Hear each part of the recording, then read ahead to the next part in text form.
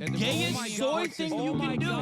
Shut the fuck up, you little tater tot bitch. We are 2 minutes and 35 seconds into this video. I'm just as gay as the rest of us, motherfucker. Feels just the same. Another sunny day in LA. Everything is fine, so they say. Wonder what the news is today. 'Cause I know that every day I'm at this fucking job. Hasan is streaming. Watch him on the clock.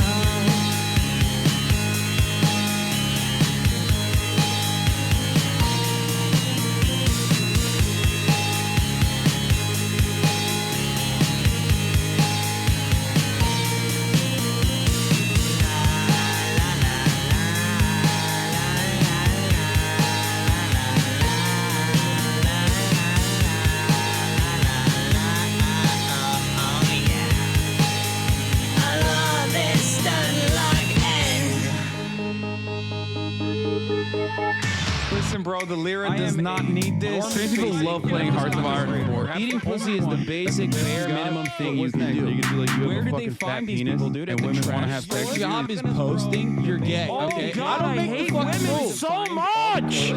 But is he really a socialist? He's such a himbo, I can't handle it. He's got a car and a house and it's better than mine. How the fuck can I sit here like everything's fine? That's just me being a fucking hog. Hasan is streaming. Watch him on that clock.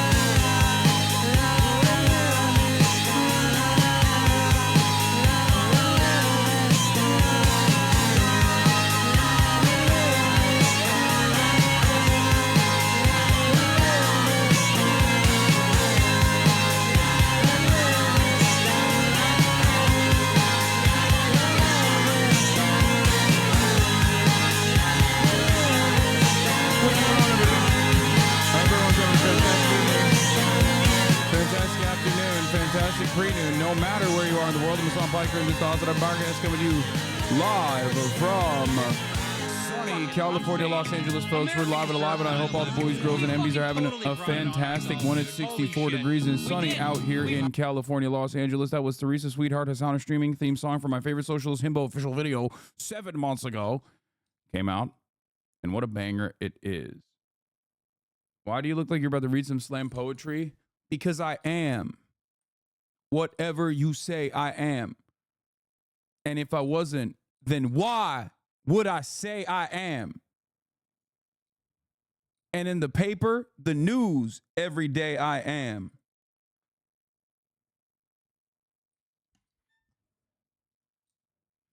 Bars. I'm the most swagged out white boy at the slam poetry session.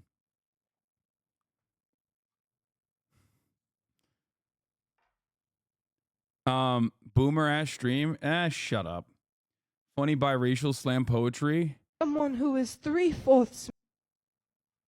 Okay, all right. Jesus Christ, we came in hot. All right, ladies and gentlemen, boys, girls, and MBs, the Santa Ana winds are actually going crazy nutty mode. Let me tell you, it's so heavy that if I don't actually close my door and lock it, if I like accidentally don't push my door in all the way, and I got a pretty heavy ass door, it will open it. It slams it open. It is windy as hell here in California, Los Angeles. However, it is also beautiful and sunny, regardless of 64 degrees. And this is the part of the broadcast where I tell you a little bit about my personal news about what's going on in the world of HasanAbi Piker. And let me tell you, a lot has occurred. That's right. Just kidding. Not really. But I have personally been enjoying myself. Last night, I ended the broadcast after a short 9.5 hour stream. Basically a half day. And what did I do? I made myself a little brekkie sundo, yeah? Brekkie sundo! Fucking hell! And then afterwards,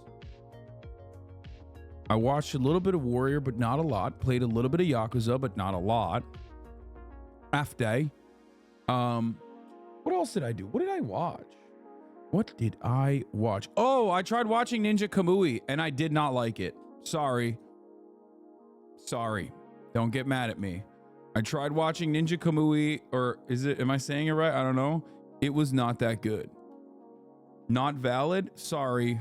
Apologies. It was not that good. What is this? I look like the French Algerian singer Soul King. Okay. I'll take it. Anyway, as I was saying, I didn't personally like it that much. It's not for me. I will be continuing on to not valid. You are deranged. I just don't know. I don't know why it just wasn't for me. I thought, like, I watched the first episode and it was like, sure, the action choreography is great, but like, what's going on? You know what I mean? Like, it didn't hook me at all. It didn't hook me at all. It's like kind of the background. Like, I didn't feel invested in the family at all. Like the corny, cheesy, like guitar session wasn't great. Tell your moms to stop banning opposing opinions. This chat is legit an echo chamber. It's cringe. There's no debating in this channel, just bans on opposition, Lamau. I think there is a testament to be said about like the fucking worst person on the planet. Previously in prior years, okay, before the internet, if someone just like kind of came in to your This video has little been corner, right? Like if you, let's say you're having a little gathering somewhere, okay? And if someone actually came in and busted through the door and was like, everybody calm down, I'm here, you have to pay attention to me. In the physical space, that kind of behavior used to get your ass beat, right? Like people would beat the fucking shit out of you. And I think that was cool. Like, I think some people do deserve to get their asses beat. People like that. Like, but nowadays online, you can kind of do that. And then also like demand some kind of like political retribution for your behavior, as though you're literally streaming. It's an open door. Yeah, well, it's not when we shut it to you. You know what I mean? It's not. That's the whole point. The only reason why it is because unlike many of my counterparts, I do actually allow it to be that way. And that's why when people get really fucking annoyed, imagine a politician did this. Brother, you have the brain of someone with fetal alcohol syndrome after a very devastating car crash. If you are making a comparison to a fucking dumbass Twitch streaming in his living room to fucking open forum politicians, which they actually do, by the way. They do kick people out when they're being disruptive. I haven't even gone through my personal news yet, and this fucking asshat is in here losing his goddamn mind. This is not a serious forum, idiot. Learn things. Learn the world, okay? Understand it might be important to you because you have nothing going on in your life. But like, this is a deeply unserious place, okay? And I think the reason why, and I will admit this, the reason why I assume there's going to be a lot more annoying people in the chat today is because I said Israel-Palestine debate in the title, because I realized that Lex Fridman finally posted the Israel-Palestine debate between Norman Finkelstein and Benny Morris.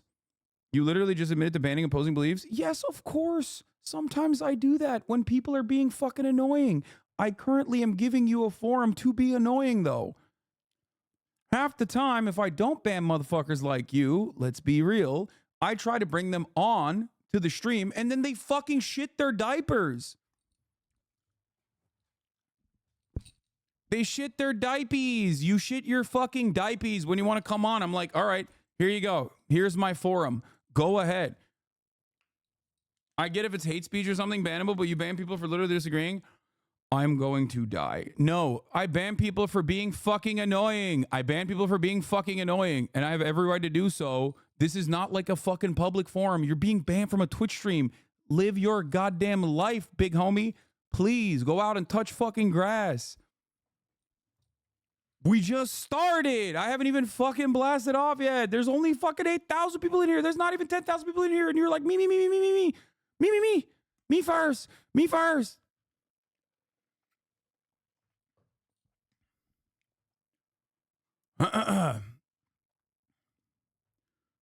Anyway, you could have ignored my chat. Bro, I swear to God, it takes so much. I know this is like a testament to how much of a child I am personally, but sometimes sometimes there's a word you want to use in this situation, right? Like to describe someone.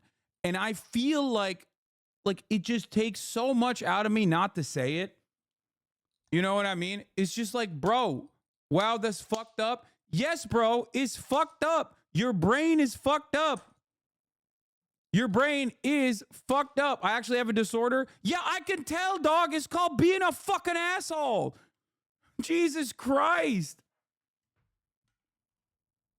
You have a disorder. It is true. It's called narcissism. That's the disorder. It's called thinking that everyone has to fucking stop at your beck and call and just hyper focus on you.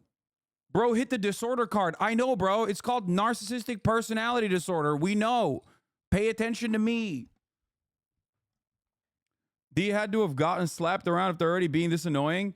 I mean, I don't know. I haven't I only watched the beginning of it, and it was like an 18-minute intro from Norman Finkelstein detailing Benny Morris's own personal work against him. So I thought it was pretty awesome. Projecting. Bro, you always choose the most hurt chatters to debate. ...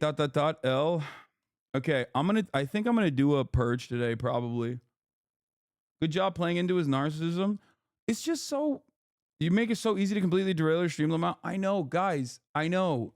The problem is, I want to be able to foster conversations, and when I do that, there's a lot of fucking dickheads that want to take advantage of that.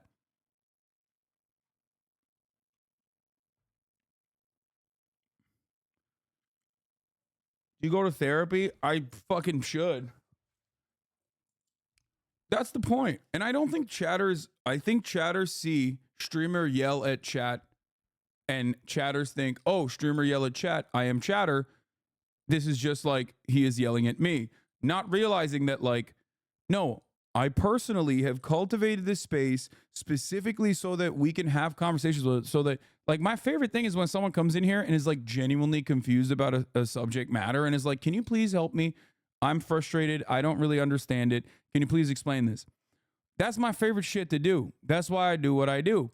But in order to be able to do that successfully, I always will open up this line of communication to every single person unconditionally. I don't do subscriber only chat. All you need to do is follow for 10 minutes, right? And some people take advantage of that to be fucking annoying. That's the issue.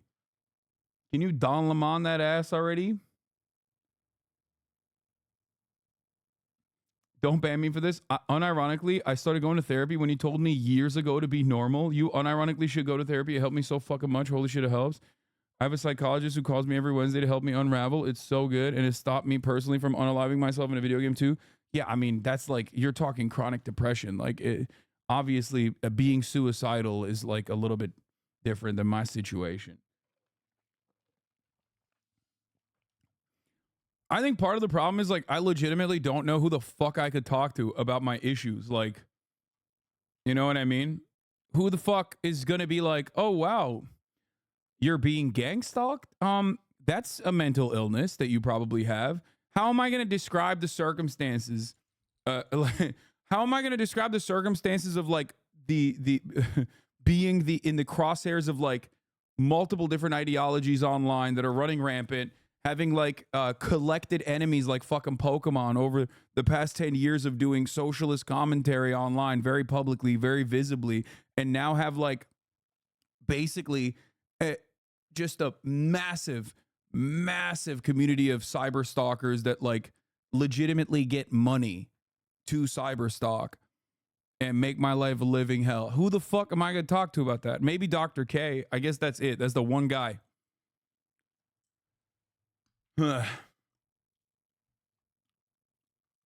Hello, sir. Remember the show where the guy spent millions of dollars in 20 years building his dream house on the beach in England? The show uploaded several seasons to YouTube, and I think you would love it. Oh my God.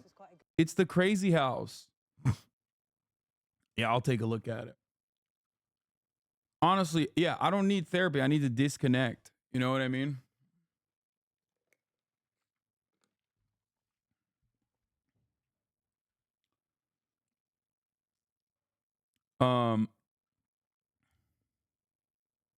Did Murat watch the rocket launch this morning? You mean the rocket boom? I don't know. Anyway, let's get started.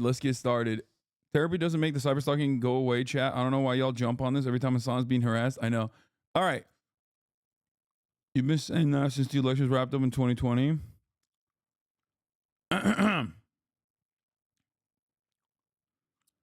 You ever have the urge to just go to Japan? Yes, I do all the time. Okay. Listen to me. This morning, I gave an interview to, I believe he's a HasanAbi head. He seemed like one who works at PR magazine. I don't know. It's like one of those like trade publications about TikTok, the Tic Tac band, the Tic Tac Toe. I played guys. Destiny lost the debate, so they're here to take it out on Hasan. I suspect that is probably the case, but we will. Of course, like losing a debate is idiotic when it comes to the issue of Israel-Palestine, by the way. Just want to point that out because like it doesn't fucking matter. You could be the greatest, most like you could be the best, the absolute fucking best, most alpha dog, alpha brained Israel defender. It doesn't matter. You're just the best genocide denier at that point. You know what I'm saying? Like, who the fuck wants to be that? Sick, man. Wow, you really debated into the ground like 30,000 dead women and children that Israel has killed in this last round of the ethnic cleansing. You did it. You fucking popped off, baby. It doesn't even matter no more, actually. I'm totally on board with genocide now. Are we just skipping personal news altogether? Honestly, there isn't much in the personal news category, so I am skipping the personal news, and I'm going right into it, okay? I'm going right into it, baby. I was so excited to shit on Ninja Kamui. Kamui? I think it's just kind of mid. It's not for me. If you liked it, then, you know, more power to you. I didn't personally like it. Yeah.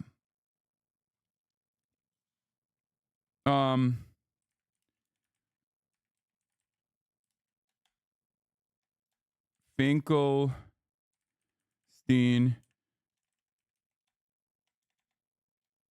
X Morris Israel Palestine debate. The show starts to get good at season 2. Ninja Kamui, it's out already? Season 2 is out? I thought that was the first season. The fuck? Wait, did you take Kai for a walk? She feels heckin' tired. I did not just take Kai out for a walk. I took her out to the park where she ran around a lot and wrestled with a bunch of doggos. So she's completely petered out at this point. She's done. Finkelstein Morris Israel Palestine debate.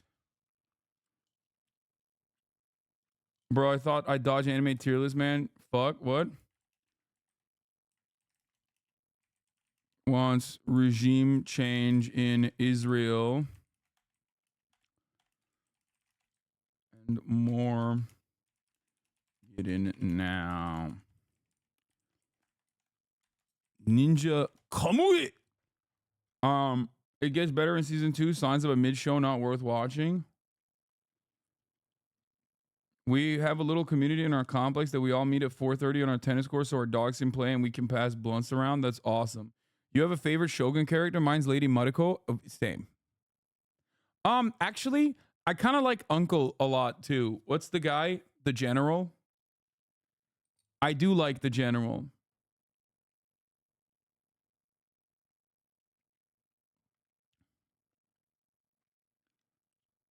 Uncle Yoshi?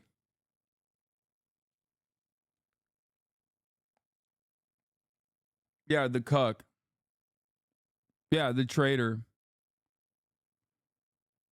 Listen. I think what you call a traitor, I call a guy who is a brilliant tactician. That's what I think. Yeah, his son is an incel and a loser and will never get pussy. He's a no pussy having ass bitch.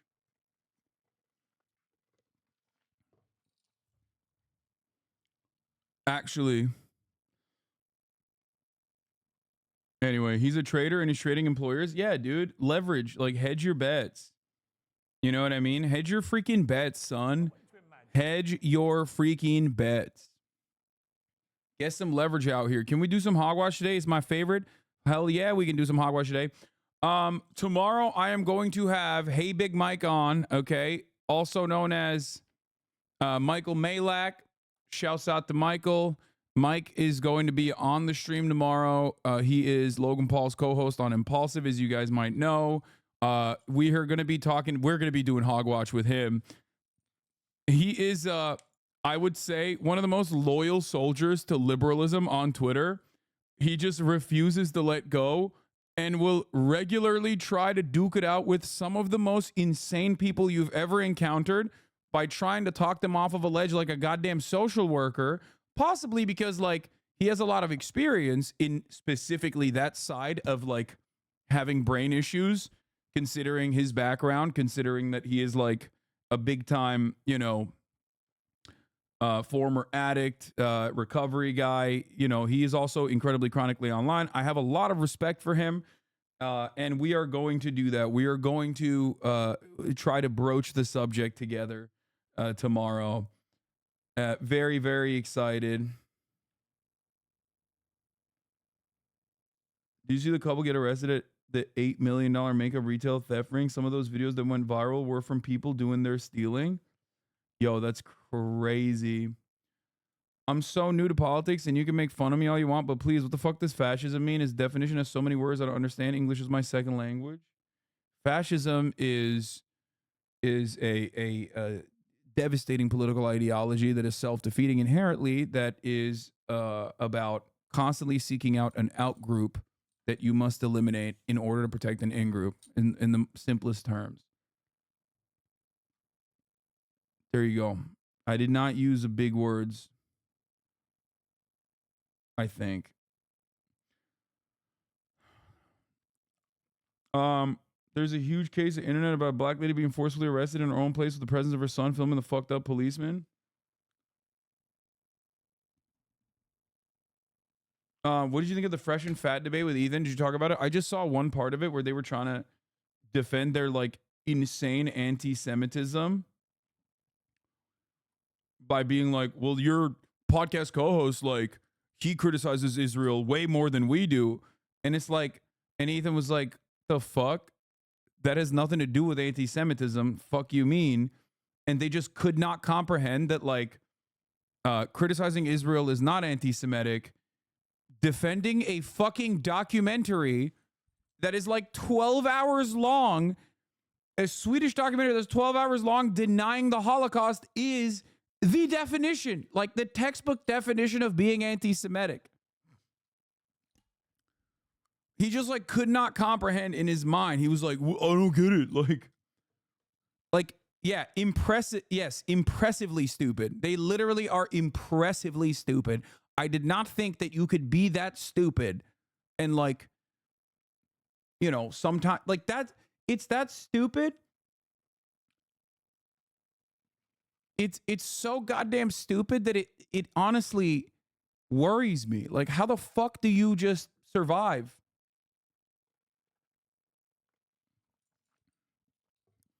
Like, I feel like these are the type of dudes that forget to breathe sometimes. You know what I mean? They're like, oh, fuck, someone has to remind me to manually breathe. That level of stupidity. Oh. Can we see a little of that convo? Potentially. Anyway, it's on purpose. No, I don't think it's on purpose. I think people are just like naturally interested in watching people that are just as dumb as they are. All right. Anyway, I haven't even freaking blasted off yet. Chat, hit me with a meme. Please cover every debate that has happened. I need your take. Come on, Weeby. Don't be annoying, okay? Yes, I know. I know it sucks. I know the vibes are in the pooper every time I even broach debating a little bit. It just like brings in some of the worst cretins of all time. And it brings out some of the worst cretinous behavior of long-term community members. Okay? I know that.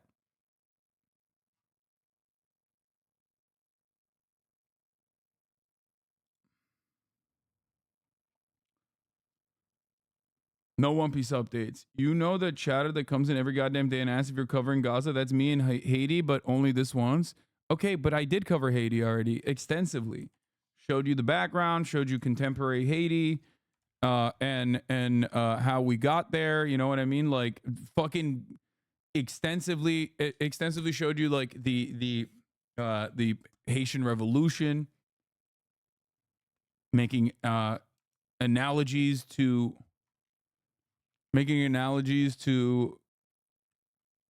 October 7. Anyway, have you seen the expose on that CSAM extortion group 764 wired an article? No. Coconuts admitted on their stream after they hung up he was pretending to be dumb as fuck to avoid Ethan's questions, and then they deleted their stream. Yeah, except he wasn't pretending. He is dumb as fuck. The point is, like, he's saying he's just pretending to be dumb as fuck, but he is actually dumb as fuck. Okay? Like, here's how you pretend to be silly and dumb and goofy, okay? For the goofs and gaffs, for the laughs, right? Like, sometimes I know the answer to a question, right? But I'll be like, ooh, I wonder if, you know, this is going to pan out in the way that I think it is, right? Like, I'll do it every now and then. Okay? It's just copium. It's just like a post-debate copium that it's probably one of the greatest indications that you thoroughly got dismantled and you recognize it. Someone said Destiny did that with Candace Owens. Like your debate with Tate, yeah? Yeah, I got fucking thoroughly destroyed by Andrew Tate.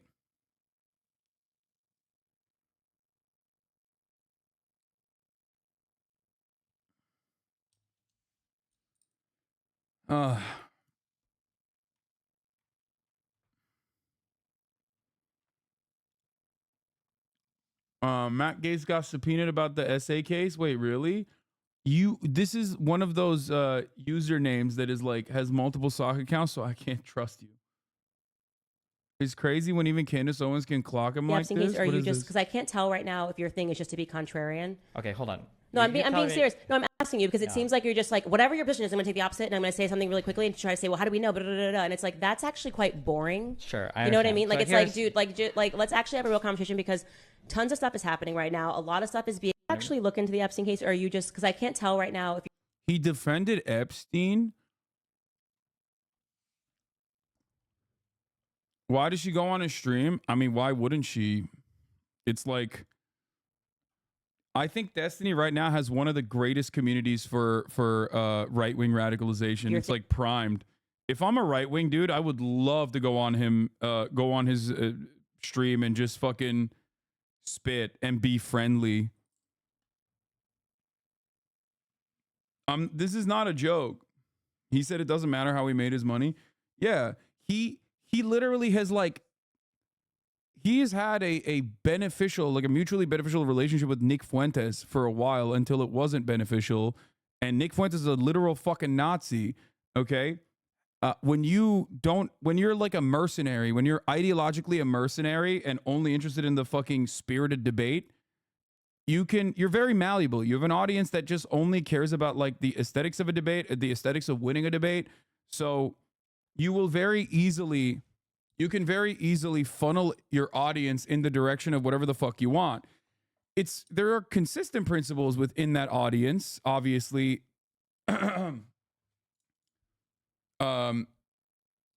Consistently, he hates me and anyone to the left of him, for sure, like a lot.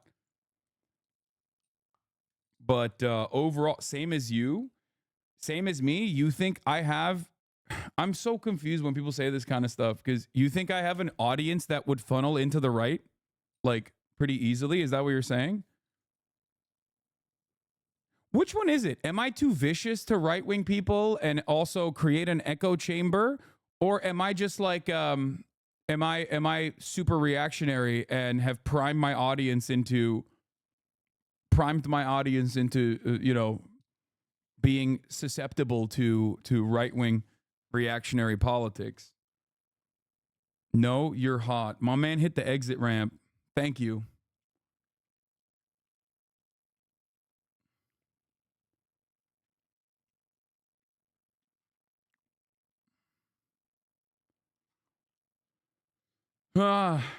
Anyway, can't believe you keep dodging this question by the top of the hour ad break. It's not. Come on, it's 11:53, bitch. That's insane.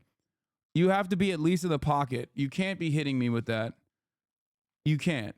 We're 40 minutes into the broadcast. It's 11:53. You can't. You got to wait a little bit.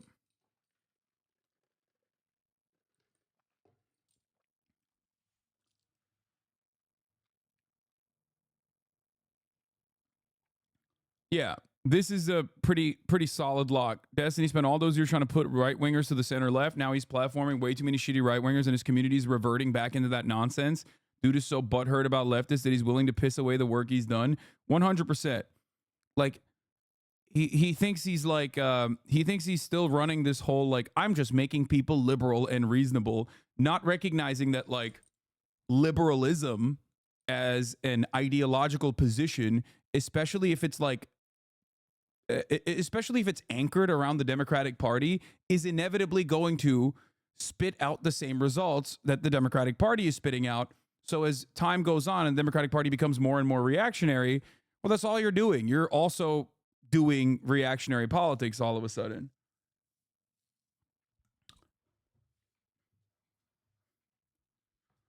It's just so funny to see that like this entire community, they used to literally shit on Sam Harris. Like unironically, Destiny's community used to shit on Sam Harris, shit on all of these like centrist fence sitters, have now adopted the position of being like centrist fence sitters that are just like simply liberal, like true liberals. It's like, dude, you're literally either are too young to remember or don't understand that like you were shitting on Dave Rubin and now you have become Dave Rubin in many ways. But yeah.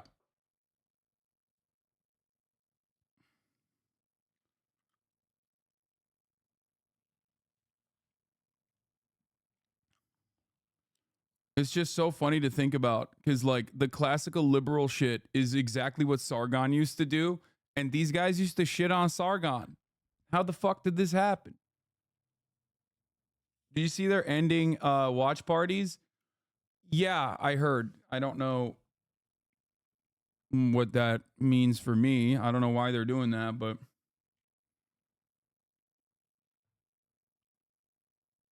liberal recycling content like conservatives now. Are you going to cover the debate or do you think it'll be boring?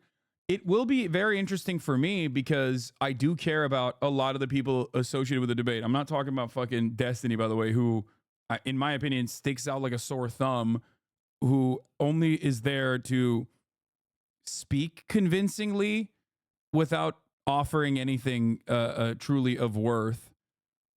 Like, because come on, this is not about like, and I would say the same thing about myself being in a situation like that as well. Like, and I think I'm probably a little bit more knowledgeable than Destiny is on the subject matter. After all, I knew who the Turkish president was and did not think he was the president of Israel, for example, right? Like, you know, just like basic facts, where Israel is. These are things that I've known for, you know, many, many years, right? Issue I've covered for many years specifically. I didn't just like try to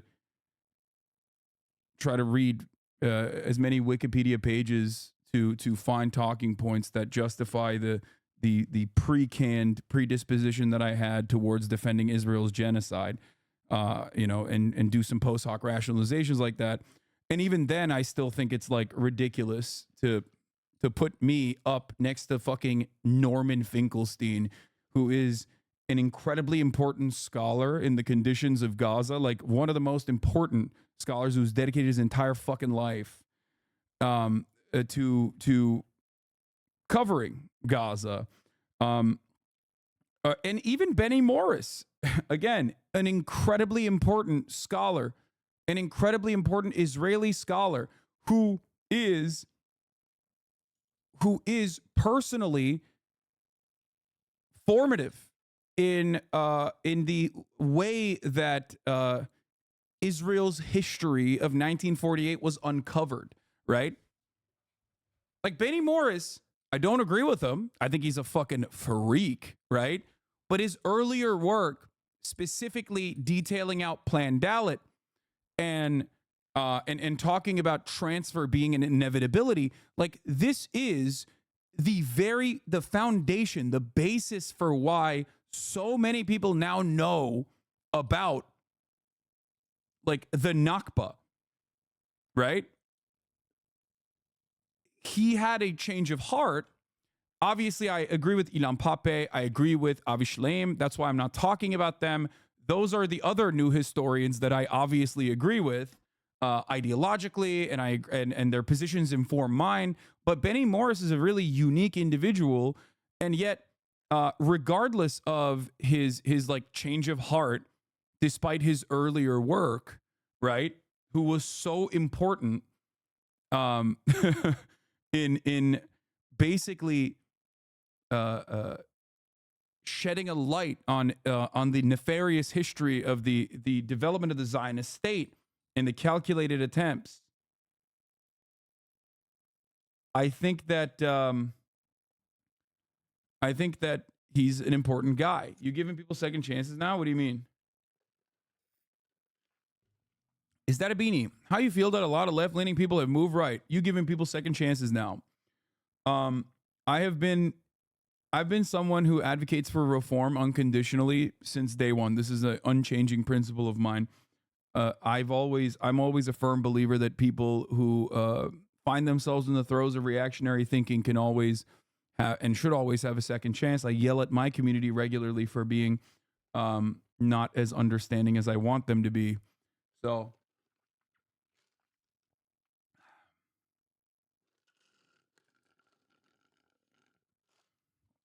that's my take on that. I am wearing a beanie, yes.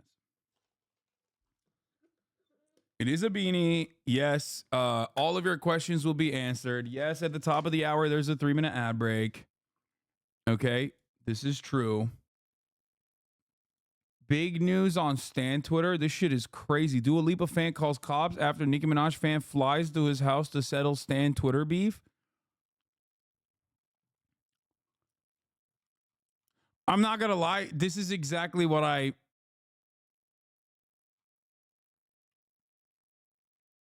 the chatter's ad segue was 7 minutes ago. That was better. No, it wasn't, because he hit it at 11:53. You dress like this, but you actually cry in the shower to Phoebe Bridgers and Boy Genius? Me? Or are you talking about this guy?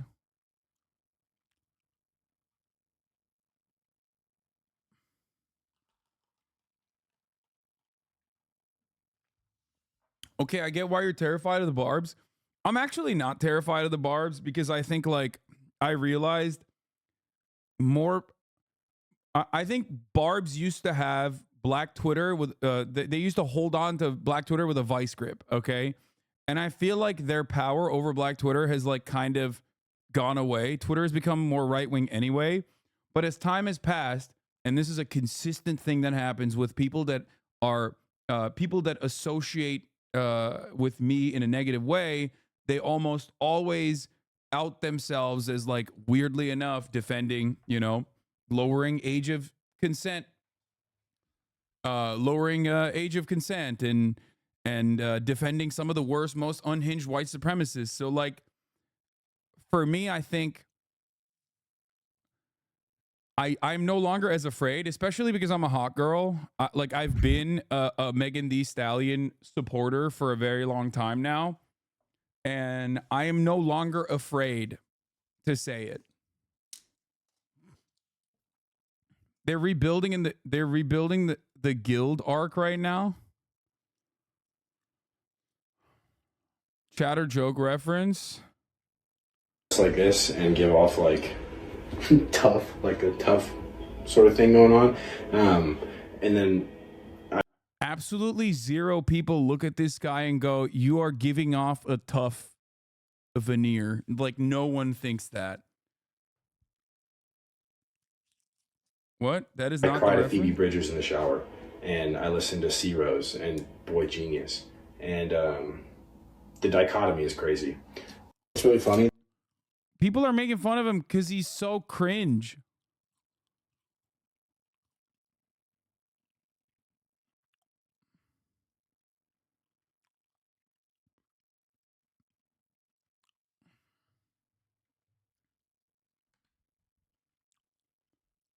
People on Twitter said he dresses like a male manipulator and people got mad.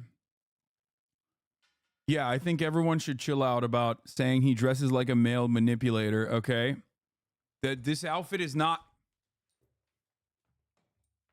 This is not. Excuse me. This is the. This is. I feel like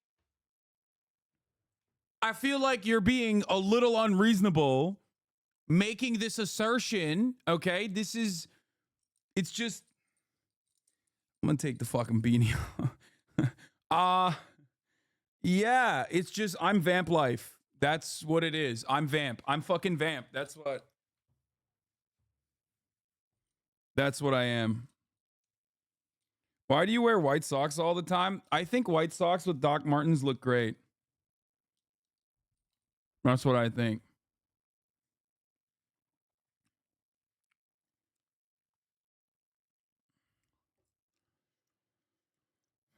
Bro, I'm sorry to say, but this video screams HasanAbi chatter. It's got to be one of you bozos.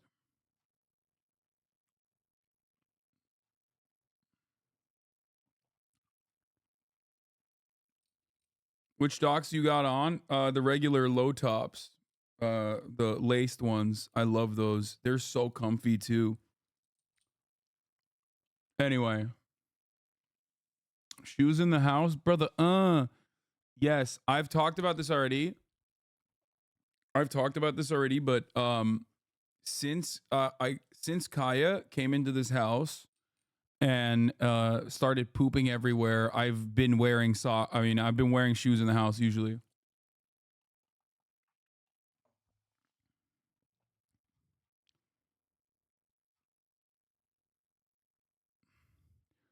Anyway. Let's see this fucking Stan Twitter beef because this seems fucking awesome. And then we'll get into the Israel-Palestine debate. Cardi tanked. Nicki Minaj is the queen of rap. Fuck Dua Lipa. Did he just say Nicki Minaj is the queen of rape? Cardi tanked. Nicki Minaj is the queen of rap. Fuck Dua Lipa. Yo, dude, he literally had. She tried to say he tried to say queen of rap, and he fucked it up. God wouldn't let him say it. I'm sorry. Are you going against God?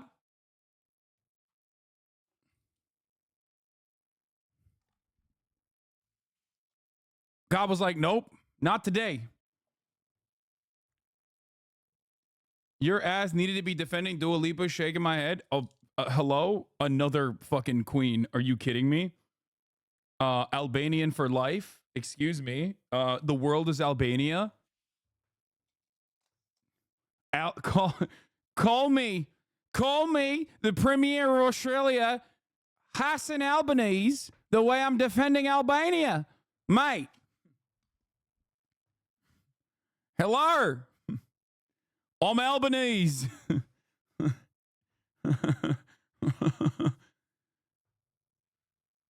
Wants to pretend he's into dogs and calls them low tops law. What do you mean into dogs? It's a fucking shoe and they're comfortable and I've been wearing them for like 10 years now. Suck my dick.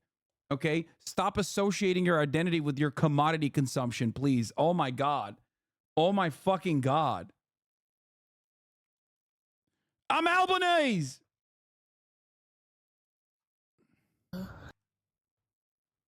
10 years? Yeah, like the boots that I have, I've basically had for like 10 years at this point. Maybe not 10, but like 5, 6 years.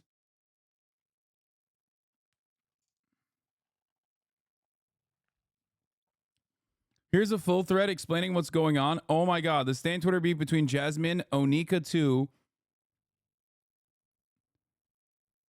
I'm back, not impersonating anyone, head barb. And then pops on Gazete that went too far. Kenzo and Jasmine have been throwing shots at each other over their favorite artists and over disliking each other's artists. Kenzo likes people like Cardi B, Dua Lipa, and Beyonce. Jasmine is a diehard fan of Nicki Minaj. After a few shots thrown back and forth, Kenzo posted a video showing his home and encouraging Stan Twitter to come to his house. Okay, that was dangerous. Dangerous prospect. My friend, what are you doing? This is exactly who I think is on Nicki Stan Twit. Yeah, no, absolutely. This is like... Nicki's jealous. Nicki's bitter. Nicki tanked. Table stiff tanked. Oh. Stan Twitter, please come to my house. Right here. You have... That's messed up. You can't do that. You can't do that. Apparently he's 15 years old. Have my address. Okay? You can't do that. It's faggot. You have the audacity to block you. Kenzo, you scary ass faggot. You have the audacity to block me and then you try to tweet about me thinking I wouldn't have seen it. Then you hop on Twitter showing your ugly ass Savannah Desert house thinking nobody will pull up. When I just beat the fuck out of Steven's faggot ass at his college, bitch, you lost your mind. You nasty slow need to lobotomy so bad. I feel bad for your ugly ass fat Ninjago Spinjitzu master ass mama. You growing pubic hair on your chin looking like Swain from Nino Cooney. The thing I don't understand about the mental illness of like Stan Twitter oftentimes is like, first of all, before people go, can he say it? He's a barb. Okay? What do you think? Be honest. He's running a barb Stan account. Do you think he's gay, chat? Like, yeah, no shit. It's his word, dog. Okay? This is one of the gayest men in America right now, at this very moment. Do you understand? The messier you are, the gayer you are, okay? And honestly, running a Nicki Minaj Barb Stan account is infinitely gayer than taking a million back shots, okay? You could bottom for the entire Marine Corps and you wouldn't arrive at the level of homosexual tendency of the average Nicki Minaj Barb Stan account. Okay? Anyway.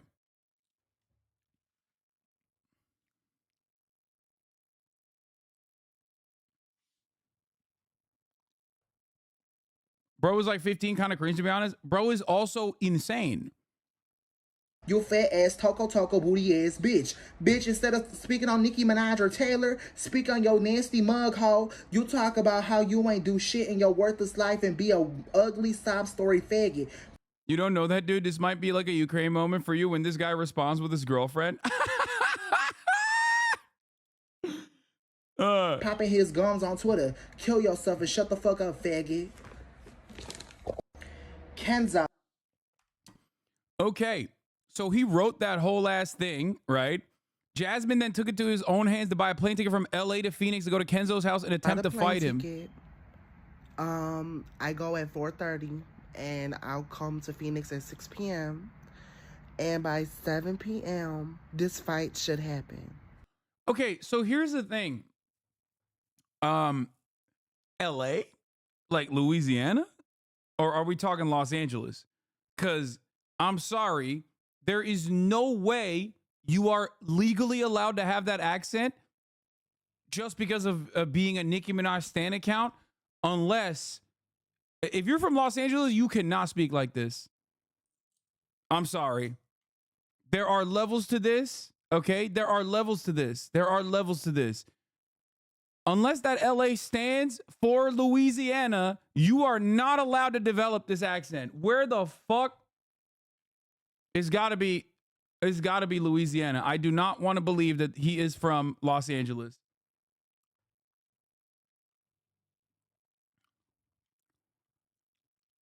I mean, oh my God, it's got to be Los Angeles, bro. Look at this. 4:30 to 6 p.m. Flight duration, hour and 30. LA, Lower Alabama. I mean, that does make sense, right? 1 hour and 30 minutes does. Hasan, this is the presidential drama you wanted. Flight time is 1:30. I don't think you can fly from Louisiana to Phoenix. Update. I am still going to Kenzo's. Bro's wearing a Los Angeles, California shirt. Oh my God. Oh my God. He literally is from LA. Oh my God. Place to fight. No. Everyone has LA, California shirts. That's normal. I'm sure that is just, he's not actually from Los Angeles. There's no way. Bro, how? El Segundo and Hunting Beach is straight up Lower Alabama. Brother, I'm sorry. Brother. How? Bro, this is weirder than like Drake developing a fucking British accent, dude. What the fuck?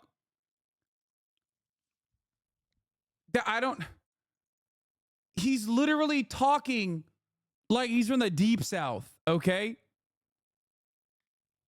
Chatters in here were earlier saying, oh, he tried to say Queen of Rap, but with a Southern Alabama accent. That's why it came out like it was Queen of Rape. That's what he said.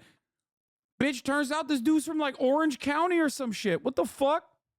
This dude is the Ian Miles Chong of being from the South. It's currently Monday. I might go Wednesday or Tuesday, depending. Cause y'all know I'm going to Rolling Louder. Let me get my wristband in case a hoe try to clock my tea, talk about bitch, no the fuck you not. Here you go. My wristband, VIP bitch. How about that? Okay. I might go on Tuesday or Wednesday. Depends. I get paid $2,400 on Wednesday. And I might just beg for... You know, wait, are we talking Sephora? What are we thinking? Sephora, right? It gotta be. Like, Ulta? It's AAVE, which is very commonly heavy with a Southern accent. It's a very specific type of AAVE. That's why I'm like shocked.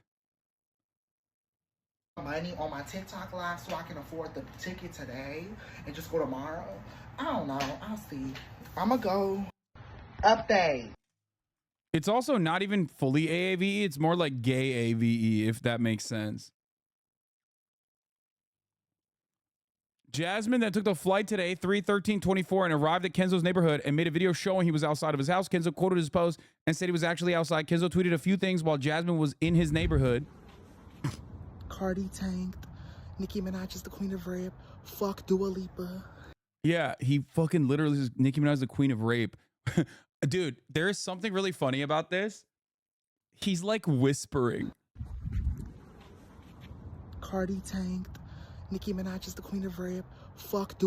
There's something really funny about doing barb speak in your opposition's neighborhood that you flew into, but you're still like kind of reserved because you're outside in an unfamiliar territory and you're just like, yeah, Nicki Minaj is the queen of rape.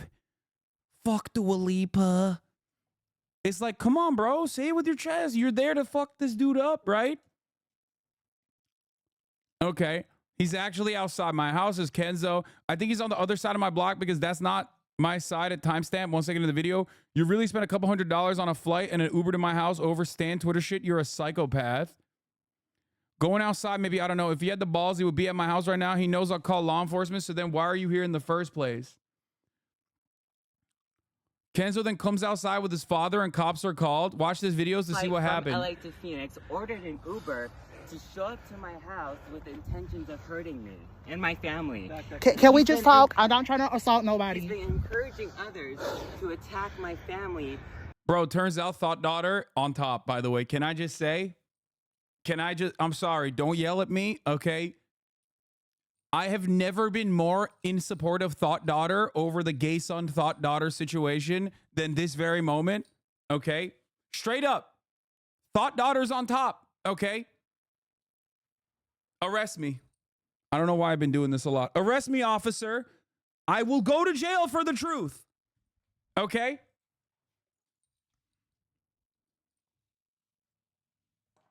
It's just, this is too much. Via online forums. Girl. Forums? David Corrales. That's not my name. Last name C-O. I'm from Louisiana. This isn't a deep South accent. He's just trying to sound like a stereotypical black woman. I guarantee he doesn't speak like this around his family. R-A-L-E-S.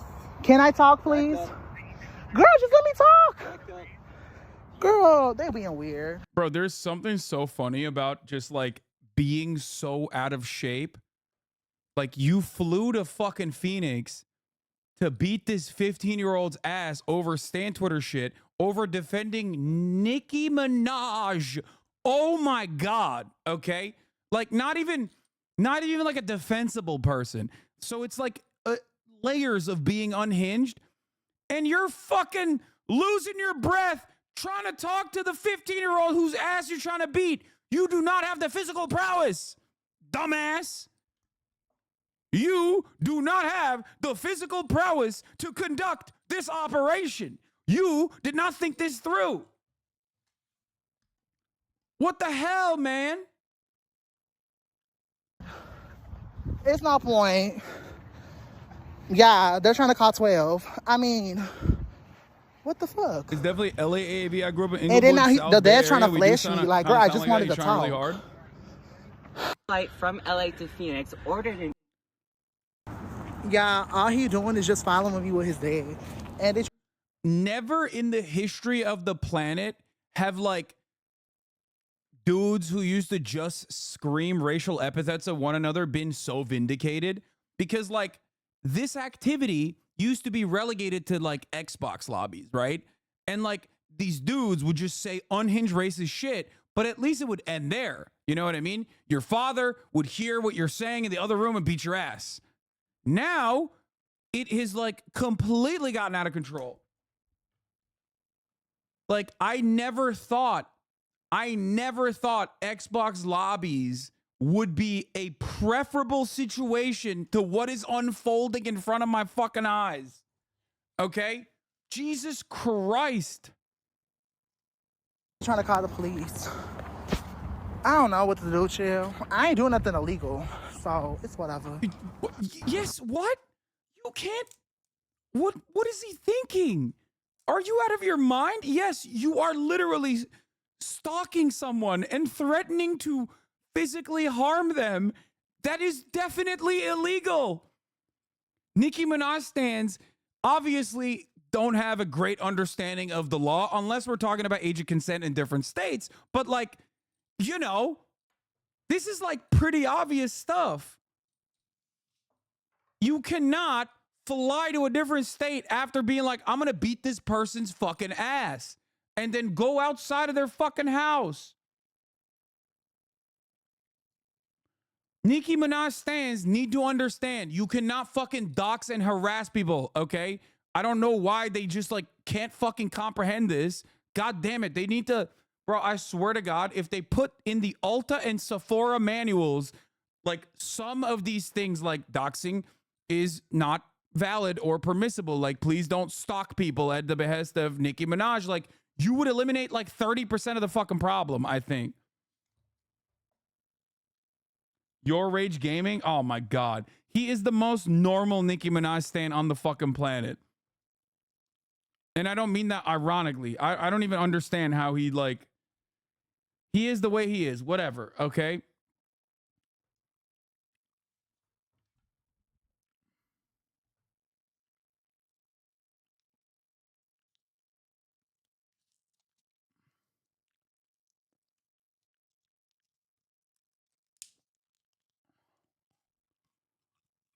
Yeah, all he doing is just following me with his dad. And they trying to call the police. I don't know what to do, chill. I ain't doing nothing illegal. So Here's another POV. Okay. So Kenzo then comes outside with his father and cops are called. Here's another POV of Jasmine talking to Kenzo and his dad. Jasmine attempts to run off, but his dad runs after him and they follow him around until the authorities arrive. Ryan. I can't see. Can you turn it off? You've been encouraging others on social media to attack my family. We can't see. Over Stan Twitter drama just because I said I don't like Nicki Minaj? Really? You booked a flight from LA to Phoenix? Yo! Woo! Yo! Look at that boy go! Woo! Oh! Oh! He's so out of breath. Oh my God, ass crack out. Oh, disrespectful. Barney Frank. Barney Franking it. He's got the plumber's crack. Trying to run away in them slides. Don't do it. That's a type 2 kind of run. Dude, what do you mean? Type 2 diabetes? The fuck do you mean type 2 kind of run? Because I said I don't like Nicki Minaj? Really? Should have worn better shoes. Can't do that. Can't stalk with them slides on. Oh my God, brother. Oh, the Barb Witch Project. God, you're such a fucking boomer, Emma, and so am I. Zoomers don't even know what that reference is, probably. You booked a flight from LA to Phoenix? You spent a couple $100 on a flight. You went through TSA, you flew over here to Phoenix, ordered an Uber to my house to fight me. You better stop it. I think the Kenzo guy is dumb too. Why the fuck did he post the address on Twitter and dared insane people to come fight him? I think it's because they doxed him earlier, but even then, yeah, he's a stan too. Okay? He's a stan as well. He's also unhinged, bro. Ryan, can you leave me up? Can you stop? Okay, Nope. straight light. What did I do? I didn't do nothing. My father. This is like a cryptid video. This video is incredible. This is Kino. Like, this is actually unironically what social media is the best at, okay? Just so much mental illness trapped and it's just like desperate to get out. Oh God, this is so good. Get hurt. I understand you're here from out of state. I'm not sure where you can go, but You want to say hi? No, not really. Okay. Thank you though. It's like kind of funny because like I assume he's also underage because of like the way he's behaving.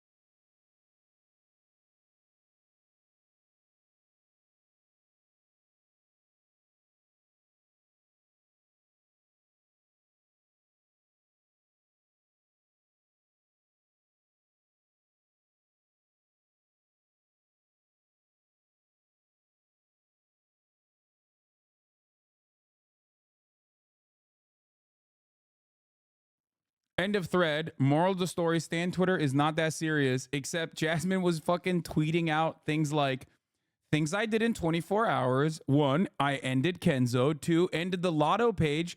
That be all over Barb's post. 3, got arrested. 4, the cop gave me his number. Kissy face. 5, gagged the timeline. And honestly, I mean, this is, I hate to use this word because I'm a 32-year-old man, but Delulu, okay? This is it. This is the definitional, this is the perfect dictionary definition of not delusional, but delulu, a different type of delusion, okay? Like, this is what I'm talking about when I say people online are fucking unhinged.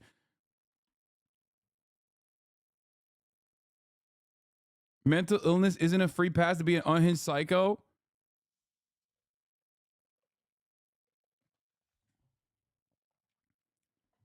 I just don't say Delulu again. Nicki Minaj's impact on the mental health of gay youth through the 2010s needs to be studied. You could power a small city with this level of delusion. Oh my God, dude. I genuinely don't fucking understand. I genuinely don't understand how you can get here, how you can be like this. What are the events that took place that caused you to be this way, to behave this way? Yeah, Delulu is one of the symptoms of NPD. We are in a bad place, folks. I mean, all jokes aside, we are not all right. We have a crisis in this country. Okay? We have a crisis in this country. It is so bad that I forgot to run the 3-minute ad break at the top of the hour. Okay? That's the level of crisis we're at. Because I forgot. I got so sucked in. I got so sucked into the insanity of this story that, like, I forgot to run the 3-minute ad break. Of course, if you no longer want to see those ads, all you need to do is subscribe for $5 or free with Twitch Prime. Hot Girls on Top. That's all I'm going to say. That's right.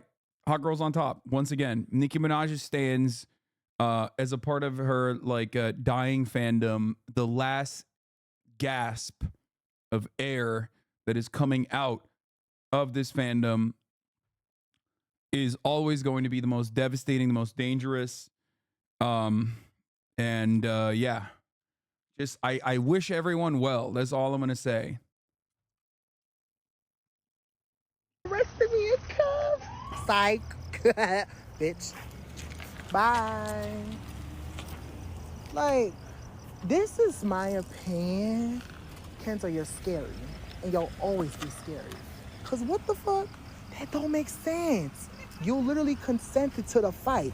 You wanted to go out. We literally saw you. 1,000+ people saw you go outside. And then you hide somewhere in a bush and then get your head. And then he started flickering the flashlight at me to blind me. What? That's crazy. And then call 12. Scary. But whatever, I'm over it. I finally went. I'm not gonna go no more, obviously. But I won the battle. Kenzo has been defeated. End of it. Yeah, they arrested. These are the kind of dude that puts mask bear in their grinder profile. Education system needs critical intervention if this is the shit it's pumping out. Bro, it is not pumping anything out, okay? It is pumping in. We are so done. We are so done as a society, okay?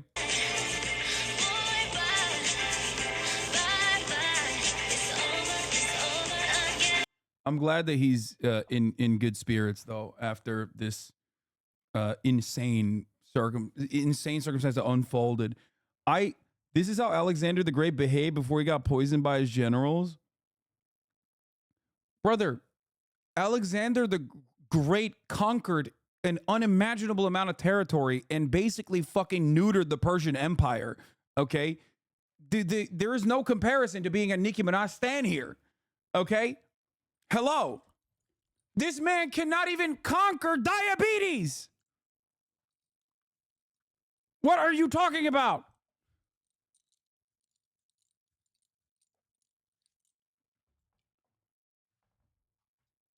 Alexander the Great was a stan of what's his fucking face? Achilles. Not Nicki Minaj. You are platforming a monster right now. You realize that, right? Not everything that I show on here, especially in a critical tone, is technically platforming. Jesus Christ.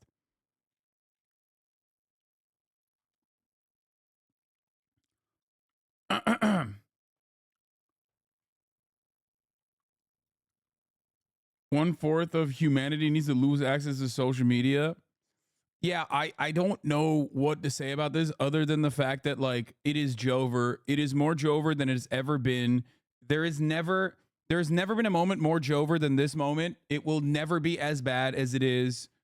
It'll always be worse than it is today. Okay, that's all I'm saying. Take it off the first world and give it to the third.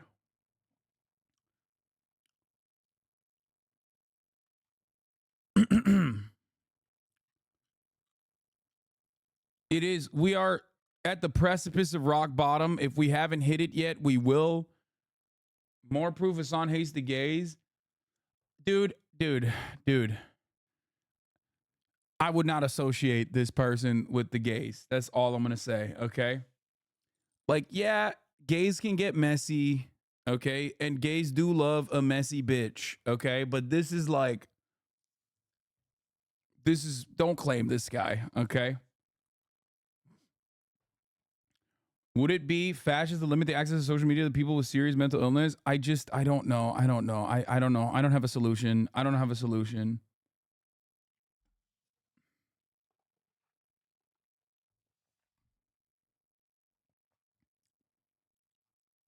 Oh my God. I guess the big thing to consider is the fact that he will most likely be emboldened by the attention since you got a pretty big following. Cash 22 though. I mean, this shit is going to go viral beyond me. Let's be real. I just caught it on the front end. That story is like designed for social media. It is a product of social media. It would not exist without social media, and it is perfectly designed for social media. Fun community centers. Dude, I don't know if anything can save us, okay? I don't know if anything can save us. I don't know. I've lost it. I feel like it's a perfect time to get into a 5-hour debate, which we're not going to watch all 5 hours of. I will be skipping through it. But the Israel-Palestine debate commenced on the Lex Fridman show.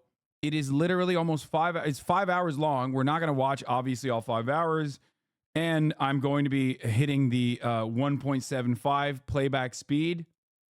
But I think that in spite of some of the, or at least one individual that is a part of this debate that kind of sticks out like a sore thumb, Rabbani, Morris, and Finkelstein are, even if you don't agree with them, important figures in this discourse, important figures that have literally put forward work that has changed our understanding of the history of Israel. And I mean, literally, like, I'm talking about Benny Morris, who I don't agree with, right? Well, I do agree with his earlier work, but I don't agree with his ideology. I don't agree with the things that he says, but still, I'm not going to discount his work, which was very important in the New Historians in uncovering some of the aspects of the inception of the Israeli state that was basically kept a secret, even though it wasn't really kept a secret.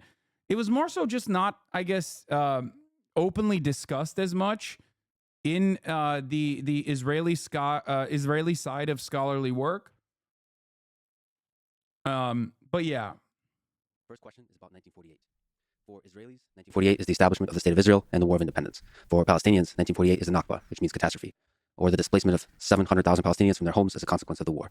What to you is important to understand about the events of 1948 and the period around there, 47, 49, that helps us understand what's going on today, and maybe helps us understand the roots of all of this that started even before 1948? I was hoping that Norm can speak first, then Benny, then Ween, and then Norm. After World War II, the British decided that they didn't want to deal with the Palestine question anymore, and the ball was thrown into the court of the United Nations. Now, as I read the record, the UN was not attempting to arbitrate or adjudicate rights and wrongs. It was confronting a very practical problem. There were two national communities in Palestine, and there were irreconcilable differences on fundamental questions. Is Benny Morris the one that said they did the Nakba but thought it was poggers? Benny Morris's earlier work, very important, which Norm will get to in a second. He's going to bring it up because it's impossible not to. Very openly details, alongside Ilan Pape's work, which was originally controversial, considered controversial, but he was vindicated afterwards. I'm not going to get into that. I'm not going to relitigate this. I've talked about it quite a bit. But Benny Morris's early work basically detailed out a planned attempt of ethnic displacement, which is the Nakba. It is true. At a time when like other Israeli scholars had never considered this or outright denied it. Benny Morris later on in his career took this weird turn where he could not obviously disparage his previous work, which was very important for Israeli history, right? And and basically started saying, yeah, sure, it was forcible ethnic displacement, it was deliberate, but it was a good thing. So in the simplest terms, yes, he was one of the people who uncovered some of the atrocities in the Nakba, or like the deliberacy of the atrocities in the Nakba, and then turned around and was like, but it was actually kind of chill because there was nothing else we could have done as Israel. You know what I mean? A sad change of affairs, a sad change of pace, yes, but still, his work is important regardless. He said the Nakba was a product of Zionism. Exactly. This is like very important to understand, especially considering that he's making a point that it was just the response to the Arab attack, therefore justified. Yeah, except it doesn't really matter because he openly fucking was the one who said there was a deliberate attempt, which a lot of other historians have used his work and investigated further to find that like this deliberate attempt was also calculated, crafted. He didn't say that. You're just making this up. You're just lying. Benny Morris's thesis in Birth was that it was not a systematic plan. It was a complicated process.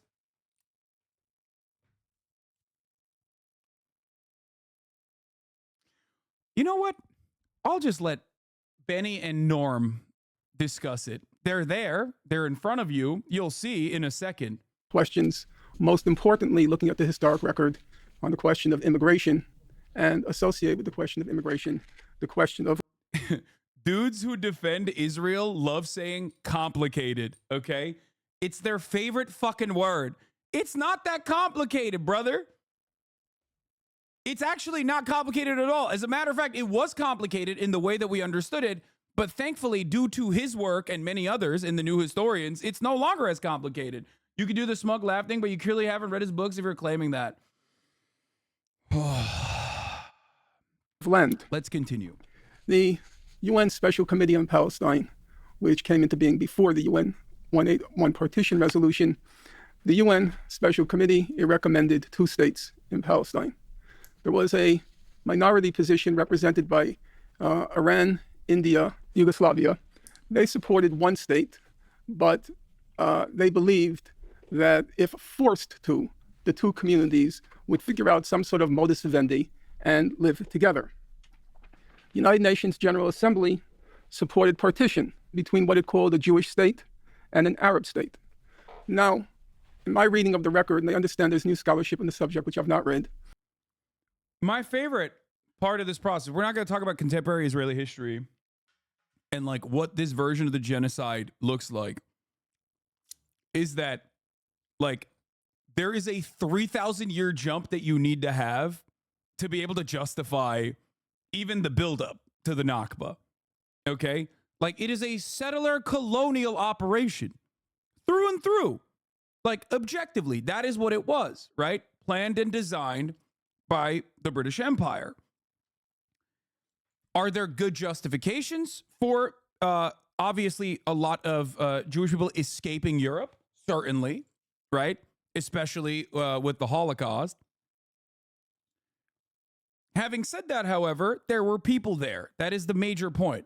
And those people understandably were like, what the fuck are you doing, British Empire? Stop doing settler colonialism, British Empire. That's it. That's it. That is like, it's so simple. So because of that reason, it wasn't planned and designed. Again, there's zero evidence of that. Yes, it was, dude. Planned Dalit is exactly that. And that comes from Ilan Pape's work, which originally was considered controversial and maybe even false. One of his actual research associates was the one who then went and fucking interviewed the people. And now we know because the people that did plan Dalit were there. They were alive. They're still alive. So no, it is not fucking wrong at all. What I'm explaining to you is not wrong at all. You just want it to be wrong. You act like this is a contentious conversation when all you're doing is just trying to wash away atrocity. No, Plan D was a military operation that called for the expulsion of villages used in military bases along major routes and border regions. It was a military plan. Yes! Yes! And these were not villages being used as military bases. You're fucking lying. And the very same original Zionist brigades that used that basically did the atrocities at Deir Yassin, okay, and many of these other Palestinian villages openly admit that it is a fucking lie, that they were basically spying on villages with no military in them. So all you're doing right now is the worst Hasbara troll on the planet with the same exact fucking username that you use on Reddit, where you post in the fucking Destiny subreddit, is to try and minimize the atrocities.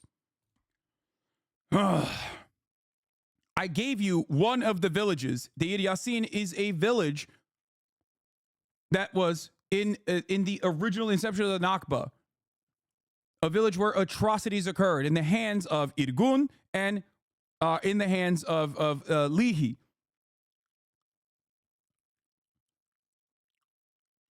Why do you know that? You know why we know that? You know why we know that? Because the motherfuckers that did the atrocities are still very much alive. And some of the people were left alive as well, so they could go and carry on the fear to the other Palestinian villages, so the forcible expulsion would be easier when they inevitably moved to other Palestinian occupied areas. Palestinian occupied areas, I can't believe I'm using that terminology. It's not even occupied, it's just where they lived.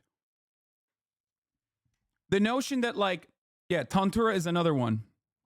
The notion that this is like controversial, if anyone fucking tells you this, if anyone tries to tell you this is a controversial thing, okay? I'm talking about knowing his Reddit because I have the CIA in here. Immediately they fucking found out that he has the same exact he has the same exact fucking name on Reddit, and people were talking about it in the chat.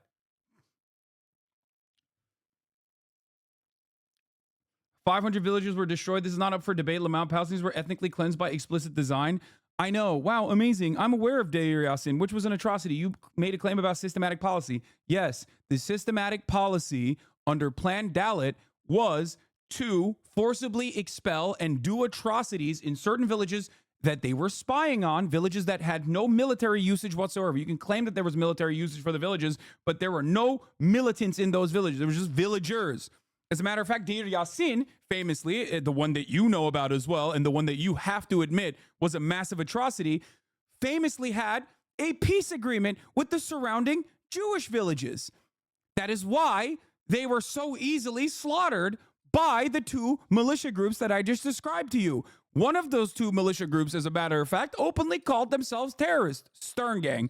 Lehi is literally a terror cell, participated in the King David bombing, but also beyond that, openly fucking consider themselves terrorists.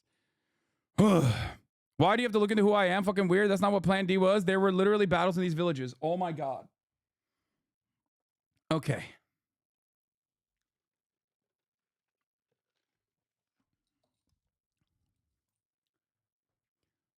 The Israeli plan was pretty obvious. Everyone understood that forcible expulsion must occur. How do we get everyone to be forcibly expelled from the villages without actually killing all of them? Well, we do some atrocities in 2 of the villages, 3 of the villages, 4 of the villages, maybe 10 villages. And then when we go to the other places where there's a shit ton of Palestinians, we can just do psychological operations, psyops. That's the modern terminology for it. What are some of these psyops? Like going in and blasting machine gun fire in these surrounding cities, basically fucking kettling in, corralling the Palestinian civilian population that you are openly telling they must leave if they do not want to face the same atrocities. That's exactly what happened. That is exactly what they did. They would shut off access to all parts of cities with the exception of like one area where they can funnel every single citizen, every single civilian. Why did that work? Why was it effective? Benny Morris will say, well, it's because the Arab leaders told them to leave and even like forced them to leave. Okay? The Arab leaders told them to leave and forced them to leave, and that's why they left. Meanwhile, the real reason as to why many left, which by the way, even if the Arab leaders told them to fucking leave, it doesn't matter. They should have still been allowed back in. And then the IDF, after the formation of the Israeli state, definitely still kept killing Palestinian villagers that were trying to sneak back into their fucking homes or sneak back to tend their own crop, mind you. More atrocities that are open and very easy to find. Okay, so that's just another thing that you need to remember. Benny Morris explicitly said the Arab leader leaving stuff was way, way overblown. You're lying about him again.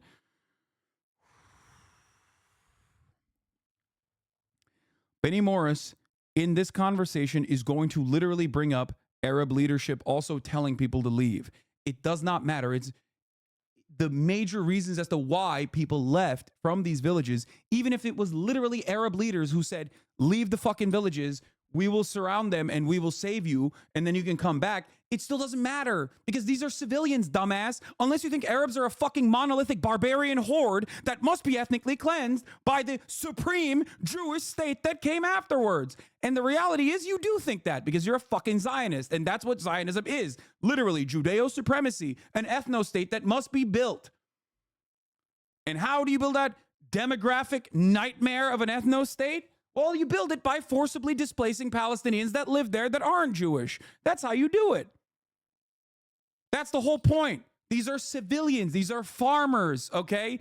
The fact that they were not allowed back into their homes is fucking unacceptable. Even if the Arab leadership was like, yes, leave now and you can come back, which disputed, right? Obviously, if that was the case, then they wouldn't have needed to do Deir Yassin and Tantura and many other atrocities so that they could fucking put the fear of God into the hearts of all these Palestinian civilians that were forcibly displaced, okay?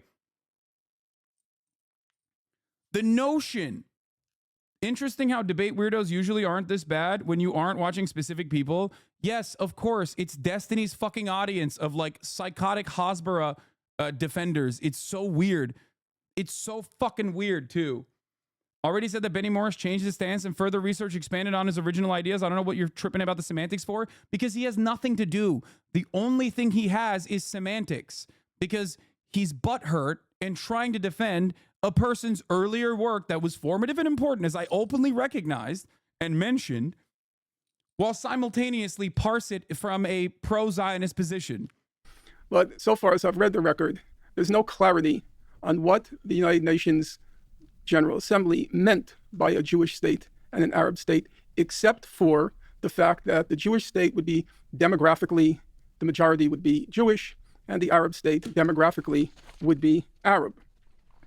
The UNSCOP, the UN Special Committee on Palestine, it was very clear, and it was reiterated many times, that in recommending 2 states, each state, the Arab state and the Jewish state, would have to guarantee full equality of all citizens with regard to political, civil, and religious matters. Now, that does raise the question, if there is absolute full equality of all citizens, both in the Jewish state and the Arab state, with regard to political rights, civil rights, and religious rights, apart from the demographic majority, it's very unclear what it meant to call a state Jewish or call a state Arab. In my view, the partition resolution was the correct decision. I do not believe that the Arab and Jewish communities could, at that point, be made. For the record, it's pretty gross to call me a Zionist ethno-supremacist when I'm just disputing you historical claims. Apparently that's all you can do, though. Keep fucking crying, bitch. What do you mean? Are you not? Are you an anti-Zionist? Is that your claim here? Is that what you're going to do? You're an anti-Zionist? You're an anti-Zionist Benny Morris defender? Like, what's going on? So you disagree with Benny Morris? What do you mean? Because the moment that you say the Nakba is a complex event, you've already conceded. You've already told me what your position is. I'm not staking a political position. I'm interested in the fucking history. Yes, you are. Yes, you are. You are a cowardly fence sitter who's not actually a fence sitter at all. Because guess what, dude? Neutrality in the face of clear opposition is siding with the oppressor. And that's precisely what you're doing. And you're doing it in the most cowardly way possible. Oh, I'm not a Zionist. But also, the forcible ethnic displacement of 750,000 Palestinians, that was a deliberate attempt made by the inception, that followed the inception of the Israeli state, actually is not that much of a catastrophe. As a matter of fact, even if it is a catastrophe, it had to happen. So yes, why did it have to happen? So that there could be a majority Jewish state planted on top of this indigenous population that was forcibly expelled from their lands. You are no different in many respects to a Holocaust denier trying to be like, well, I'm just asking questions, bro. Is it actually 6 million? But the only difference is our reception of this information is not seen the same because the atrocities obviously are not the same, right? In severity. But one is not even up for debate. If someone comes in here, I ban them immediately. If someone came in here and tried to fucking do this exact same kind of like atrocity denial, I would ban them for the Holocaust. I would ban them. Understandably so, because why the fuck would I debate a fascist? But when it comes to talking about Israel, that same kind of atrocity denial is so perfectly permissible, it seems. It's ridiculous. And it's not even just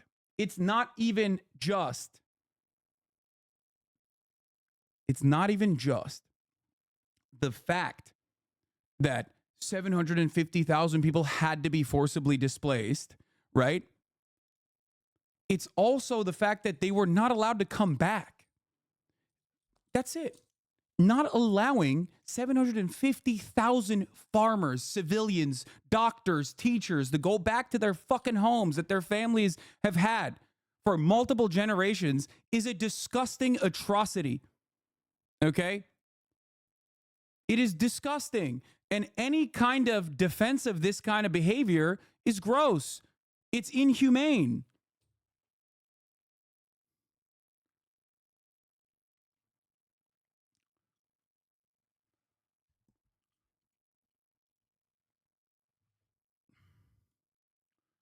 He's just debating the semantics and nitty-gritty facts when it doesn't matter because the displacement and atrocities still happen. Yes. Are you incapable of separating your politics from academic investigation? A complex process can lead to facts that can be endorsed by pro or anti-Zionists. And yes, they barred return. I'm not denying that. I'm saying that you're lying about the systematic pre-planned policy part. Brother, you are trying to dispute the inception of these actions without addressing the consequences, okay? The intent, in my opinion, from where I'm standing after everything I have read, especially when you compare it to what came after, is pretty obvious. If you look at early Zionists, which, by the way, it's so funny. Why am I debating this guy? This is everything that Norm Finkelstein is going to lay out right now. It is so fucking stupid to have this conversation.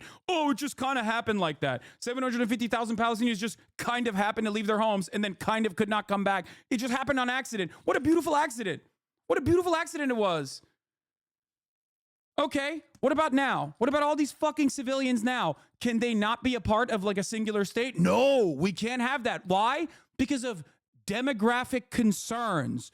Why is this a demographic concern, mind you? Why is this a demographic concern? Why should we concern ourselves with what ethno-nationalist fascists are concerning themselves with?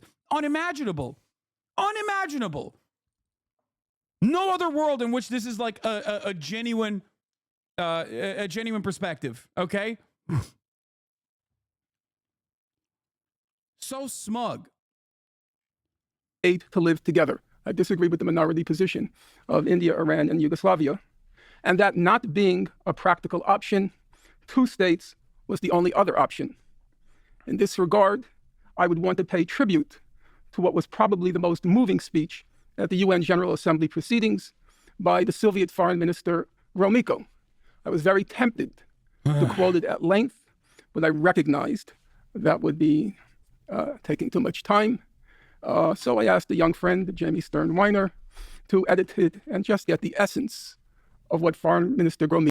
Didn't it just kind of happen? There was a war that had many factors involved. Okay, brother, I love your interest in continuing this derailment, but you are literally taken away from a 5-hour conversation of dudes, with the exception of Destiny, that know a shit ton more about this issue than yourself or myself, including the very guy whose work we are currently disputing for no fucking particular reason. I'm going to give you an hour off. You'll probably be back by the time because I'll probably still be watching this, but like, go write your manifesto, talk about how I'm fraudulent or whatever the fuck, and maybe that will help you sleep comfortably and soundly at night, like that you're simply defending the academic principles behind Benny Morris's work. Yeah, it's complicated. It was just a war. It was just a war. Yeah, they're going to address all of that, dumb fuck, okay? It wasn't just a war. It was just a war when it comes to 750,000 fucking civilians being ethnically displaced from their ancestral homes. Okay? What comes after just the war it only works if you legitimately in your mind believe that like Arabs are a monolithic force of barbarian primitives. Okay? Like apes. It's so stupid. Gromyko had to say. During the last war, Gromyko said, the Jewish people underwent exceptional sorrow and suffering without any Let's be honest, would you cover this debate if D wasn't in it? Fuck yes. 1,000,000%. Norm Finkelstein versus Benny Morris, I would absolutely cover.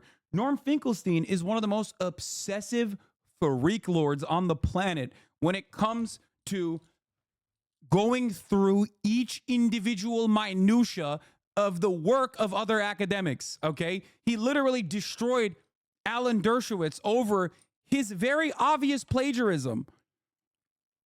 After Alan Dershowitz plagiarized another work from another scholar who Norm Finkelstein had fucking eviscerated beforehand. This is not just some random fucking old guy who's an asshole, okay? Many people don't understand, I don't think. He's written so many fucking books on the matter. Come on. Exaggeration, this sorrow and suffering are indescribable. Hundreds of thousands of Jews are wandering about in various countries of Europe in search of means of existence and in search of shelter. The United Nations cannot and must not regard this situation with indifference. Past experience, particularly during the Second World War, shows that no Western European state was able to provide adequate assistance for the Jewish people in defending its rights and its very existence from the violence of the Hitlerites and their allies. This is an unpleasant fact, but unfortunately, like all other facts, it must be admitted.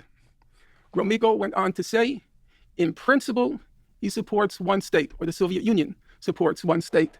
But, he said, if relations between the Jewish and Arab populations of Palestine proved to be so bad that it would be impossible to reconcile them and to ensure the peaceful coexistence of the Arabs and the Jews, the Soviet Union would support 2 states. I personally am not convinced that the 2 states would have been unsustainable in the long term if, and this is a big if, the Zionist movement had been faithful to the position it proclaimed during the UNSCOP public hearings.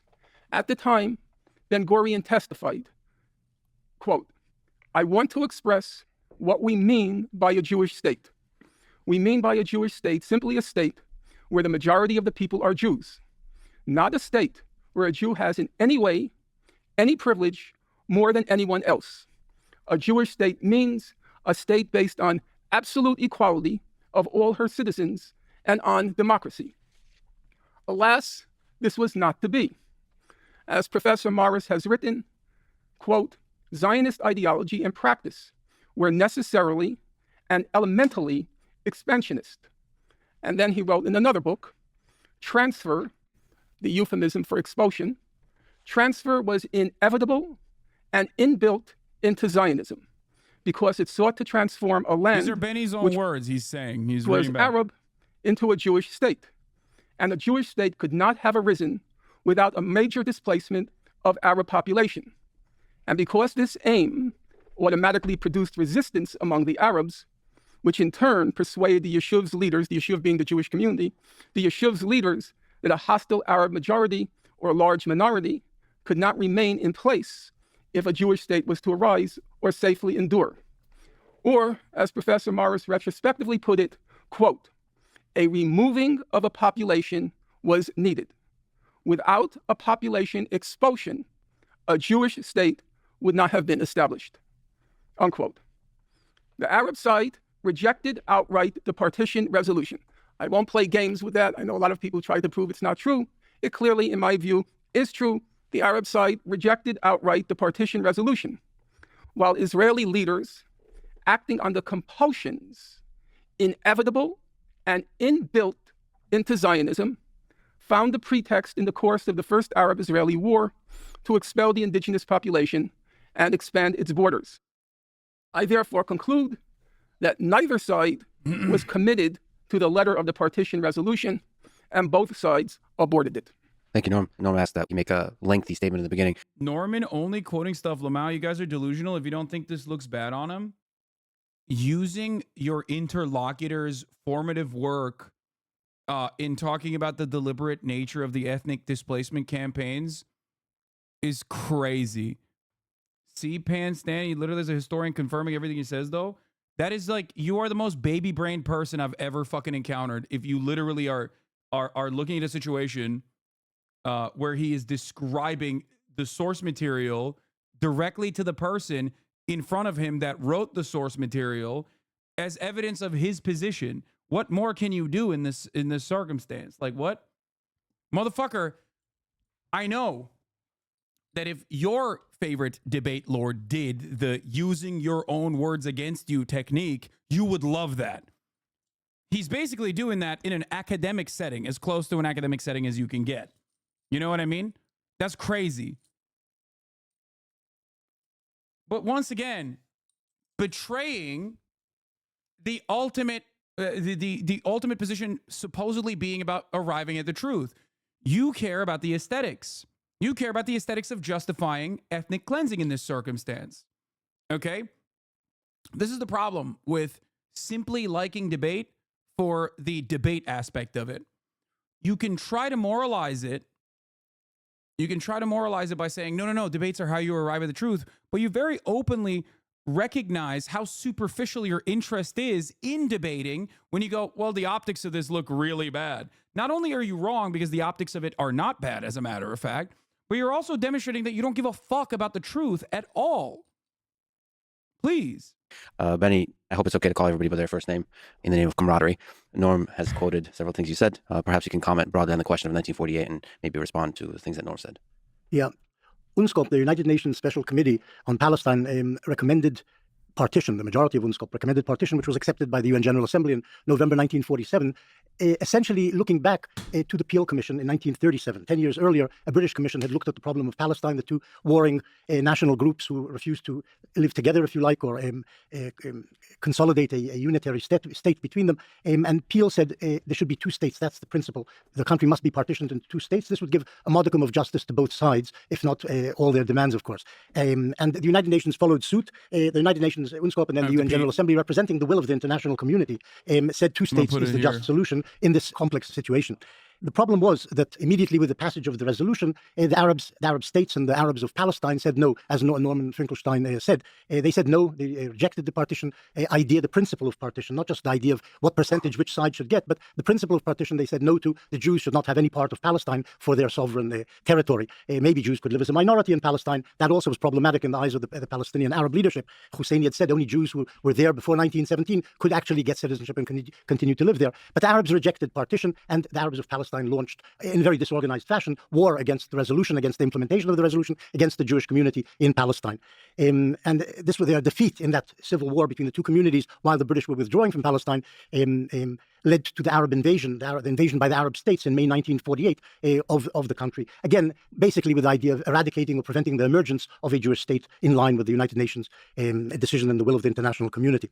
Norman said that the Zionist enterprise, and he quoted me, meant from the beginning to transfer or expel the Arabs of Palestine or some of the Arabs of Palestine.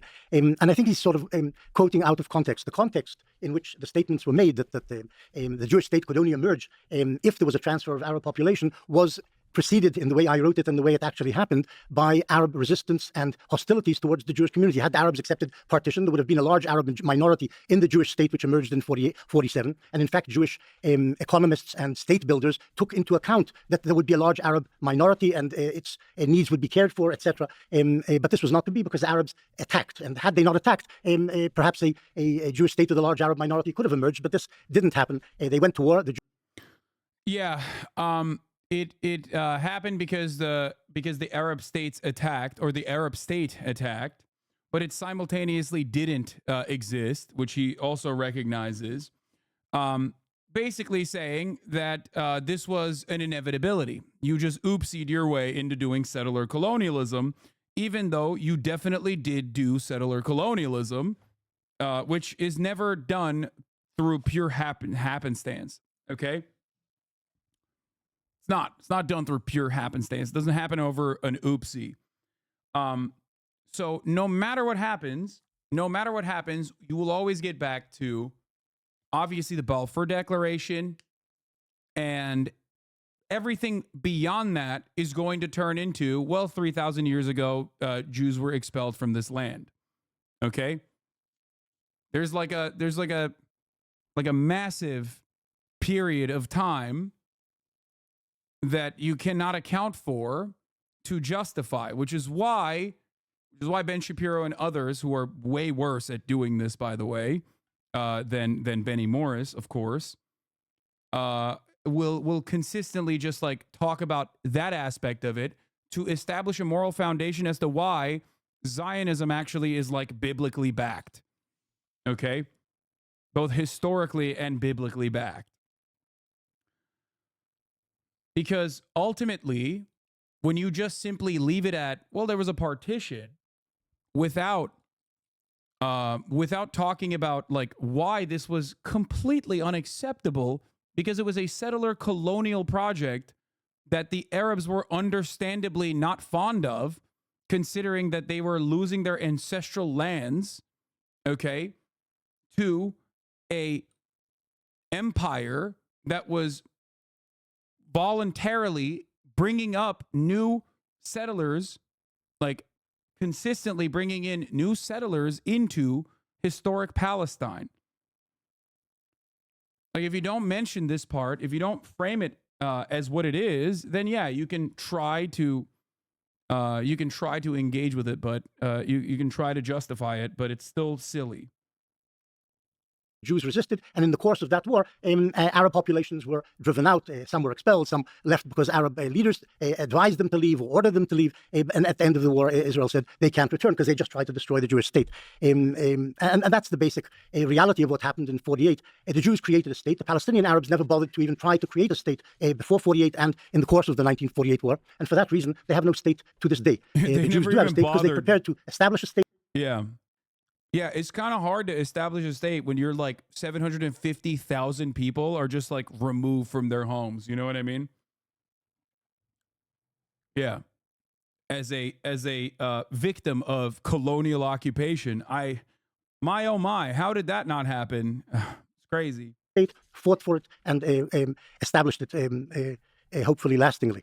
when you say hostility, in case people are not familiar, there was a full-on war where Arab states invaded, and Israel won that war. Let me just add to the reason why I'm doing this is because, like, obviously there's rules around this, but there's a banned streamer on screen. I'm not trying to bring attention to it, but he is not the focal point of this otherwise debate between academics on the subject matter, which is why it's allowed. So I'm just trying to, do my very best. Clarify, the war had two parts to it. The first part was the Arab community in Palestine, its militiamen, attacked the Jews from November 1947. In other words, from the day after the UN partition resolution was passed, Arab gunmen were busy shooting up Jews, and that snowballed into a full-scale civil war between the two communities in Palestine. In May 1948, a second stage began in the war in which the Arab states invaded the new state, attacked the new state, and they too were defeated, and thus a state of Israel emerged. In the course of this two-stage war, a vast Palestinian refugee problem occurred. And so after that, the transfer, the expulsion, the thing that people call the Nakba happened. Ian, could you speak to 1948 and the historical significance of it? Sure. There's a lot to unpack here.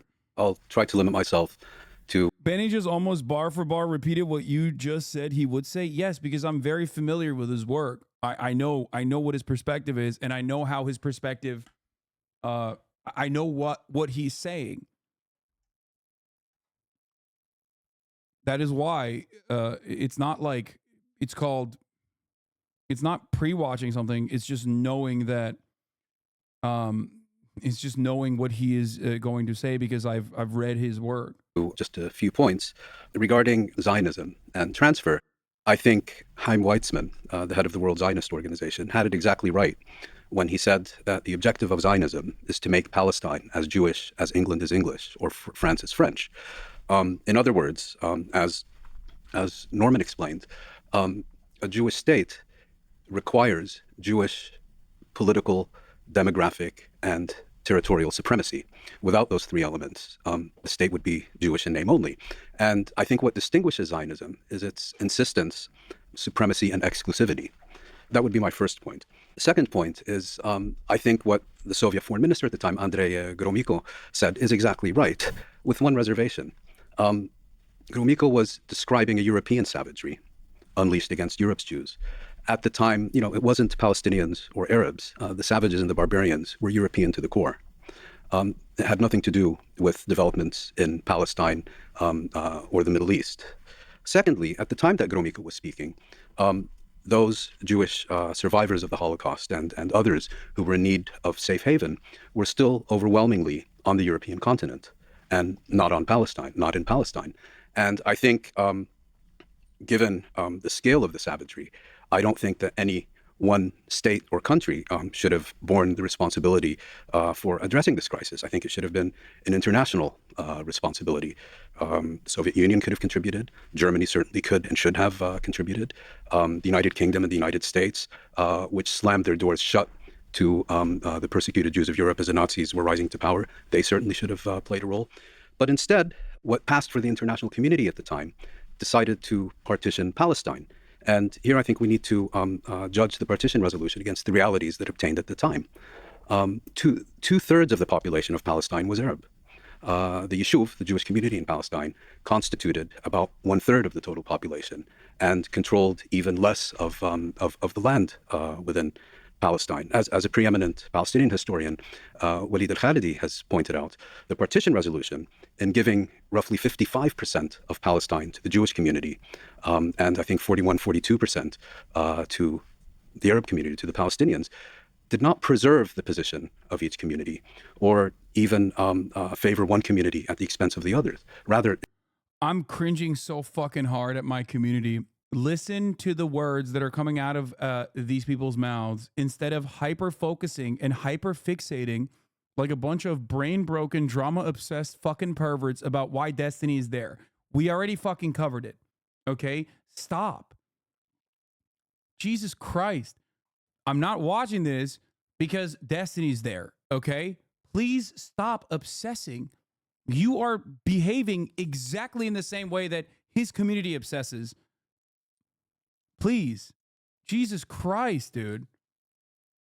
Just like you're Missing the forest for the trees. I've seen thousands of comments at this point in the chat, hyper focusing, hyper fixating on one aspect of this. Okay?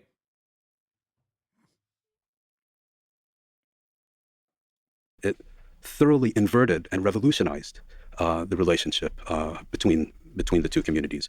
And as many have written, the Nakba was the inevitable consequence of partition, given the nature of Zionism, given the territorial disposition, given the weakness of the Palestinian community, whose leadership had been largely decimated during a major revolt at the end of the 1930s, given that the Arab states were still very much under French and British influence.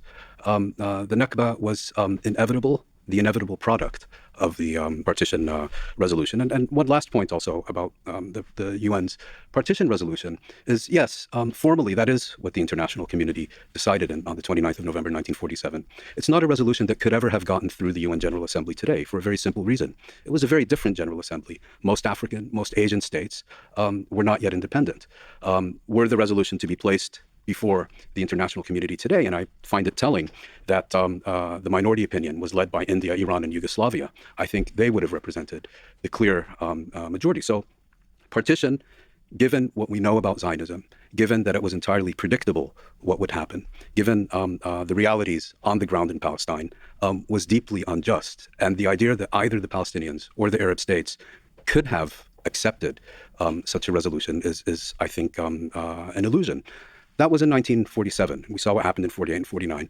Palestinian society was essentially destroyed. Over 80%, I believe, of Palestinians resident in the territory that became the State of Israel were either expelled or fled, and ultimately were ethnically cleansed, because ethnic cleansing consists of two components. It's not just forcing people into refuge or expelling them. It's just as importantly preventing their return. And here, and Benny Morris has written, I think, an article about Yosef Weitz and the transfer committees. There was a very detailed initiative to prevent the return, and it consisted of razing hundreds of Palestinian villages to the ground, which was systematically implemented, and so on. And so Palestinians became a stateless people. Now, what is the most important reason that no Arab state was established in Palestine? Well, since the 1930s, the Zionist leadership and the Hashemite leadership of Jordan, as has been thoroughly researched and written about by the Israeli-British historian Avi Shlaim, essentially colluded to prevent the establishment of an independent Arab state in Palestine in the late 1940s.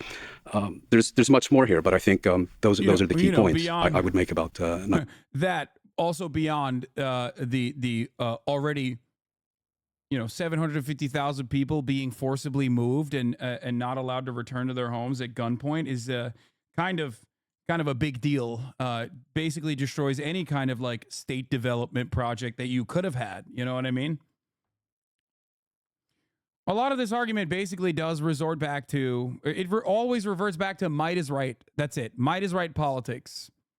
Like the Europeans got to do a little bit of a colonialization. Why can't we type shit? 1948. We may talk about Zionism, Britain, UN assemblies, and all the things you mentioned. There's a lot to dig into. So, again, if we can keep it to just one statement moving forward, sure. After Stephen, if you want to go a little longer. Also, we should acknowledge the fact that the speaking speeds of people here are different. Stephen speaks about 10 times faster than me. Stephen, do you want to comment on 1948?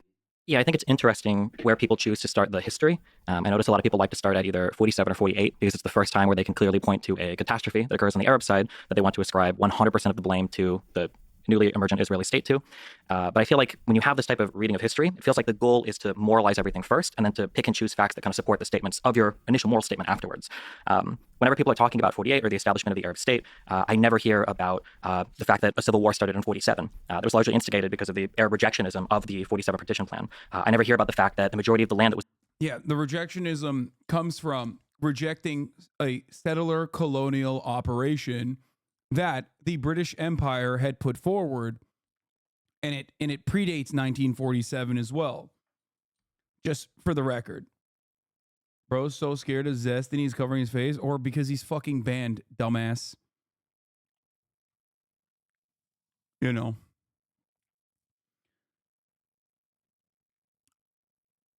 was acquired happened by purchases from Jewish organizations of Palestinian Arabs of the Ottoman Empire before the mandatory period in 1920 even started. Funnily enough, King Abdullah of Jordan was quoted as saying, "The Arabs are as prodigal in selling their land as they are in weeping about it."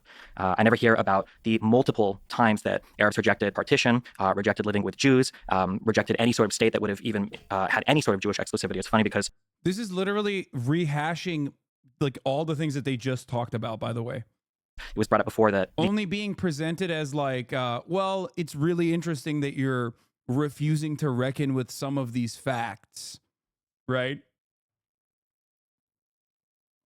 The partition plan was unfair, and that's why the Arabs rejected it, as though they rejected it because it was unfair, because of the amount of land that Jews were given, and not just due to the fact that Jews were given land at all, as though a 30% partition or a 25% partition would have been accepted, when I don't think that was the reality of the circumstances.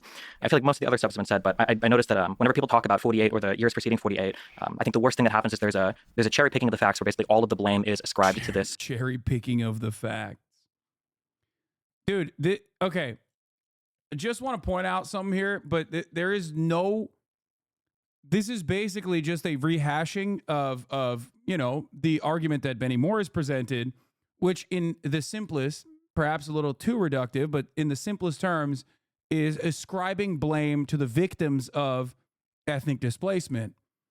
They deserved it, and also everything that came afterwards, they also deserved. And you can't really make this argument unless you are personally of the mind, the mindset, the opinion that, like, again, Arabs are monolithic and also cannot be reasoned with. They only understand force. And also, other than the fact that Arabs are monolithic, that they were asking for it. Like, they were asking for this ethnic displacement to occur. And that is why, beyond the ethnic displacement that the Palestinians were subjected to, there's a good reason for why they also were made to not return to their ancestral homelands after as well. Like, they resisted settler colonialism, and therefore, you know, Might is right. They resisted settler colonialism. And that's why we had to, you know, carve out the Israeli state in the way that we did.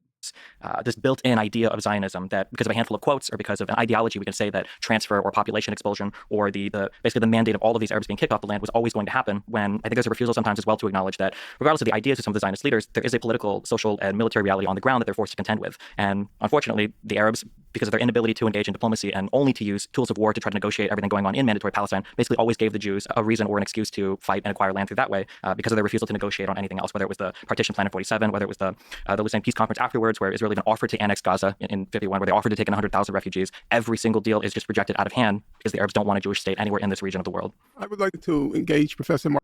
I mean, he literally did say that. Okay. He said Arabs cannot be reasoned with, basically. Like, that's insane. The problem is that this kind of argumentation does work when the audience that's like receiving this information also kind of has that same underlying assumption due to war on terror, Islamophobia, anti-Arab sentiment that is so ever present in American society, in the Western world in general. So, you know, that is, yes, it's motivated reasoning, and a lot of people do have it, and they don't want to go against their learned prejudices, their learned biases that are basically permanent, like always there. So you're not just arguing against, you're not in that situation. You're never really arguing against like the fundamental facts of history. You're basically arguing against like the social conditioning of a person who is going to have this underlying premise that like Arabs, you can't deal with them. You just have to be violent with them. That's the only way you can. That's the only way you can deal with them. Morris, if you don't mind, I'm not with the first name. It's just not my way of relating. You can just call me Morris. You don't need the professor. Okay. There's a real problem here, and it's been a problem I've had over many years of reading your work, apart perhaps from his grandchild. I suspect nobody knows your work better than I do. I've read it many times, not once, not twice, at least 3 times, everything you've written. And the problem is, it's a kind of quicksilver. It's very hard to grasp a point and hold you to it. So we're going to try here to see whether we can hold you to a point. And then you argue with me the point. I have no problem with that. Your name, please? Stephen Bonnell. Okay. Mr. Bonnell referred to cherry picking and handful of quotes. Now, Isn't it funny that the dude in the chat, by the way, was basically repeating exactly what Mr. Bonnell ended up saying, being like, oh, you're cherry picking Benny Morris's work, actually. Turns out I was already fucking duking it out with the video, goddammit, ahead of time. It's true that when you wrote your first book on the Palestinian refugee question, you only had a few lines on this issue of transfer. 4 pages. Yeah. In the first book. In the first book, 4 pages. Maybe 4. I'm not going to quarrel. My memory's not clear. We're talking about 40 years ago. I read it, but then I read other things about you. Okay. And you were taken to task, if my memory is correct, that you hadn't adequately documented the claims of transfer. Allow me to finish. And I thought that was a reasonable challenge because it was an unusual claim for a mainstream Israeli historian to say. The reasonable challenge for me is fucking not getting so invested in this conversation that I forget to run the top of the hour ad break again, and then only running it in the middle of the hour again. 2 hours in a fucking row now.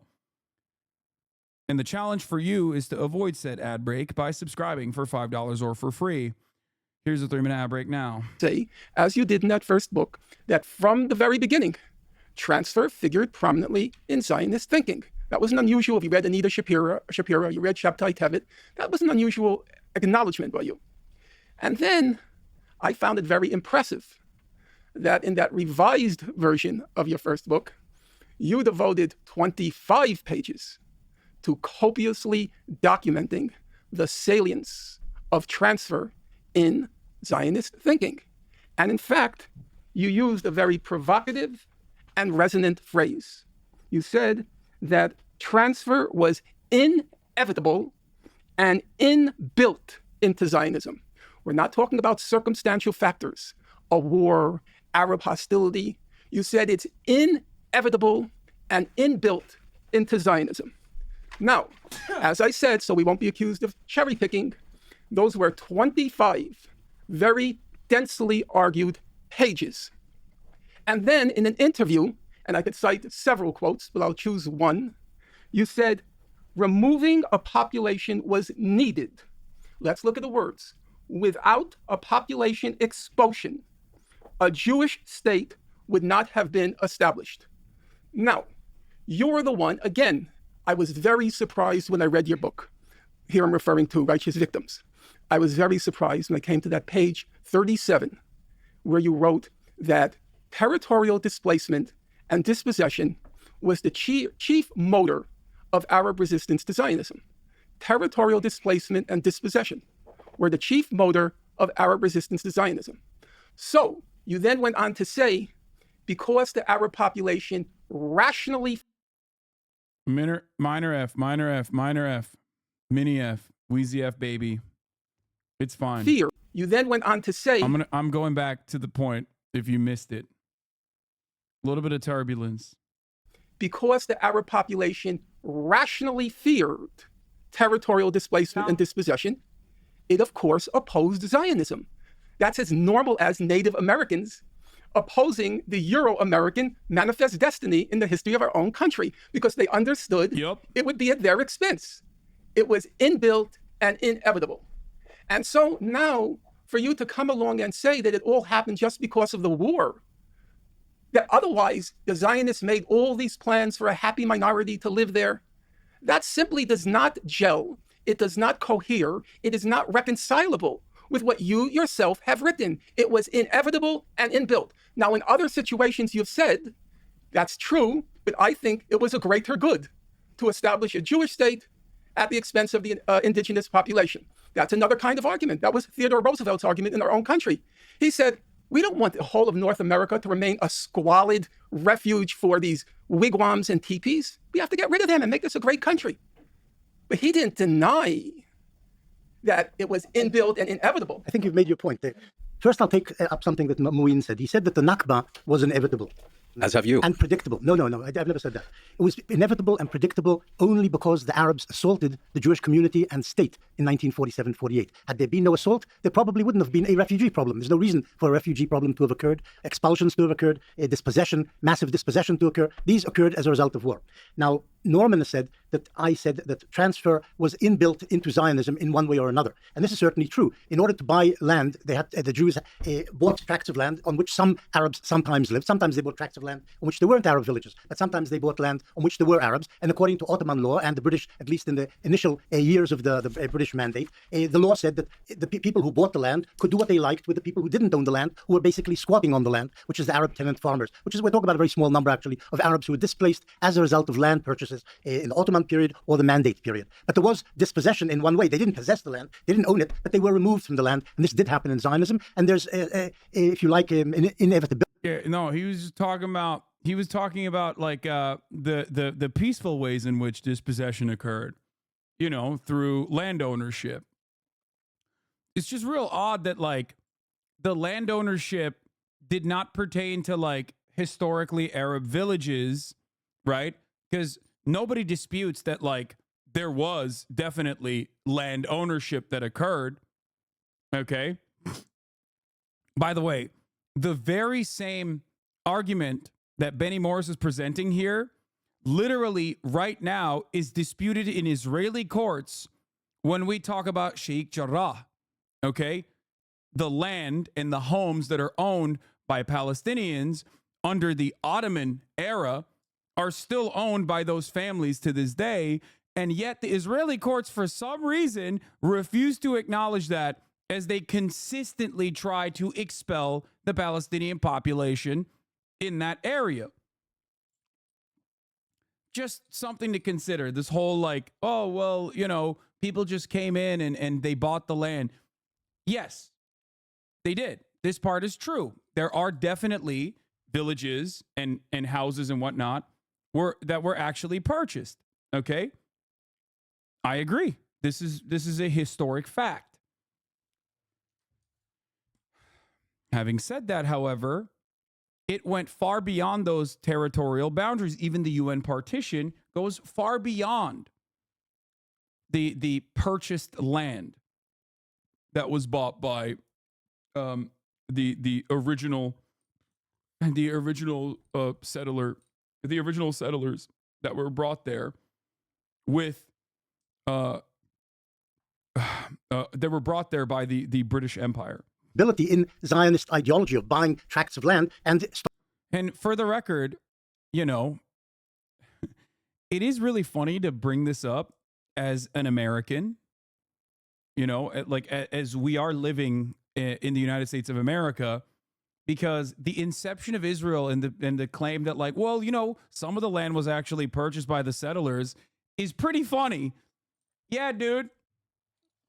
You know, we did that too. I don't know if you know that, but I don't think he would deny the indigenous genocide, right?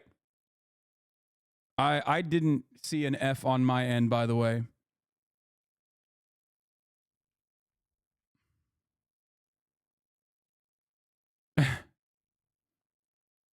I don't think Benny Morris, I don't know, maybe he denies maybe Benny Morris denies the indigenous genocide. I don't know, but be real odd. Starting to work it yourself and settle it with your own people and so on. That made sense. But what we're really talking about is what happened in 47-48. And in 47-48, the Arabs started a war. And actually, people pay for their mistakes. And the Palestinians have never actually agreed to pay for their mistakes. They make mistakes, they attack, they suffer as a result. And we see something similar going on today in the Gaza Strip. They do something terrible. They kill 1,200 Jews. They abduct 250 women and children and babies and old people and whatever. And then they start screaming, please save us from what we did, because the Jews are counterattacking. And this is what happened then. And this is what's happening now. There's something fairly similar in the situation. You know, what happened then is happening again, but I don't think this argument favors Benny's position. That's all I'm going to say. Yeah, no, he's not wrong, technically. Technically, he's not wrong. What happened in the Nakba is continuous. It's still happening. Okay? It's still happening. Except it's not exactly a favorable position for Benny, in my opinion. A huge majority of Palestinians were ethnically cleansed before Arab armies attacked. He is wrong. Well, that too, but again. Here. Expulsion, and this is important, Norman, you should pay attention to this. You didn't raise that. Expulsion, transfer were never policy of the Zionist movement before 47. It doesn't exist in Zionist platforms of the various political parties, of the Zionist organization, of the Israeli state, of the Jewish agency. Nobody would have actually made it into policy because there was always a large minority. If there were people who wanted it, always a large minority of Jewish politicians and leaders would have said, no, this is immoral. We cannot start a state on the basis of an expulsion. So it was never adopted, and actually was never adopted as policy even in 48, even though Ben-Gurion wanted as few Arabs in the course of the war staying in the Jewish state after they attacked it. He didn't want disloyal citizens staying there because they wouldn't have been loyal citizens. But this made sense in the war itself. But the movement itself and its political parties never accepted it. It's true that in 1937, when the British, as part of the proposal by the Peel Commission to divide the country into two states, one Arab, one Jewish, which the Arabs, of course, rejected, Peel also recommended that the Arabs, most of the Arabs in the Jewish state should be transferred, because otherwise, if they stayed and were disloyal to the emergent Jewish state, this would cause endless disturbances, warfare, killing, and so on. So Ben-Gurion and Weizmann latched onto this proposal by the most famous democracy in the world, the British democracy, when they proposed the idea of transfer side by side with the idea of partition, because it made sense. And they said, well, if the British say so, we should also advocate it, but they never actually tried to pass it as Zionist policy, and they fairly quickly stopped even talking about transfer after 1938. So just to clarify, what you're saying is that 47 was an offensive war, not a defensive war. By the Arabs, yes. By the Arabs. Yeah. And you're also saying that there was never a top-down policy of expulsion. Yes. Just to clarify the point. If I understood you correctly, you're making the claim that transfer, expulsion, and so on was in fact a very localized phenomenon, resulting from individual land purchases, and that, if I understand you correctly, you're also making the claim that the idea that a Jewish state requires a removal or overwhelming reduction of the non-Jewish population was... If the Arabs are attacking you, yes. But that, let's say prior to 1947, it would be your claim that the idea that a significant reduction or wholesale removal of the Arab population was not part of Zionist thinking. Well, I think there's two problems with that. I think what you're saying about localized disputes is correct, but I also think that there is a whole literature that demonstrates that transfer was envisioned by Zionist leaders on a much broader scale than simply individual land purchases. In other words, it went way beyond, we need to remove these tenants so that we can farm this land. The idea... I love the concept of like, well, it's just a few bad apples that were doing the bad stuff, including like the ethnic displacement. But ultimately it's silly because, like, okay, well, originally Zionism in its inception also wasn't even like consistently or wasn't already agreed upon that Israel would be settled on historic Palestine either. You know what I mean? It doesn't matter if there were like arguments, right? Einstein himself would be considered a labor Zionist originally in the inception of the Israeli state. And right now, his sentiment would be considered anti-Zionist. Like everything that Einstein said would be seen as anti-Zionist. There were plenty of people in the inception of the Israeli state that had opinions that talked about like, well, we got to put all these refugees somewhere, right? That would now, if you look at their entire body of work, especially on the development of the Israeli state, would be considered anti-Zionist, like rugged anti-Zionist. Idea was we can't have a state where all these Arabs remain and we have to get rid of them. And the second, I think, impediment to that view is that long before the UN General Assembly convened to address the question of Palestine, Palestinian and Arab and other leaders as well had been warning ad infinitum that the purpose of the Zionist movement is not just to establish a Jewish state, but to establish an exclusivist Jewish state, and that transfer, forced displacement, was fundamental to that project. And just responding to, sorry, was it Bonnell or Donnell? Yeah. With a B? Yeah. You made the point that the problem here is that people don't recognize is that the first and last result for the Arabs is always war. Yeah, show the contradiction. Benny is not showing problem in the idea that colonization may have been nonviolent, which is impossible because you can't colonize without the removal of peoples. Exactly.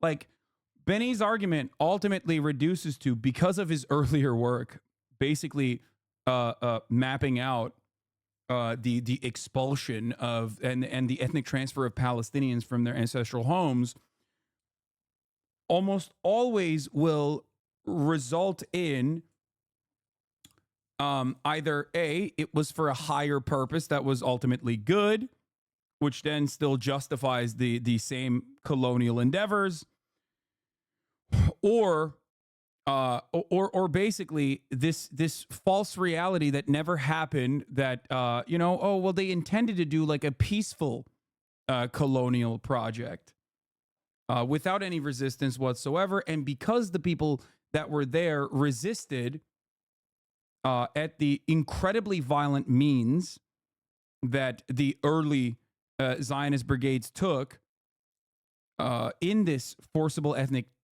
displacement campaign, that they kind of asked for it. They were just deserving of this this inevitable ethnic displacement. Or I think there's a problem with that. I think you might do well to recall the 1936 general strike conducted by Palestinians at the beginning of the revolt, which at the time was the longest recorded general strike in history. You may want to consult the book published last year by Loring Allen, A History of False Hope, which discusses in great detail the consistent engagement by Palestinians, their leaders, their elites, their diplomats, and so on, with all these international committees. If we look at today, the Palestinians are once again going to the International Court of Justice. They're consistently trying to persuade the chief prosecutor of the International Criminal Court to do his job. They have launched widespread boycott campaigns. So, of course, the Palestinians have engaged in military resistance.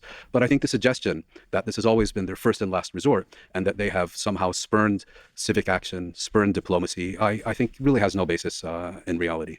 I'll respond to that, and then a question for Norm to take into account, I think, when he answers Bennett, because I am curious. Obviously, I have fresher eyes on this, and I'm a newcomer to this arena versus the three of you guys, for sure. A claim that gets brought up a lot has to do with the inevitability of transfer in Zionism, or the idea that as soon as the Jews envisioned a state... Fresher for sure, considering that, one, didn't know where Israel was on a map, two, thought Recep Tayyip Erdogan was the president of Israel at a certain point. So, yeah, I mean, this was, of course, after he had already made up his mind on why genocide is... definitely what must happen. Everything is post hoc rationalizations after that original point that he made weeks before he even started looking at. Oh, did he say Erdogan was the president of Egypt? Is that what you mean? So, he does definitely have fresher eyes on it. In Palestine, they knew that it would involve some mass. Yeah. Fresher eyes, like I'm rushing to do my homework after I refused to do it until the very last moment. Transfer of population, perhaps a mass expulsion. I'm sure we'll talk about Plan Dalet or Plan D at some point. The issue that I run into is, while you can find quotes from leaders, while you can find maybe desires expressed in diaries, I feel like it's hard to truly ever know if there would have been mass transfer in the face of Arab peace, because I feel like every time there was a huge deal on the table that would have had a sizable Jewish and Arab population living together, the Arabs would reject it out of hand. So, for instance, when we say that transfer was inevitable, when we say that Zionists would have never accepted, a sizable Arab population, how do you explain the acceptance of the 47 partition plan that would have had a huge Arab population living in the Jewish state? Is your contention that after the acceptance of that, after the establishment of that state, that Jews would have slowly started to expel all of these Arab citizens from their country? Or how do you explain that in... Well, here's a really good argument for that, but the Palestinian citizens of Israel didn't actually get full-blown rights until 1967, so it was already an apartheid state from its inception. So yeah, I think it's a pretty solid argument to present that, yeah, no, Israel had no interest in like making the lives of the Arab citizens that were now living in what we know as Israel meaningful or fine. I think that they were doing exactly what they are doing in the West Bank right now on occupied territory that they're illegally occupying.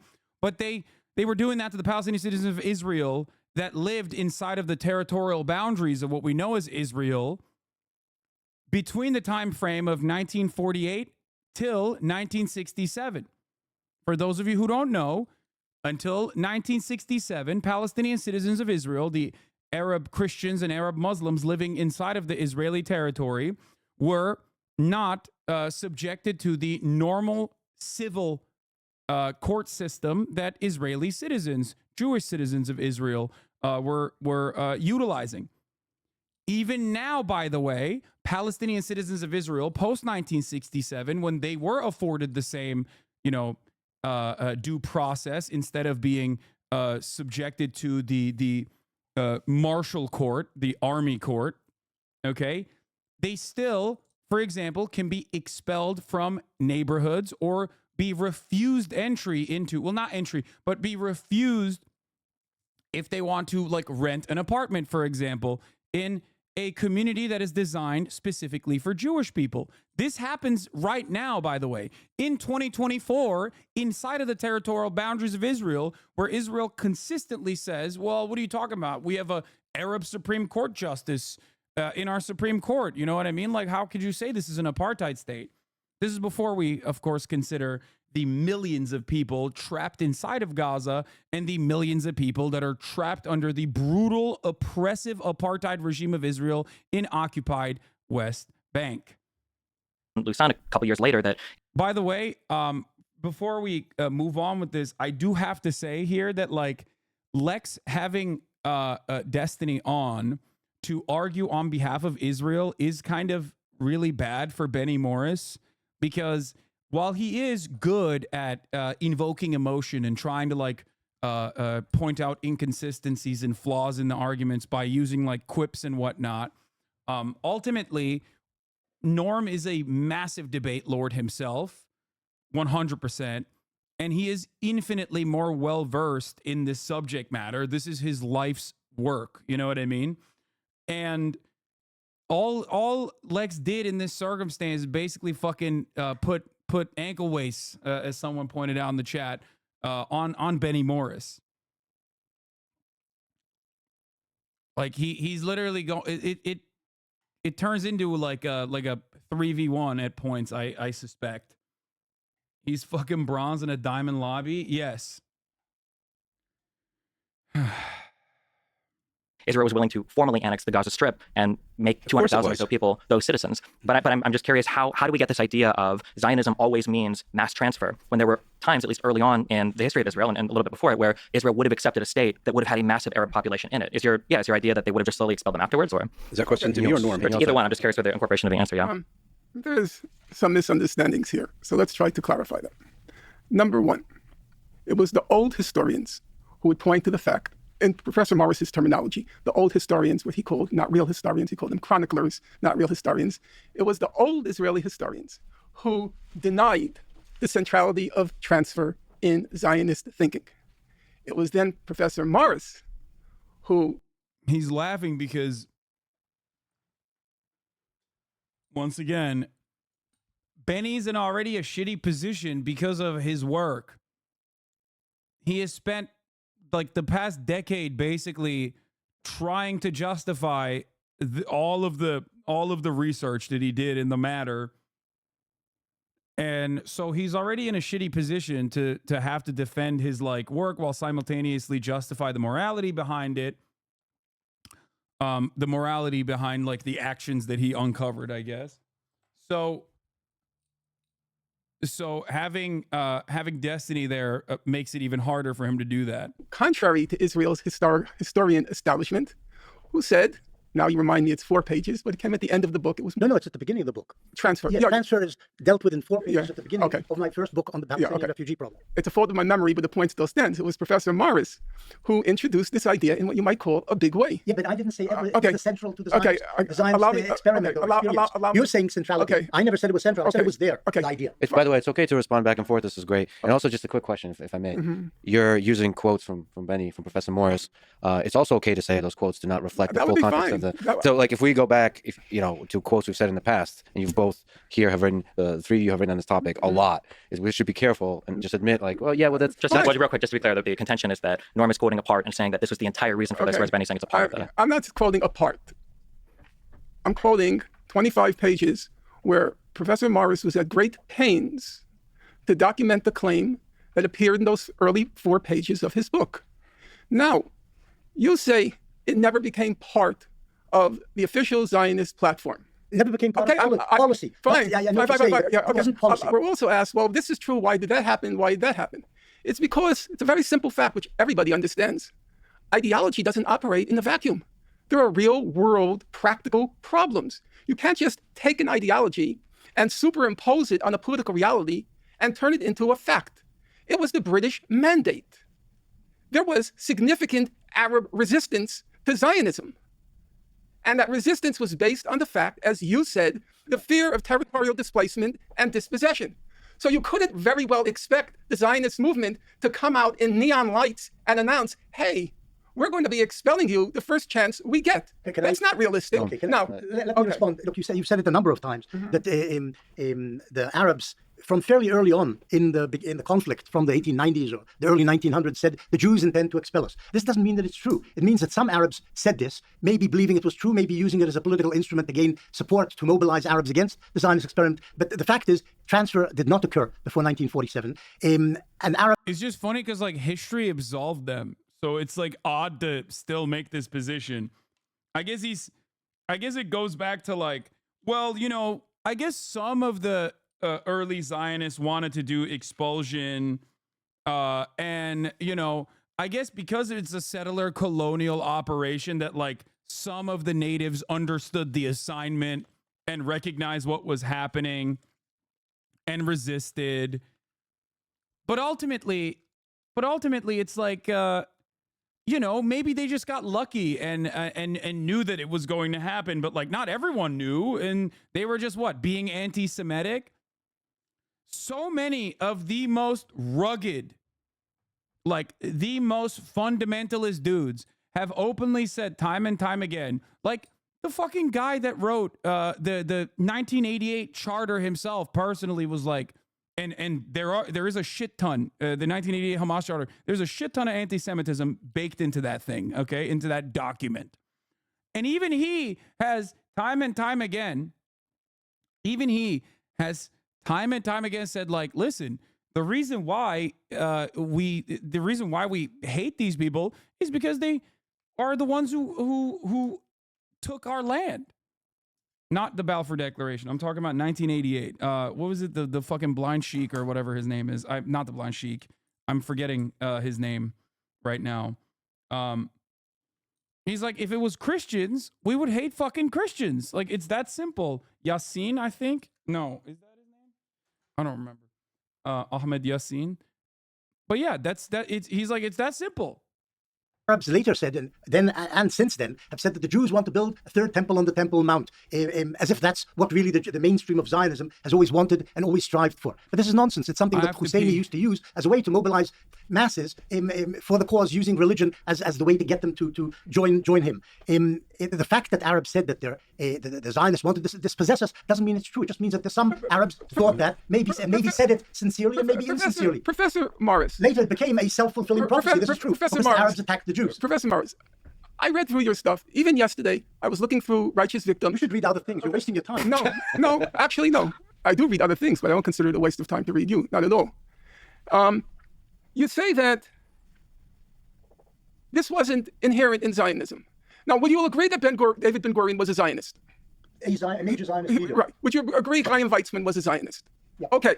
I believe they were. I believe they took their ideology seriously. It was the first generation. Just like with the Bolsheviks, the first generation was committed to an idea. By the 1930s, it was just pure realpolitik. The ideology went out the window. The first generation, I have no doubt about their convictions. Okay? They were Zionists. Transfer was inevitable and inbuilt in Zionism.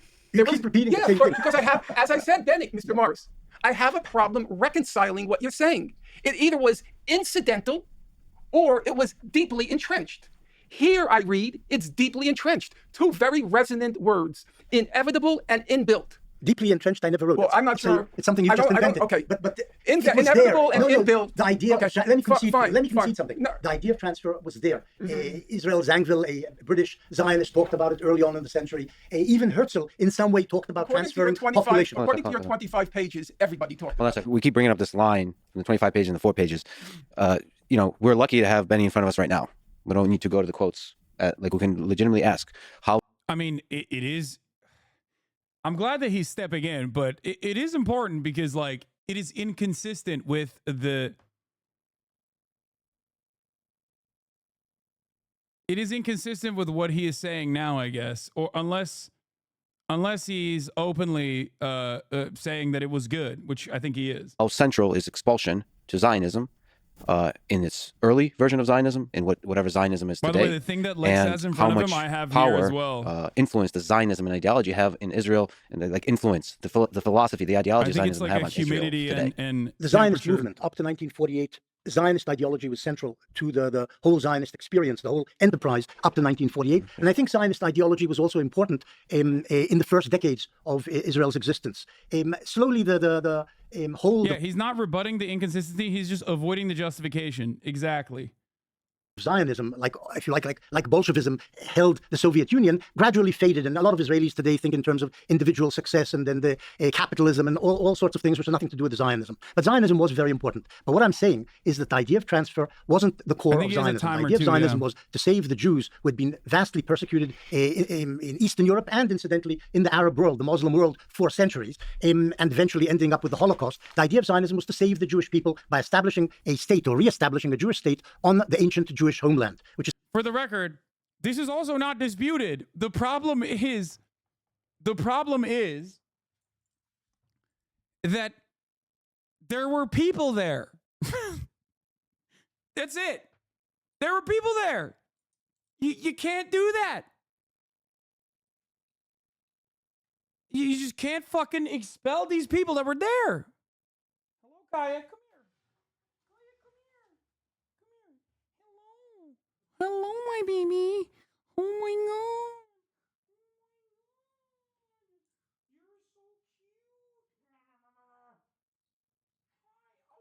God. Oh.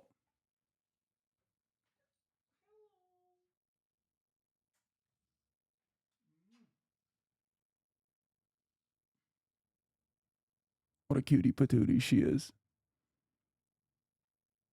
Okay, place. I'm gonna give you a treat. Place.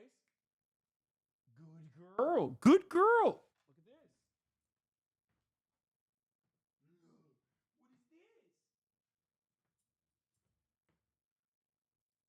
A banana.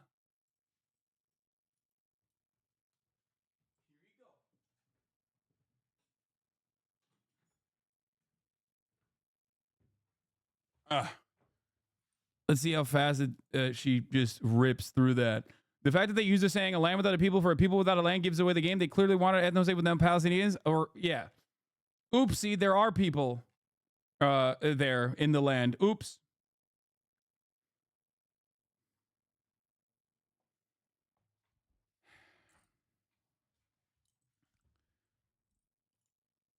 Anyway. They're cooking. I think they're cooking Benny here. Maybe I'm too biased, but it does feel like he's getting cooked a little bit. Which is something the Arabs today even deny, that there were Jews in Palestine or the land of Israel 2,000 years ago. Arafat famously said, what temple was there on Temple Mount? Maybe it was in Nablus, which of course is nonsense. But they had a strong connection for thousands of years to the land to which they wanted to return and returned there. They found that on the land lived hundreds of thousands of Arabs. And the question was how to accommodate the vision of a Jewish state in Palestine alongside the existence of these Arab masses living on, who were indigenous, in fact, to the land by that stage. And the idea of partition, because they couldn't live together, because the Arabs didn't want to live together with the Jews. And I think the Jews also didn't want to live together in one state with Arabs in general. The idea of partition was the thing which the Zionists accepted. Okay, we can only get a small part of Palestine. The Arabs will get in 37 most of Palestine. In 1947, the ratios were changed. But we can live side by side with each other in a partitioned Palestine. And this was the essence of it. The idea of transfer was there, but it was never adopted as policy. But in 1947-48, the Arabs attacked, trying to destroy essentially the Zionist enterprise and the emergent Jewish state. And the reaction was transfer in some way. Not as policy, but this is what happened on the battlefield, and this is also what Ben-Gurion at some point began to want as well. Right. Well, one of the first books on this issue. Yeah, I mean, it's like this is once again. I'll use an example that is similar to the inception of the American state, stating that the indigenous populations that lived here started resisting once they started getting fucking murked, and once they started recognizing that like they were losing their ancestral territorial land. And then for that reason, it was totally justified to do manifest destiny. It was totally justified to basically forcibly expel them and kill them. You know? It's ridiculous, which is why the argument then devolves into, well, who's the real natives to that land?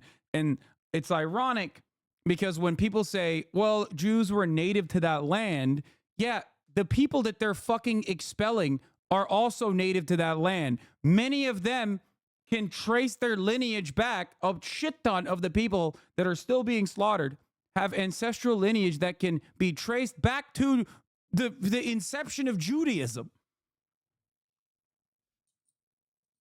The fuck? Yeah. They might no longer be Jewish now, but they were back then.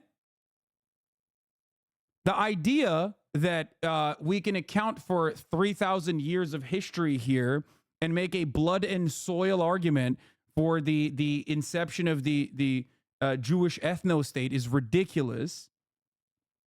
Okay? It's already ridiculous because that's not an argument you can make. Just like right now, if, let's say, in a magical situation, let's say the indigenous populations, but even before the indigenous populations lived here, because like it's 2,000 years, you know what I mean? It's like you can't make a justification for why, I don't know, the entire territory that spans the fucking France belongs to the Mongols, you know what I mean? Like greater Mongolian territory, like you can't do that. You can't say that. It's just, it's not an argument you can make. The entire world belongs to Africa. Like, how far back are we going for? How far back are we going until we make a justification?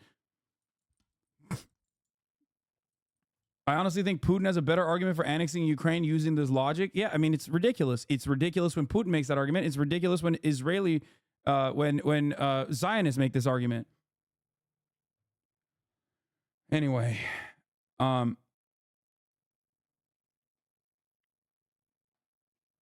that a real banana or a toy? It was a toy, of course. I will make a justification for the top of the hour coming exactly at the top of the hour this time. Many of you have reminded me in the chat, I will admit, and the 3-minute ad break is upon us. Now, those who justify the top of the hour ad break most likely are also subscribed. I wonder if they'd be on the side of Native Americans if natives just started just murking Americans. Exactly. Like now, if now Native Americans came in and were just like nuking fucking population dense areas, like people would be like, what the fuck are you doing? That's insane.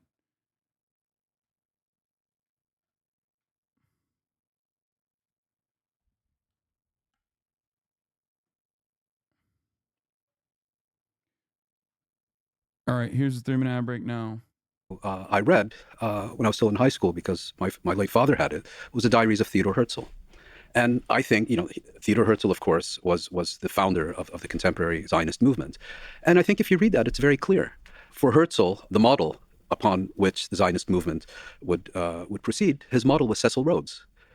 I think, you know, Rhodes, from what I recall, correct me if I'm wrong, has quite a prominent place in Herzl's diaries. I think Herzl was also corresponding with him and seeking his support. Cecil Rhodes, of course, was the British colonialist after whom the former white minority regime in Rhodesia was named. And Herzl also says explicitly in his diaries that it is essential to remove the existing population from Palestine. Can I respond to this? In a moment, please. He says we shall have to spirit the penniless population across the borders and procure employment for them elsewhere or something. And Israel Zangwill, who you mentioned, a land without a people for a people without a land. They knew damn well it wasn't a land without a people. I'll continue, but please go ahead. Just to this, there is one small diary entry in Herzl's vast it's 5 volumes. Yeah, 5 volumes. There's one paragraph which actually mentions the idea of transfer. There are people who think that Herzl was actually pointing to South America when he was talking about that. The Jews were going to move to Argentina, and then they would try and buy out or buy off or spirit the... Wait a minute. Doesn't that literally also still say that, like, no matter where the Zionist project was going to be incepted, that the transfer was going to occur regardless? What the fuck? Bro, it happened. Like, it already happened. Why is he acting like it didn't happen when he recognizes that it happened? It's just the same argument. It's such a weird... It's such a weird situation. Okay, the penniless natives to make way for Jewish settlement. Maybe he wasn't even talking about the Arabs in that particular passage. That's the argument of some people. But that doesn't even matter. That doesn't even matter because Because guess what? Whether it's Argentina, whether it is what was it? Was it Alaska? Was another one, and then was it Rwanda or Uganda? I think it was Argentina and Uganda. That were the two places that they were talking about. Part of the reason why Uganda was actually cast aside as Uganda was cast aside as a place for the Jewish homeland to exist in was because the British thought that the indigenous tribes there would put up too strong of a fucking resistance, and therefore it would be better to settle the Jewish people living in the British Empire into Palestine, mandatory Palestine. But that still does not change the underlying, very valid argument that no matter where these guys were going to go, they were going to do ethnic transfer, forcible displacement, or rather displacement of some sorts of the ethnicity that already existed in that land through peaceful means somehow. There is, you know what's really funny about this? I remember back in the day when this guy used to debate fucking Nazis and white supremacists and ethno-nationalists of different sorts. I remember very distinctly an argument he used to make that there can never be a peaceful transfer and peaceful ethnic displacement. I remember to the T, one of his arguments, every single time he talked to a Nazi was like, okay, let's say you're an ethno-nationalist. Here's why you can never be a peaceful ethno-nationalist. And then he would walk the Nazis through the steps of argumentation until they had to forcibly concede that, yes, there would always be some kind of violence and the removal of people from the land that they wanted to live in and not leave. I'm sure there are some, Destiny dick riders in the chat or former fans of Destiny that could pull it up personally. Because I remember distinctly him making this argument. Now he's on the other side when it comes to defending Israel, of course, which is, again, still an ethno-nationalist project and therefore just as fascist and just as violent.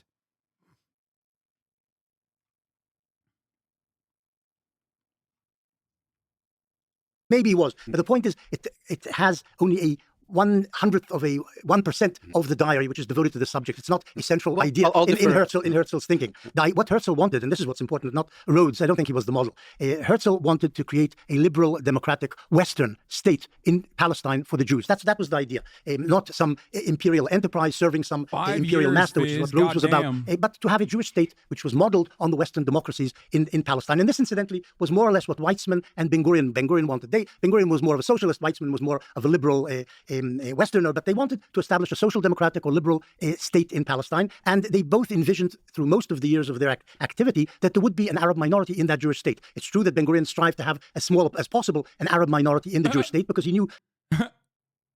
Oh, okay. They just wanted to do a little bit of ethnic displacement. You know what I mean? And they wanted to do it peacefully. And, they wanted to make sure it was as small as possible. But hey, look no further. Okay, how? How do you make it as small as possible? No, this is an old one. This is like when he used and residential building. Okay, it's fine. This is the very old debate. That if you want a Jewish majority state, that would be necessary. But it's not something which they were willing to translate into actual policy.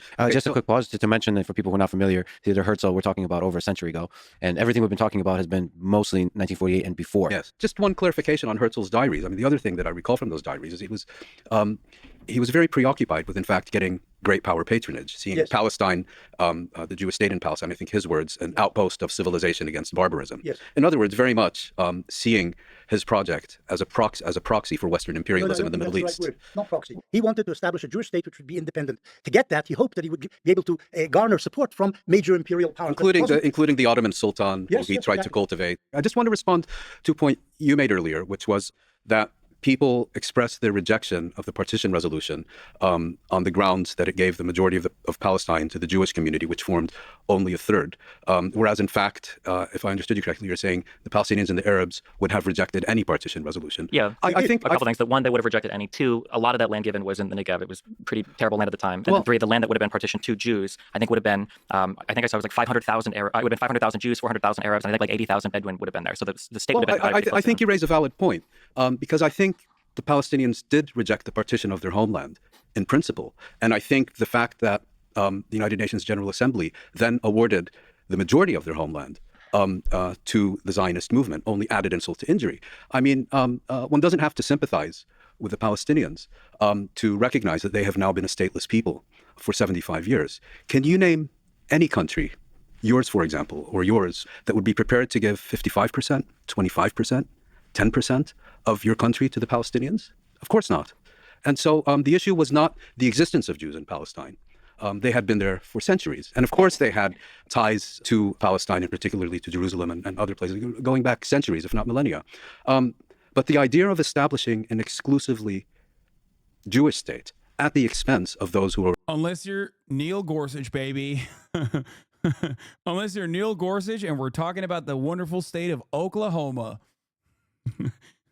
The only instance in modern society where land has been given back by massive quantities to the indigenous population. Who are already living there. I think it was right to reject that. And I don't think we can look back now, 75 years later, and say, well, you should have accepted losing 55% of your homeland because you ended up losing 78% of it, and the remaining 22% was occupied in 1967. That's not how things work. Yeah. And I can imagine an American rejecting giving 10% of the United States to the Palestinians, and if that rejection leads to war and you lose half your country, I doubt that 50 years from now you're going to say, well, maybe I should have accepted that. Sure. So I like this answer more than what I usually feel like I'm hearing when it comes to the Palestinian rejection of the 47 partition plan. Because sometimes I feel like a weird switch happens to where the Arabs and the... He's like, you've presented a good argument, which is why instead of addressing that good argument, I am now going to talk about bad arguments that actually suit my position a little bit better. It's like, bro, you're sitting across the table from academics, dog. What do you mean? Like, well, let me actually now argue against the stupid argument that I think is stupid and force you to basically defend the argument that I've presented in a way that is probably not going to look good. It's ridiculous. In the area are actually presented as entirely pragmatic people who are simply doing a calculation and saying like, well, we're losing 55% of our land. Jews are only maybe 1/3 of the people here, and we've got 45, and the math doesn't work basically. But it wasn't. By the way, most people don't argue on the way that he is behaving, and also it is still pragmatic. It is still understandable that people were like, hey, what the fuck? We're losing our land to people that just came here 10 years ago. I've been living here for 100 years. My family's been here for 100 years. Okay, so it still makes sense. And history has also, you know, vindicated them in the worst way possible, but still. It wasn't a math problem. I think, like you said, it was a matter of principle. It was an ideology problem. No, it was a matter of principle. Yeah, ideologically driven. That they, as a people, have a right to or are entitled to this land that they've never actually had an independent state on, that they've never had even a guarantee of an independent state on, that they've never actually ruled a government That last point is actually not correct because, for all its injustice, the mandate system recognized Palestine as a Class A mandate, which provisionally recognized the independence of that territory. Of what would emerge from that territory, but not of the Palestinian. It was provisionally recognized. But not... Yeah, it's also ahistoric. Like, oh, let's not talk about the morality of the situation is a really fucking cowardly way to talk about the forcible ethnic displacement of an entire population, but it's also ahistorical. But the territory itself was, but not of the Palestinian people to have a right or a guarantee to a government. It was a British mandate. I found the debate where D takes step by step why the ethno-state would be bad. But then we'd still be losing, like, okay, so another big one is, like, I value whiteness and white culture. Okay, there we go. So it sounds like, are you familiar with the term motivated reasoning? I I can probably guess what it means. Okay, sure. So just to be clear, like motivated reasoning is, let's say I really want to, let's say that I really want to stick my dick inside of a fucking car exhaust, right? Let's say that I go out and somebody's like, hey, you shouldn't do this, and then I like make like 50 million arguments for why I should be allowed to do it or why it's okay to do it, and you can tell that I'm just arguing it because I really want to be able to do this thing. I don't really care what the argument is. I just really want to get that end result of fucking my car's exhaust. It feels like when I talk to a lot of ethno-state people, it feels like we're engaging constantly in this weird motivated reasoning where it's very clear that you don't want colored people in your country, but why not just do that? Like, let's do the ethical or let's do the philosophical argument of having colored people in the country. Don't bring up like crime or taxes or any weird stuff like that, because it's clear that you don't really care about that. If I just say I just want black colored people gone just because I like white people more, I think it would stand a lot better if I just if I had some numbers as to why. Well, but the problem is all of those numbers. But the normie. problem is that those numbers betray you. I mean, it works on the average normie because the average. Bro, we know he has no idea now. What is he talking about? Why do we need to listen to him knowing less 5 years ago? Because the argument that he's presenting is not one where you need to have knowledge. He's just logically walking through the steps of why you cannot have a peaceful ethno-state. Okay? In order to develop an ethno-state, you have to engage in population transfer. You don't need Wikipedia pages of historical information to arrive at this conclusion. It's a pretty basic one. I mean, obviously, a little bit of historical lessons could help you, right? But he's actually doing a logical argument here. He's making an argument based on logic. And that argument, if he was actually a consistent person, would absolutely fit the bill when talking about the inception of the Israeli state. The difference is he's on the side of the ethno-nationalists on this issue. That's why I'm showing you this. And I'm also not just showing you this, I'm showing his fans this, because some of his fans probably started watching him after his red pill debates as he presented himself as a pretty solid debater, which I've always said he is, and maybe don't know that this is actually profoundly inconsistent with his original moral posturing and his positions, or even just it defies pure logic. Person's a fucking moron. But if you really want to have a solid good argument, right, you can't if somebody says I want to get rid of all the colors, you're like, okay, well, why? Well, because of crime. Well, why not get rid of all criminals? Okay, well, because of taxes. Well, why not get rid of everybody that takes more in taxes? Okay, well, IQ. Well, why not just get rid of all the low IQ people, right? But it always comes back to, well, I would want to keep the white ones and get rid of the black ones. So let's just go to the... Okay, yeah, you're right. I think I am engaging in your motivated reasoning. Sure. And so, I probably couldn't tell you why, and all the stuff I've given you today is just my confirmation bias and just trying to sell you on why I want these things. But I probably can't articulate why I want it. I just want it. And okay. I like the I think I can. So do you think culture Well, here, wait, real quick. Okay. So we're moving away from all of the hard empirical stuff. So things like crime and right? And we're going to move into more softer things. I just want to make sure so that I'm understanding, right? We're moving into culture and whatnot now? Sure. Okay, cool. All right, okay, go for it. Now we're on to culture and stuff. Okay, so do you think culture would be intertwined with race in any way? I would say it is in a correlated way. People of certain races probably tend to do certain things a certain way, but that's just because of geographically where they live and the type of stuff they participate in. Do you think a certain race could share certain values just Yeah, for sure. Yeah, I think so, yeah. Okay. All right, fair enough. Okay, from there, I'd like to say I value whiteness and white culture in that, we could just look around and see all the countries, that, all the prospering ones. Well, if I was going to do that, I could just do it by IQ, since, all, the prospering countries are above the IQ threshold. I don't know if this is relevant, but I just wanted to say I'm kind of shocked that this guy's a platform on any of these respective outlets with the level of hate he spewed lately. Even your most controversial quotes aren't a fraction of what he said. Yes, because he positions himself as a progressive, or rather a liberal who is a defender of Joe Biden, and then he can hide under that umbrella fairly well. It doesn't really, he can just present himself as a liberal, and then people will go, oh, well, he's just a liberal who's a little edgy. No one fucking basically has the same dedicated audience that he has to have entire paste bins dedicated to all the shit that he has said, not even out of context, in context, in the same way that I have a dedicated audience of haters that are probably in here right now that have an entire paste bin full of the data that they can point to be like, he's a piece of shit for this, and this reason. So most people don't even know all of the weird, horrifying, awful things that he said. Damn, Kaya has already fucking destroyed the banana peel. He does not have obsessed haters. He has some, I think. But they are nowhere near as obsessed as his community is. And therefore, most people are unaware of his like quotes because no one is like as permanently brain broken and as permanently online as we are or as his community is. So they just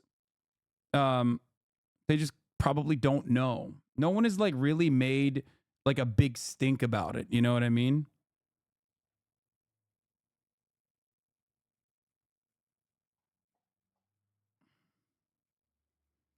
That's it. But another one would be, I would want my Wait, hold children... on. Because I have to make sure that we're not doing the proxy bullshit again. When you say I could just do it by IQ, does that mean that you think that a white person with an IQ of 120? No, that was just me thinking out loud like a dummy. Okay, so we're getting rid of that because my question is going to be: would a white IQ 120 person share more in common with a black 120 IQ person than with a white 100 IQ person? I'd say no. Okay, so then the IQ, that was total garbage. So I'm throwing that out. Okay, go ahead. So we're at value, whiteness, and white culture. White. Oh yeah, value, whiteness. Oh yeah. So it's just like I think whites. Oh, because we can just look at like voting patterns. Okay. I don't care about the voting patterns. I'm fairly certain that he walks him through the steps of like how you can't have a peaceful transfer of an ethnic population here. See, like, okay, so I have like first, second, overwhelmingly for these things like smaller government, individual liberties and whatnot, like First, Second Amendments. And this is not the best part of this. Bro, just turn on a Hitler speech. Okay, chill. It's Palestine, not the British Mandate of Israel. The word exclusive. As an Israeli, I recognize that settling in a land that you are not wanted is intrinsically violent, no matter your intentions or ways. But the Zionist idea was that we would settle a state whether people want it or not, because Jews can't trust other people's states to keep them safe. Zionism is about making your existence a fact. It doesn't make it right, but you seem to think Zionism tries to be purely driven by rationale. No, I think that's a really good way to describe it. I know. That's why I think like pogroms and the Holocaust play a really... No, I don't think this guy is wrong at all. I don't think Zionism is purely driven by rationale. I think it is driven by the understandable fear in shared Jewish history due to pogroms and the Holocaust. So I bring this up regularly. It is a very important part of Zionism in general. I just don't think it's a justifiable proposition.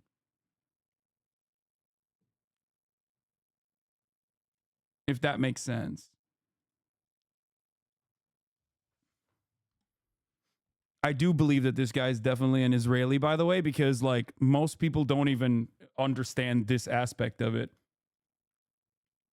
And usually just like repeat Hasbara or shit that they've heard or shit that they learned in school. Do you really agree with what he said? Doesn't that justify anti-immigration somehow? No, I don't agree. I agree with what he's saying, which is facts. He literally is saying it doesn't make it right, but you seem to think Zionism tries to be purely driven by rationale, like rational thinking. No, I do think it's driven by understandable fears. It's driven by understandable fears. Fears of centuries of shared Jewish history, from pogroms to the Holocaust, that this is like, if there isn't a Jewish only state, then it'll happen again, right? That is the underlying fear. And that fear is understandable, but fear makes you do irrational things. So I don't think that it is the intergenerational trauma justifies the actions that the early Zionists engaged in.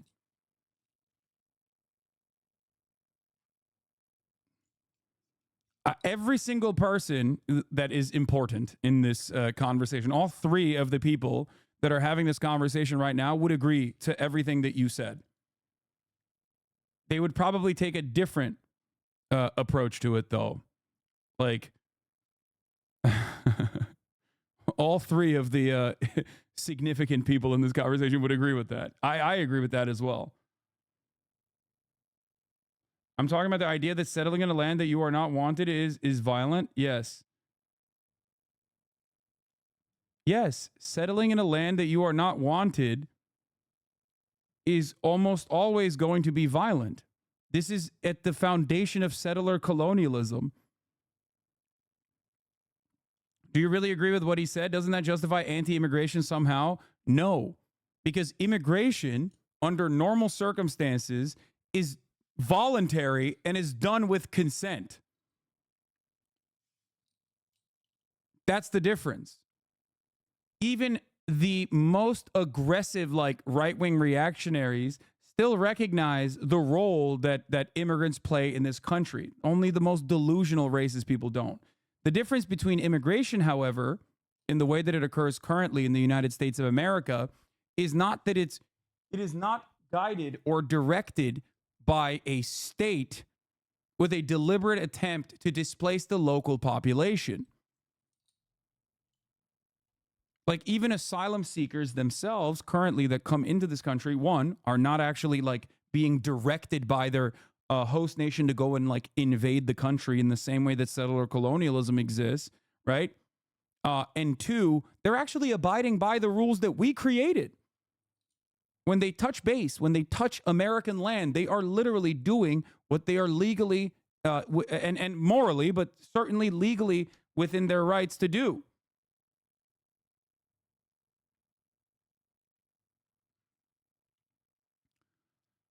Immigrants are not trying to displace America. They are trying to become a part of America.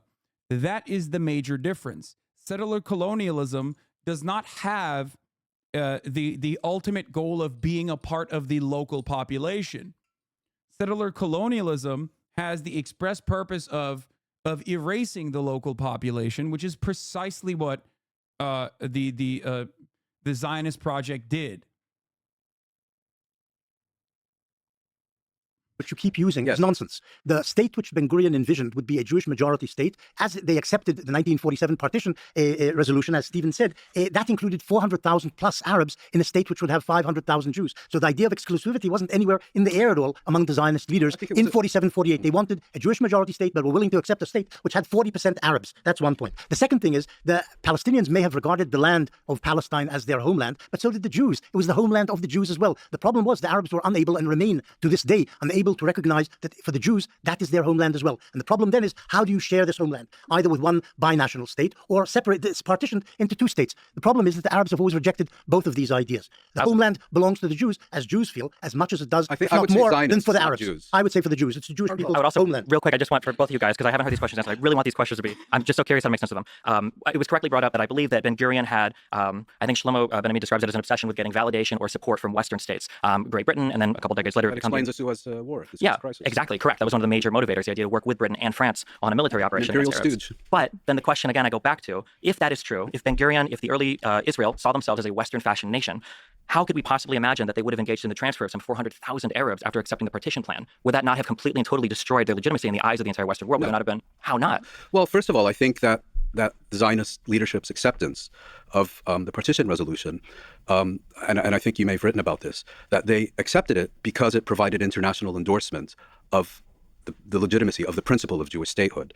And they didn't accept the borders, and in fact, later expanded the borders. Second of all, for that previous ethno-state video, while it's him not walking through the logical conclusion, it's a summary of your point you make. It's at 1:08:30.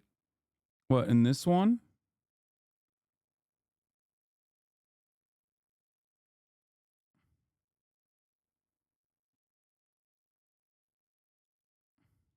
Dude, I enjoy, dude, you know how much time I spend in here? All these people disagree with me. I enjoy talking to, like, outsiders. Like, I'm being friendly with you in a conversation, but I think that it would be morally permissible for, like, people of color to murder people like you in society. Like, I think that your moral views are actually fucking atrocious. Ooh, like, I don't. Okay, that's all right. We're moving away from that. The borders They were accept the expanded in borders. war. They accepted the UN partition resolution, borders and all. They That's how accepted it. You can say that some of the Zionists, deep in their hearts, had the idea that. I think that in and of itself probably helps people understand, though, that that why many people were duped early on back in the day about Destiny's ideology. Maybe at some point including they their would be able to get more. including their But most they senior accepted- leaders who said yes, so, but and they I think you've accepted- quoted them but as saying they so. grudgingly accepted what the United Nations, Yes. the world community, Yes. had said. This is what you're going to get. And second of all, I mean, removing darker people, it's Jews are as dark. it's In intrinsic. Israel- It's in Israel, Jews intrinsic. are as dark as It's Arabs. it's intrinsic This to is Western history. So the idea that Also, his argument here in this circumstance is also fucking stupid. It's like, oh, how could they ever be accepted if they have Arabs in their ranks? Okay. The fucking majority of the Jewish population in Israel now is Arab Jews. What? Like, what do you mean? Clearly, the concept of like building a Western society, I think you're missing the point. Yeah, no, the argument I think he's trying to make here is that like Ben-Gurion wanted to be accepted by the Western world. If Ben-Gurion wanted to be accepted by the Western world, like, maybe I am missing the point. Actually, did I misunderstand what he was saying? I was the running leaders it who said so, and I think you've quoted them as saying so.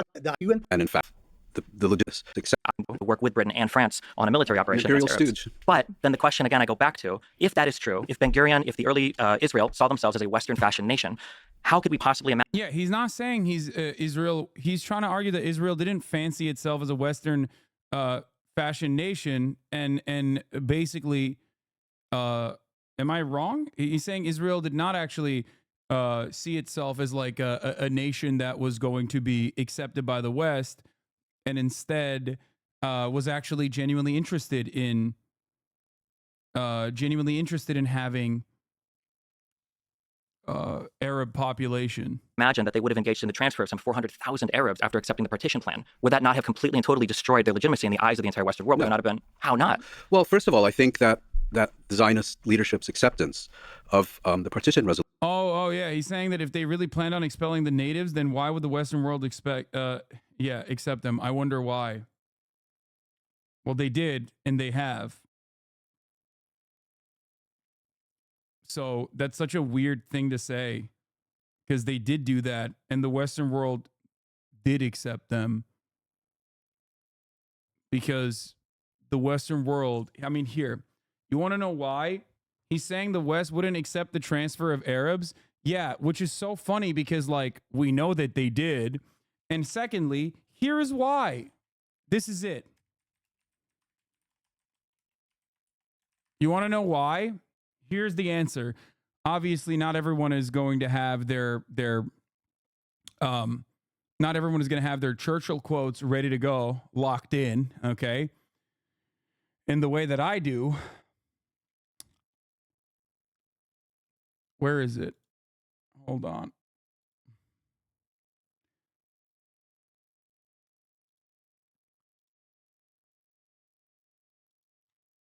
Where the fuck is his take about how the Palestinians are dogs?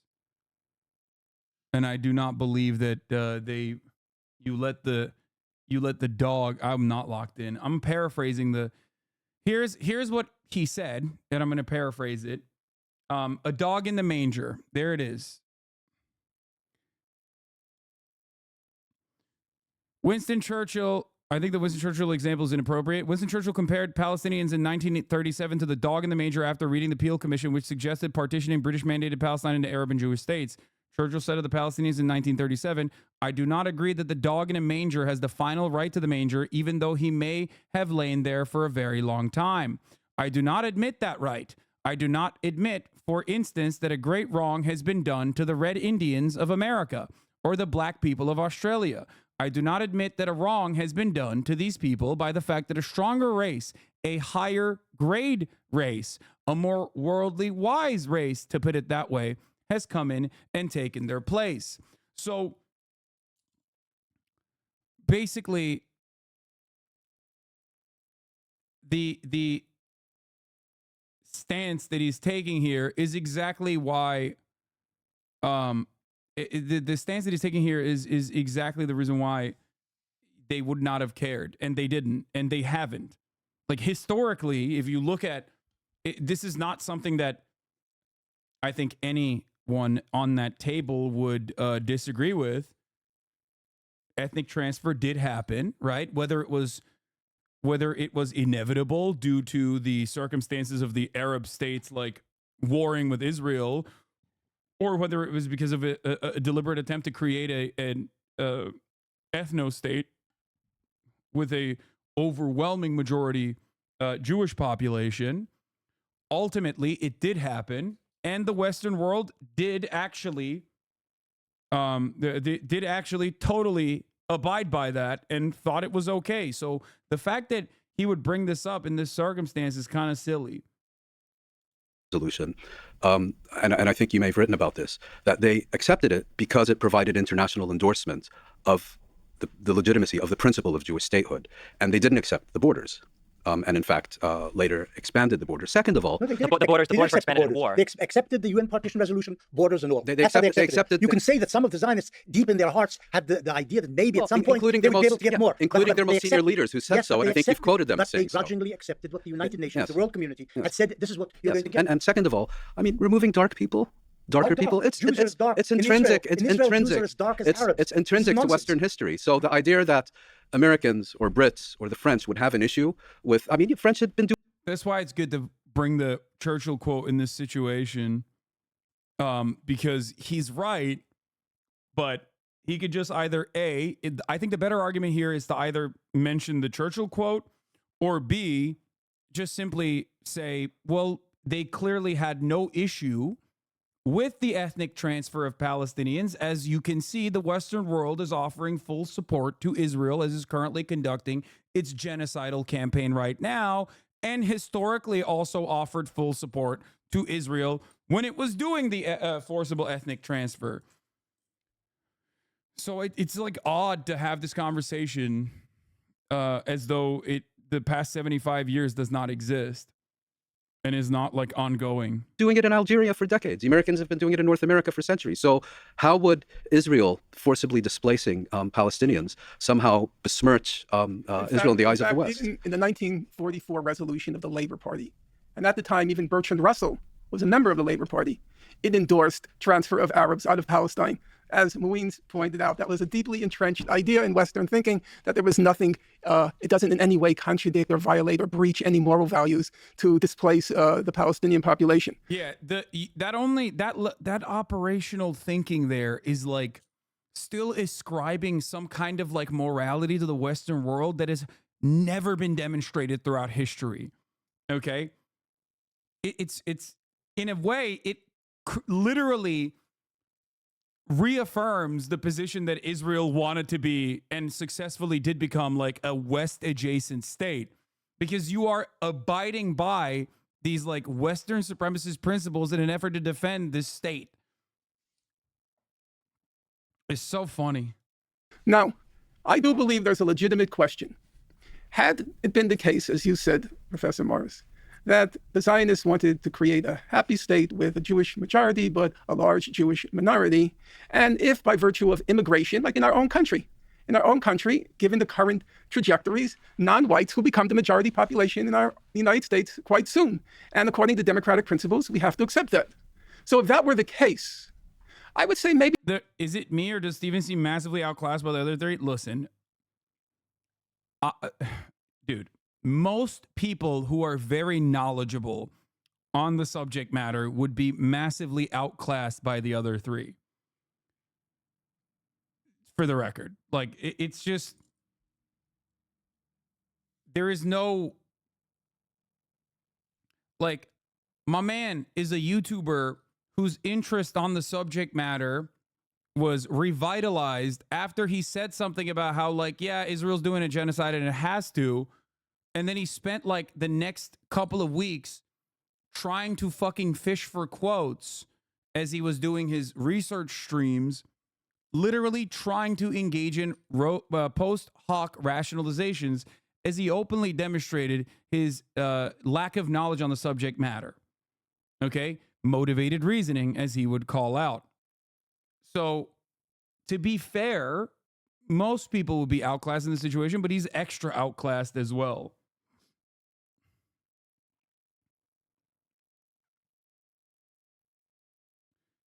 It's like he was brought to represent the stupid faction of the Palestinian-Israel conversation.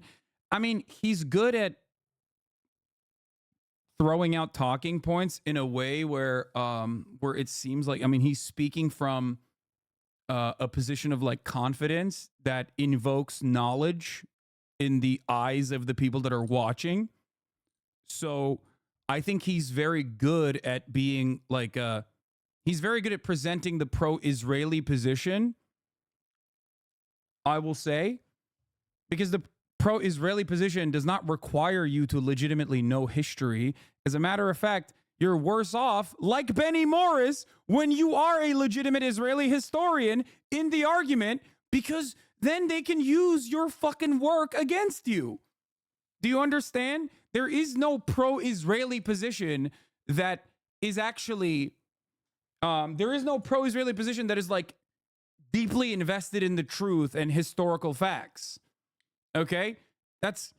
It's kind of better if you don't have any fucking understanding of the situation and you're just trying to like find good ways of massaging the narrative, because ultimately most people kind of cringe at the idea of an ethno-state, and most people kind of cringe when they have to reckon with the reality of what it takes to maintain an ethno-state, what it takes to create an ethno-state, which is ethnic transfer of a population, like forcible ethnic displacement, death, destruction, genocide, all the things that Israel's doing right now. So, you kind of really, I guess this is the reason why, and I've pointed this out before, like on the one side, the people who are not ultra-Zionists, right? You have genocide scholars, both Israeli and also Jewish in the Western world, right? And then on the other side, you have people like Rabbi Shmuley defending the Israeli position and the Michael Rappaports of the world. And that is not because, you know, that is not because like Israel wants to present the worst possible argument possible. That's because there aren't that many people with like actual backing in academia that will present a reasonable argument when it comes to Israel. Do you understand?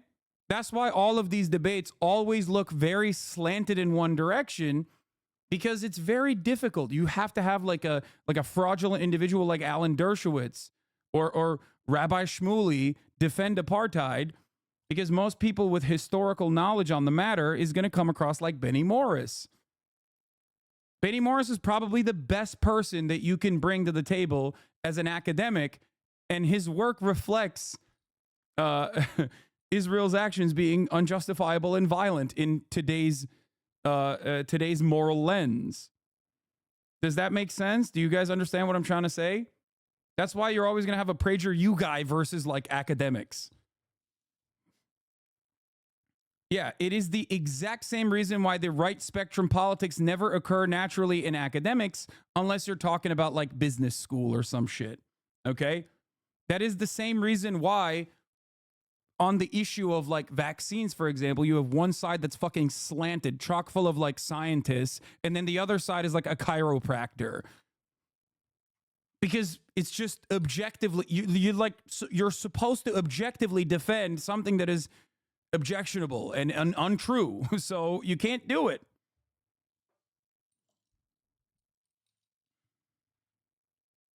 Maybe there's an argument that had there been mass Jewish immigration, changed the demographic balance in Palestine, and therefore... D is literally just a liberal answer, Ben Shapiro. He fucking owns dumbasses who don't know nothing about a certain topic, just like he does, but once he goes against someone who knows a shred of something about the topic, he gets fucking cooked. Like Ben, he's seen as smart because he talks fast and knows talking points. Yeah. And also, like Ben, he's oftentimes on the wrong side of arguments, unless he's like arguing with red-pilled fucking idiots who are literally talking about how like you should be able to beat the shit out of your wife. You know what I mean? For Jews became the majority. You can make an argument in the abstract that the indigenous Arab population should have been accepting of that, just as whites in the United States, quote unquote whites, have to be accepting of the fact that the demographic majority is shifting to non-whites in our own country. But that's not what Zionism was about. I did write my doctoral dissertation on Zionism, and I don't want to get now bogged down in abstract ideas. But as I suspect you know, most theorists of nationalism say there are two kinds of nationalism. One is like, it just blows my mind. Like, we're talking about a dude who wrote his doctoral thesis on the concept that we're talking about literally before the other YouTuber was born. Okay? Like, that's how insane this conversation is. It's so slanted academically and intellectually on one side. Oh my fucking God. Nationalism based on citizenship. You become a citizen, you're integral to the country. That's sometimes called political nationalism. And then there's another kind of nationalism, and that says the state should not belong to its citizens, it should belong to an ethnic group. Each ethnic group should have its own state. It's usually called the German Romantic idea of nationalism. Zionism is squarely in the German Romantic idea. That was the whole point of Zionism. We don't want to be Bundists and be one more ethnic minority in Russia. We don't want to become citizens and just become a Jewish people in England or France. We want our own state.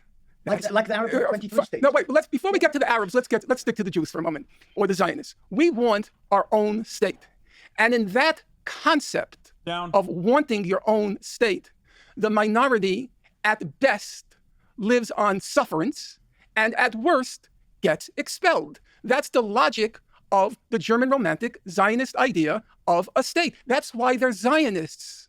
Now, I personally have shied away from using the word Zionism ever since I finished my doctoral dissertation, because that's painful.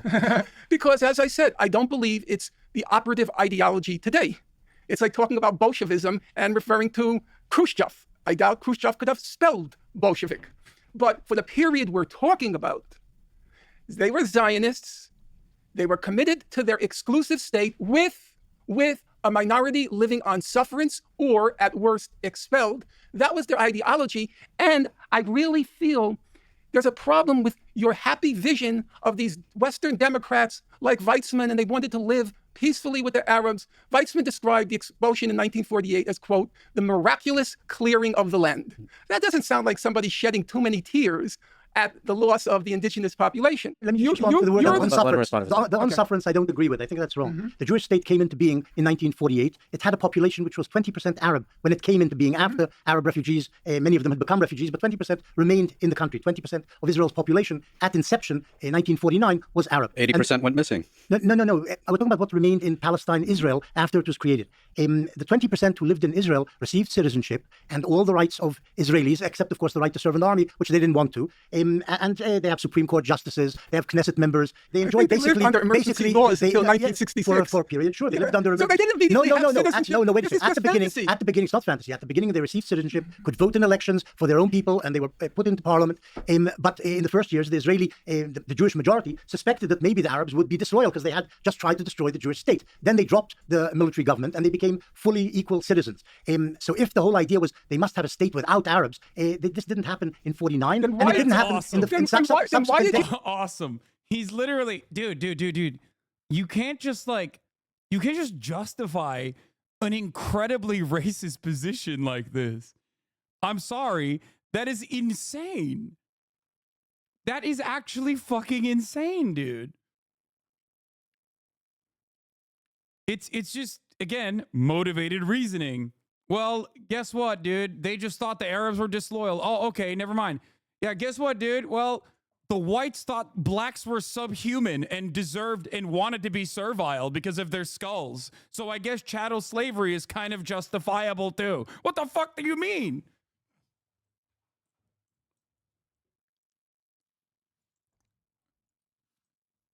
He didn't completely skip over the emergency rules for 20 years. He's justifying the emergency rules for 20 years. That is a ridiculous... That is a ridiculous thing to say. Or wait, was he, or did he skip over it? I thought he was trying to justify it by saying, well, the Israeli state originally thought that they were disloyal. I am sorry, but this argument is insane. State with the Jewish majority suspected that maybe the Arabs would be disloyal because they had just tried to destroy the Jewish state. Then they dropped the military. He is justifying the first 20 years between 1948 and 1967. Palestinian citizens of Israel did not have any rights that the Israeli citizens of Israel had.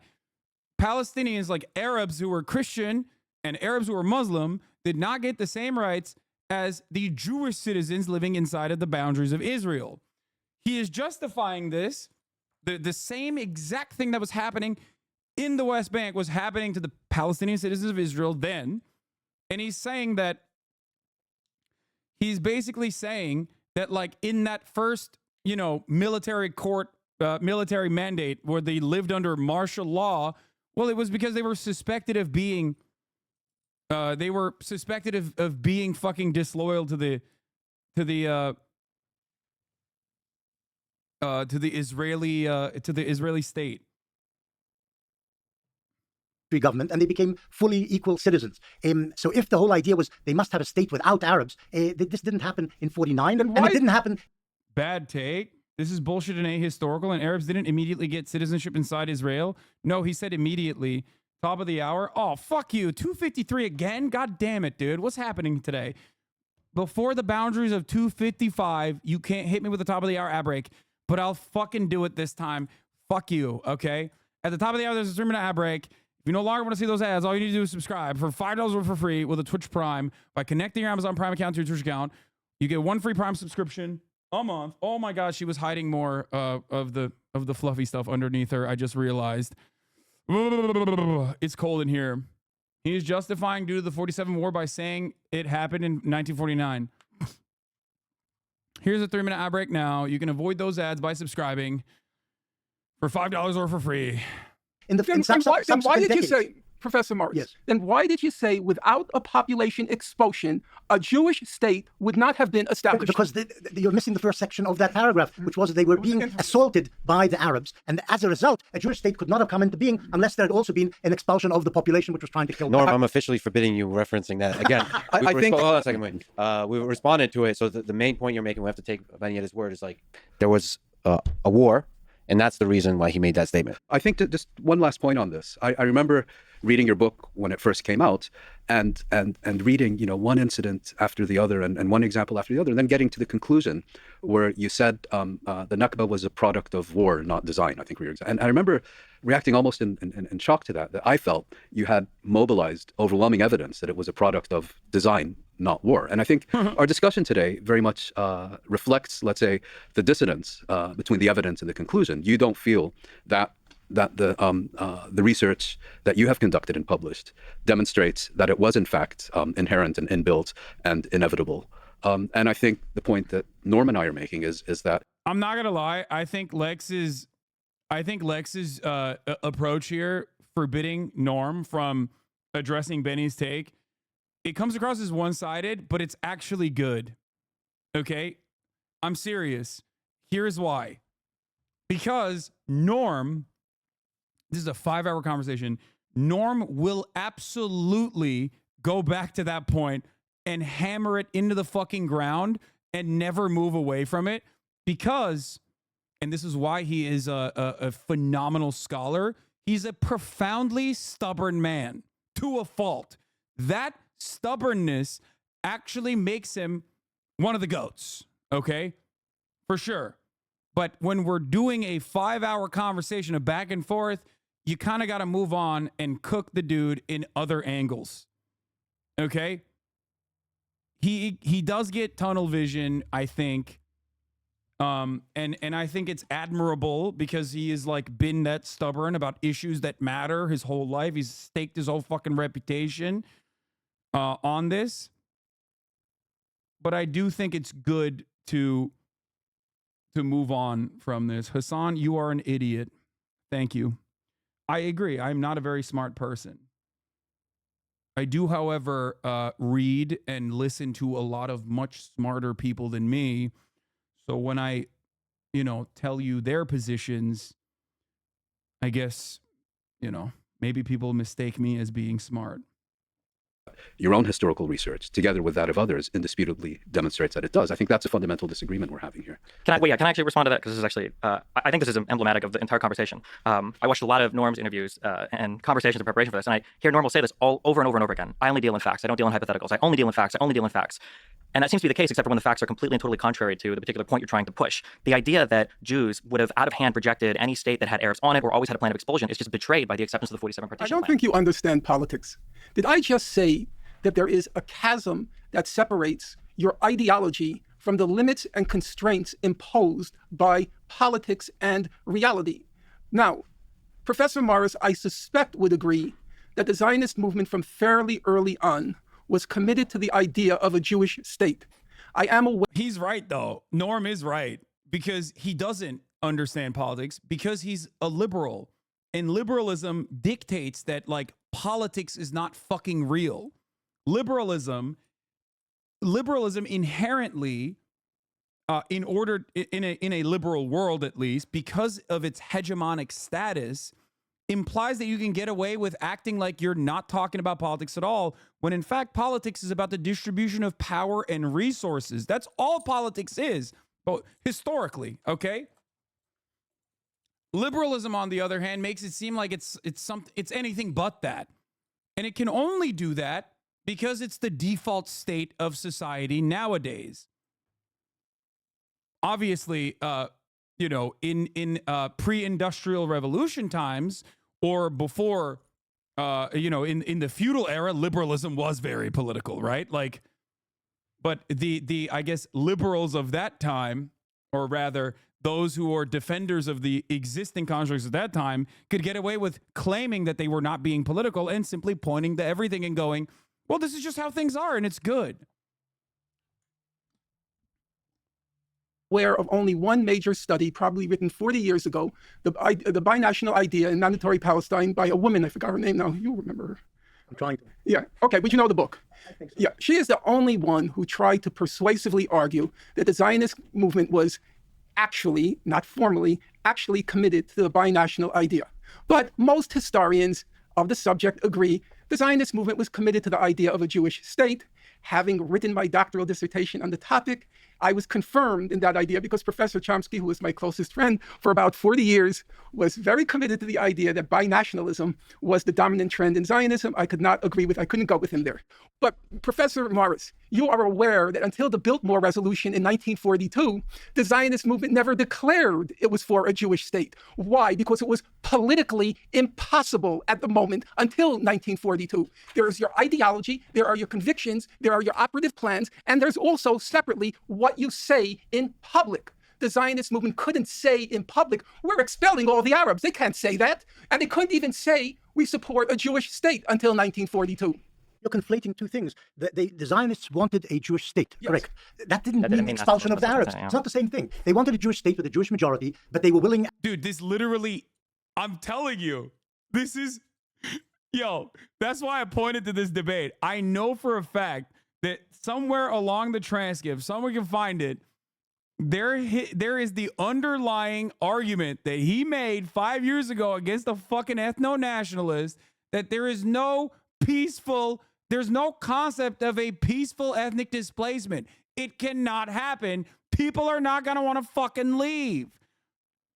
You cannot advocate for the ideology, the ideological underpinnings of the Zionist movement being inherently peaceful without reckoning with that reality. It's just not a thing that existed in history, and it will never exist.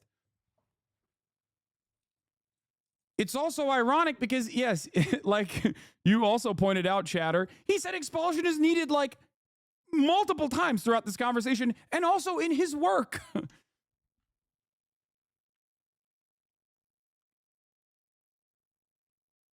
It's crazy.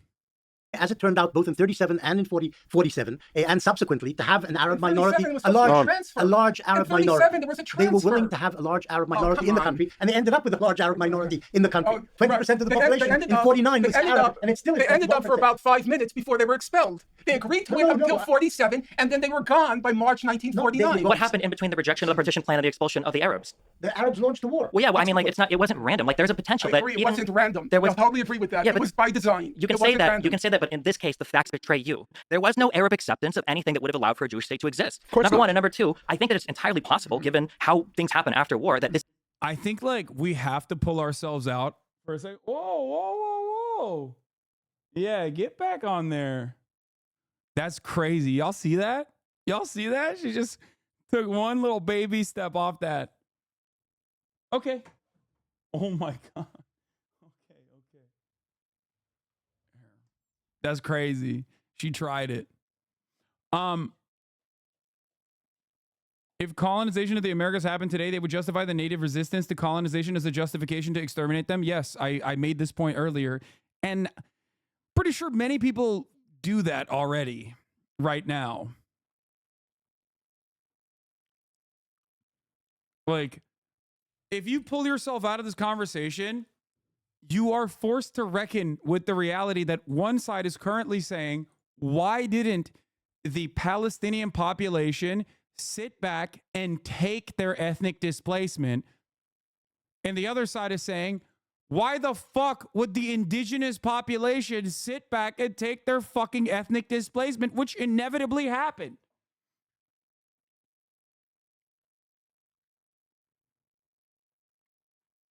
It's so odd. This exact same conflict could have played out, and an expulsion would have happened without any ideology at play. That there was a people that disagreed on who had territorial rights to a land. There was a massive war afterwards, and then a bunch of their friends invaded after to reinforce the idea that the Jewish people in this case couldn't have a state. There could have been a transfer regardless. Anything could have been, but that's not what history is about. History is about Palestinian rejections to any peace deal as I over said, and over and over again. As I said, when the ball was thrown into the court of the United Nations, they were faced with a practical problem. And I, for one, am not going to try to adjudicate the rights and wrongs from the beginning. I do not believe that if territorial displacement and dispossession was inherent in the Zionist project, I do not believe it can be a legitimate political enterprise. Now, you might say that's speaking from 2022 or 2024 now. Okay, but we have to recognize that from nearly the beginning, for perfectly obvious reasons, having nothing to do with anti-Semitism, anti-Westernism, anti-Europeanism, but because no people that I am aware of would volunteer. He's absolutely right on this, by the way. The justifications always go back to a historical approach is like, oh, well, they were always like anti-Semitic. It's like, no, man, no, they weren't. They fucking were not. If it was a Christian population that came in and did this, if it was the Catholics, if it was the Zoroastrians, they would be the fucking anti-Zoroastrian. Voluntarily cede its country. You can perfectly understand Native American resistance to Euro-colonialism. You can perfectly well understand it without any anti-Europeanism, anti-whiteism, anti-Christianism. They didn't want to cede their country to invaders. That's completely understandable. You're minimizing the anti-Semitic element in Arab nationalism. In all your books, you minimized. No. Husseini was an anti-Semite. The leader of the Palestinian national movement in the 30s and 40s was an anti-Semite. This was one of the things which drove him, and also drove him in the end to work in Berlin for Hitler for 4 years, with giving Nazi propaganda to the Arab world, calling on the Arabs to... Dude, come on. You're a historian. You can't do this fucking Palestinian Grand Mufti shit, dude. Come on. No. Like... It's crazy. No, he's a historian. Like, he knows. Come on, dude. Like, you know better. That's ridiculous. This is the first time in this conversation, beyond, like, obviously the... Okay. Benny Morris is an ideologue. Benny Morris is a propagandist. Benny Morris is a Zionist. Okay? This is true. But Benny Morris is also a scholar. So... for him to do propaganda is one thing, which is, it's his ideological positioning. But for him to also do propaganda by going to this length of like Hasbara shit is something that I expect from Benjamin Netanyahu, not from Benny fucking Morris. You know what I mean?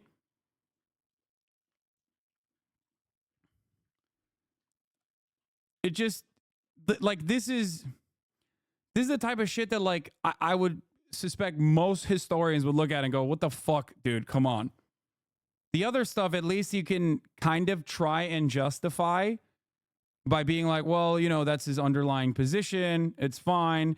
But I think he's like, he's getting a little riled up here to take it to this level, because it's a level of intellectual dishonesty to claim that it was anti-Semitism as the leading motivator in the refusal of the indigenous population to just sit back and idly stand by and take their ethnic displacement is a ridiculous fucking approach. It's so silly. Murder the Jews. That's what he did in World War II. That's the leader. Did he say it was a leading motivator? Oh, dude, if you're doing that to try and justify, why would he bring it up if it wasn't a leading motivator? Like, he said it played a factor. Why is he bringing it up? First of all, it did not play a fucking factor. It's ridiculous. It is an intellectually dishonest argument. He's bringing it up because anti-Semitism is a real problem. Anti-Semitism is a real bigotry, and you're only bringing that up to basically provide underlying justifications for why the Zionists behaved in the way that they did, in the violent ways that they behaved. Okay? Surely it played a factor? No, the fuck it didn't.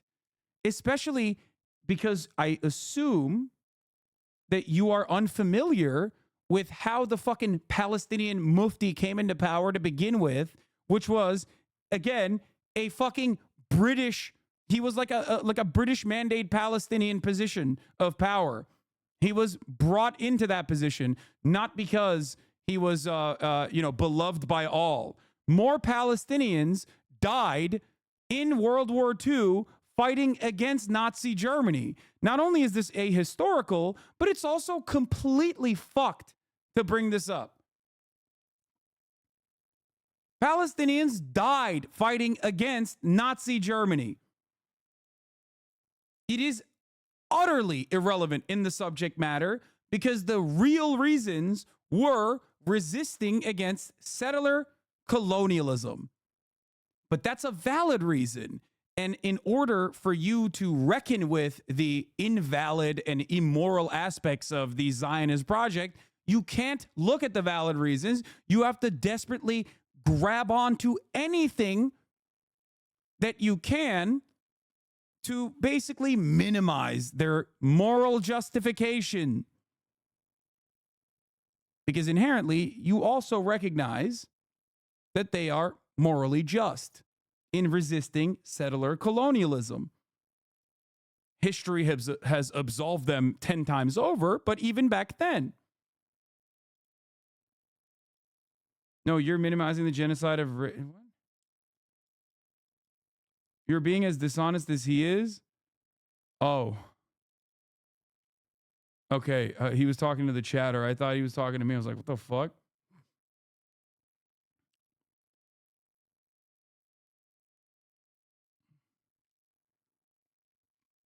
Anyway.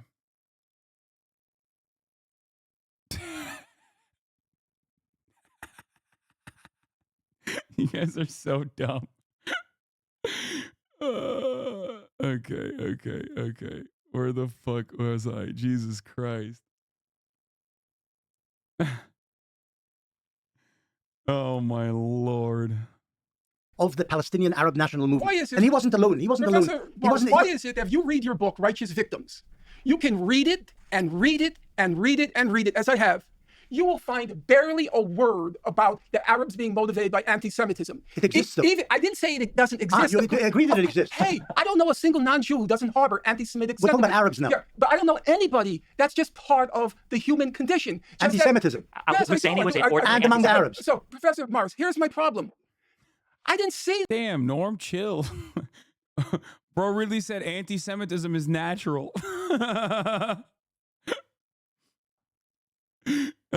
What does he mean? Oh no, he's cooking too hard. Uh-oh. What the fuck? That in your righteous victims. Even when you talked about the first intifada, and you talked about the second intifada, and you talked about how there was a lot of... Why do you find that funny? Because it's an insane thing to say. And if you know anything about Norm, he does have some insane tendencies. So it's textbook. It's a textbook Norm Finkelstein moment.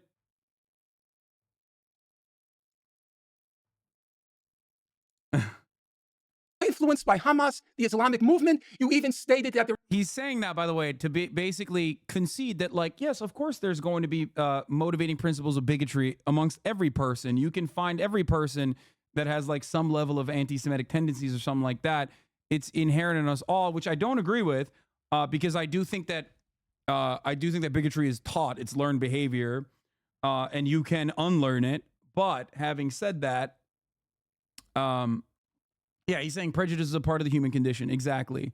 But he worded it in a weird way. Regardless. His larger point here is to basically say that, like, regardless of the prejudice that people have, their cause across the board was not motivated by anti-Semitism, but instead motivated by a completely understandable motivation to not be victims to a settler colonial state. There was a lot of anti-Semitism in those movements, but then you went on to say, but of course, at bottom, it was about the occupation. It wasn't about, and I've read it. Yeah, but you're moving from different I'm not moving. ages, across I'm the ages. about your whole book. The occupation began in 67. I think this is a fair assessment too, by the way. He's saying, if anti-Semitism played any role whatsoever, why didn't you fucking bring it up in your book? I looked and looked and looked for evidence of this anti-Semitism as being a chief motor of Arab resistance to Zionism. I didn't see it. Did he make that claim? I don't remember the word chief. Yeah, it's one of the elements. Very binary. It's one of the elements. Binary. Yes, binary. Please don't give me this postmodernism binary. You're the But one. you are thinking Oh God. Oh no. Oh no. Oh no, Norm, don't do it.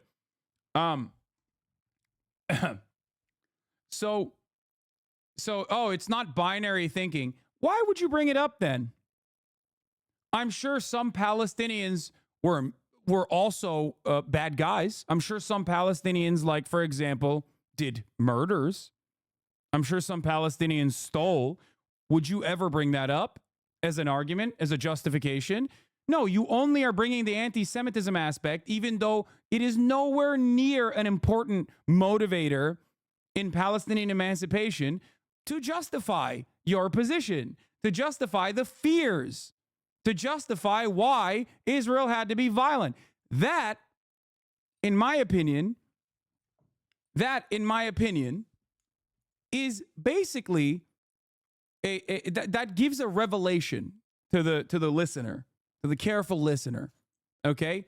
The revelation is, yes, Israel's actions are unjustifiable, but because if Israel's actions were totally justifiable on its face, you wouldn't have to grasp at, like, random, nonsensical, bigotries that you think are motivators that you didn't really think were primary motivators at all. This is reactionary thinking in display. For those of you who don't understand, this basically goes back to, old colonialist justifications of civilizing the barbarians. It happened in the Roman times, and it happened during the conquistadors in their conquests. And it happened in Manifest Destiny. It is always the same exact. They're barbarian. They're fucking violent, and they want to kill us, and that's why we have to civilize them. someone that said the chief motor. Do you have your book here? You talk about page 137. You talk in black and white. Page 37. You're talking in black and white concepts when history is much grayer. Lots of things happen because of lots of reasons, not one or the other. And you don't seem to see that. Can I ask you a question? Because it's for them to talk to. Just a very quick question. What do you think the ideal solution was on the Arab side from 47? What would they have preferred? Well, and what would they were happen explicit. if, and then the second one, what would have happened if Jews would have lost the war in 48? What do you think would have happened to the Israeli population? Jewish population? I think the Palestinians and the Arabs were explicit that they wanted a unitary, I think, federal state, and they made their submissions to UNSCOP. They made their appeals at the UN General Assembly. What do you mean by unitary? It always goes back to the they weren't perfect victims narrative, by the way. Notice, they were not perfect victims. The Palestinians were not perfect victims. This victim of police brutality is not a perfect victim. You only bring up George Floyd's track record if you want to justify why he was executed. Okay? You don't just bring that up randomly in a situation where like one party is doing an objective wrong. You're doing it because, you know, you just want to be like, they were asking for it, right? I mean, think about it. It's a little valid.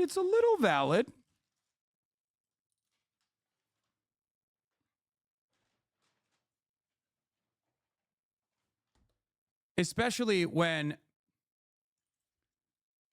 that track record or that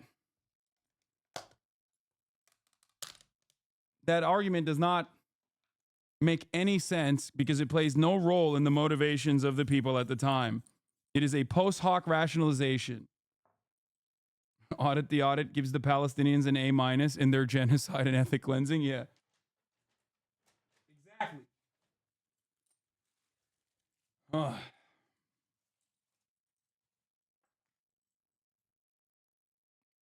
And federal. I don't get that. They wanted an Arab state. They wanted Palestine to be an Arab state. Yes. It's simple. But I That think, word, unitary, federal. They wanted Palestine but as an Arab and exclusively Arab state. No, it wasn't an exclusively Arab state. I think we have to distinguish. That's another good ethno-nationalist argument. Okay.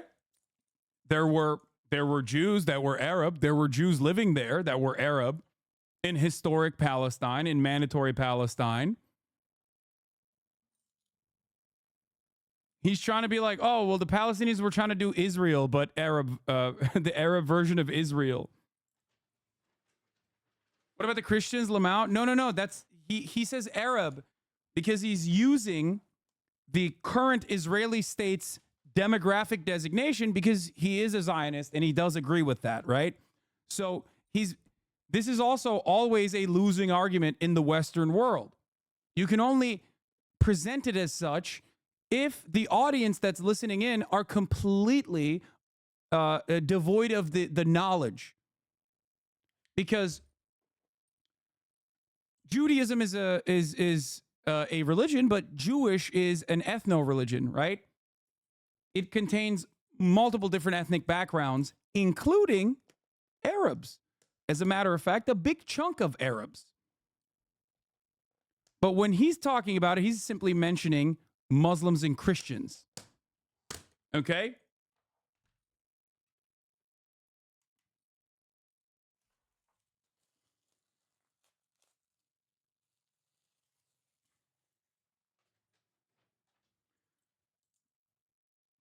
Yet another reason why it's a very difficult journey for Zionists to justify their project in the face of like actual knowledgeable opposition. It's hard. Between Palestinian and Arab opposition to a Jewish state in Palestine on the one hand, and Palestinian and Arab attitudes to Jewish existence in Palestine. There's a fundamental difference. Husseini, the leader of the movement, said that all the Jews who had come since 1917, and that's the majority of the Jews in Palestine in 1947, shouldn't be there. Well, he did. They shouldn't be citizens and they shouldn't be there. He did say that. Yes, I'm not denying it. It's true. I can understand the sentiment, but I think it's wrong. But also, you guys are the ones. I want to answer your question. You used the words earlier that it was supremacy and exclusivity that the Zionists. Well, I want to answer your question. As Husseini did say that, and I'm sure there was a very substantial body of Palestinian Arab public opinion that endorsed that. But by the same token, I think unitary Arab state, as you call it, or a Palestinian state, could have been established with arrangements, with guarantees, to ensure the security and rights of both communities. How that would work in detail had been discussed and proposed, but never resolved. And again, I think, Jewish fears about what would have second happened. Holocaust. That's what. Well, no, I that was the Jewish fear. A second Holocaust. That may well have been the Jewish fear. It was an unfounded Jewish fear. It was unfounded? Of course, it was unfounded. What about like in 48 and 56? You really think that the Palestinians, had they won the war, were going to import ovens and crematoria from Germany? But there were programs across in almost every single Arab state where there were Jews living after 48, after 56, after 67. There were always pogroms. There were always flights from Jews from those countries to Israel afterwards. I don't think it would be. I wouldn't say there were always pogroms in every Arab state. I think there was flight of Arab Jews for multiple reasons. In some cases, for precisely the reasons you say. If you look at the Jewish community in Algeria, for example, their flight had virtually nothing to do with the Arab-Israeli conflict.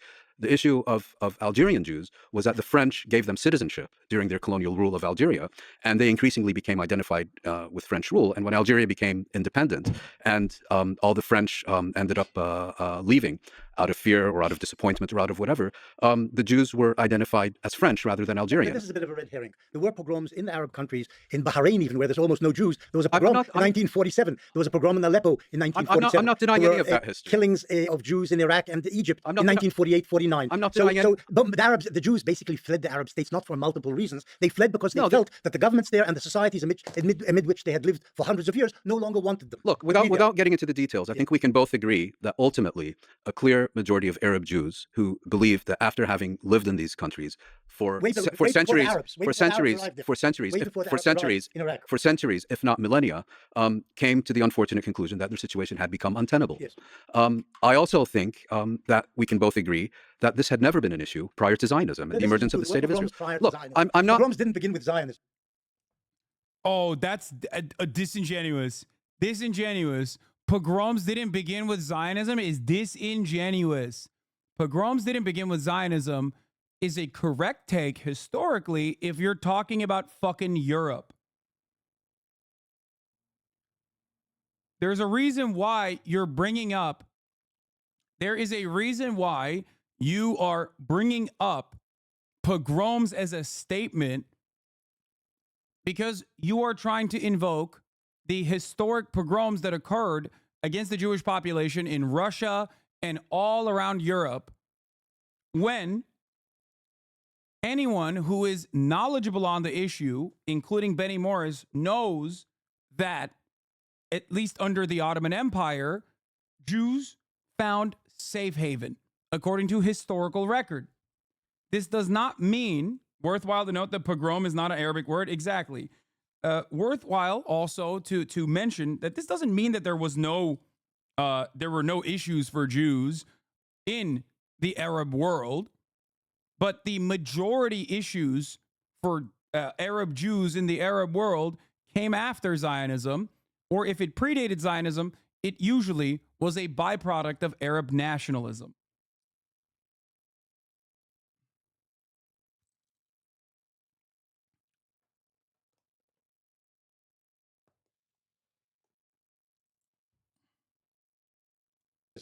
In the Arab world. The issue is the point I raised, which is whether these communities had ever come to a collective conclusion that their position had become untenable in this part of the world. No, they were Arab Jews. Well, because untenable meant there was no alternative. But with the creation of Israel, there was an alternative, right? A place where they could go and not be discriminated against or live as second-class citizens or be subject to Arab majority states. I also think it's interesting that, like, when you analyze the flight of Jewish people, and I've seen this, that it wasn't just, I agree with you, it wasn't just a mass expulsion from all the Arab states. There were definitely push factors. There were also pull factors. Now, I don't know how you guys feel about the Nakba, but when the analysis of the Nakba comes in, again, it's back to that, well, that was actually just a top-down expulsion. The retreat of wealthy Arab people in the 30s didn't matter. Any of the messaging from the surrounding Arab states didn't matter. It was just an expulsion from Jewish people or people running from their lives from Jewish massacres. Again, it's like I feel like it's a selective critical analysis of the term Jewish here, because it wasn't the Jews of England or the Soviet Jews. I say Jewish because prior to 48, saying Israeli. I think it's useful to say refer to Zionists before 1948 and Israelis after 48. We don't need to implicate. Well, sure, but Jews the Jewish people that were being attacked in Arab states weren't Zionists. They were just Jews living there, right? Just comment on that. I was rereading Shlomo Ben Ami's last book. And he does, at the end, discuss at some length the whole issue of the refugee question bearing on the so-called peace process. And on the question of 48 and the Arab emigration, if you allow me, let me just quote him. Israel is particularly fond of the awkwardly false symmetry she makes between the Palestinian refugee crisis and the forced emigration of 600,000 Jews from Arab countries following the creation of the State of Israel, as if it were, quote, an unplanned exchange of populations, unquote. And then Mr. Ben-Ami, for those of you who are listening, he was Israel's former foreign minister, and he's an influential historian in his own right. He says, in fact, envoys from the Mossad and the Jewish Agency worked underground in Arab countries and Iran to encourage Jews to go to Israel. More importantly, for many Jews in Arab states, the very possibility of emigrating to Israel was the culmination of millennial aspirations. It represented the consummation of a dream to take part in Israel's resurgence as a nation. So this idea that they were all expelled after 1948, it's... Again, D highlights he is founded on rhetoric, not information, not an academic scrutiny. Here's an order. Yes. But the reality is that most people are not fucking academically inclined. Okay? Hasan is wrong. Look it up. In Libya, 130 Jews were killed and 260 injured. In December 1947, 13 Jews were killed in Damascus, including 8 children, and 26 were injured. What about blood libel spread throughout the Middle East and North Africa? Aleppo, Damascus, Beirut, Dar al-Kamar, Jerusalem, Cairo, Mansoura, Alexandria, Port Said, and Damanhur. This is a very common retort to the things that I said by people who don't listen to the words I am using. I used very specific language. Okay? I used very specific language. You also kept the Wikipedia citation number in your fucking argument. I did not say that there were no problems for Jewish people. I said, in comparison to the systemic annihilation that Jewish people faced in Europe and in Russia in general, okay, Jews regarded at least the Ottoman Empire, okay, as a safe haven because it was a safe haven. The Ottoman Empire, despite being Muslim, gave Jewish people the opportunity to have full-blown rights that the Christians also had. Throughout the Ottoman Empire, throughout the history of the Ottoman Empire, this does not mean that there were no problems for Jewish people. Of course, in comparison to the mass expulsion and ethnic cleansing, I'll use Wikipedia unless you can tell me why the data is wrong. No, the data that you are using is incomplete because you're using it against an argument that I am not making. Okay? That's the issue here. Following since 10/17/23, weird fucking timing. I'm not saying that the Wikipedia copy pasting operation that you engaged in is showing false information. I'm simply stating that I already addressed that. Okay? My dude, you literally pulled you care to claim about you claim that you care about Jewish people? Name all of the pogroms. And you didn't even name them yourself. You just copied and pasted it off the fucking Wikipedia bracket.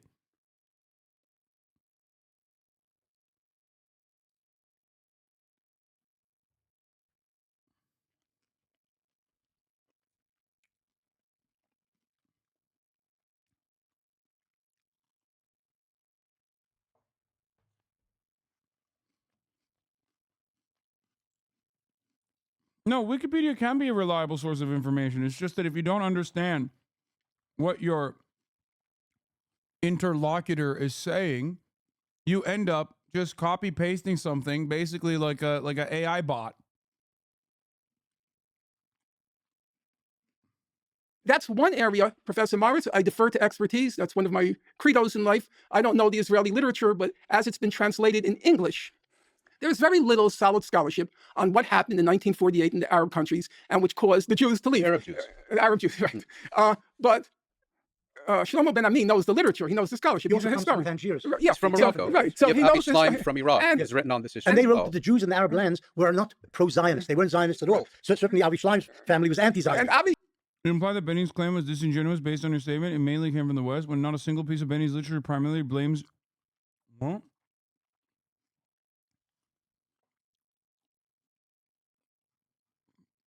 I don't even know who you're arguing with at this point.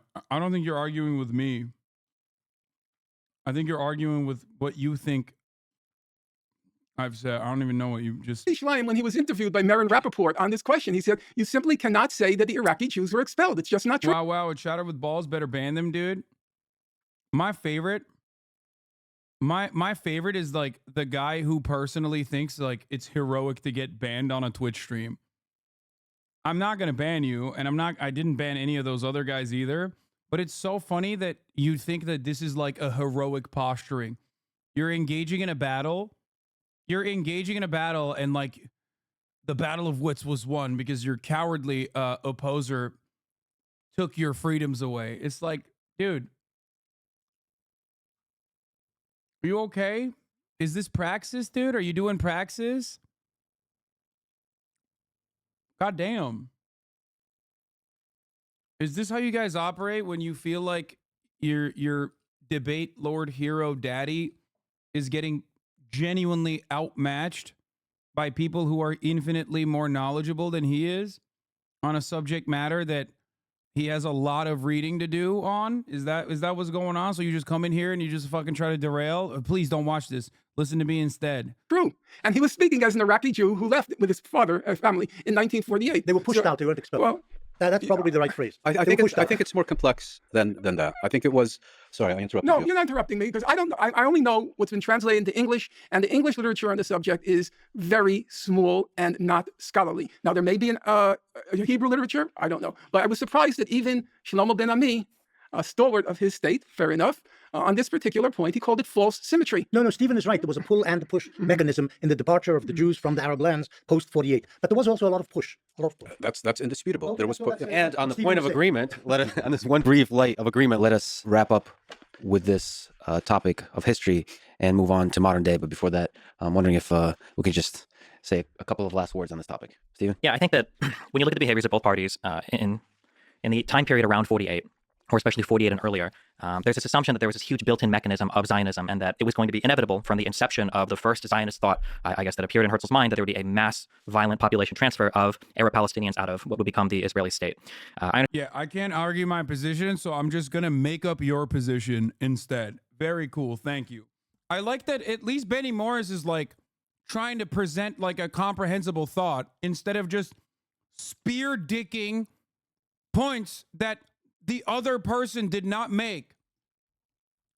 Yeah, dude, that's what Norm was arguing for. He was saying that, like, from the very moment, actually, Theodor Herzl was simply motivated by a mass expulsion of Arabs. Dude, it's so embarrassing. It's such a fucking...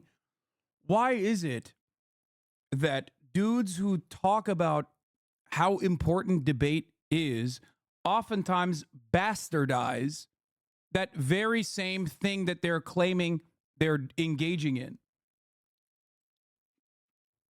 It's like all of his personal, like everything he's done so far is basically either A, well, you guys made a good argument, but here's an argument that I think is really bad. Okay? Or B, going into the subject matter and being like, well, guess what? Here's what I think you actually said. Here's what I'm claiming you said in the most disingenuous way possible. You have a real opportunity here to just, present your argument in a solid way. You don't have to resort to these like silly tactics. I understand that there are some quotes that we can find that maybe seem to possibly support an idea that looks close to that. But I think when you actually consult the record of what happened, when you look at the populations, the massive populations that Israel was willing to accept within what would become their state borders, their nation borders, I just don't think that the historical record agrees with the idea that Zionists would have just never been okay living alongside Arab Palestinians. But when you look at the other side, Arabs would out of hand reject literally any deal that apportioned any amount of that land for any state relating to Jewish people or the Israeli people. I think it was said even on the other end of the table that Arab Palestinians would have never accepted, the Arabs would have never accepted any Jewish state whatsoever. So it's interesting that on the ideology part, where it's claimed that Zionists are people of exclusion and supremacy and expulsion, we can find that in diary entries, but we can find that expressed in very real terms on the Arab side, I think in all of their behavior around 48 and earlier, where the goal was the destruction of the Israeli state. It would have been the dispossession of many Jewish people. It probably would have been the expulsion of a lot of them back to Europe. And I think that very clearly plays out in the difference between the actions of the Arabs versus some diary entries of some Jewish leaders. Benny? Well, one thing which stood out in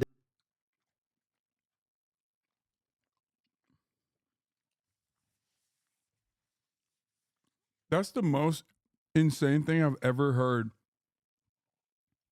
Brother, 750,000 Palestinians were ethnically displaced at the inception of the Israeli state. What the fuck do you mean it was just a diary entry? This is such a fucking idiotic, like, what a stupid point. No, man, it's not just diary entries. What the fuck?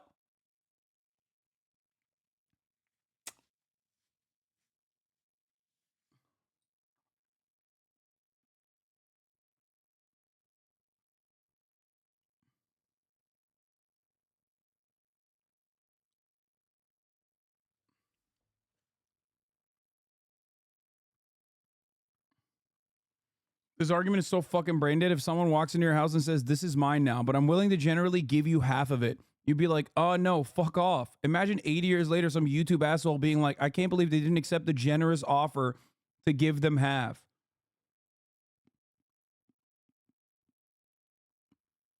Yeah, the funniest part is, it's not even just directly like some asshole comes into your fucking house and takes half of it. There is another much larger asshole that owns the house that you're renting and goes, yeah, guess what, dude? Half of this is now going to belong to this guy who I brought in here. Okay. And then they turn around and go, actually, you know, we're bringing more people. His entire family's coming here, and they're going to murder some of your family members. And also now half of the house is definitely permanently his.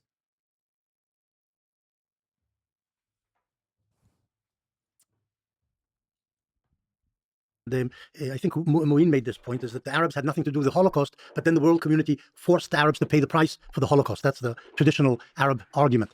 This is slightly distorting the reality. The Arabs in the 1930s did their utmost to prevent Jewish immigration from Europe and reaching Palestine, which was the only safe haven available, because America, Britain, France, nobody wanted Jews anywhere, and they were being persecuted in Central Europe and eventually would be massacred in large numbers. So the Arab effort to pressure the British to prevent Jews reaching Palestine's safe shores contributed indirectly to the slaughter of many Jews in Europe, because they couldn't get anywhere and they couldn't get to Palestine.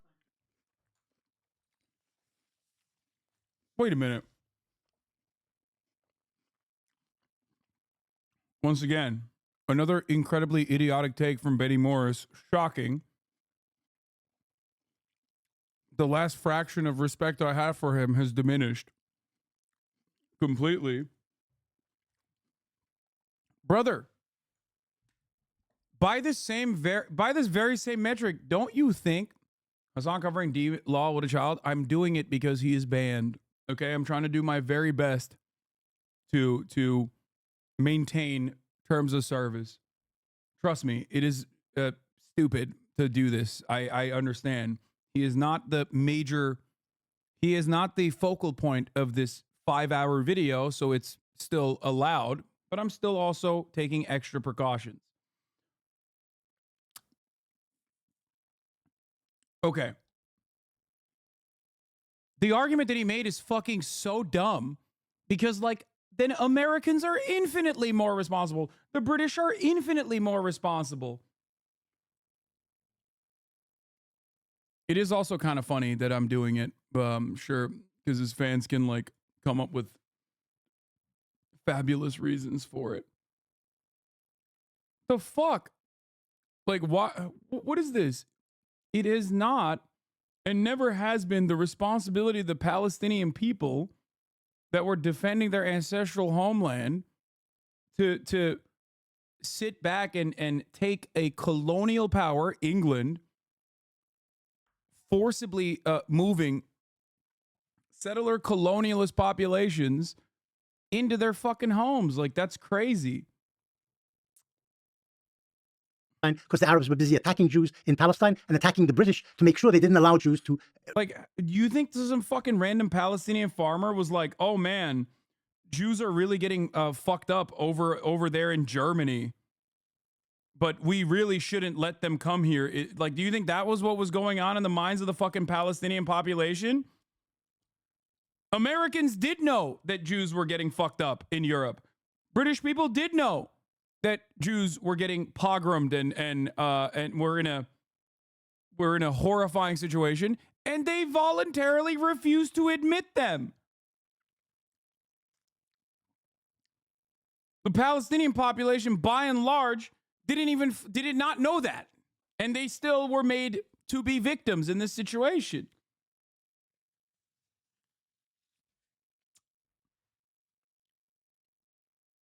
Yeah, Benny straight up just said UK and US wouldn't allow Jews in, so of course we should force Arabs to give up their land instead, and yet it is the Arabs who are the bad guys here somehow.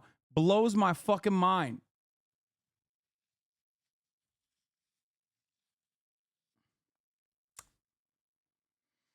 Oh. Reach the safe haven. That's important. The second thing is, of course, there's no point in belittling the fact that the Palestinian Arab National Movement's leader, Husseini, worked for the Nazis in the 1940s. He got a salary from the German Foreign Ministry. He raised troops among Muslims in Bosnia for the SS, and he broadcast to the Arab world calling for the murder of the Jews in the Middle East. This is what he did. And the Arabs since then have been trying to whitewash Husseini's role. I'm not saying he was the instigator of the Holocaust, but he helped the Germans along in doing what they were doing, and supported them. Once again, very fucked up that he's bringing this up, considering that Palestinians died fighting Germany, Nazi Germany. Like, tens of thousands of Palestinians died fighting against Nazi Germany. He didn't go the Benjamin Netanyahu route of like saying Hitler learned about hatred of the Jews from the Palestinian Mufti, which is direct Holocaust revisionism. But he got right there, right up until the point, only to be like, well, I'm not saying that was like a big reason.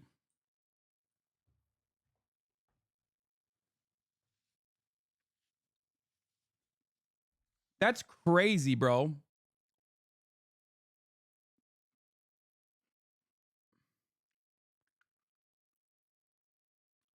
Is he trying to say Palestinian resistance is partially a fault for Jews dying to European pogroms? Yes. No, he literally is saying that. He directly is saying that. He's not even implying it. He said that. He said those words. He said, well, England and America didn't want the Jews, so Palestinians indirectly contributed to Jews dying in the Holocaust, is what he said.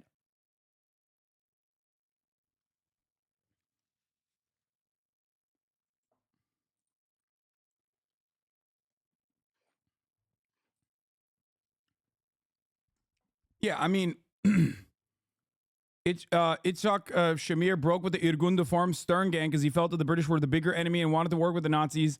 And Shamir ended up being Israel's prime minister in the 1980s.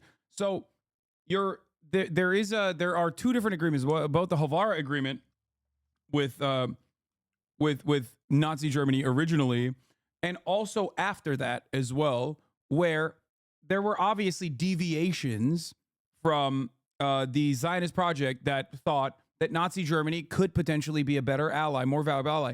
Now, that is extreme. And the reason why I don't pay any fucking emphasis or attention to that is because it's idiotic. Okay? Of course, in this role reversal, Benny will do exactly that, but on the Arab side, because he has no additional facts to defend him. I have brought up what you just mentioned, Chatter, before, only to talk about how irrelevant it is in the grand scheme of things. Okay?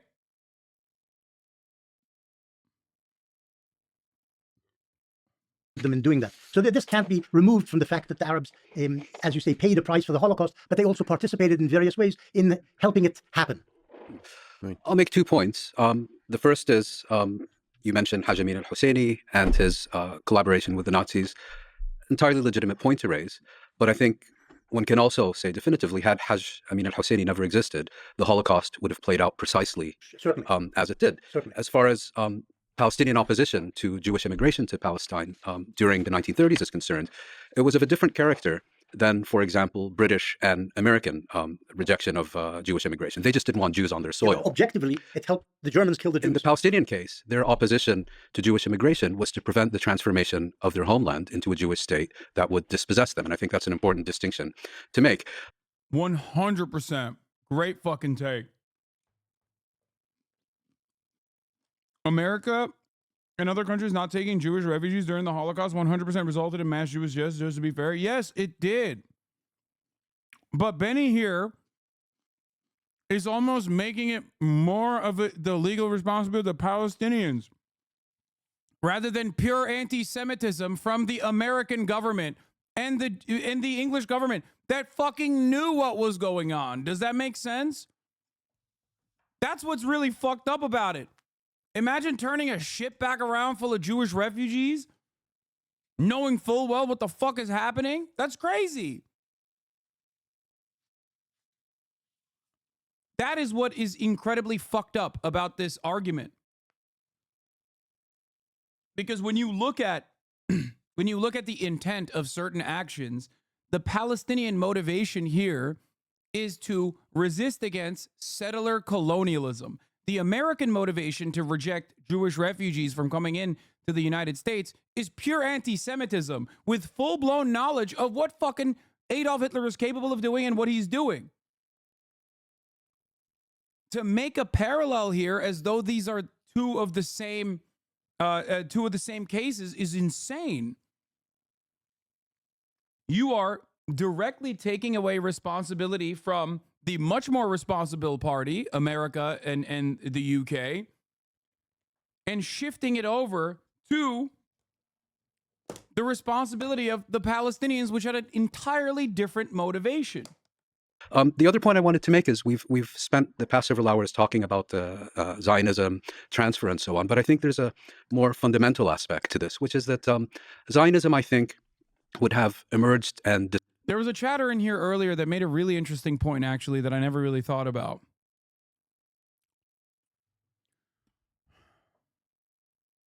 The Palestinian Jewish population, before mass settlements, was around 4% to 7%, depending on what time frame we're looking at. No, the chatter's name is Layum. Okay? The American Jewish population percentage was not even 2%. And the American Jewish population was not even 2%. They had full knowledge of what's going on with respect to, Hitler's Germany. And yet they refused like thousands of Jews from entering the country as refugees. 7% of Palestinians before 1920 were Jewish. The U.S. today, which is considered a haven for Jews, is 2%. That tells you all you need to know about the arguments around the Palestinians deserving ethnic cleansing.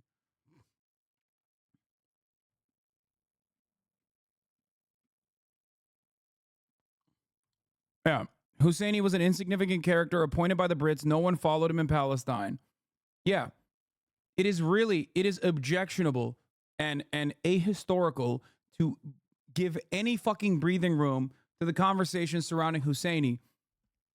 Colonial enterprise always demands one local person who is often the most corrupt to be put in positions of power so you can fucking dominate the subjects of your colonial occupation. That was a British op.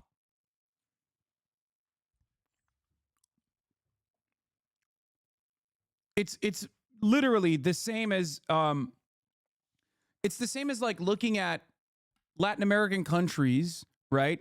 That we played a role in Latin American countries that we played a role in like destabilizing. Like it's like saying Pinochet and everything he did is a product of the nation state itself, and the population demanded it, and not we put him into a power, into a position of power. Disappeared as Also look no further than the current Palestinian Authority. If you want to understand how colonial entities operate, look at the Palestinian Authority, the second most unpopular organization in the eyes of the Palestinians after Israel. Okay? Why? Because they are not actually interested in Palestinian emancipation and are simply there to behave like the Israeli security apparatus, but with a Palestinian face. That's it. Yet one more utopian political project. Had it not been for the British, what the preeminent Palestinian historian Walid Khalidi has termed the British Shield, because I think without the British sponsorship, we wouldn't be having this discussion today. The British sponsored Zionism for a very simple reason, which is that during But Hasan, the Havara Agreement does a really good job, in my opinion, is showing to the layman immediately how Zionism can be very much friends with Nazism. It's not extreme in contrast and a very good thing to bring up. How is it irrelevant? It is irrelevant in the grand scheme of things because of what the fucking Nazis did to the Jews. It's ridiculous to fucking point to this as though it's like, it is like an existing agreement that like two ethno-nationalist projects, one which directly, forcibly cleansed one ethnicity. I feel like the Holocaust is a little bit more significant than the fucking Havara Agreement. That's why I don't bring it up. A better analog for the average person, the everyman, is someone like Viktor Orban, who is anti-Semitic, who Benjamin Netanyahu loves, okay? Fascists nowadays who are anti-Semitic in their domestic affairs and who will regularly utilize anti-Semitic arguments, like literally the entirety of the Christian evangelical movement, evangelical Zionists, are also completely in favor of Israel being a Jewish ethno-state. Use a more modern example, in my opinion, if you want to make that argument, because it does. During World War I, the Ottoman armies attempted to march on the Suez Canal. Suez Canal was the jugular vein of the British Empire, between Europe and India. And the British came to the conclusion that they needed to secure the Suez Canal from any threat. And as the British have done so often in so many places, how do you deal with this? Well, you bring in a foreign minority, implant them amongst a hostile population, and establish a protectorate over them. I don't think a Jewish state in Palestine had been part of British intentions. And the Balfour Declaration very specifically speaks about a Jewish national home in Palestine. In other words, a British protectorate. Things ended up taking a different course.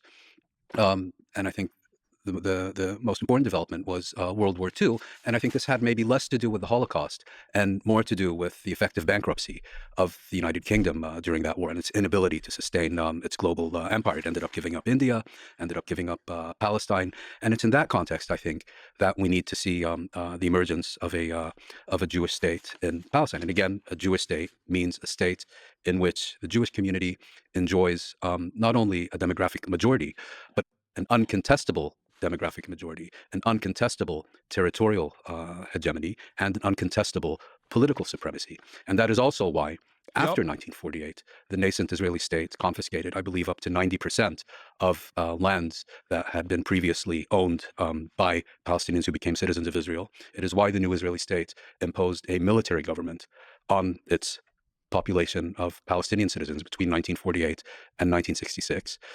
It is why the Israeli state effectively reduced the Palestinians living within the Israeli state as citizens of the Israeli state to second-class citizens, on the one hand promoting Jewish nationalism and Jewish nationalist parties, on the other hand doing everything within its power to suppress and eliminate Palestinian or Arab nationalist movements. And that's why today there's a consensus among all major human rights organizations that Israel is an apartheid state. What the Israeli Human Rights Organization, B'Tselem, describes a regime of Jewish supremacy between the river and the sea. You're really tempting a response from the other side on the last few sentences. We'll talk about the claims of apartheid and so on. It's a fascinating discussion. We need to have it. Norm. Fuck you mean claims of apartheid, big dog?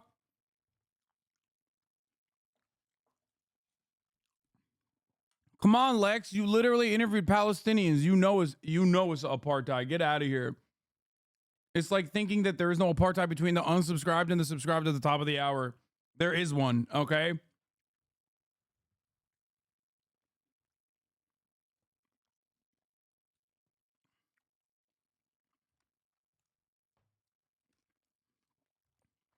I had to get one off. I'm sorry.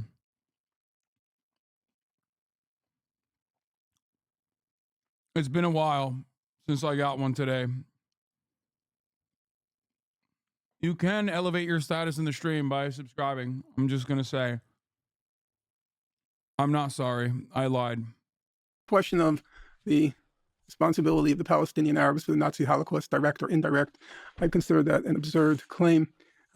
It is. As Bomiko said, and I quoted him, the entire Western world turned its back on the Jews. To somehow focus on the Palestinians strikes me as completely ridiculous.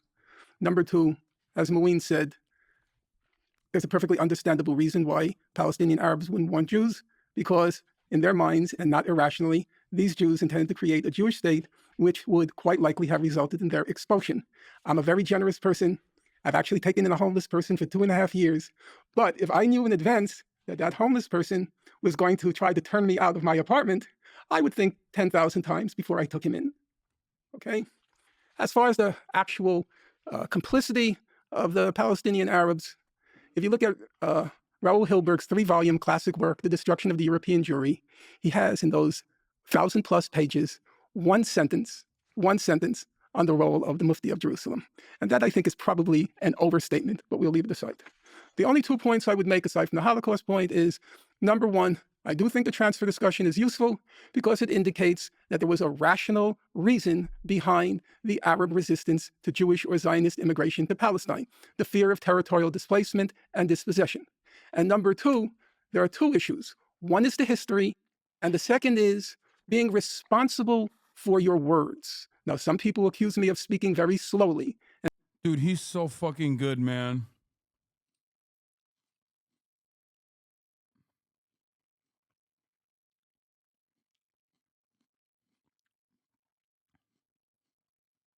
This debate is also another one of those demonstrations of that thing you say where it takes mountains of words to disprove a falsehood and only one sentence to completely demolish it. Accurately representing history being an uphill battle is so sad.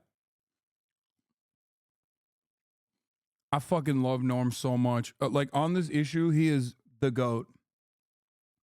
And they're advised on YouTube to turn up the speed 2 to 3 times whenever I'm on. One of the reasons I speak slowly is because I attach value to every word I say. And it is discomforting, disorienting, where you have a person who's produced a voluminous corpus, rich in insights and rich in archival sources, who seems to disown each and every word that you pluck from that corpus by claiming that it's either out of context or it's cherry picking. Words count. And I agree with Lex. Everybody has the right to rescind what they've said in the past. But what you cannot claim is that you didn't say what you said. I'll stick to the history, not the current propaganda. 1917, the Zionist movement began way before the British supported the Zionist movement for decades. In 1917, the British jumped in and issued the Balfour Declaration supporting the emergence of a Jewish national home in Palestine, which most people understood to mean eventual Jewish statehood in Palestine. Most people understood that in Britain and in Israel, among the Zionists and among the Arabs. But the British declared the Balfour Declaration, or issued the Balfour Declaration, not only because of imperial self-interest, and this is what you're basically saying. They had the imperial interests, a buffer state which would protect the Suez Canal from the east. The British also were motivated. No, the British were also motivated by anti-Semitism. And he knows that too. Please, come on. Like, Balfour was an anti-Semite. Bro, they literally were like, oh yeah, dude, fucking let's send him to the desert. That's awesome. I don't want to live with no Jews in my country. Send him to the fucking desert. That's great. Straight up.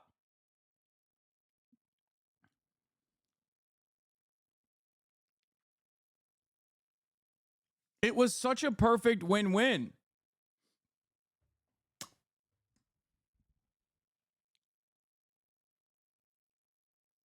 I don't understand. He literally just, the population knew it would mean an eventual Jewish state. So why would the Arabs not resist against that? Yeah, well, he's trying to say, and doing a pretty bad job at this, to be fair. He's trying to say that, like, they were only against it because of anti-Semitism. He won't say that because that would be ridiculous.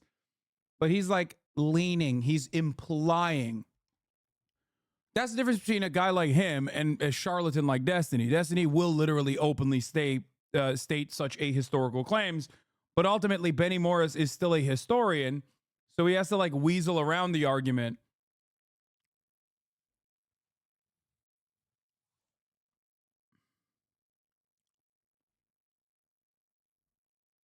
Motivated by idealism. And this, incidentally, is how Balfour described the reasoning behind issuing the declaration. And he said the Western world, Western Christendom, owes the Jews a great debt, both for giving the world and the West, if you like, values, social values as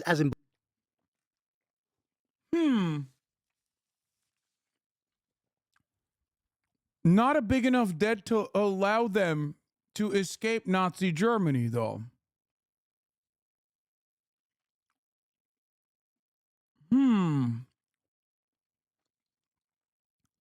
Like they basically were saying like, oh yeah, no, we owe them a big debt, which is why we want to ship their asses off into the fucking desert, okay?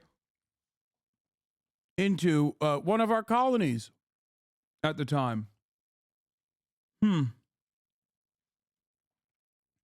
Dude is saying that the British people wanted to help the Jewish population and that's why he did it. What a joke. He wouldn't openly say that. He would basically just imply it. That's the difference. Because openly stating that would be stupid. Balfour wrote in 1919 in his introduction to Nahum Sokolov's History of Zionism, the Zionist movement would mitigate the age-long miseries created for Western civilization by the presence in its midst of a body which it too long regarded as alien and even hostile, but which it was equally unable to expel or absorb. It's time to admit that Arthur Balfour was a white supremacist and an anti-Semite too. Yeah. Listen, guys. Let me tell you something, okay? For a lot of these people, it was a win-win, okay? You give people that you don't want in your midst, in your vicinity, a colony that you settle them into. They suppress the local population with your help. No more Jews inside of England. They're all in Israel. It's win-win. Now you get to control the area with your settlers that are still connected to England in some shape.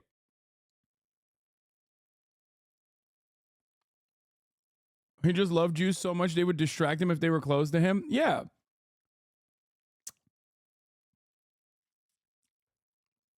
Yeah, he may be most known for aiding the Zionist cause in 1917. It's crucial to remember that Arthur Balfour was a white supremacist. He made that much clear in his own words. In 1906, the British House of Commons was engaged in a debate about the native blacks in South Africa. Nearly all the members of the parliament agreed that the disenfranchisement of the blacks was evil. Not so Balfour, who almost alone argued against it. We have to face the facts, Lord Balfour said. Men are not born equal. The white and black races are not born with equal capacities. They are born with different capacities, which education cannot and will not change. But Balfour's troubling views were not limited to Africa. In fact, despite his now iconic support for Zionism,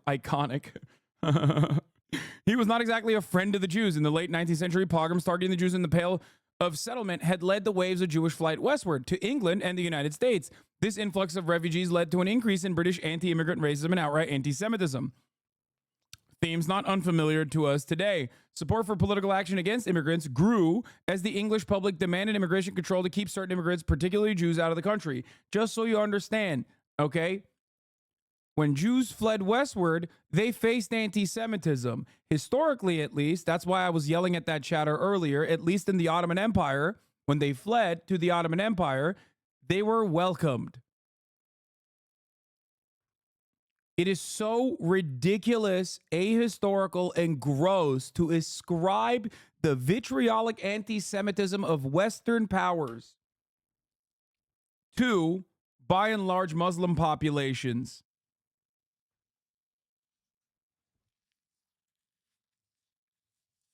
That's part of the reason why everybody loves the Israel cause, especially Germans. One, because of the collective guilt of the Holocaust, which they should feel, by the way, the collective guilt of.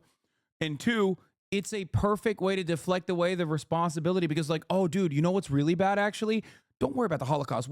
That was really bad. Yeah, we're right. That's that was really bad. But you know what's even worse? Arab Holocaust that is happening to the Jews right now.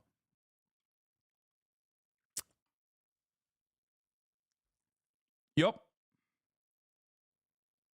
It is a way for the Western world to abdicate the responsibility of the pogroms that they engaged in. That's it. The public found a sympathetic ear in Balfour in 1905. Oh, wait, hold on. Influx of refugees, particularly Jews. The public found a sympathetic ear in Balfour in 1905 while serving as Prime Minister. Balfour presided over the passage of the Aliens Act. This legislation put the first restrictions on immigration in the Great Britain, and it was primarily aimed at restricting Jewish immigration. According to historians, Balfour had personally delivered passionate speeches about the imperative to restrict the wave of Jews fleeing the Russian Empire, entering Britain. For the record, very different than Balfour and the British Empire sending Jews en masse to a colony with the express purpose of settling and creating a settler colonial outpost. Refugees, in the way that Jews were refugees under the Ottoman Empire, were welcomed. They were not in England. Making this comparison is false. It is a historical falsehood.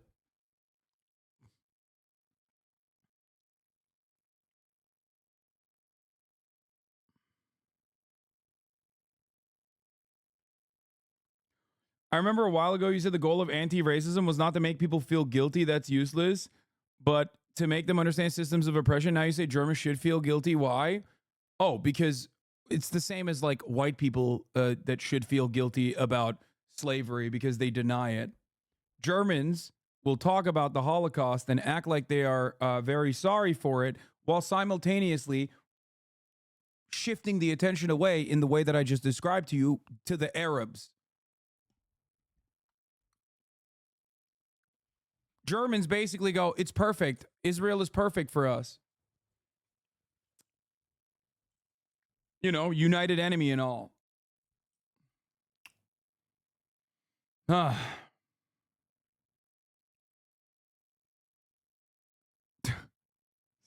dumb. Y'all are dumb as fuck. Okay. Embodied in the Bible, social justice and all sorts of other things. And the Christian world owes the Jews because it persecuted them for 2,000 years. This debt we're now beginning to repay with the 1917 declaration favoring Zionism. But it's also worth remembering that the Jews weren't proxies or attached to the British imperial endeavor. They were happy to receive British support in 1917, and then subsequently when the British ruled Palestine for 20, 30 years, but they weren't part of the British imperial design or mission. They wanted a state for themselves, the Jews, happy to have the British support them, happy today to have the Americans support Israel. But it's not because we're stooges or extensions of American imperial interests. The British, incidentally, are always described in Arab narratives or propaganda as consistent supporters of Zionism. They weren't. The first British rulers in Palestine, 1917, 1920. Herbert Samuel. No, before Herbert Samuel. Samuel came in 1920. The British ruled there for 3 years previously, and most of the leaders, the British generals and so on who were in Palestine, were anti-Zionist. And subsequently, in the 20s and 30s, the British occasionally curbed Zionist immigration to Palestine, and in 1939 switched horses and supported the Arab national movement and not Zionism. They turned anti-Zionist and basically said, you Arabs will rule Palestine within the next 10 years. This is what we're giving you by limiting Jewish immigration to Palestine. But the Arabs didn't actually understand what they were being given on a silver platter, Husseini again, and he said, no, we can't accept the British White Paper of May 1939, which had given the Arabs everything they wanted, basically, self-determination in an Arab majority state. So what I'm saying is the British at some point did support the Zionist enterprise, but at other points were less consistent in the support. And in 1939, until 1948, when they didn't vote even for partition, for Jewish statehood in Palestine in the UN. Yeah, bro, the only time where they curbed immigration was literally because of fucking mass upheaval. The fuck?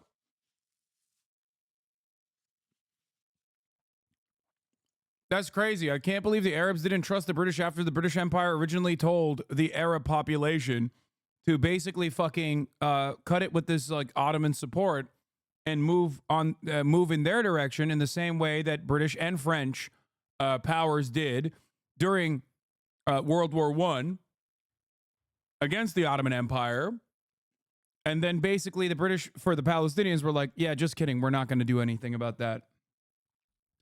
here are here are a bunch of people that we're shipping over there with the express purpose of doing settler colonialism.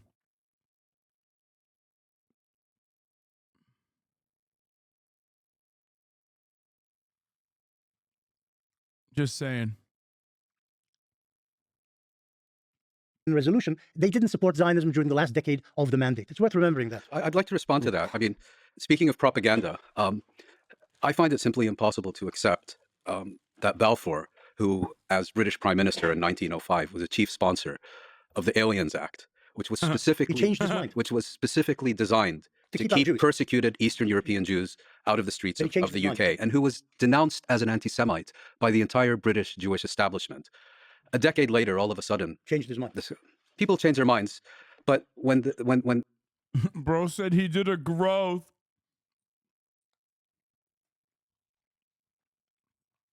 Yeah, he did a growth, man. He changed his mind.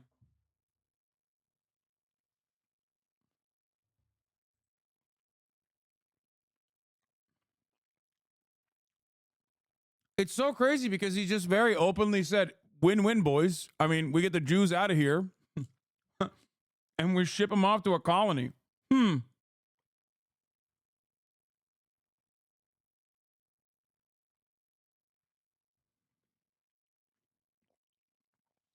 Naruto convinces him to be a good guy. Yeah.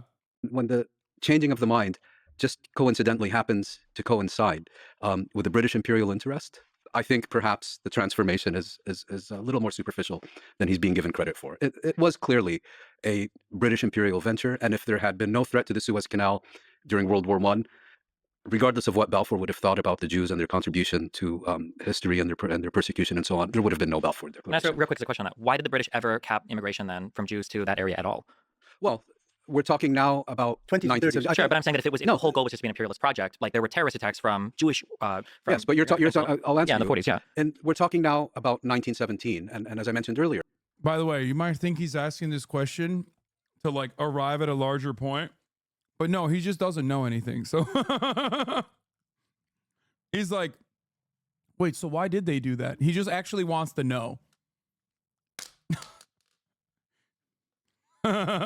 Here, I don't think the British had a Jewish state in mind. That's why they used the term Jewish national home. I think what they wanted was a British protectorate, loyal to and dependent upon the British. I think an outstanding review of British policy toward these issues during the mandate has been done by Martin Bunton of the University of Victoria, and he basically makes the argument that once the British realized the mess they were in, certainly by the late 20s, early 30s, they recognized the mess they were in, the irreconcilable differences, and basically pursued a policy of just muddling on, and muddling on in the context of British rule in Palestine, whose overall purpose was to serve for the development of Zionist institutions, Yeshuv's economy, and so on, meant, even if the British were not self-consciously doing this, preparing the groundwork for the eventual establishment of a Jewish state. I don't know if that answers your question. Except they did turn anti-Zionist in 1939 yes, of course. and Okay, maintained they were being that shot up by, maintained that Zionist. No, but wait, I was just kidding. I thought he did actually set it up as a gotcha. It turns out he just shut the fuck up. So I guess, wait, was it not a gotcha? Okay, maybe he literally was like actually trying to learn? What? I thought he was going to have a follow-up, dude. What the fuck? Before they were being shot up, but maintained that anti-Zionist posture until 1948. Okay. And if I may, just also one point. You mentioned Hajamin al-Husseini during entirely legitimate. But what I would also point out is that you had a Zionist organization, the Lehi. 300 people. 300 people, one of whom happened to become an Israeli prime minister, an Israeli foreign minister, a speaker of Israeli parliament. Maybe you should give his name. Yitzhak Shamir, proposing an alliance with Nazi Germany in 1941. Shamir proposed. Well, no, the Lehi proposed. Some people in the Lehi proposed. Of which Shamir was a prominent this is leader. a red herring also. No. Okay, well, if he's a red herring, the Lehi was is a red whale. I'm sorry. Yeah. He's right. Yeah, you can't fucking bring up. You can't fuck. Oh, God. I feel so goddamn confident. I'm not going to lie. It's crazy. These motherfuckers are the most knowledgeable people on the planet on this issue.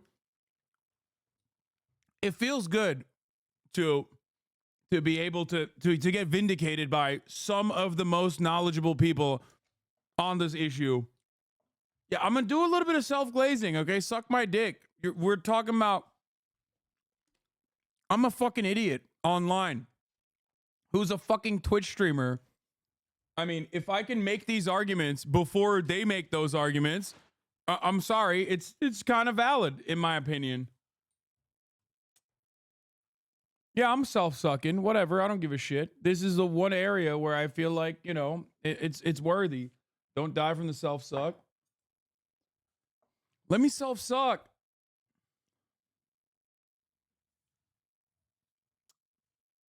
It was an unimportant organization in the Yishuv. 300 people versus 30,000 belonged to the Haganah. So it was not a very important organization. It's true, before the Holocaust actually began, they wanted allies against the British where they could find them. We're talking 1941 here, not 1931. 1940. 41 from what I recall. 1940. They approached the German emissary in Istanbul or something. Yes. Istanbul. And if I may, proposed an alliance with Nazi Germany on what the Leahy described as on the basis of shared ideological principles. Well, they said they did. No, they reviled. Why are you doing these things? Of the course they said it. You know the statement, but you know that you know what the statement said on the basis of a shared ideology. They're cooking them. Look. All I'm saying is, I don't use the Havara agreement as a counter because I think it's a fucking red herring. I told you. But if you use the Mufti, then you can then it's the same exact principle.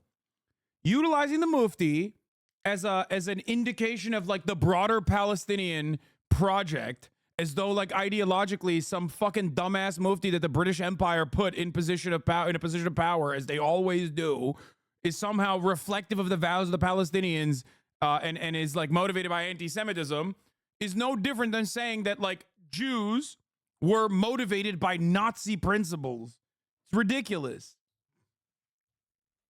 How come D isn't helping his boy out? Dude, he is so out of his goddamn element. It is not even fucking funny. He is learning new words, trying to fucking scroll on his iPad to like look at the corresponding Wikipedia page. He doesn't have his chat of little Hasbara trolls who are autistically fucking feeding him talking points about how like this is what you should say in this circumstance. Okay, he doesn't have any of that shit. He is outclassed, outmatched. You can fucking scan Wikipedia pages for as long as you can. You got like 8 fucking talking points. You're cooked. No factorio, no nothing. Bro sitting there like a fucking iPad kid. Goddamn. Of course, what is he gonna do? How is he gonna fucking chime in, dude? He's gonna get destroyed every time he does.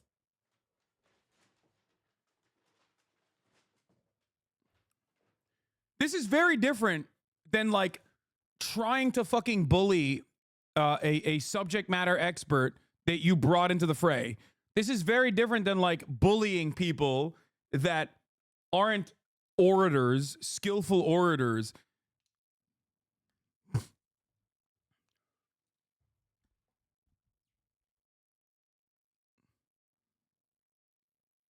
That's why it reads, every time Destiny has had like debates of this sort, whether it be Richard Wolff, whether it be Michael Brooks, whether it be like a knowledgeable person on the issue that he's talking about, it always turns into a one-on-one educational seminar. And basically, yeah, it turns into a one-person lecture. And then his fans will basically use it. Like it happened with Mark Lamont Hill, apparently. I didn't even know that one. Where people will then turn around and be like, see, he's so open-minded. He's like listening. He's sitting his white ass down and he's listening. And it's like, no, it's just because he couldn't fucking debate them in the same indecent ways that he can try and debate others. That's it. It is still wholly inconsistent with his overarching framework. It's just that, I mean, the Ben Shapiro conversation, I would say, is the greatest example because, like, Ben Shapiro is not knowledgeable on the issues that he speaks on, just like in the same exact ways that Destiny isn't. Okay? The difference, however, is that Ben Shapiro has more experience in being a skilled orator than Destiny does. So he fucking whooped his ass in that conversation, and he turned docile like he always does whenever he's outclassed by his opponent. And then his fucking entire fan base turns into cope mode and goes, well, it's because he was being nice because he's not supposed to be fucking aggro every time he talks to people. No, he's only got that smoke for some like random trans person on Twitter, okay? That he's like ripping to fucking shreds. He doesn't have that smoke for Ben Shapiro because Ben Shapiro is better than him at the same fucking thing he's trying to do. Not knowledgeable, neither is Destiny, but at least he's fucking better at him in rhetoric because he has a lot more runtime in this space. That's it. And before all you little boys cope, okay? Before all you little boys cope, Hasan debates against videos where no one can reply to him. Well, I've debated a shit ton of people. I've debated people on television. I debate people all the fucking time. Okay?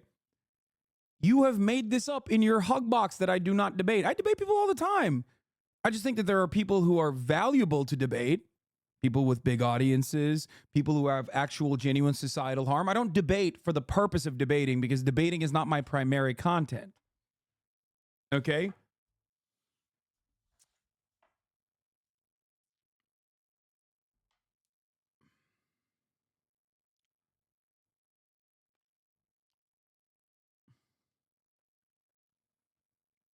Your content is just reacting, lol. I know. I'm very smart, XD. Dude, I can tell I am not a debate lord. I'm not. I can tell when someone comes in here from a very particular community because like they immediately demonstrate that they don't watch and they're just repeating talking points. Even if the said talking points that they're repeating objectively are inconsistent with the reality on the stream.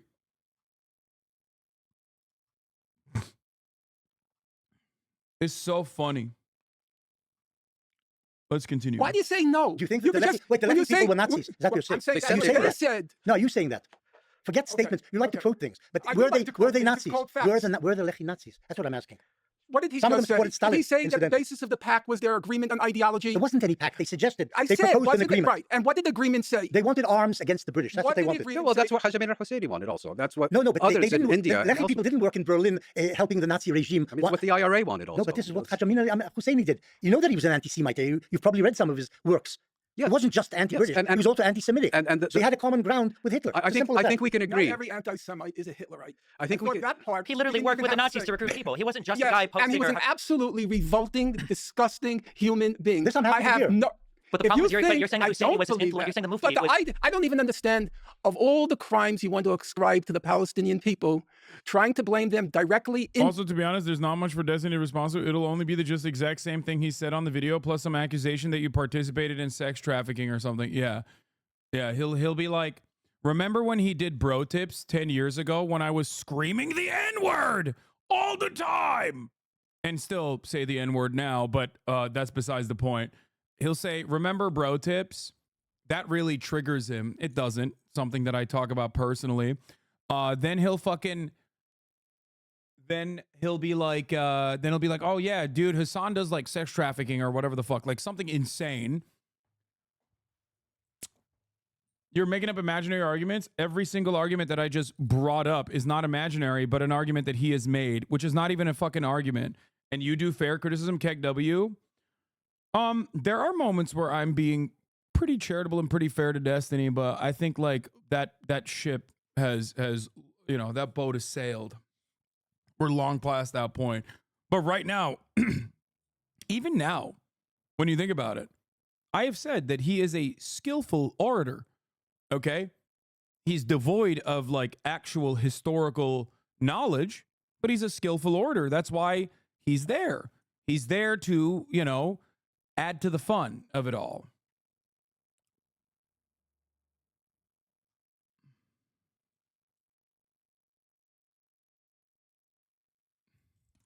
Also, I guess, I never flew to like Australia or New Zealand to fuck a fan's girlfriend only to marry him, only to divorce him after leaving my family behind.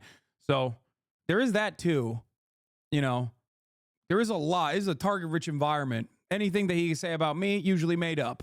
More often than not, made up by his community. Repeated until it's like seen as the truth, even though it isn't. Like, oh, his dad is an oligarch or some shit. Not true.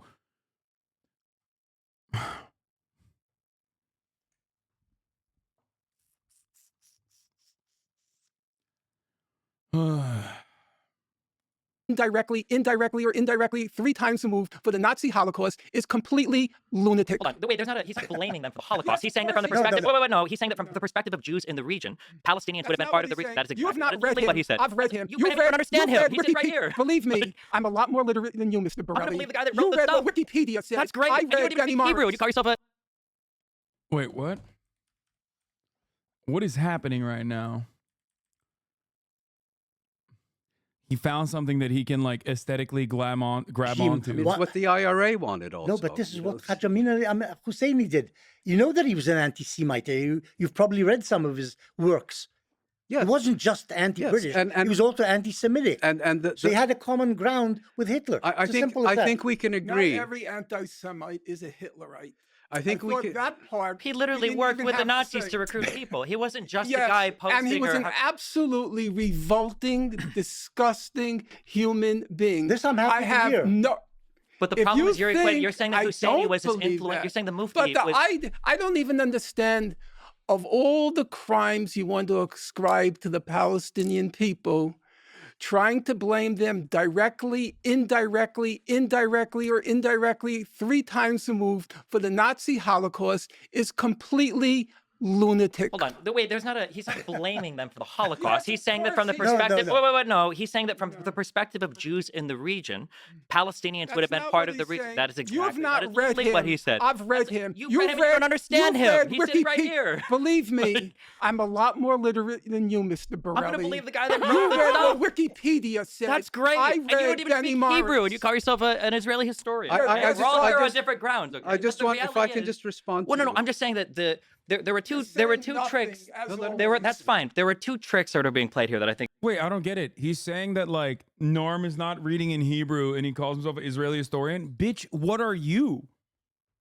You literally don't know anything. What the fuck? That's so funny. Like how that's such a funny fucking argument to make against a literal scholar on the subject matter. God, Benny, you're fucking so slimy. Look at him loving this moment. He's like, finally. Destiny practiced that Hebrew line on stream. Yeah.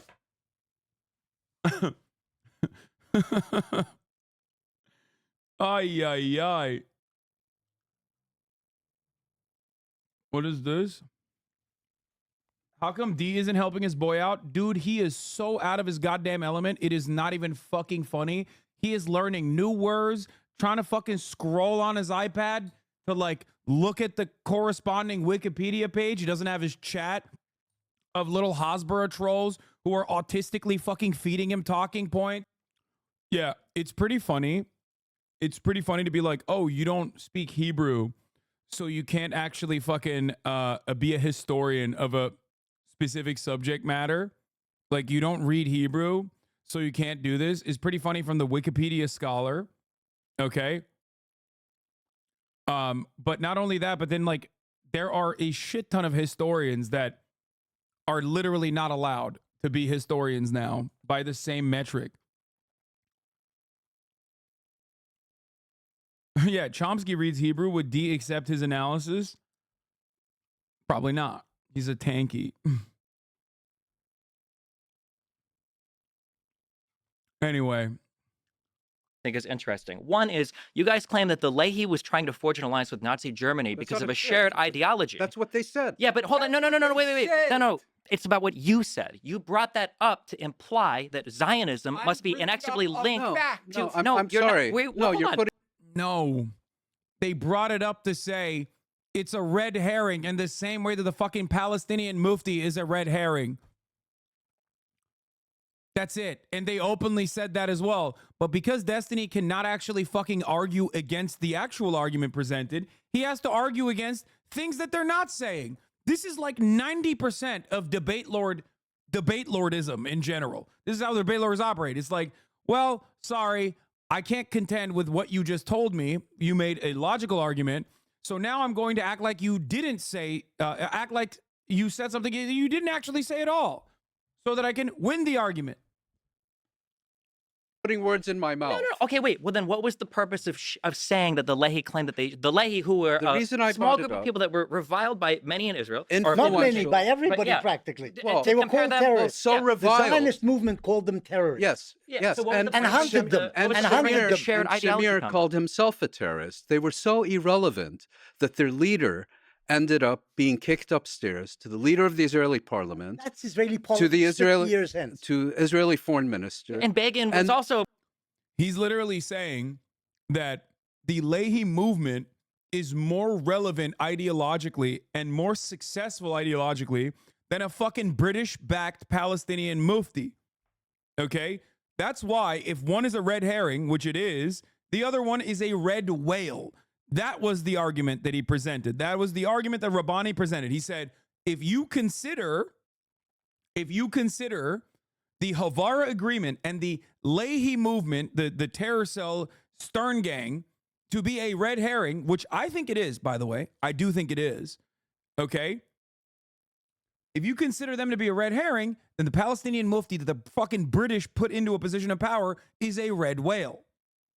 The point there is that Stern gang has more historic significance in the inception of the Israeli state, which they do, right, than some random fucking dumbfuck Palestinian mufti when tens of thousands of Palestinians actually fucking died fighting against Nazis. Okay? Ridiculous. Yes, you want to characterize him as irrelevant as well? Go ahead. No, characterize him as relevant or irrelevant based on what happens decades later. The timeline matters. Well, the question is, what is the point of saying that the Lehi tried to forge an alliance? Wait, what? The timeline matters. Okay, what happened to the timeline of the fucking mufti? Nothing. Because he was irrelevant. What happened to the timeline to members of the fucking Lehi Stern gang, a group of terrorists? Oh, they got elevated into positions of power. So I guess it's not that irrelevant. This is why not only is this not a good argument to make, the mufti is not a good argument to make, but it's actually a very bad argument to make because the Havara agreement is significantly more, the Havara agreement is more significant than the mufti meeting with fucking Adolf Hitler, okay? Because the mufti is not a political entity that represented the interests of the Palestinians at all, especially not in the same way that, like, you can make an argument that Stern Gang did.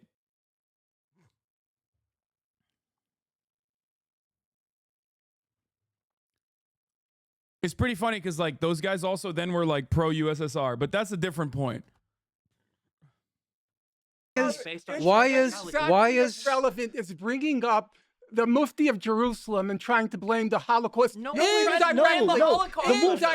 Mufti was the leader of the Palestine Arab National Movement. The Lehi was 300 people. And he had as much to do with the Nazi Holocaust as I did. No, Bro.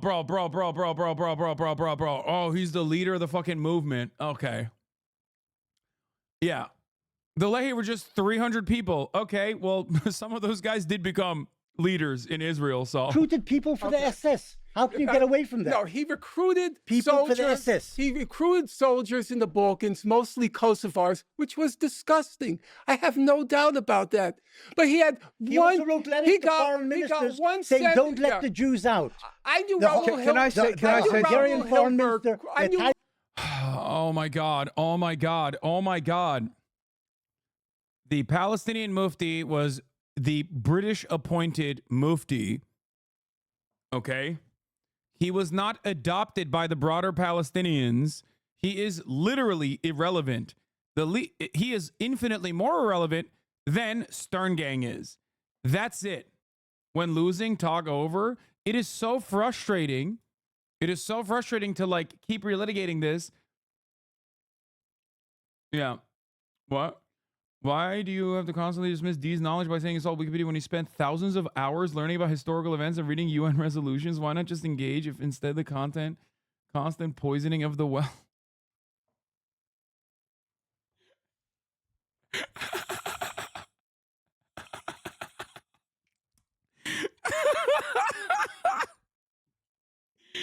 Dude, I love you guys, man. Hey, you're goated, okay? You are, some of you guys are really sick. Like, actually. He's read thousands of hours. Oh, that's awesome. It's not showing in this conversation. If he did, I don't know. Maybe he needs to retain information better then. Goddamn. Foreigners that received letters from Husseini during the Holocaust. During the Holocaust, don't let the Jews out. This one was similar. Horror memes. Why are you making it up in your mind that he doesn't know anything? He spent months and months researching the topic while you spent your time reading tweets, you disingenuous fuck. Yeah. The notion that I get all my information from Twitter is such a funny bar from Destiny that his community repeats all the fucking time. Because when I'm reading shit on Twitter, it is literally from journalists that I then have on stream that are in the process of breaking their stories. Okay? Like, I'm sourcing information on Twitter from the very same journalists that I then also interview on stream. I'm going to the actual source. It is infinitely more productive than reading fucking Wikipedia pages after you made up your mind about how Israel is not doing a genocide, nor is it an apartheid state. He came to that conclusion on a whim. And then he fucking stood by that position and has been looking for post hoc rationalizations ever since.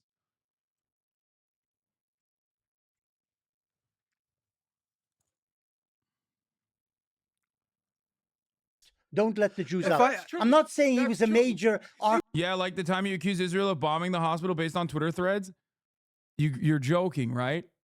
Because when I accuse Israel of bombing the hospital, which it has bombed like every hospital since then, and had bombed that exact hospital 2 days prior, that was not from Twitter threads, you fucking idiot. That was from the BBC. Not only that, but I also went on the BBC broadcast, BBC World, and openly told the host that they should have never apologized for making the assertion that Israel had bombed the hospital. You would know that if you actually were a fan or if you actually watched my coverage and didn't just watch one fucking dumbass who doesn't know where Israel is on a goddamn map, who just made a drama video about it because he thought he could, you know, get some clicks out of it, which he did, because some of you are very easy to dupe. It sucks. I want you to be smarter, but unfortunately, you're too stupid. You got duped, chatter. It's okay. Can you stop making every fucking thing about yourself and just focus on the video? I'm going to fucking lose my goddamn mind. Hey, dumb fuck, I'm not making this about myself. There are people in here that are desperately trying to do that.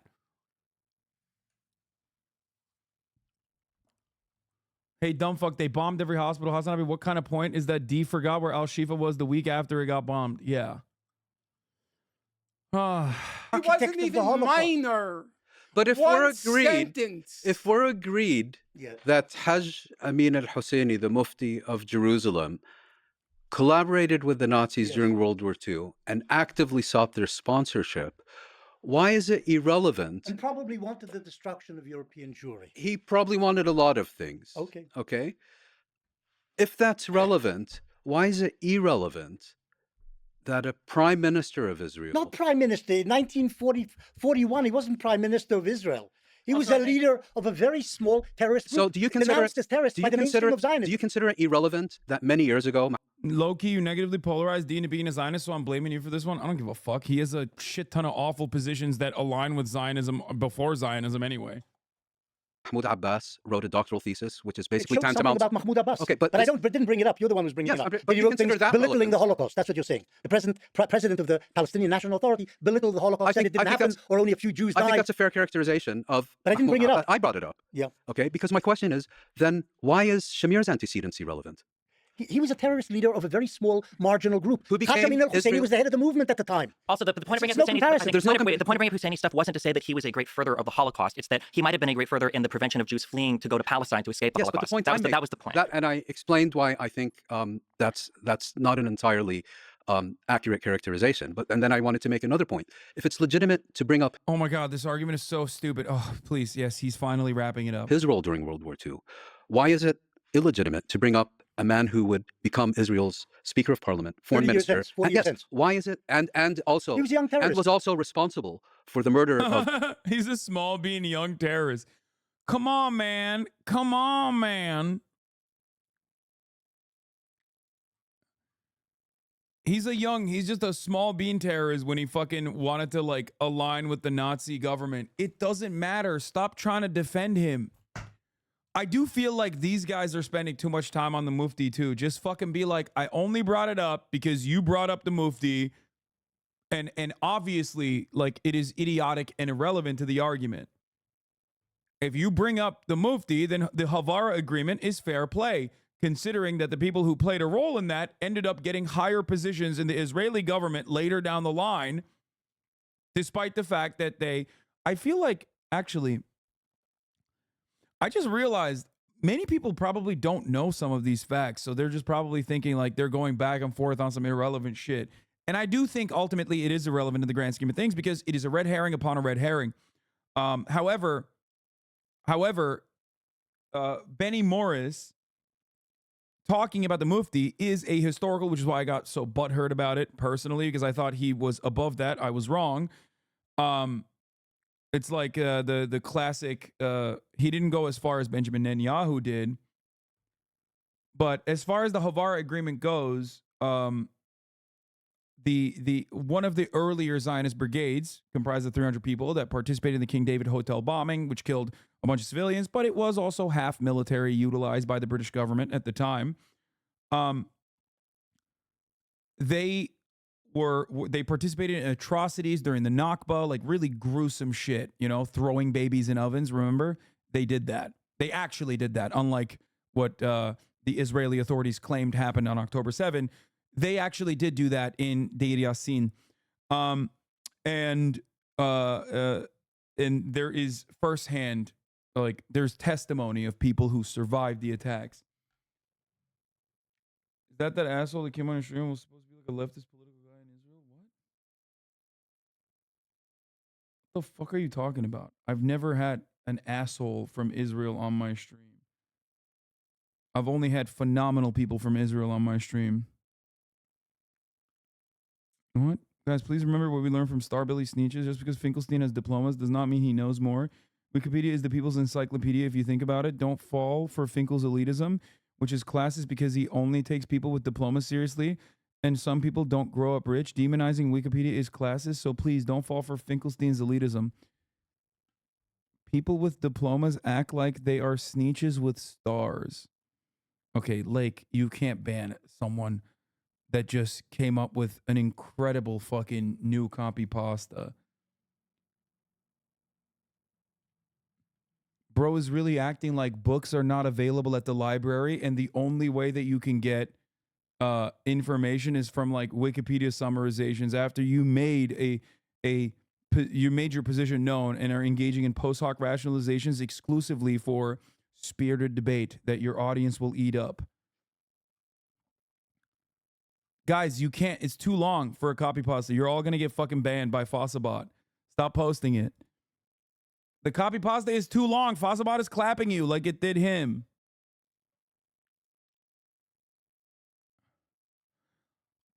For the record, like, I don't think Wikipedia is bad either. Make no mistake. Okay?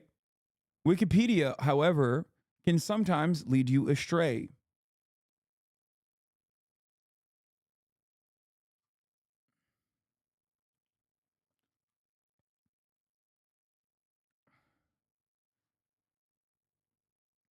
I don't know what Sneeches, Star-Bellied Sneeches is because I didn't read the Wikipedia for it.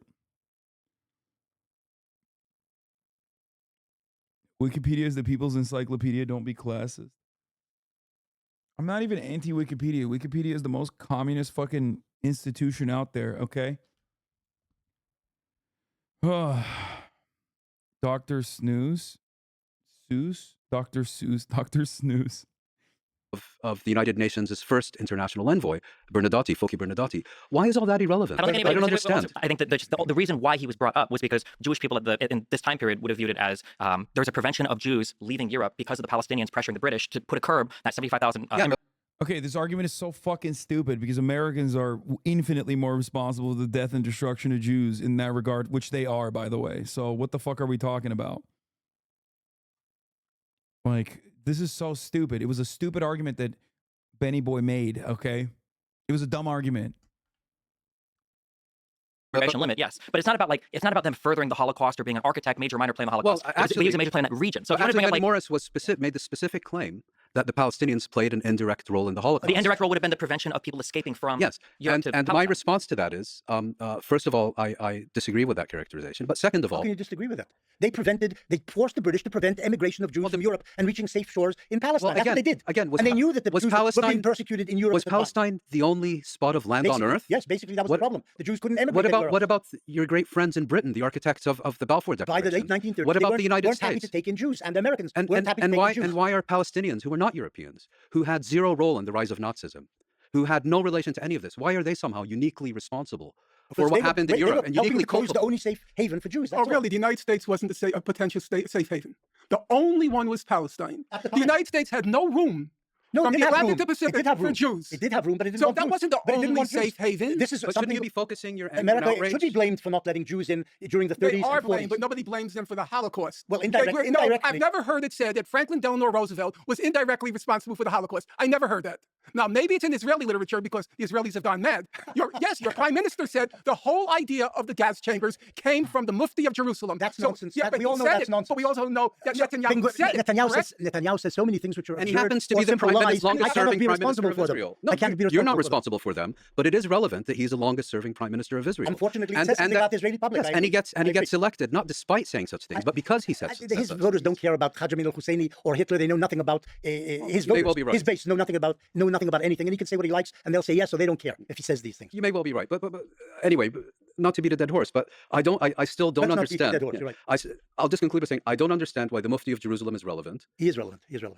But the head of the national Palestinian, Shamir wasn't. He said he's relevant because I said so, but other people that you're bringing up are irrelevant because I also said so. The head of the national movement. He represented 100 or 200 or 300 gunmen who were considered terrorists by the Zionist movement at the time. The fact that 30 years later he becomes prime minister, that's the crux of history. But Haj Amin al-Husseini was the head of the Palestine Arab National Movement at the time. Anyway, what can you do? I think we're speaking past each other. We're not. So I'm talking facts. Let's move to the modern day, and we'll return to history, maybe 67 and other important moments. But let's look to today, in the recent months. October 7th.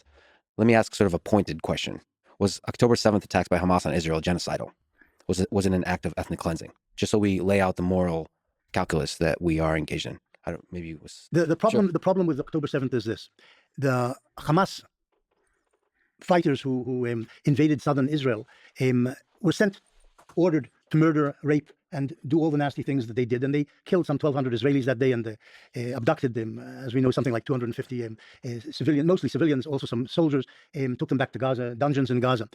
But they were motivated not just by the words of their current leader. The dungeons in Gaza, bro, Jesus Christ. Yeah, back to their layers. In the Gaza Strip, but by their ideology, which is embedded in their charter from 1988, if I remember correctly. And that charter is genocidal. It says that the Jews must be eradicated, basically, from the Oh, God, he's so bad.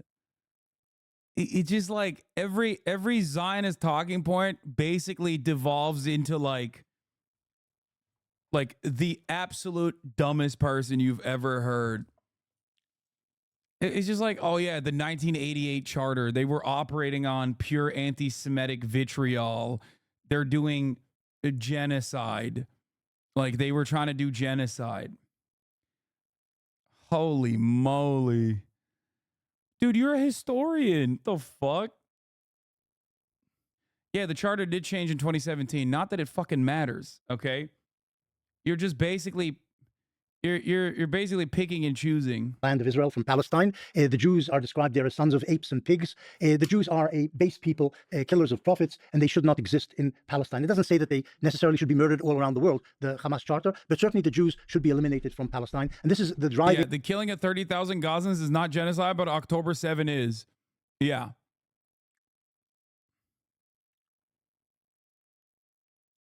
Ideology behind the massacre of the Jews on October 7th, which brought down on the Gaza Strip. And I think with the intention by the Hamas of the Israeli counteroffensive, because they knew that that counteroffensive would result in many Palestinian dead, because the Hamas fighters and their weaponry and so on were embedded in the population in Gaza. And they hoped to benefit from this in the eyes of world public opinion as Israel chased these Hamas people and their ammunition dumps and so on, and killed lots of Palestinian civilians in the process. All of this was understood by Sinwar, by the head of the Hamas, and he strived for that. But initially, he wanted to kill as many Jews as he could in the border areas around the Gaza Strip. I don't think there's a single fucking person remaining that is alive now that even played a role in the development of the 1988 Charter. When the 1988 Charter was written, Hamas had zero relevance and zero popularity. In 2017, they were a significantly more relevant force when they actually updated their charter. But Hasan is irrelevant. Hasan has AIDS. Are you gay? D-Man is the best. Bro, they are not sending their best, okay? Let me tell you. What happened? I thought Destiny's audience was mostly like 35, 40-year-old former 4chan guys. No, don't ban that guy. I mean, I welcome. I fucking hate rad libs. How long you be in Japan for? Ugh, anarchists are cringe. How the fuck did this guy go from that to this? Jesus Christ.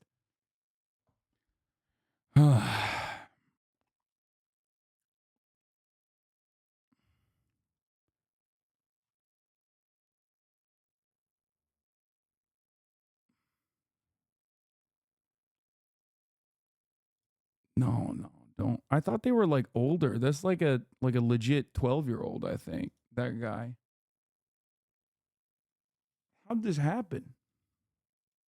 Respond directly to the points you made, and then I'll leave it to Norm to bring in the historical context. That Hamas charter is from the 90s, I think? 1988. 1988, so it's from the 80s.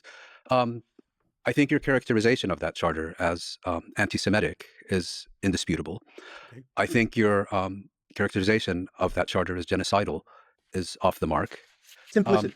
And more importantly, that charter has been superseded by a new charter. In fact, has been, well, there is no new charter. There is an explanation, a statement they made in 2000 and something, 2018, supposedly clarifying things which are in the charter, but it doesn't actually step back from what the charter says. Eliminate Israel, eliminate the Jews from the land of Israel. In 2018, the Hamas charter, if we look at the current version of the charter, it's not called a charter. You're calling it a charter. It wasn't. The only thing called the charter is what was issued in 1988 by Yassin himself. Oh, shit.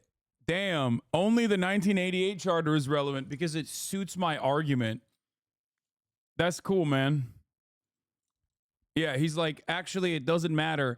When Hamas was like only a couple years into not being like an Islamic charity and a Muslim Brotherhood cutout, their charter, when they couldn't even get like fucking 1% support from the Palestinian population, that's when the charter was relevant. Not when they actually became a legitimate political entity.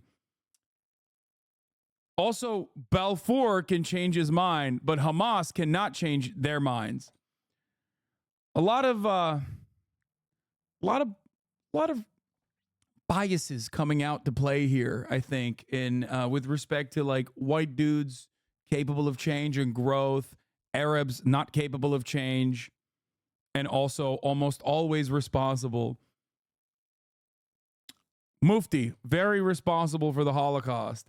But, by that very same principle, the dudes who, specifically went to higher positions in the Israeli government later on, in the original, a couple decades prior or a decade prior, they actually committed atrocities personally.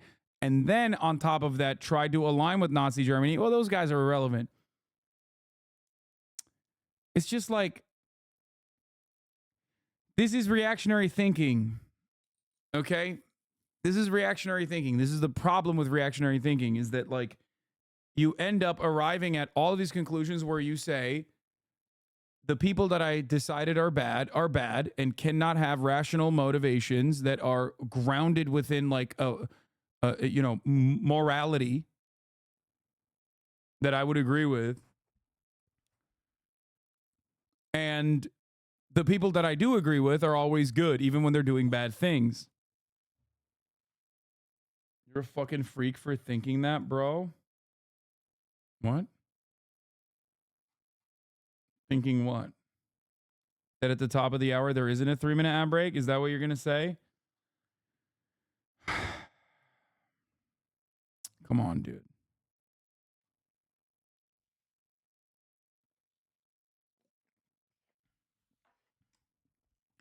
Even if you're a fucking scholar or a historian, you can still find yourself in the throes of reactionary thinking that actually betray any kind of principled argument that you could make. I did expect more from Benny Morris. I did. Like, obviously, I disagree with him, but I thought at least he would, like, try to frame the conversation in a way that, like, is a little bit more nuanced. Like, I thought he wouldn't be giving, like, he's not doing the Rabbi Shmuley argument, but he's coming close to it.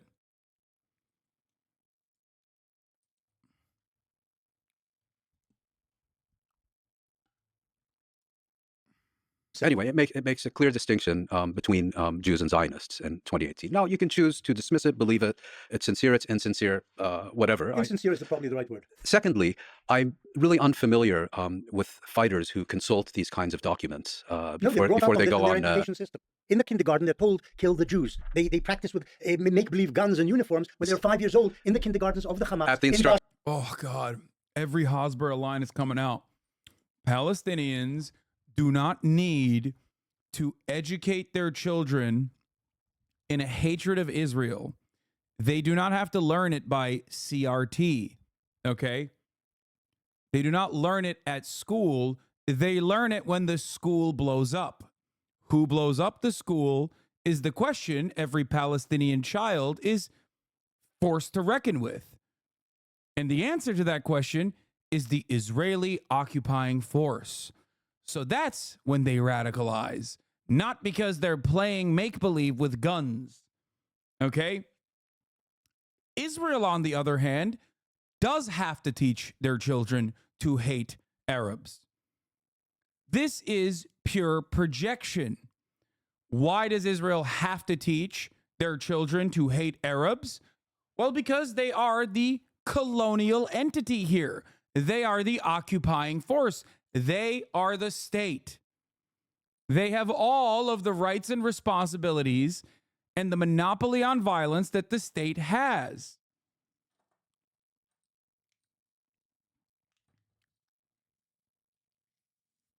A Palestinian child will ask, who killed my mom and who killed my dad? Exactly. This is how they radicalize against Israel. Okay? Israel doesn't teach much. Israel doesn't as much teach hate. They teach fear. Yes. That's how it works, though. That's how hatred festers. It's pure projection. It's pure projection when you hear someone, a defender of Israel, make this false claim that Palestinians are learning to hate Israel. Well, they won't even say hate Israel. They'll say hate Jews as a quick substitute for Israel. Okay? When they don't learn that hatred, they live it. They actually experience the results of the Israeli hatred, and then they radicalize. Of the Commissioner General of UNRWA, right? I didn't say that. I said the Hamas has kindergartens and summer camps in which they train to kill Jews, children aged 5 and 6. Secondly, you keep saying Jews, to which I would respond. They use the word Jews. To which I would respond that Hamas does not have a record of deliberately targeting Jews who are not Israelis. And in fact, it also doesn't have a record of deliberately targeting either Jews or Israelis outside Israel and Palestine. So, all this talk of... Unlike the Hezbollah, which has targeted Jews outside Palestine. We're talking about October 7th and Hamas. Damn, bro. Oh, why are you moving away? Why are you talking about Hezbollah now? Hezbollah doesn't operate inside of Palestine. As a whole different can of worms. Hezbollah, also a creation in many ways of the Israeli state's violent actions in Lebanon. It's so strange that Israel keeps striking all over the place, and then the victims of said strikes and attacks turn around and fight back, and then they're called terrorists. If you'd also like to speak about Hezbollah, let's get to that separately, if you don't mind. So again, genocidal. Well, if that term is going to be discussed, my first response would be, let's talk about potentially genocidal actions against Israelis rather than against Jews, for the reasons that I just mentioned. And again, I find this constant conflation of Jews, Israel, Zionism to be a bit disturbing. Secondly, I think there are quite a few indications in the factual record that raise serious questions about the accusations of the genocidal intent and genocidal practice of what happened on October 7th. And my final point would be, I don't think I should take your word for it. I don't think you should take my word for it. I think what we need here is a proper, independent, international investigation. And the reason we need that, of genocide during this conflict, whether by Palestinians on October 7th or Israel thereafter, the reason that we need such an investigation is because there won't be any hearings on what Hamas did on October 7th at the International Court of Justice, because the International Convention on the Prevention and Punishment of the Crime of Genocide deals only with states and not with movements. I think the International Criminal Court, and specifically its current prosecutor, Karim Khan, lacks any and all credibility. He's been an absolute failure at his job. He's just been sitting on his backside for years on this file. And I think I would point out that Hamas has called for independent investigations of all these allegations. Israel has categorically rejected any international investigation, of course, fully supported by the United States. And I think what is required is to have credible investigations of these things, because I don't think you're going to convince me. I don't think I'm going to convince you. And this is two people sitting across the table from each other. No, there's certain things you don't even have to investigate. You know how many citizens, civilians died in the October 7th assault. Yes, but that's not... You know that there are lots of allegations of rape. I don't know how persuaded you are of those. They did find bodies without heads, which is there were no Islamic. Of infants. There were some beheadings, apparently. The Israelis didn't even claim that in the document they submitted before the ICJ. Go read what your government submitted. It never mentioned beheadings. So as far as I know, there were some people who were beheaded. But we could bring it up right now. You also deny that there were rapes there. I didn't deny. I said I've not seen convincing evidence that confirms it. I've said that from day one, and I'll say it today, 4.5 months later. Do you know that they killed 800 or 900 civilians in their Absolutely. assault? That seems to me indisputable. Oh, okay. Well, I've said that from day one. That's so... Dear God, I love Norm so much. He's just like... He's just fucking bitch slapping him. Dude, I wish this was just like... I would love to see a Norm versus Benny uninterrupted, you know? One. Well, to be clear, you haven't. You did a debate. I don't remember the talk show, but you seem to imply that there was a lot of crossfire and that it might have been the IDF that killed a lot of... I said that there is no question... Wait, why did Destiny bring that point up? Because that literally does actually correspond to the reality. What? You're just saying that he was prescient and correct because that is what happened. The fuck? Like, according to the survivors of October 7, there certainly was a shit ton of crossfire. And also on top of that, what the Israeli newspapers investigated October 7 and found credibility in the claims that like the Israeli government actually may have even implemented the Hannibal doctrine. The fuck? In the kibbutzim. He's just, what is he doing?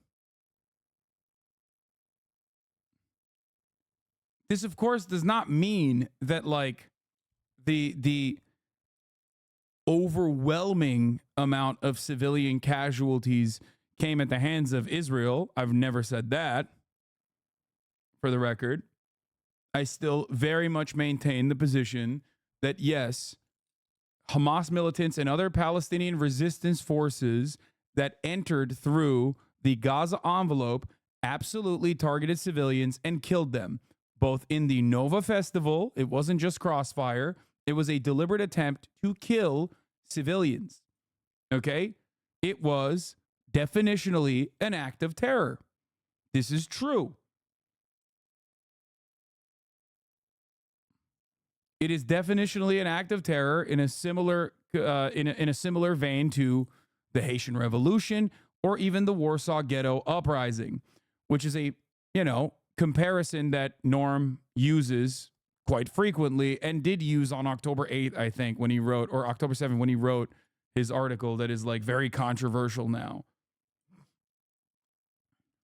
Because the names were published in Haaretz. There is no question that roughly of the 1,200 people killed, 800 of them were civilians. 850, fine. So I never said that, but then I said, no, we don't know exactly how they were killed, but 800 civilians killed, no, 850, no question there. And I also said, on repeated occasions, there cannot be any doubt, in my opinion, Festival as of now, as a with the target available is not evidence. true. It doesn't matter. Once they fucking paraglided in and they saw what was going on, dude, I watched body camera footage of Hamas militants or other Palestinian resistance forces and their militants opening fire on fucking porta potties like mass shooters. You do not do that if you are simply trying to kill Israeli security forces. You do that because you're there to kill as many people as possible. Please. Okay? None of those events justify Israel's occupation. None of those events justify Israel's apartheid state. None of those events justify the ethnic cleansing campaign that ensued on October 8th. Okay? It's ridiculous.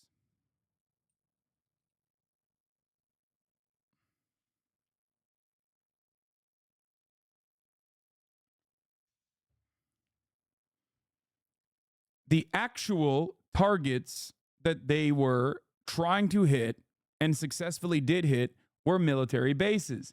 Having said that, however, they did definitely seek out outposts like the kibbutzim that they consider a military target that I do not. And I've seen it. Like I watched it. I watched Palestinian resistance forces kill civilians. I saw it. I saw it with my own two eyes. I watched the footage. They filmed the footage. There is no reason to try to portray the broader Palestinian population or even the Palestinian resistance as perfect victims. Because I'm not in the business of trying to paint a black and white picture unless we're talking about the morality of an apartheid regime. Because the apartheid regime is a black and white picture. The morality is clear. Apartheid is wrong. There is no justification for it. Okay? The correct approach to October 7 is to lay the blame squarely on the Israeli apartheid state. And if survivors from the kibbutzim could come to that conclusion, you should at least honor their perspective and honor their experiences. I think a lot of people get lost in their endless ways of trying to fit a perfect narrative. You mean actual settler outposts or just sites where they gather? No, like the justification for targeting the kibbutzim is that like they are deliberately designed to be the first line of defense against Palestinians, and therefore they're technically perceived as a military outpost, even if it is comprised entirely of unarmed non-militants. I do not agree. I'm saying that I do not agree with that assessment. I think that they are still civilian outposts. And most of the people that died in those civilian outposts were civilians. They were women, children. Some of them actually died due to artillery fire from the Israeli occupying force, for sure. But it's not like the West Bank. That's not true. They are not unarmed, and many reservists and retired IDF. It doesn't matter, bro. Come on. Under international conflict, there are rules of engagement. What the fuck are you talking about? Once a Hamas militant is rendered out of combat because of injuries or because they no longer are holding up a weapon, you're not allowed to kill them. Okay? It would be considered a war crime. In the same vein, if you go into a kibbutzim and there are veterans there of the IDF, right? And you kill them, you're still, and they're unarmed, which many were, they are non-combatants. This is still a war crime.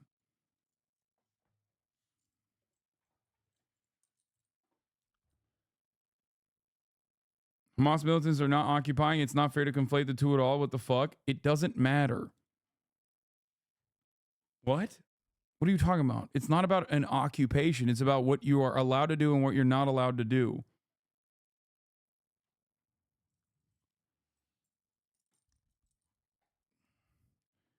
I hope that people don't think that I am like ever engaging in like apologia for the state of Israel.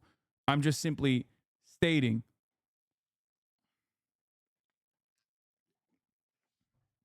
what my assessment is.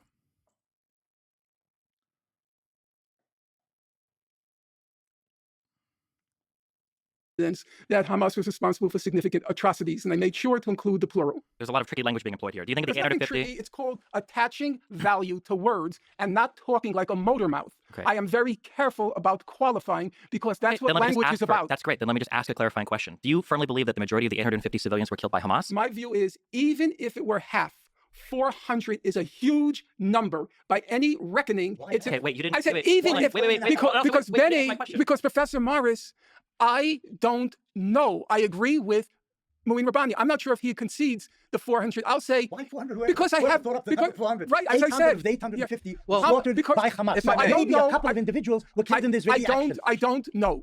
You're saying from Professor day one Morris, you believe this particular thing. You clearly don't. You I clearly don't said believe this from thing. You don't. day one, I You said people died. That's not controversial. Wait, hold on. If I may. That's not controversial. Mr. Bonnell, I attach value to words. Yes, you said that. When You value them. Stop repeating them so much. Mr. Bonnell, please slow down. Dude, one of the greatest brain rots that I think like Mr. Bonnell has created is his like community also engages in his same like line of bad argumentation, where instead of like addressing the actual subject, instead of addressing any of the statements that you've made, everyone immediately goes for the low-hanging fruit of just making up something I didn't say. And it's weird because like you try to virtue signal and act like you actually are simply trying to understand my position. Well, then ask me a question. So many people just turn around and make accusations that they frame as though they're simply curious or just asking questions. It's so weird. I can't argue with your delusions, man. Why are you so permanently stuck in like trying to find a moment of hypocrisy or a gotcha? This is not valuable discourse. You can't do it. The speech and attempt to listen. When I was explicitly asked by Piers Morgan, I said there can be no question that Hamas committed atrocities I've heard this, on yes. October 7th. If you want me to pin down a number, I can't do that. And ask you to pin down a number. You can listen to what I'm saying. No, my question is, I'll ask a very precise question. It's a very easy question. If I understood your question correctly. My question is, do you think the majority of the people that were killed on October 7th, the civilians, were killed by Hamas, or are we subscribing to the idea that the IDF killed hundreds, 400 or 500? No, but let me explain why that's a difficult question to answer. The total number of civilians killed was 850. We know that Hamas is responsible probably for the majority of those killings.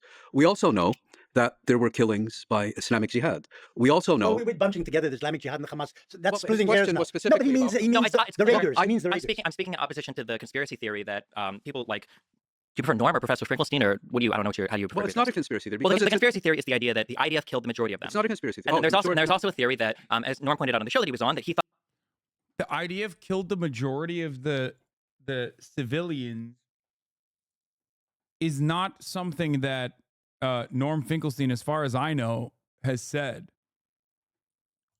And it's weird because I don't understand why, instead of examining what Norm Finkelstein is saying, he chooses to speak over it and just, again, quickly just develop a straw man of an argument that he's not presenting. This dude is in front of you. I think, like, people get so caught up in internet debates and then they just get lazy, like intellectually lazy and argumentatively they get lazy in the way that they craft an argument. Yeah, it's going to be much easier for you to argue against a position that the opposing side did not make, but you shouldn't do that. No, Kaya's not licking her hotspot. She's eating a...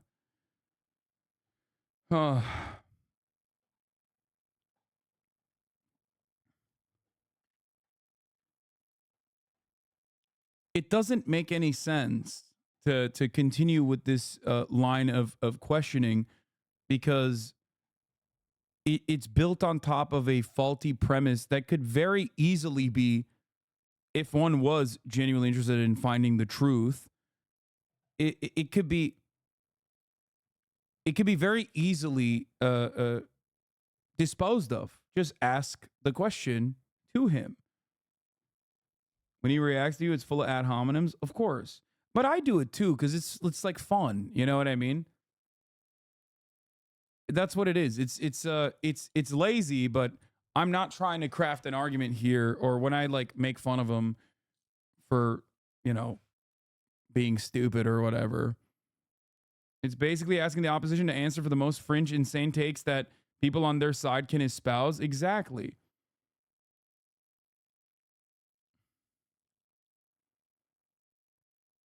thought that it was very strange that, given how reputable Israeli services are when it comes to sending ambulances, retrieving bodies. Like, how can you say so much and still say so little at the same time? Again, not addressing anything that I did, just hyper focusing on like what you perceive as the optics are here. It's just, you're not doing anything. You didn't do anything. You're just trying to derail the stream. You know what I mean? It's very strange that, given how reputable Israeli services are when it comes to sending ambulances, retrieving bodies, he thought it was very strange that that number was continually being adjusted. And do you know so why? When you say that in combination with, well, I'm not sure how many were killed. Well, do you know why the number? Do you know why the number went down? The number went down because the Israeli authorities were in possession of 200 corpses that were burned to a crisp that they assumed were Israelis who had been killed on October 7th. They later determined that these were in fact Palestinian fighters. Now, how does a Palestinian fighter get burned to a crisp? No, you're mixing two things. Some of the bodies weren't able to identify. No, what he's saying is not mixing two things. He's right about that. That is the reason why. That is the reason why, according to Haaretz, that they lowered the number. Actually, they ruled that some of them were actually Arab marauders rather than Israeli victims. A few of them also, of the Jews, were burnt to a crisp. And it took them time to work this out. And they came out initially with a slightly higher figure, 1,400 dead, and eventually reduced it to 1,200 dead Israelis. And the reason is that a proportion of Israeli civilians killed on October 7th, I don't believe it was a majority. We don't know how many. Some were killed in crossfire. Some were killed by Israeli shell fire, helicopter fire, and so on. And the majority were killed by Palestinians. And of that majority, we don't know. I mean, again, I understood your question is referring specifically to Hamas, which is why I tried to answer it that way. But if you meant generically Palestinians, yes. If you mean specifically Hamas, we don't have a clear breakdown of how many. I don't mean specifically Hamas, but I just think when you use the word some, that's doing a lot of heavy lifting. We'll use some. That's fine, but some can mean anywhere from 1% to 49%. But we don't know. So the numbers here and the details are interesting and important almost from a legal perspective. But if we zoom out, the moral perspective, are Palestinians from Gaza justified in violent resistance? Well, Palestinians have the right to resistance. That right includes the right to armed resistance. At the same time, armed resistance is subject to the laws of war. And there are very clear regulations that separate legitimate acts of armed resistance. Yes, he's right. And the moment that you are expressly targeting civilian occupied areas with the express purpose of killing civilians, which the kibbutzim targeting would, in my opinion, fit that bill, you are now violating international rules of law. I mean, international rules of war. Now, it's laughable to have this conversation now, as I have said time and time again, that Hamas is the lesser evil. When we're talking about Israel and Hamas, Hamas objectively is the lesser evil. It is objectively the lesser evil because it does not maintain an apartheid state. It is also objectively the lesser evil due to the very real fact that they killed mathematically less civilians per capita in comparison to enemy combatants, armed enemy combatants, versus Israel's actions post-October 7. Israel has also obviously razed Gaza entirely, including deliberately targeting civilian dense areas and deliberately targeting civilian infrastructure. An infinitely larger act of terror. From active armed resistance that are not legitimate. And the attacks of October 7th, where did they land for you? There's been almost exclusive focus on the attacks on civilian population centers and the killings of civilians on October 7th. What is much less discussed, to the point of amnesia, is that there were very extensive attacks on Israeli military and intelligence facilities on October 7th. I would make a very clear distinction between those two. And secondly, I'm not sure that I would characterize the efforts by Palestinians on October 7th to seize Israeli territory and Israeli population centers as in and of themselves illegitimate. You mean attacking Israeli civilians? No, legitimate? no, that's not what I said. Understand what you said. I think what you had on October 7th was an effort by Hamas to seize Israeli territory and population and centers. kill civilians. That's not what I said. What I said is I think I would not describe the effort to seize Israeli territory as in and of itself illegitimate, as a separate issue from the killing of Israeli civilians, where in those cases where they had been deliberately targeted, that's very clearly illegitimate. Whole families were slaughtered in kibbutzim. But I'm making... Many of them left-wingers, incidentally, who helped Palestinians go to hospitals in Israel and so on. Again, even drove Palestinian cancer patients to hospitals in Israeli. I'm making a distinction. But you don't seem here. to be very condemnatory of what the Hamas did. Well, I don't do select. That's so funny to say, because, like, dude, what the fuck? Given the opportunity, I'm sure there are plenty of Palestinian children and the women and the civilian men that Israel has killed in its endless fucking ethnic cleansing campaign, seemingly endless ethnic cleansing campaign, as they brought about hellfire upon this entire civilian population that is already, like, condensed into a fucking tiny area because of ethnic displacement prior. Like, who knows the potentials of how humane and how wonderful and kind they would be. This game of, like, condemn Hamas made a lot more sense on October 8, especially by those who knew what Israel would inevitably do and would obviously defend it. But, like, at the time, I guess the broader audience did not have that same comprehension. Maybe because, one, they weren't paying attention before, or two, never really thought it could get this bad.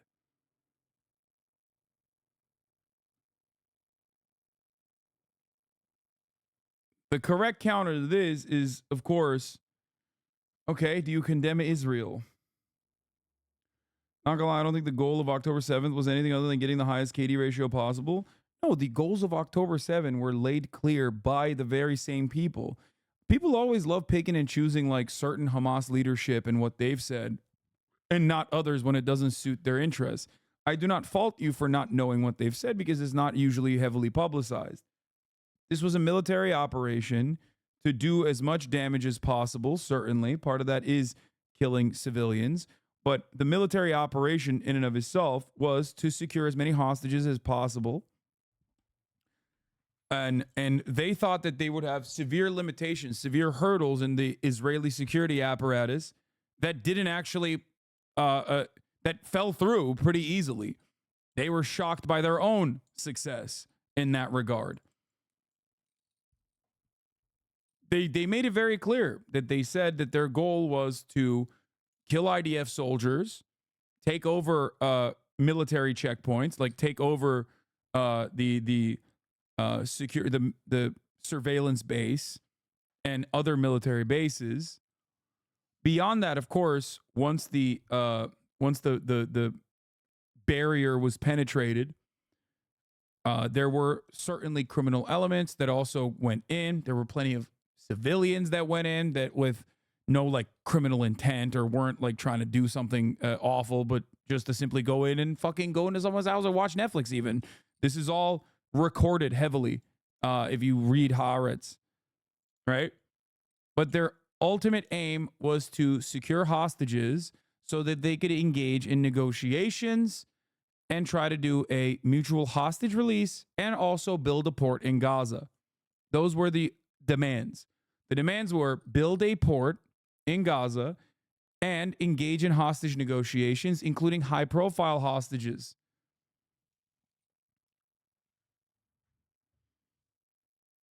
Selective condemnation. I'm not talking about selective. I don't do selective specific outrage. condemnation of this specific Well, you know assault what? You know on what it civilians. is. You know, I would, for example, condemn Israeli assaults on civilians, deliberate assaults on civilians. Yes, I would condemn them, but you're not doing that. You know, with the Hamas. you know what the issue is? I've been speaking in public now, I would say since the late 1980s and interviewed and so on. I have never on one occasion ever been asked to condemn any Israeli act. When I've been in group discussions, those supporting the Israeli action or perspective, I have never encountered an example where these individuals are asked to condemn what Israel is doing. The demand and obligation of condemnation is exclusively applied, in my personal experience over decades, is exclusively applied to Palestinians. No, this is and not. those, Israel is condemned day and night on every television channel, on every, and has been for the last. Okay, bro. Oh yeah, they're so condemned, bro. Dude, I wish I could condemn the Palestinians in the way that we're condemning Israel then. Yeah, dude, I'm condemning the Palestinians, the Palestinian state, the Palestinian government by offering them $3 billion in weapons every year. Okay? Let's condemn the Palestinians a little bit in the same way that we're condemning Israel then. God damn, dude. Get the fuck out of here. This permanent victimhood narrative. God damn, it's so fucking stupid. Holy shit. Yeah, I'm condemning Palestinians by having, you know how you would condemn Palestinians in the same way that, or condemn Hamas in the same way that we condemn supposedly quote unquote Israel? Imagine if during October 7, I would go and have like Yahya Sinwar on my broadcast to contextualize all of the civilians that were being murdered on camera. That would be my condemnation if that was condemnation according to Benny Morris, if that's real condemnation. Can you imagine a world where I'm like, please, Yahya Sinwar, we have a fucking footage of some of these militants here executing people inside the kibbutzim. Could you please contextualize why this violence is occurring by telling us how Israel deserved it? Like, that is so unimaginable. It is literally, I think, illegal, okay? I would probably go to prison if I did something like that. I had a random teenager from Yemen on this fucking broadcast, and these dipshits literally kept saying he's an anti-Semitic, homophobic, gay people executing terrorist Houthi who killed probably a bunch of fucking sailors. Random fucking Yemeni teenager who in the interview said he's not anti-Semitic, that he's totally on board with anti-Zionist Jews, which was shocking for him to even learn about. Not a militant, and literally said he was not Houthi.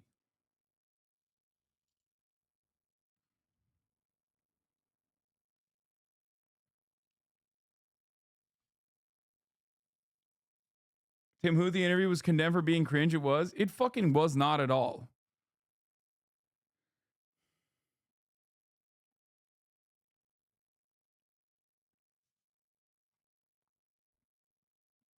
Didn't you brand it as him being a Houthi interview, though? Brother, I didn't know anything about him. Okay?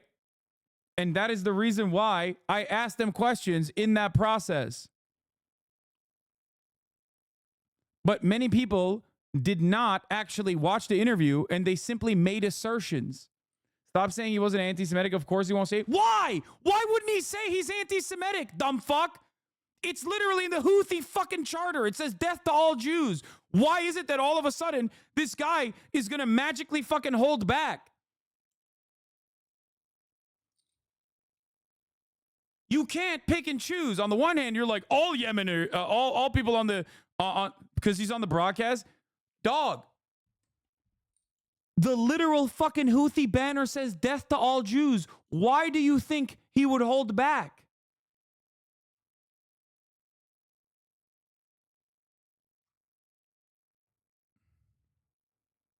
I thought he wasn't a Houthi because he's not. Yeah. Does he not want to get fired from the Houthis? Yeah, he's a part of the Houthis.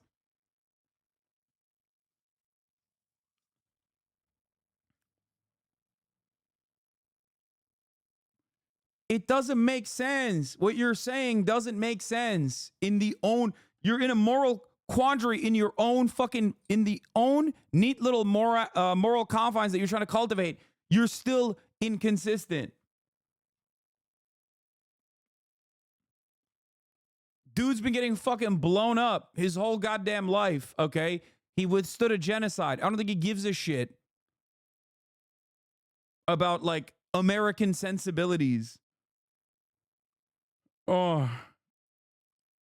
I love the argument that it's like he's actually still anti-Semitic, but he's also cognizant. He's anti-Semitic, but he's cognizant, and he's like secretly hiding his anti-Semitism. But also simultaneously, the Houthis, which he said he's not a part of, I believe he is a part of, who literally have in their fucking banner, death to all Jews. How'd that work? How'd that happen? So on the one hand, they're very open about it, that they fucking put it on a goddamn banner, but also simultaneously super secretive about it. It doesn't say that. It says curse the Jews or some shit, not death to all Jews. It says curse the Jews. Sorry.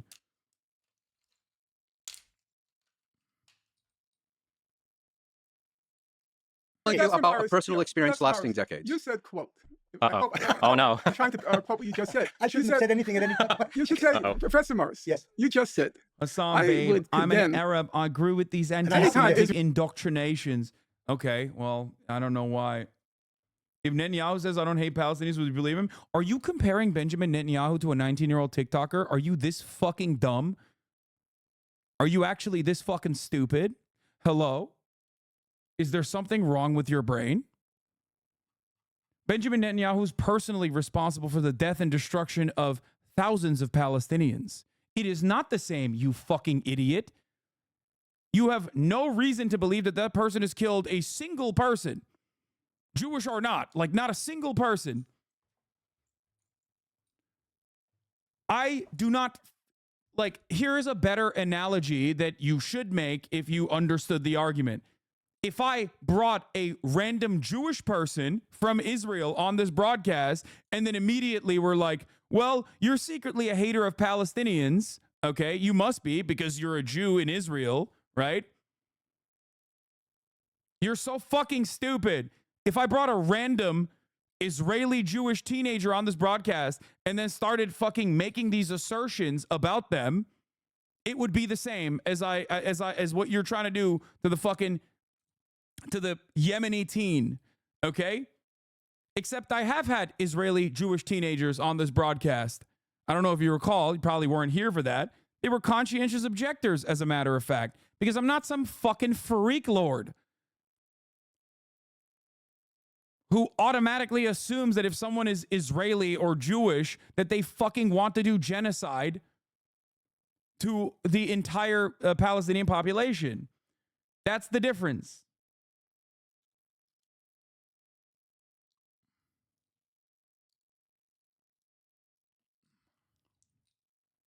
Israel deliberately attacks civilians, yes. Okay? The problem, Professor Morris, is over and over again, you claim in the face of overwhelming evidence that they didn't attack civilians. That's not true. I've said really? Israel has attacked civilians. Professor In Kibya, Israel attacked civilians. Professor and I've written Morris. extensively about I know that. it. In Kafr Qasim, they killed civilians. And I've written now that. let's. So you're just eliminating, you're selecting. Okay. As Stephen says, you cherry pick. If I were you cherry pick. Let's fast forward when you were an adult. What did you say about the 1982 Lebanon War? What did I say? You don't remember? Okay. Allow me. Wow. Okay. So it happens that funny. I was not at all I had no interest in the Israel-Palestine conflict as a young man until the 1982 Lebanon War. Yeah. lost the passage. I'll find it. Okay, real quick. Well, but it is safe to assume this is 94% agree with the war in Gaza is not a good point. No, that's idiotic as fuck. Your horniness to say like all Israeli Jews fucking hate Palestinians and want to do genocide is causing you to literally betray the principles that I bring to the table. I will never, ever assume automatically that like an Israeli Jew is going to be in support of the genocide in Gaza. You know why I'm not going to do that? Because that's fucking idiotic and also bigoted. It doesn't matter. Don't say just 94%. Doesn't matter. I apply the same exact principles. That's my point. He's searching for that. Yeah, you bring up something that's really important that a lot of people don't draw a distinction between, in that there is just causes for war and there's just ways to act within a war. It's always better to ask instead of assume. And these two things principally do have a distinction from one another. Correct. However, while I appreciate the recognition of the distinction, the idea that the cause for war that Hamas was engaged in, I don't believe, if we look at their actions in war or the statements they've made, it doesn't seem like it had to do with territorial acquisition. No. The point. Taking land back. The point I was making was what was Hamas trying to achieve militarily on October 7th. And I was pointing out that the focus has been very much on Hamas attacks on civilians and atrocities and so on. And I'm not saying those things should be ignored. What I'm saying is that what's getting lost in the shuffle is that there were extensive attacks on military and intelligence facilities. And as far as let's say, the other aspects are concerned, because I think either you or Lex asked me about the legitimacy of these attacks, I said, I'm unclear whether efforts by Hamas to seize Israeli population centers in and of themselves are illegitimate, as opposed to actions that either deliberately targeted. Do you think these guys actually care and are maybe confused, or are they just simply saying that it wasn't a random Yemeni guy though? Oh, never mind. Tour on Titan. No, dude, I'm moving the face cam because like I'm trying to do my very reasonable best to not fucking violate TOS for ban evasion. Okay? That's it.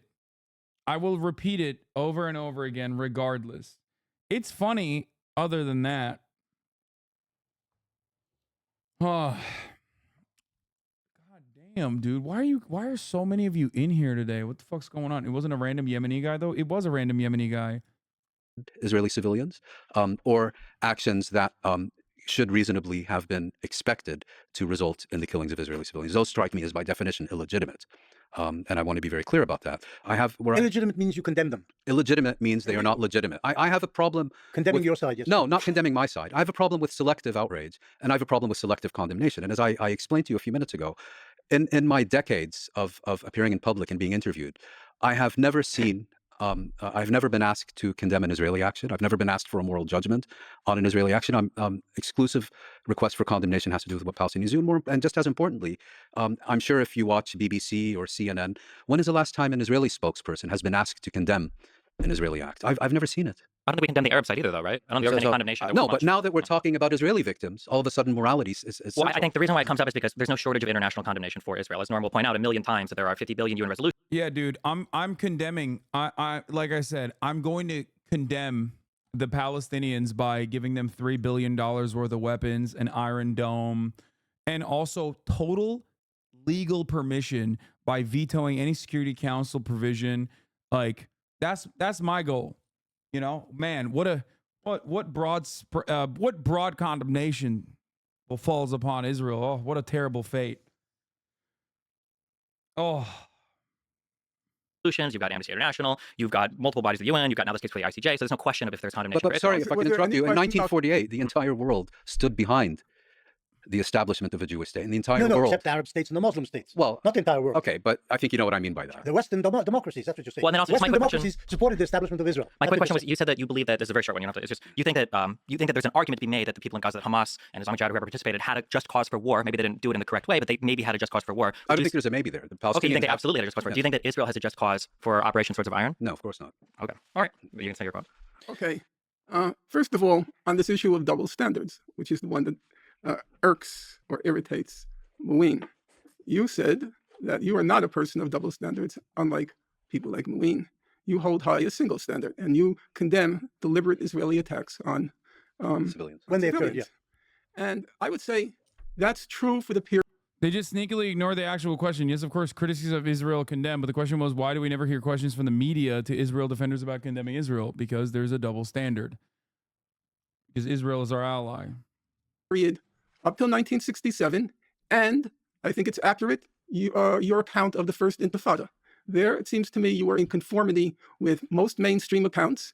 And the case of the First Intifada, you also used, surprisingly, he used Arab human rights sources like Al-Haq, which I think Moeen worked for during the First Intifada.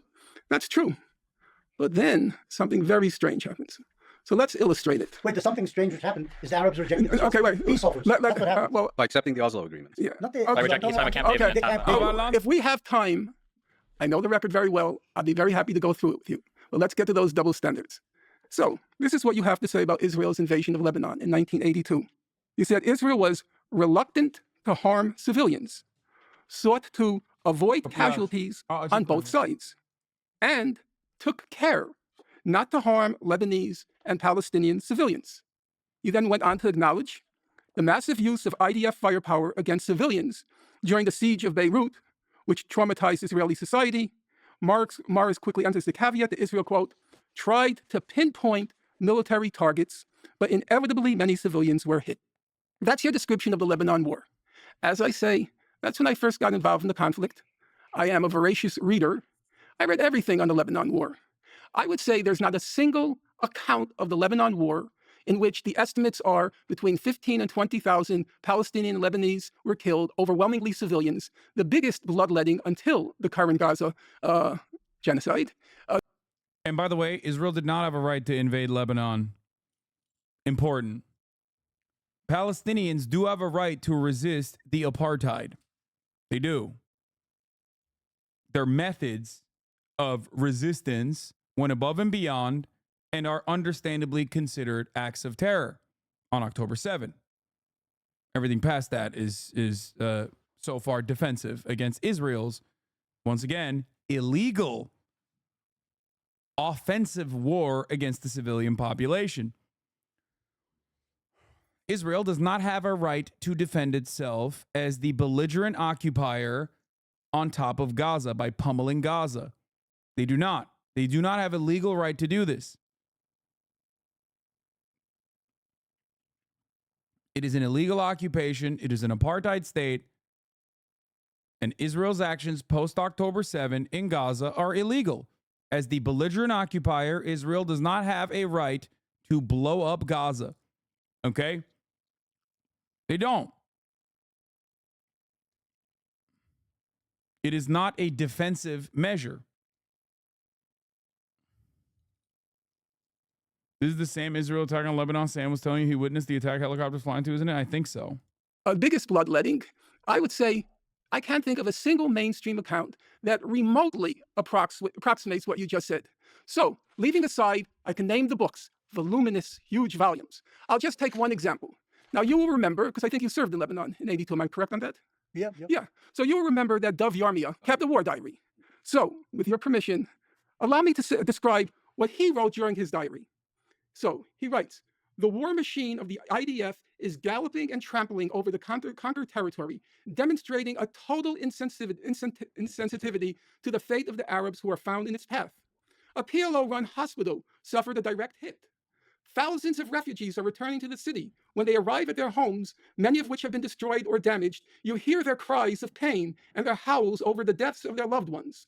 The air is permeated with the smell of corpses. Destruction and death are continuing. The point you're making, does that sound like your description of the Lebanon War? Forget my descriptions. Forget it? The point you're making... Words are in print. We can't just let me forget them. just finish my sentence. The point you're making, which you somehow forget, is that there are Israelis who strongly...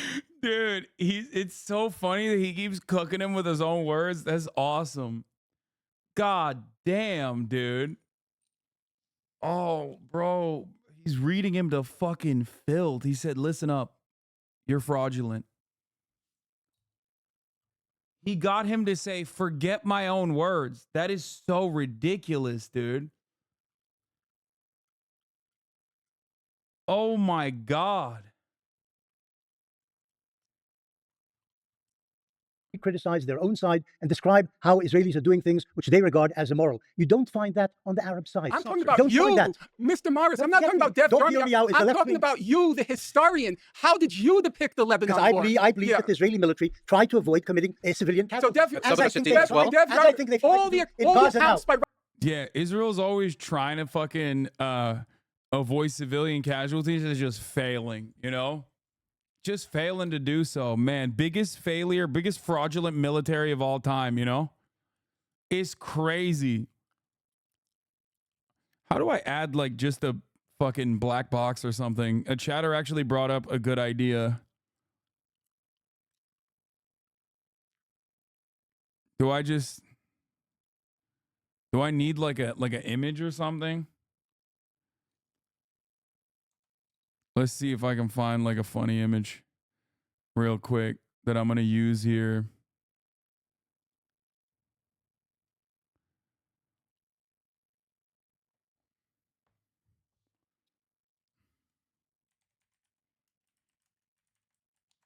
I should have done this from the jump, dude.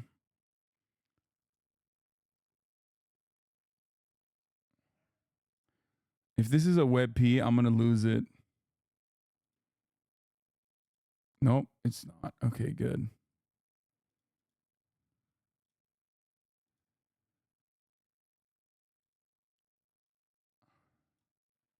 Hold on. Robert Fisk and Pity the Robert Nation. Fisk is yeah, I know. All that. I know. Journalist. I know. Has always been. Right. So that's why you can say with such confidence that you don't condemn deliberate Israeli attacks on civilians. Because there weren't any. No, I didn't say there weren't any. Yeah, you and didn't? You agreed that I have condemned Israeli attacks yes, there are, on civilians. I never quarrel with facts. Your description of the 1982 war is so shocking, it makes my innards writhe. And then your description of the Second Intifada, your description of Defensive Shield, when Arab suicide bombers were destroying Jews in masses in buses and in restaurants. That's the Second Intifada. Do you remember that? You can try suicide bombers in Jerusalem's buses and restaurants. I am completely aware of that. But if you forgot the numbers, I don't forget it was 3-1. They killed mostly armed Palestinian I know, gunmen. That's what you say. Okay, I can't do this. This is so dumb. No, it's too hard. It's too hard. It's too much. It's too much. I can't do it.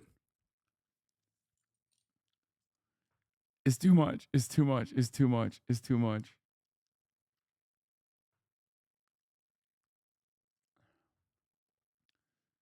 The problem is like having to constantly switch screens.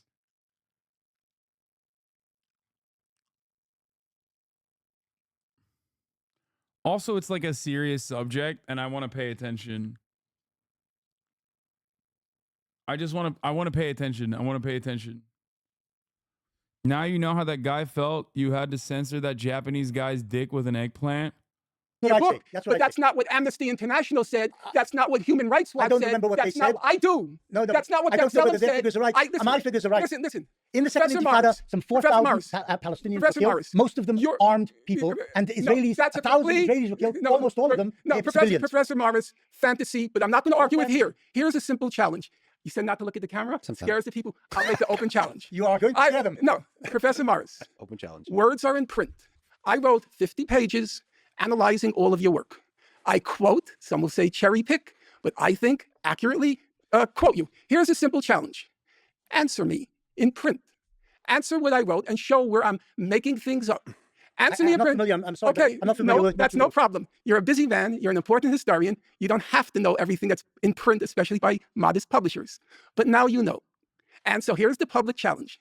You answer and show where I cherry-picked, where I misrepresented. Send me the article. And then we can have a civil, scholarly discussion. I'm not sure we will agree, even if we don't have to agree. Bro's got the iPad and the phone. He's like, oh man. He's asking chat. It's for the reader to decide, looking at both sides, where does truth stand. Norman, and if I may ask, it's good to discuss ideas that are in the air now as opposed to citing literature that was written in the past as much as possible, because listeners were not familiar with the literature.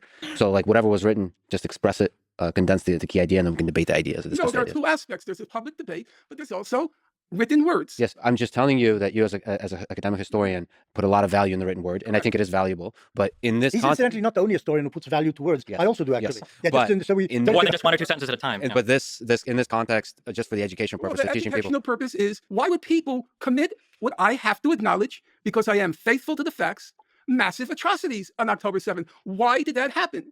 And I think that's the problem. The past is erased, and we suddenly went from 1948 to October 7th 2023. And there's a problem there. So first of all, you have complete freedom to backtrack, and we'll go there with you. Obviously, we can't cover every single year, every single event, but there's probably critical moments in time. Can I respond to something relating to the Lebanon war? I look at the book that he got this from, what the quote was from. It sounds cold to say it, but war is tragic and civilians die. There is no war that this has not happened in the history of all of humankind. The statement that Israel might take care not to target civilians is not incompatible with a diary entry from someone who said they saw civilians getting killed. I think that sometimes we do a lot of weird games when we talk about international humanitarian law or laws that govern conflict, where we say things like civilians dying is a war crime, or civilian homes or hospitals getting destroyed is necessarily a war crime, or is necessarily somebody intentionally targeting civilians without making distinctions between military targets or civilian ones. I think that when we analyze different attacks, or when we talk about the conduct of the military, I think it's important to understand, prospectively, from the unit of analysis of the actual military committing the acts, what's happening and what are the decisions being made, rather. Bro, you cannot say that in defense of Israel, dude. That's crazy. Like, the wildest part about this claim, and I know where he's going with this because I remember him saying some dumb shit like this on fucking Twitter, is literally that, like, yes, Hamas literally did do war crimes and Israel is not doing war crimes. Like, if you put Israel and Hamas, which is a fucking militant resistance group against the Israeli apartheid state, if you were to put them and their fucking bathtub rockets and their bathtub fucking sniper rifles and all this other shit and some arms that they get from Iran, right? If you put them on the same playing field as a nuclear state with one of the strongest military forces in the fucking in the region at the same moral playing field, okay, Hamas still wins the morality front. It's crazy. It's crazy to be like, yeah, well, when Israel does it, it's actually not war crimes, but when Hamas does it, it actually is. It's crazy. Than just saying retrospectively, oh, well, a lot of civilians died, not very many, military people died, comparatively speaking, so it must have been war crimes, especially when you've got another side, I'll fast forward to Hamas, that intentionally attempts to induce those same civilian numbers, because Hamas is guilty. Dude, come on. Dude, this is a ridiculous fucking argument. Like, the notion that Israel is not intentionally killing civilians is so psychotic. It's just literally a doctrinal principle that they have, not only to kill civilians, but intentionally killing their own fucking civilians when they are taken hostage. They have the Dahia Doctrine, which is ironic because Big Dog actually served in the IDF at the time. I didn't even know that. You have the Dahia Doctrine, which dictates that you hit civilian targets, okay? No holds barred. And you even have the fucking Hannibal Doctrine, which implies that you can even kill your own fucking, you can kill your own civilians, your own citizens, in an effort to make sure that they are not taken hostage by the enemy. There is no world in which, like, Israel's actions do not fit the bill of, like, genuine, serialized, mechanized murder. It does. No matter how hard you try to justify it and claim that that is not the case. And the world can see it too. Of any war crime that you would potentially accuse, and this is according to Amnesty International, people that Norm loves to cite, Hamas is guilty of all of these same war crimes, of them failing to take care of the civilian population, of them essentially utilizing human shields to try to fire rockets free from attacks. Essentially, yes. I'm just saying that essentially, yes, in terms of how international law defines it, not how Amnesty International defines it, but Amnesty International describes times of human shielding, but they don't actually apply the correct international legal standard. I know, absolutely. I absolutely. You haven't I think, but I'm just saying, believe it or not, Normal, the entire Geneva Convention is all on Wikipedia. It's a wonderful website. But I'm just saying that on the Hamas side, if there's an attempt to induce this type of military activity, attempt to induce civilian harm, that it's not just enough to say, like, well, here's a diary entry where a guy talks about how tragic. I think the problem with your statement is that if you go back and listen to it, the first part of it is war is hell.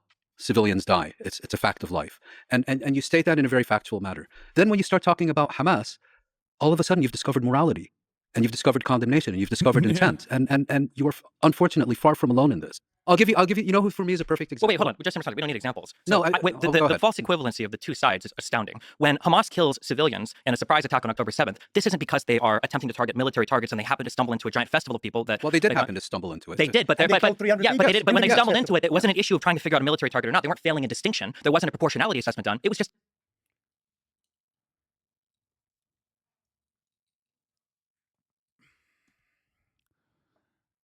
Anyone that fucking claims that Israel is not deliberately targeting civilian infrastructure and civilians is either the dumbest person I've ever seen in my entire life.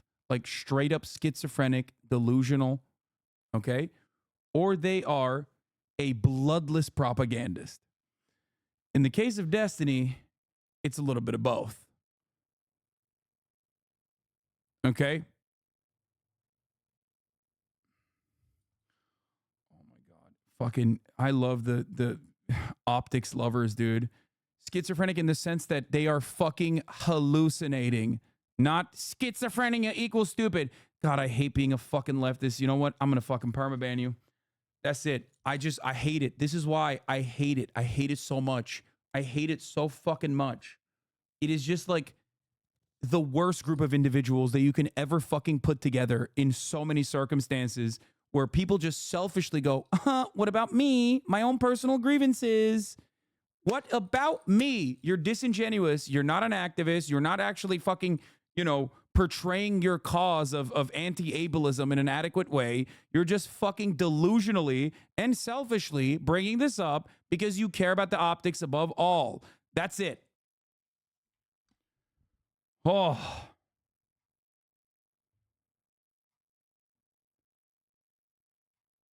I hate it.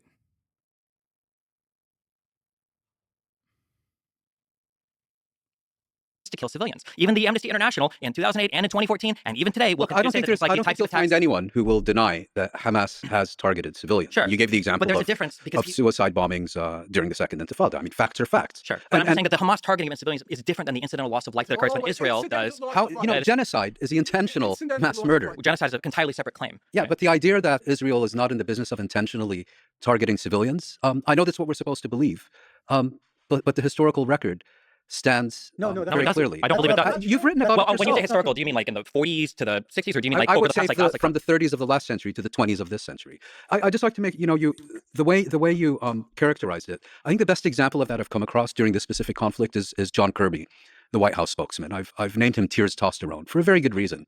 When he's talking about Palestinian civilian deaths, war is hell, it's a fact of life, get used to it. When he was confronted with Israeli civilian deaths on October 7th, he literally broke down in tears. But he understood that one is deliberate and one isn't. He understood that. No, that's what he tried to make us under. Oh, he understood that. Oh, Israel is just small being genociding. They're not deliberately killing fucking just 25,000 plus women and children. They're just a oopsie. Dude, I'm going to be honest with you. What? You try to defend Palestinians, yet you do nothing for them? You're so disingenuous to your values? Come on, bro. I know it's the top of the hour and you're trying to fucking do a ad break, but come on. Come on. I just clapped someone for way less than that. Don't do that.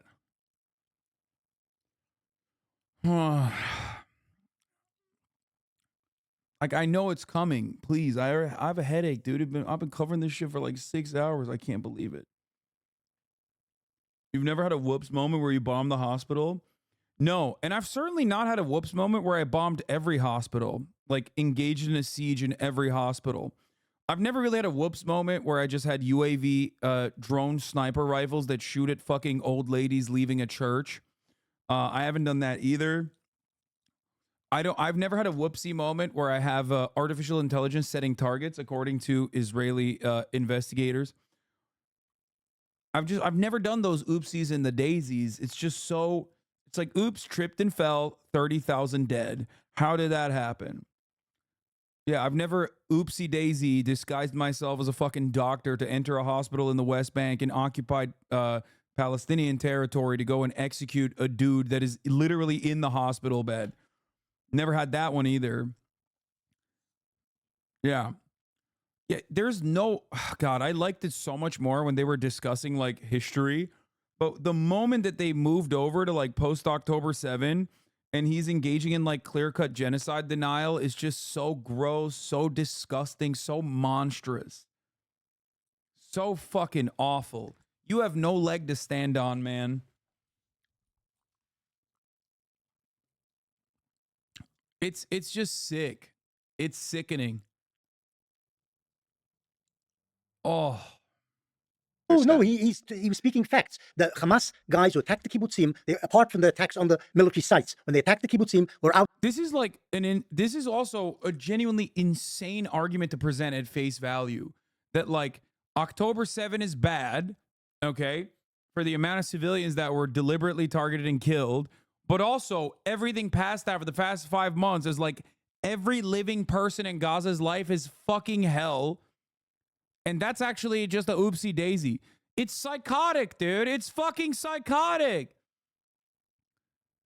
It is akin to Nazi Germany justifying the Holocaust because of the fucking Warsaw Ghetto Uprising, the final solution specifically. And being like, oopsie, it just fucking happened like that. I don't know. They just kind of did that on their own. It blows my goddamn mind. Like, it is pure fascism.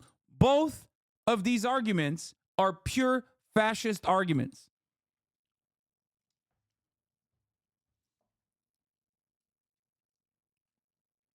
Out to kill civilians, and they killed family after family, house after house. The Israeli attacks on Hamas installations and fire. You don't know better. No, you don't know Israeli pilots. I did it already. I ran the fucking ad break. I ran it. Stop trying to fucking bait me already. I already ran the 3-minute ad break. Okay, I didn't actually run it, but I said I already did the debate.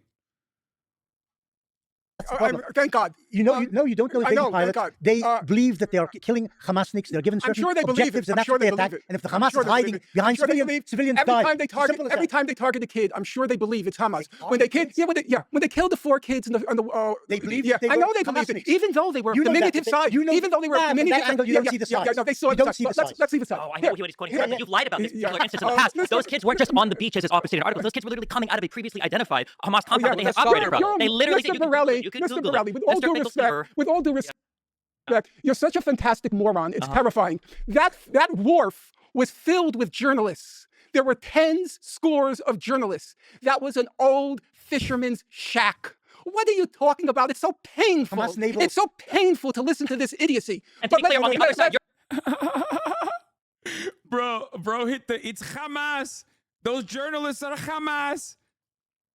Why doesn't he hit the Ch? He's just doing every other part of the Hasbara. Why doesn't he hit the Hamas? You're implying that a strike was okayed on the Israeli side where they said we're just going to kill 4 Palestinian children today for no reason. Do you believe that? Do you believe that? Do you believe that? Right. Do you believe that? Tell a journalist. Do you think that they were out to kill 4 children? Here we go. I will never answer that. I will answer the question. Pilots were out to I will even answer children. And it was because that was a strike. That was a drone strike. So it was a proof all the way up the chain that we're going to kill children. We're going to kill Palestinian children. Yes, by the way, I do. Yes, I do. I do believe that Israel will deliberately kill 4 children. Why is that such a dude, when you have no argument, and Destiny certainly does not have a leg to stand on here, you literally resort to, oh my God, do you literally think Israel would kill 4 children? Deliberately target 4 children? Yes, dumbass. Of course they would. They've killed 15,000 children so far. Why the fuck wouldn't they target 4 more? How fucking clueless are you? What do you mean? Oh my God, I can't believe it. You would say that Israel would kill 4 children. Oh, the horror. The horror. The fuck do you mean? There's 0% chance anyone with fucking more than 3 synapses firing at the same goddamn time could believe this. Like, there is no fucking way.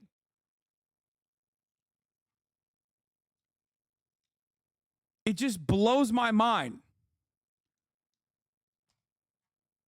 Oh, I have a headache. Oh, Digha, thank you for the 10 give the subs. Look at Benny Moore's face while talking about the 4 killed Palestinian children. He thinks this is all a joke. I mean, no, he's laughing because Norm is cooking his boy here, calling him a fucking fantastic idiot. I genuinely don't understand how you could say that. Like, do you, I want to see the comments. Do people think that this is like, you're such a fantastic moron is terrifying? 2 historians, a journalist, and a video game streamer walk into a bar. You like to quote things? I do like to quote things. They're called facts.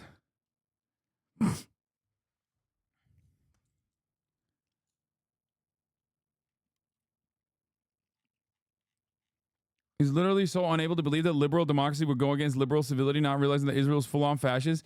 Yeah, there is no, I don't think he fucking genuinely believes that Israel is like even remotely liberal. I think he just doesn't give a shit. Oh, fuck, where was I? 246 or something? I'm like, I lost my spot here. That a strike was okayed on the Israeli side. 246.13. Okay. I'm trying to see the...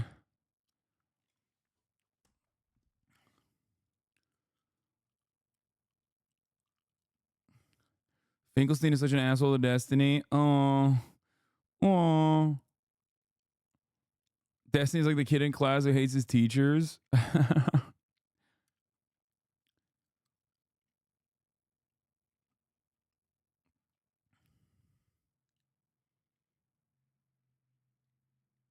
Never mentioned the Warsaw Uprising in relation to Palestine. You're a fucking idiot. Am I? Is really crazy because you know who actually first mentioned the Warsaw Ghetto Uprising and made a comparison to October 7? It was actually Norm Finkelstein who did that. He's on this. He's in the conversation right now. I don't know if you know this, but his parents literally participated in the Warsaw Ghetto Uprising. I don't care that you don't care. Okay? I think it's a very valid comparison to make because Gaza is a ghetto. It makes you feel bad because you don't want to feel like Palestinians are humans, but they are. And you can't keep pushing. Yeah, see, mods are fucking you guys up for adding the one guy that I pulled up. He is a R word that can only quote other people and has no opinions.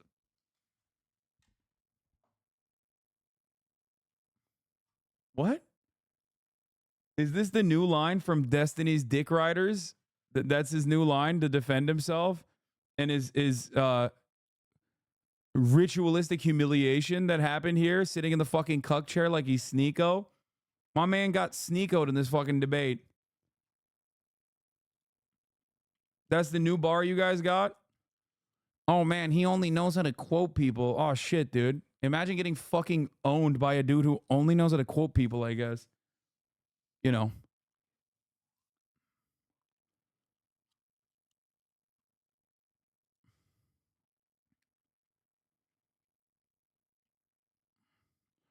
The Warsaw Uprising was made by Zionist movement Hasamar Hitzair. Nice to see you are support Zionism.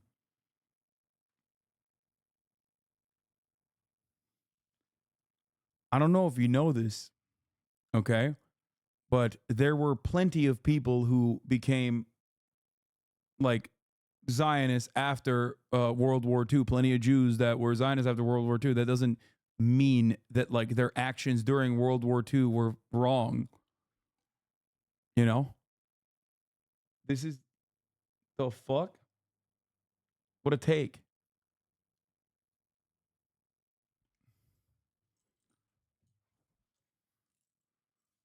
Very odd.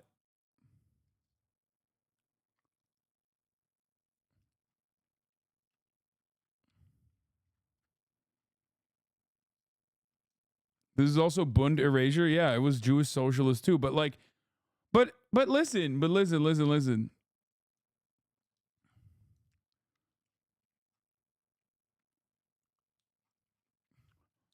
Do you think I think that automatically if like a dude who died in the Holocaust was like, if they were Zionists, then they deserved it? Is that what you think I would say in this situation? Because that would be insane. Like you ascribed a value that that is so far beyond the point of comprehension that I don't even know how to address it.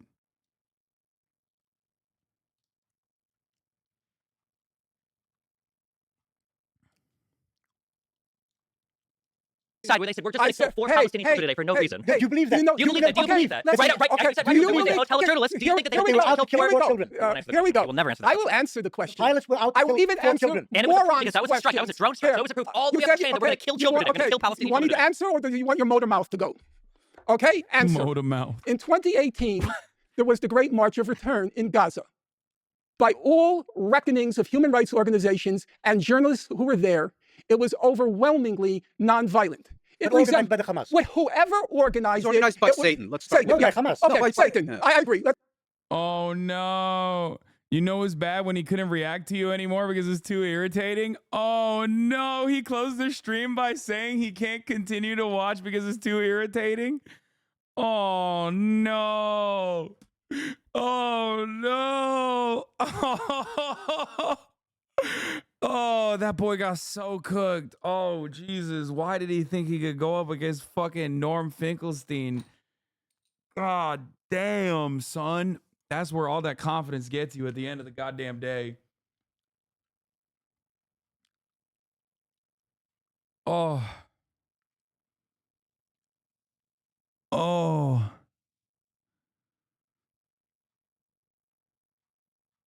Just sitting in the fucking Sneeko chair and eating it. Yeah, he needs to go yell at like furry accounts, furry leftist accounts on Twitter to fucking rebalance him, you know? It's like a tune-up fight. You know when a fighter loses, this is a tune-up fight. We've talked about this before with Sneeko. He's got to do a tune-up fight to get his he just got knocked down.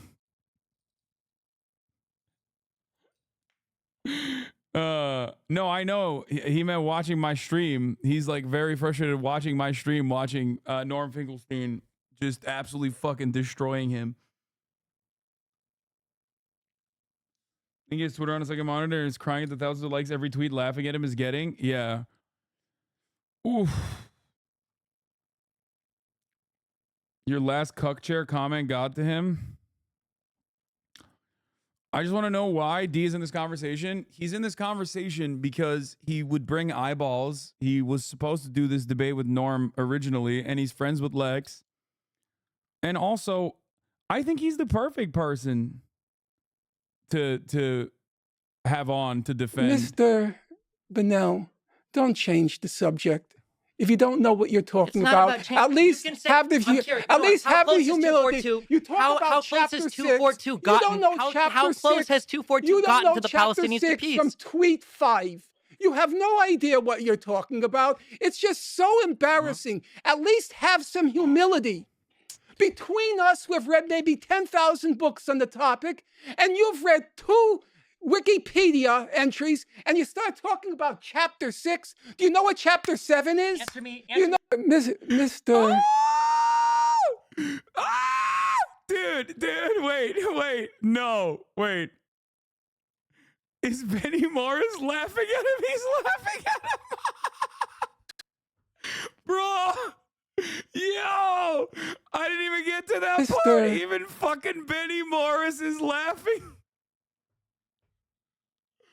Oh, no. Oh, that's so bad. No, how close has 242 gotten to the Palestinians to peace? From tweet. Oh, ain't no way. Ain't no way. He had his teammate going. He's like, damn, dog, he's cooking you. He's like, he got Benny to turn around and be like, actually, honestly, I'm an anti-Zionist. I take out. Oh, that's so bad.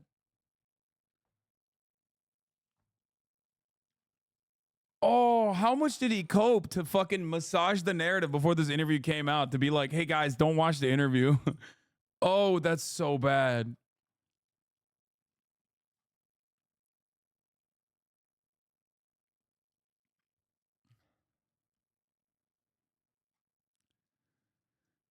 Oh.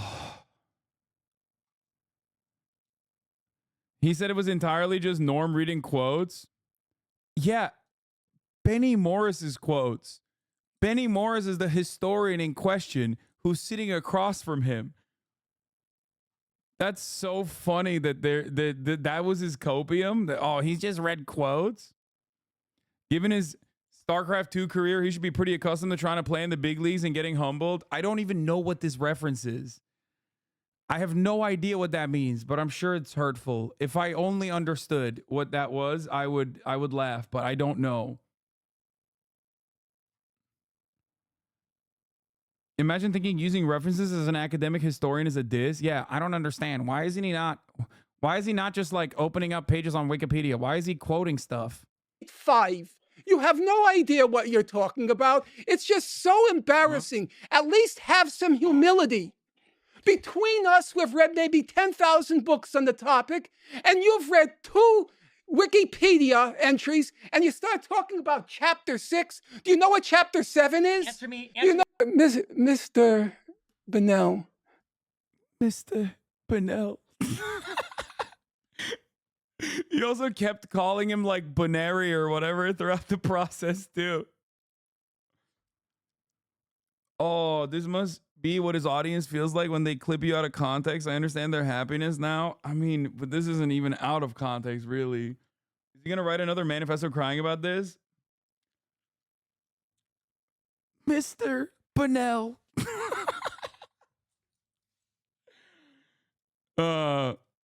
What is this? Okay, what I fucking think is happening is a binary thousand. What? Mr. Pinelli, I forget your name. I don't think you can read. Oh, Jesus. That's good.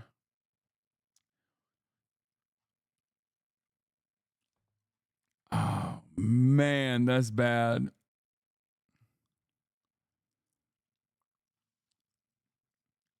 Oof. Bro, he took the jacket off. He took the fucking... Did you read the case? Yeah. It is Mr. a highly Corelli, special intent I'm to be going to convicted ask you of again. genocide. Yes. Please stop displaying your imbecility. Okay, I'm sorry if you think the Declaration of the Judge is imbecile. Every new clip, bro, every new clip, Norm is calling him a different last name. Every clip. Mr. Borelli.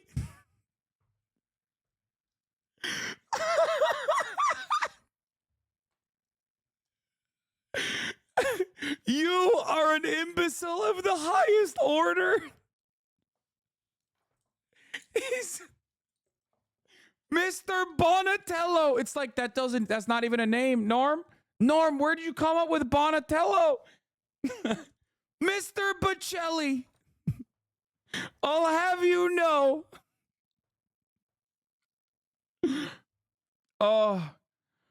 Why won't you call out Norm for being a debate pervert? It's so funny that you said that because I have said it before.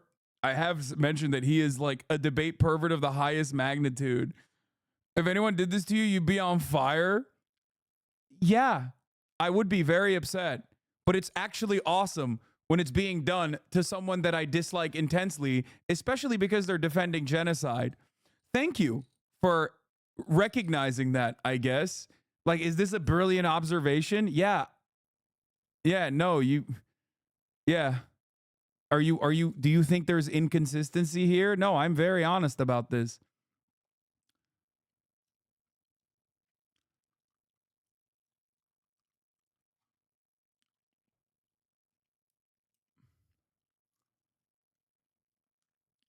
Chatter, he started off the debate by saying Norm is a principled practice debate pervert. Yeah, he is. The cope, his reply is even worse. Norm Finkelstein is easily one of the most unserious people I've ever had the misfortune of speaking with. I hope his reading comprehension improves in the future. It's sad that he brags about reading so much when he's apparently only capable of thinking in single quotes. Oh, that's so sad. Oh. His reply, we must have spent 2 hours of this convo wasted with Norm trying to cite Benny's own quotes from his own books at him, constantly misunderstanding the context of what he was even saying and acting smugly about it the entire time. Unreal. Oh. Bro, someone needs to do a wellness check on the boy. He is fucking cooked on that copium. This is like pure, unadulterated Chinese fentanyl coming over the fucking border by an American citizen that chopped up his car and put the fucking fentanyl directly in the body of the car to evade the Customs and Border Patrol in order to directly traffic this copium into his house.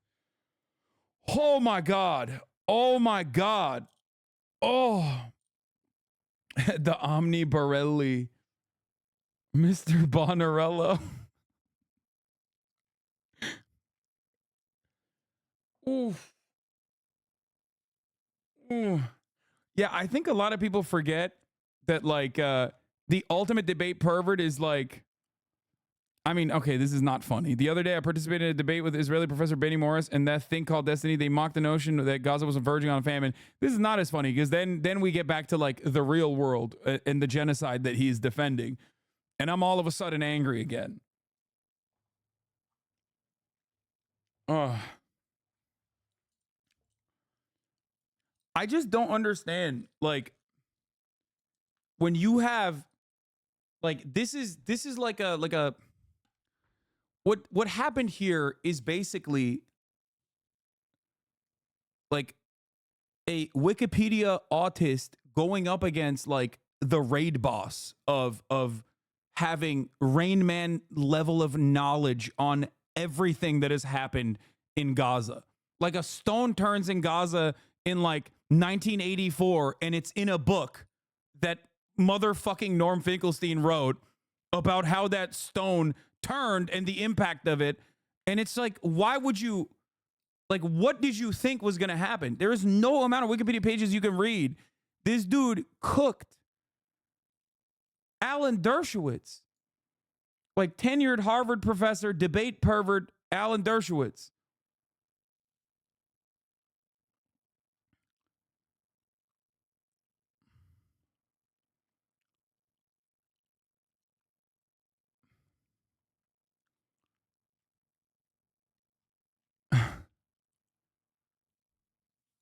Mr. Botticelli.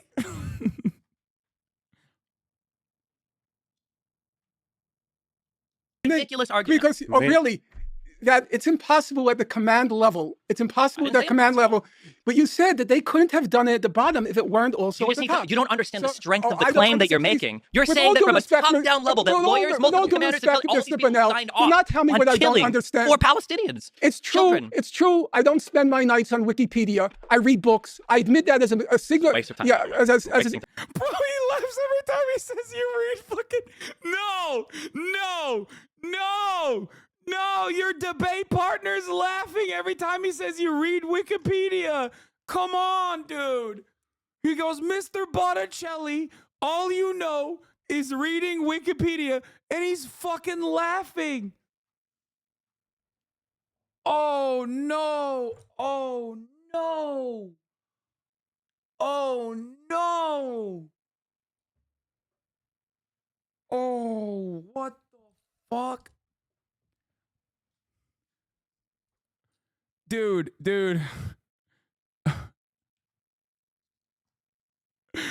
Look at his face, defeated. Oh, Benny Moore is cracking. Isn't he laughing at Norm? Don't they hate each other? Listen, in my headcanon, he's laughing with Norm, okay? Destiny said it was a waste of time reading books in that clip. Oh.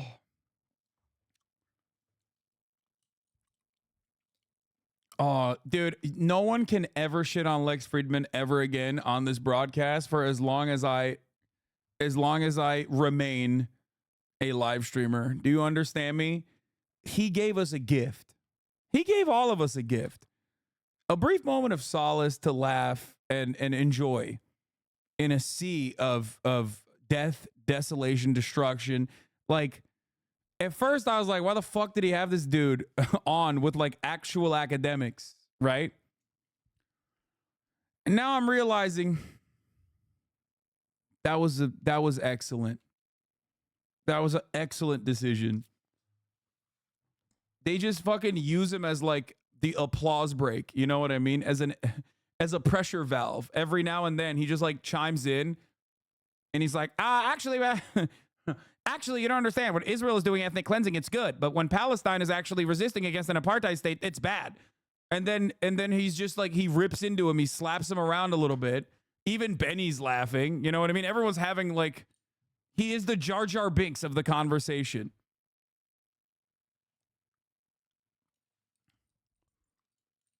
Oh, the Bonatello meme's going hard as fuck. Oh. You know when your childhood friend meets your current friends and they embarrass you? This is how Lex is feeling right now. No, Lex is fucking eating this because he's like, oh my God, I'm going to get like 10 million views on this fucking debate.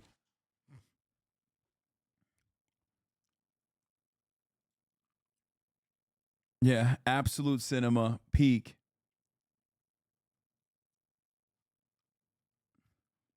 He should have turned around and been like, Mr. Bonaldo, go back to your iPad to find a new Wikipedia page to read. Maybe, perhaps you will find a new talking point in there.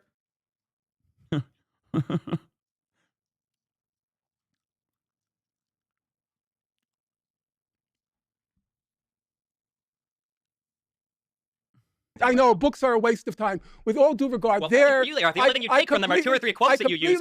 I completely respect the fact, and I'll say it on the air, as much as I find totally disgusting what's come of your politics, a lot of the books are excellent. And I'll even tell you, because I'm not afraid of saying it, whenever I have to check on a basic fact, the equivalent of going to the Britannica, I go to your books. I know you got a lot of the facts right. Benny Moore's books I would never say. Yeah, he's repping fucking Benny Morris's like academic work.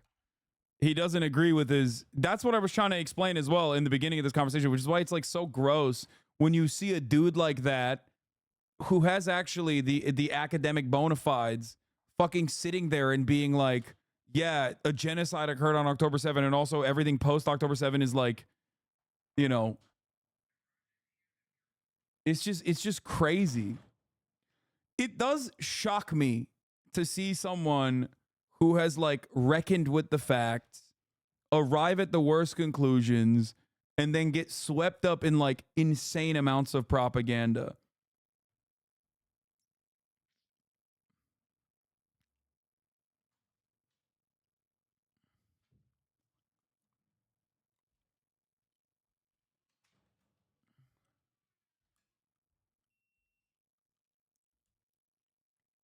Whenever Face Finkel, aka Face Footnote, starts off with the all due respect, you know he's gonna invent a new Italian surname.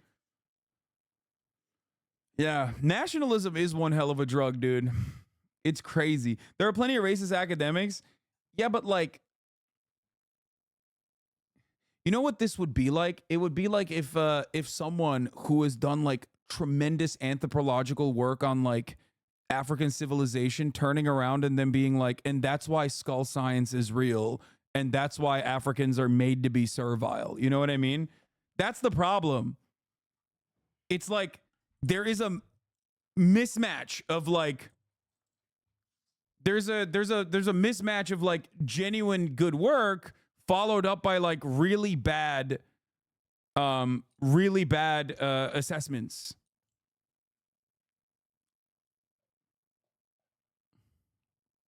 So literally every early anthropologist, yeah, I guess, but it's not. We're not living in the early anthropologist era.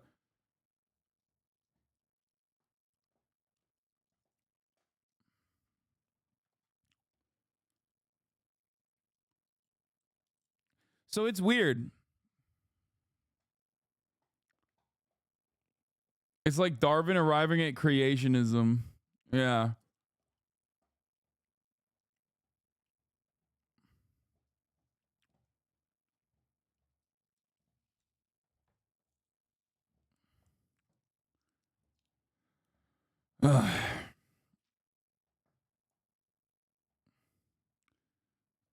Okay, let's get back to it. Let's go for the big one, the big Megillah. It's Satan, okay? Overwhelmingly organized, overwhelmingly nonviolent. Resemble at the beginning the first intifada. Represent the first, yeah, okay, not bombs. But they try to make holes in the fence. Okay, obviously. Let's continue. Bro, he's just like fucking playing with his phone in the corner. Okay. No. Okay, wait. I'm willing to grant you that. Please. I'm willing to grant allow me to. You don't have to pursue this. I'm willing to grant. Allow me to finish. I don't know anything about this. I'd like to. Okay. I gotta pee. I'll be back.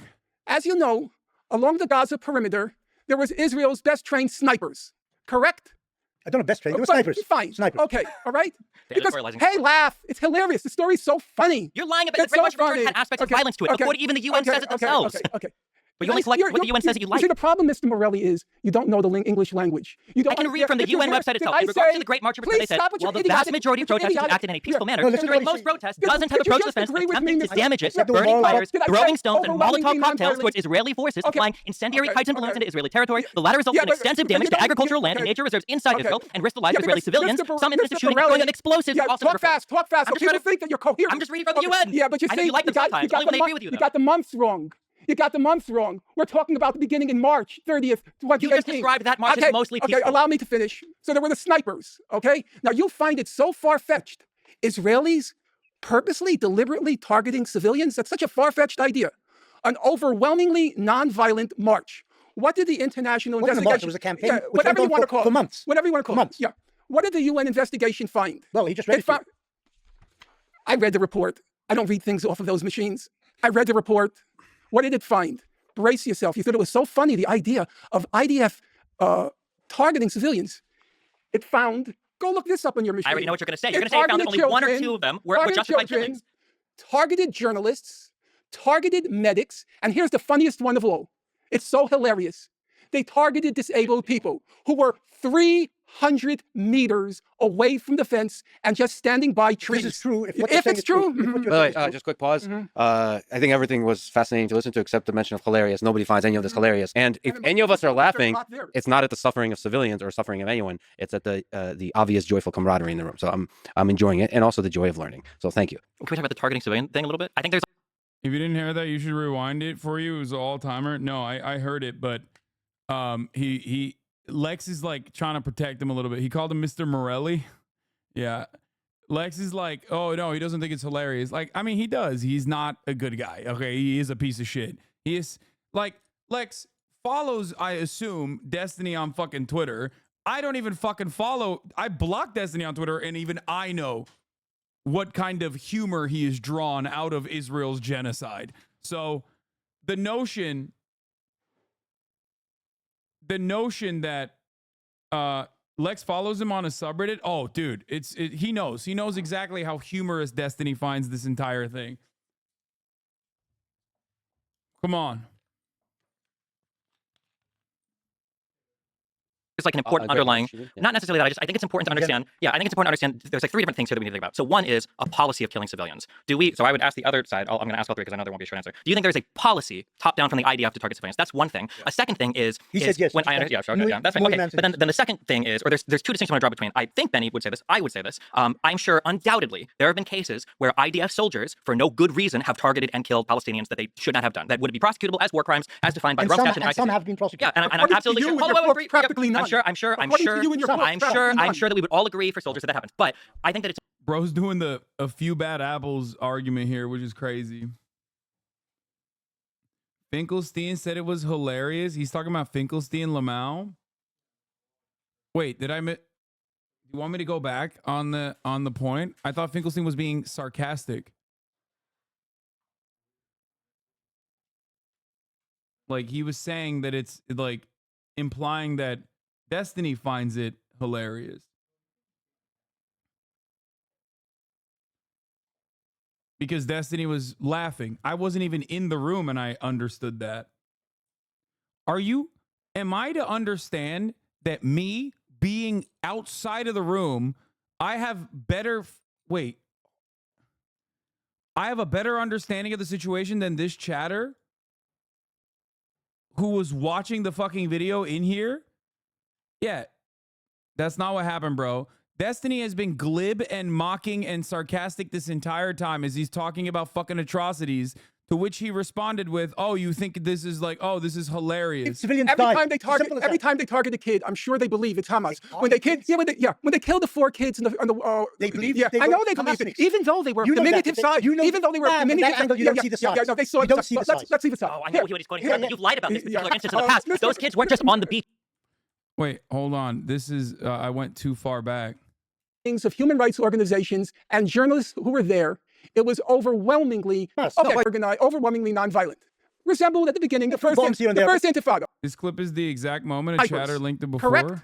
I don't know best friend. It was snipers. Fine. Snipers. Okay. All right. Because you can literally hear him laugh, bro. Hey, laugh. It's hilarious. The story's so funny. You're lying about it. Yeah. you can hear him laugh.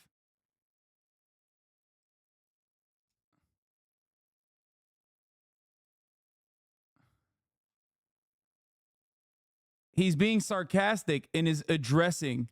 Literally just rewind. That's not what happened, bro. Brother, okay, I'm going to be honest. We have tone indicators for chatters such as yourself. But as someone who wasn't even in the room who could pick up on the context, I suspect that maybe you should listen to someone who does have the physical capacity of understanding context if you just are that permanently unable to read it. Okay? You were in the room, you were watching, I was out of the room, and I was listening, and even I could tell what the actual context was. You, on the other hand, are physically unable to do so. So if that's the case, I'm giving you the tone indicator. Okay? I'm giving you the tone indicator.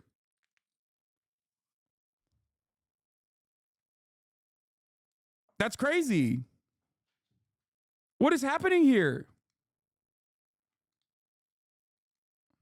No disrespect, chatter. If you legitimately can't comprehend it, like if you have like a physical inability to understand sarcasm, satire, nuance in general, then like I'm trying to help you out here.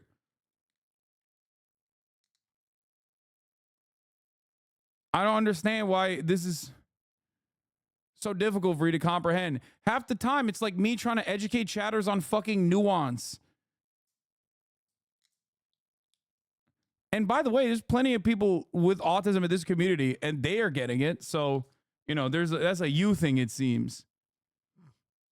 Representative, okay, not bombs. Okay.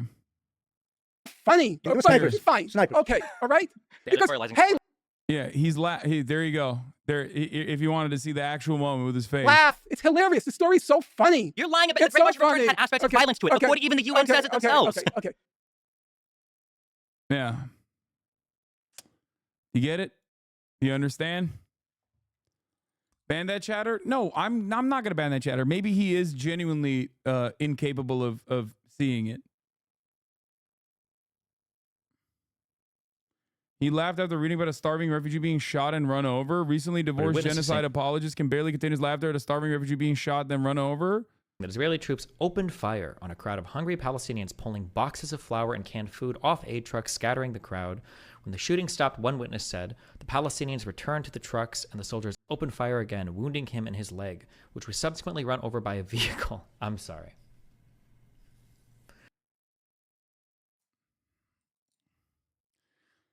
Dude, this is literally just like for people who think being a sociopath is cool, like just cultivating an entire audience of just fucking Patrick Bateman lovers, I think. Everything it does is a performance for his audience of shitty people. Yeah. Like if you find this to be content, then, you know. If you find this to be content, then, you know, there might be something wrong with you. He literally has a child. You literally cannot mathematically calculate a worse person. Oh, yeah, 100%. According to the local...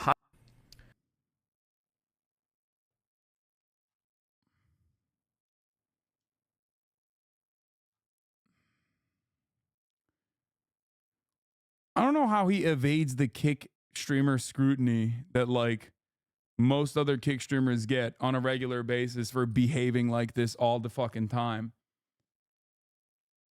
Dude got stuck in his 2012 edgelord phase. Yeah. So I legitimately don't know the context here, who that person is or why they're bad. Bro, what are you talking about? He just laughed at a fucking Palestinian person. I think it was reading an article about, because when anybody calls him out, his fans dox them. Yeah, well, they can't dox everybody.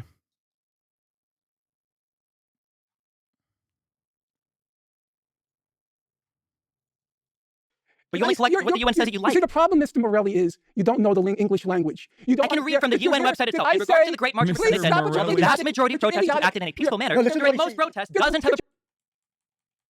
Yeah, he was laughing at the flower massacre. Okay. I don't know Quick pause. Let's throw in on policy from the is where there's two distinctions I want to draw between. I think Benny would say this. I would say this. I'm sure undoubtedly there have been cases where IDF soldiers, for no good reason, have targeted and killed Palestinians that they should not have done. That would be prosecutable as war crimes, as defined by Rome Statute and ICC. Some have been prosecuted. Yeah, and I'm absolutely sure.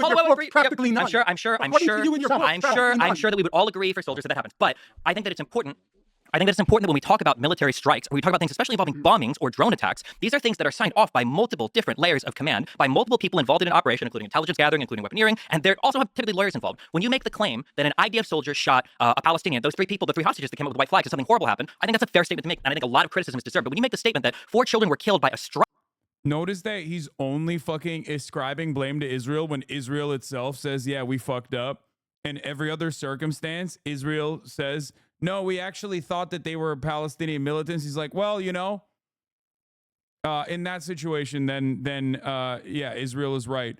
Israel is right all the time. Israel is never wrong. When Israel admits fault, then he agrees. If Israel doesn't admit fault, then I'm going to take everything they said at face value.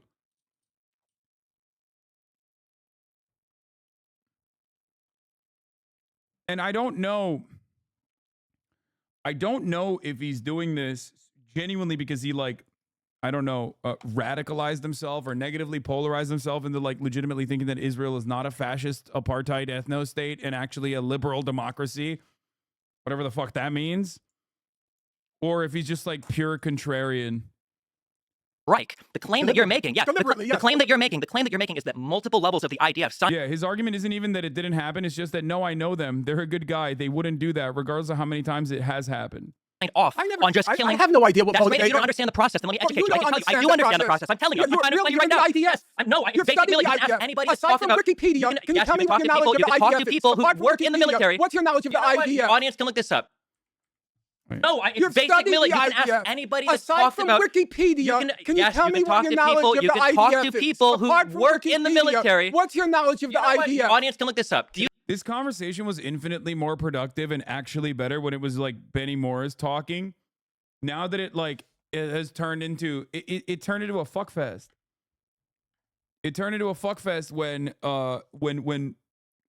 like, at least Benny is wrong and says a lot of immoral shit, but he has like a level of respect for academic integrity. You know what I mean? He has a level of respect for people's like scholarly work, and isn't just like regurgitating talking points that he picked from reading a fucking Wikipedia page. So it sucks. By the way, this conversation between Norm and Destiny is literally part of the reason, other than his psychotic, sycophantic fan base constantly fucking stalking my every existence for years and years, is part of the reason why I never debate him any longer, because it always resorts into this back and forth shouting match. Because when Destiny doesn't have a good argument, he just immediately resorts to trying to trigger his opponent into an emotional response. And if he fucking knows deep down inside that there's a lot of baggage there, or there's a lot of like back and forth with our back and forth in the past, or with Norm, where he knows he's like, he can't go up against Norm. Norm is just simply more knowledgeable on this issue. Okay. He's going to start nuking the debate. To be fair, Norm isn't helping either. He's resorting to ad-homs. Yeah, no, he's a stubborn dude in the same way that I am as well. So he's just like yelling back and forth now. Do you think that bombing and strikes are decided by one person in the field? Do you think one person Can I is in control of respond an airplane or a drone strike? As a pilot doesn't do it on Yes, his own. strike Can I cells have respond? entire apparatuses that are designed to figure out how to strike and who to strike. So when you say that 4 children are targeted, you're saying that a whole apparatus is trying to murder 4 Palestinians.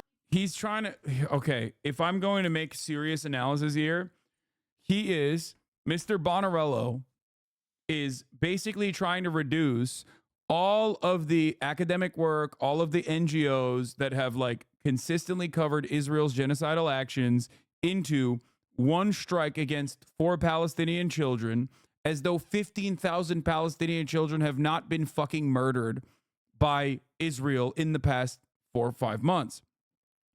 That would make anyone go insane. Okay? It's just ridiculous. It's a ridiculous thing to say in the face of like an overwhelming sea of information. While they're having this conversation, I suspect around 50 Palestinians were killed in this fucking duration over the 5-hour period. You know what I mean? I don't know when they exactly had this conversation, but it's not statistically impossible to make that assertion. Like that's why this is a ridiculous conversation to have. Like, we're not just talking about one singular strike of 4 children being killed. While we were watching this, people were talking in the chat about how there were another 50 Palestinians that were shot at waiting for aid in Gaza. I don't know. I haven't seen it yet. I haven't like looked into it. But there were people in the chat saying that. Now, I don't know if this is what happened so far. I haven't seen it, and I will read it, and I will cover it tomorrow, most likely.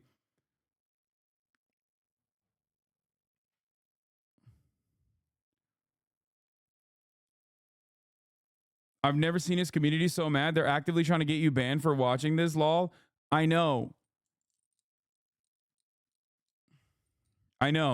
It won't work because he's not the focal point of this conversation.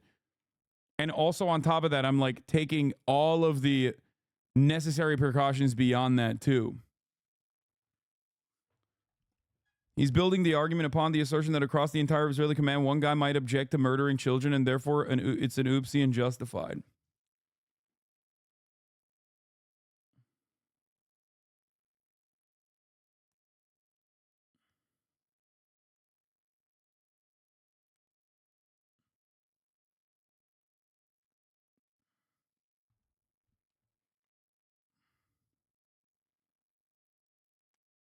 You will read what? Some tweets? This is the maximum amount of copium that we will get to.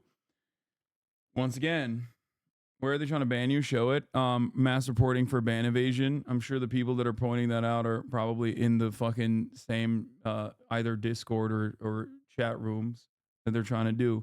Anyway, we're going to continue with the video. You make my argument better than me. Ridiculous argument. Because, really, that it's impossible at the command level. It's impossible at the command level. But you said that they couldn't have done it at the bottom if it weren't also at the top. You don't understand the strength of the claim that you're making. You're saying that from a top-down level that lawyers, multiple commanders, and all these people signed off do not tell me on what I don't killing understand. 4 Palestinians. It's true. Children. It's true. I don't spend my nights on Wikipedia. I read books. I admit that as a signal. Waste of time. Yeah, I know books are. He 100% is laughing at a him. waste of time. With all due regard, well, there. You are. The only thing you take from them are 2 or 3 quotes that you use. I completely respect the fact, and I'll say it on the air, as much as I find totally disgusting what's come of your politics, a lot of the books are excellent. And I'll even tell you, because I'm not afraid of saying it, whenever I have to check on the base. Oh, they're trying to get me banned here. Remember when someone asked, where are they trying to get you banned? Turns out it's on LSF. Destiny calls out the hypocrisy of Twitch immediately 37 minutes ago. I haven't even watched the clip, but I suspected something along the lines of, I can't believe Twitch hypothetically bans everyone for watching videos of me, but in this circumstance, they're not banning Hasan, who's watching a video of me. No, dog, you're in the video. You are not the focal point of the video. The terms of service on that are relatively clear.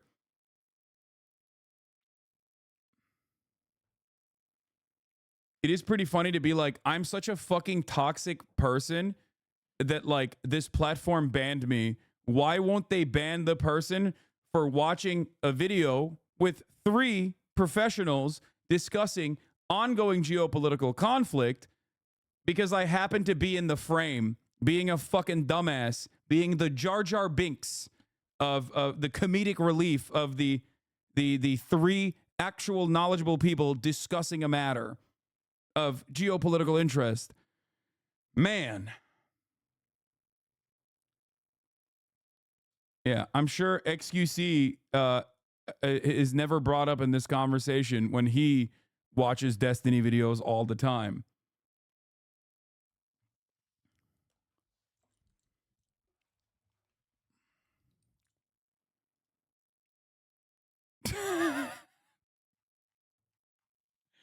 Stop.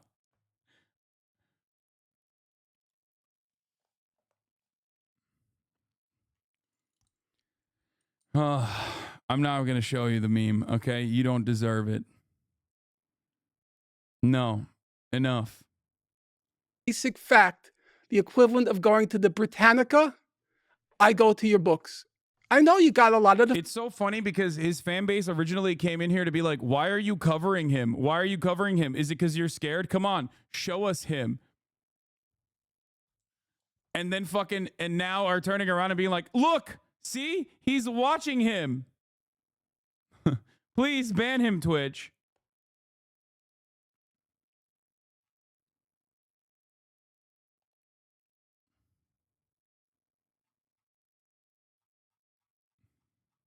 So fast.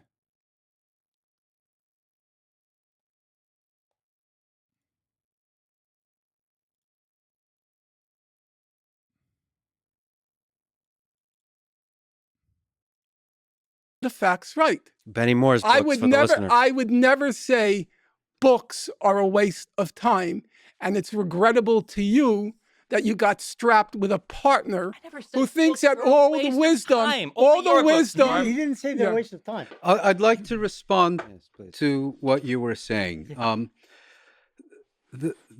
think the question that we're trying to answer, I think you don't understand Israel, you know. Let me finish, really please. understands Israel. I think we're how all it works. I think we're all agreed that Palestinians have deliberately targeted civilians, whether we're talking about Hamas and Islamic Jihad today or previously. I prefer the word murdered and raped rather than targeted. Targeted is too soft for what the Hamas did. I'm okay with I'm not talking about. I'm talking about this now. Yeah, but I'm trying to answer his question. Yeah.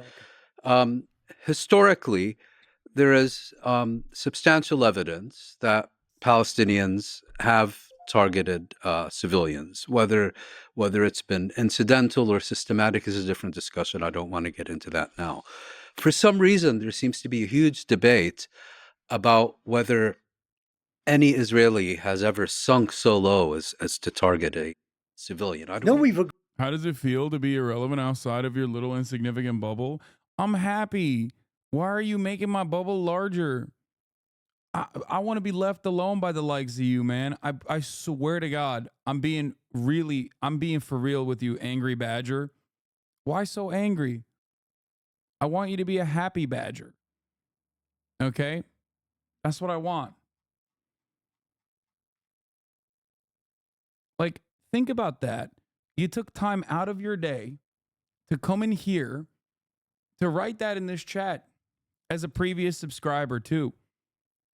Do you think that this is good for your own mental health? Actually, take a deep breath. Let's do it together. Close your eyes and take a deep breath.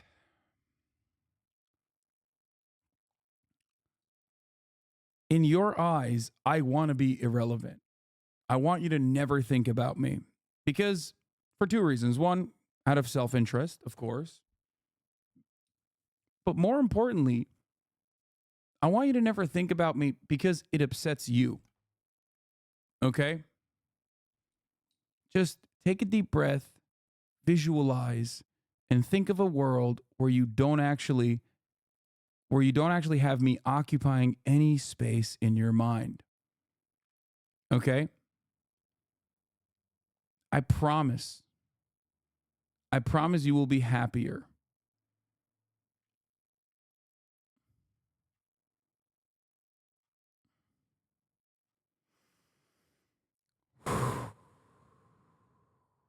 Go to your happy place. Breathe in, breathe out. Big breaths from your nose. Breathe out.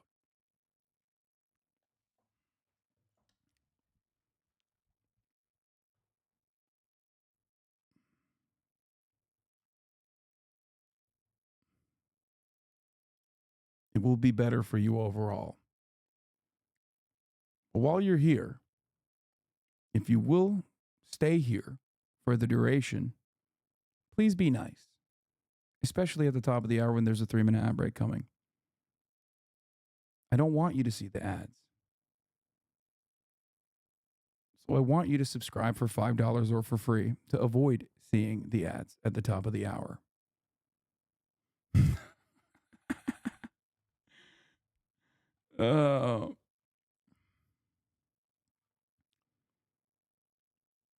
That's right. I want you to have an ad-free broadcasting experience. Here's the 3-minute ad break now.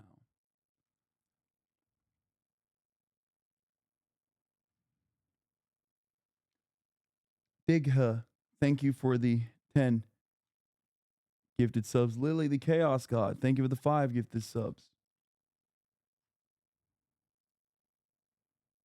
Both We said just that. agreed We've just said that this has happened here and there. And I think we've agreed on that. I think what we're saying is it's not policy, which is what you guys are Okay. implying, that they kill civilians deliberately. if I understand you correctly, Okay, let's just completely dispel this rumor, this notion, this false statement that Israel is oblivious to the death and destruction it is causing. Okay? Israel knows what it's doing. Israel has a clear-cut policy, a doctrine called the Dahia Doctrine that dictates that civilian targets will be deliberately, like civilian buildings will be deliberately targeted. Okay?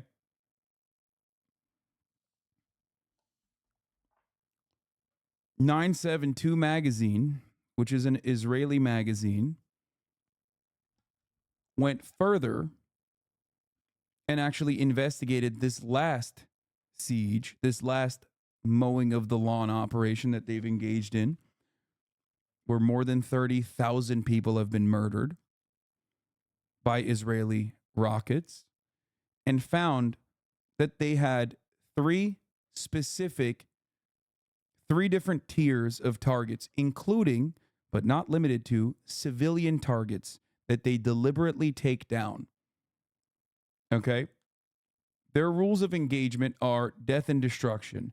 The notion, like I said, and I stand on this, the notion that Israel is not actually genuinely trying to wipe out the Palestinians and simply on accident killing more than 25,000 women and children. This is before we even get to the civilian men that are also being killed that are not Hamas, right? If you personally think that Israel has accidentally killed 25,000 plus women and children, you are either the dumbest person on the planet or you are just straight up evil. They call those power targets, which means their targeting of civilian buildings is intentional collective punishment, which is a war crime. Yes, absolutely.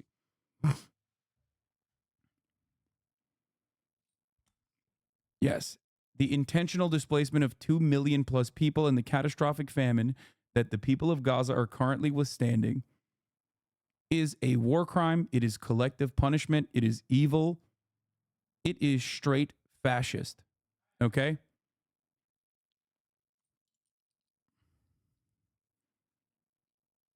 I cannot understand how people try to defend this. It is not an accident. It is perfectly deliberate. And even if it wasn't perfectly deliberate, even if it was an accident, it would still be criminal negligence.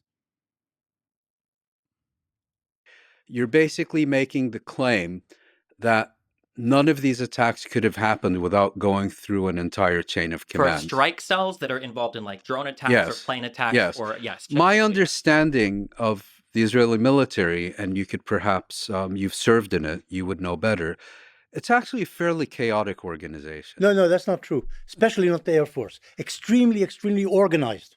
The Air Force works in a very organized fashion, as he says, with lawyers. I don't think he understands. I don't think Benny understands, because he's too hopped up on the Zionist Kool-Aid, that like saying the Israeli Air Force is incredibly organized after on the eve of, like, again, an ICJ investigation into Israel's genocidal intent, in the eve of 25,000 plus murdered women and children, makes you sound like a psycho. It just means they're well organized in bombing civilian infrastructure. Like, this, I get why Zionists make this argument, because they've always made this argument. They made this argument in every single siege. Okay? Every single siege they've made this argument. But the death toll was, at least in the eyes of the broader public, somewhat more avoidable. Okay? Especially when there wasn't like a lot of media coverage on it. Okay?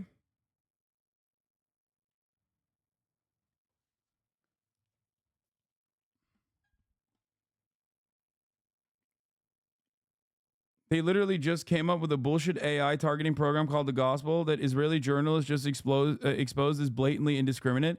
I don't think it's indiscriminate. I think it's discriminate. I think they are discriminately indiscriminate. Like, they are deliberately targeting anything and everything, including civilian targets. That's it. Like, the AI doesn't make it, the AI doesn't make it better.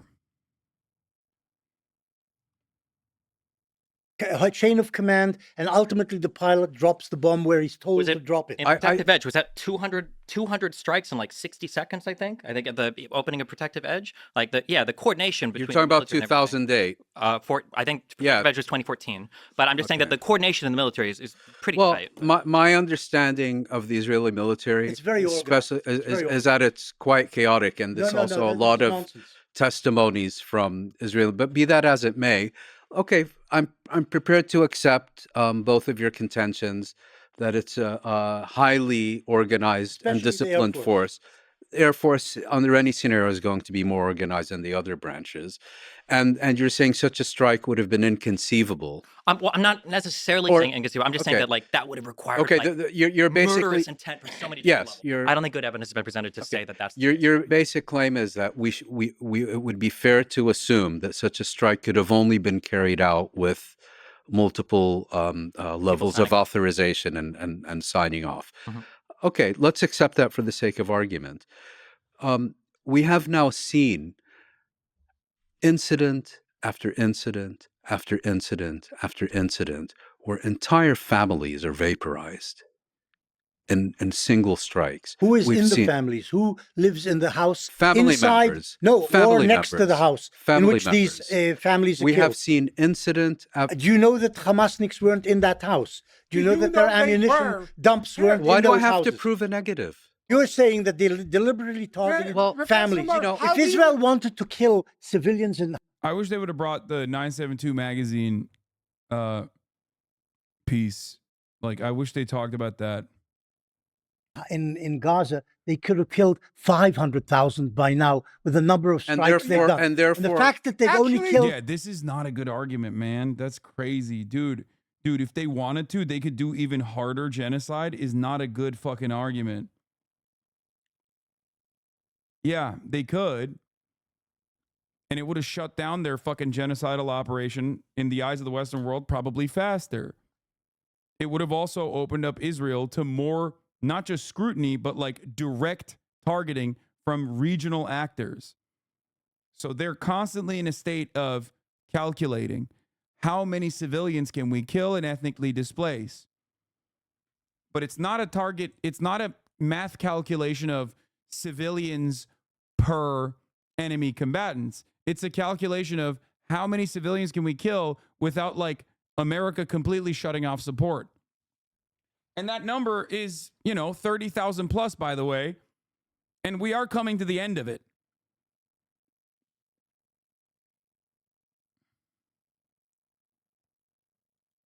A certain small number. 30,000 is a small number. Small number in proportion. You consider 30,000 small a small number in proportion over 4 months. 12,000 probably is an indication that it's targeted and that there are Hamas targets in these places. So I've given 12,000 children is only, and if that's the case, why is it? You said only. only. No, Professor Morris, here's a question for you. If we take every combat zone in the world for the past 3 years, every combat zone in the world. In Vietnam, okay? the Americans killed I said, a million I'm not people. talking about Well, they could have Vietnam. killed 40 million. I wasn't, yeah, I was against. That's crazy, bro. You're using Vietnam to defend Israel's actions in Gaza? That's wild. The Goldstone report definitely dismissed the human shield theory. On the other hand, the only 2 Israeli soldiers condemned by Israeli courts in Gaza used a child as a shield while doing an assault. Yeah. In the anti-war movement. So don't. Goldstone is the inception of the UN as Hamas, by the way. And then they'll always use like, well, Goldstone himself went back on his fucking report later. Killed a million people in Vietnam. Fine. And 30 million Russians were killed during World War II, so everything else is irrelevant. Okay. Here's a question. Professor Morris, here's a question. It's very perplexing. If you take every combat zone in the world for the past 3 years and you multiply the number of children killed by 4, every combat zone in the world, you get Gaza. Okay? So when you what say, is that supposed to prove? Okay, I'm going to tell you. Just shut up. What is that supposed to prove? That Israel is killing a shit ton of children, and that is like not legally permissible and completely, utterly immoral. Relying on Hamas numbers. No, I'm not Hamas relying. numbers are I'm not relying on. Now, yeah, when you're losing the argument, go into oh, those are Hamas numbers. Nice. Yeah, those are Hamas numbers. Okay, dude, come on. Yeah, Hamas numbers that Israel itself uses, Hamas numbers that the U.S. State Department relies on, the Hamas-backed Palestinian Health Ministry, okay, no matter how hard you try to frame it, is the foremost authority. If you have an issue with their numbers, let fucking third-party international investigators in to the motherfucking Gaza Strip. But you can't do that because you're too horny to fucking kill them too. There are no other numbers. Another calculation from Israel is, well, it's better to just keep saying Hamas numbers and have everyone rely on it, our government included, especially when they're matched against the population numbers that Israel already has, because they have the fucking names and addresses of every single person that lives in the Gaza Strip to begin with. I've done the math on Hamas civilian to death ratio. IDF has killed about 1,000 times more civilians than were killed by the Allies bombing Dresden. Calling it a consequence of war is insane.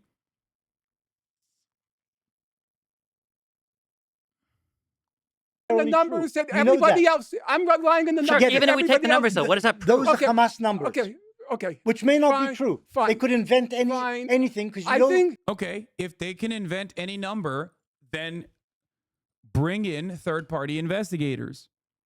Once again, but you won't do that. You would never argue for that.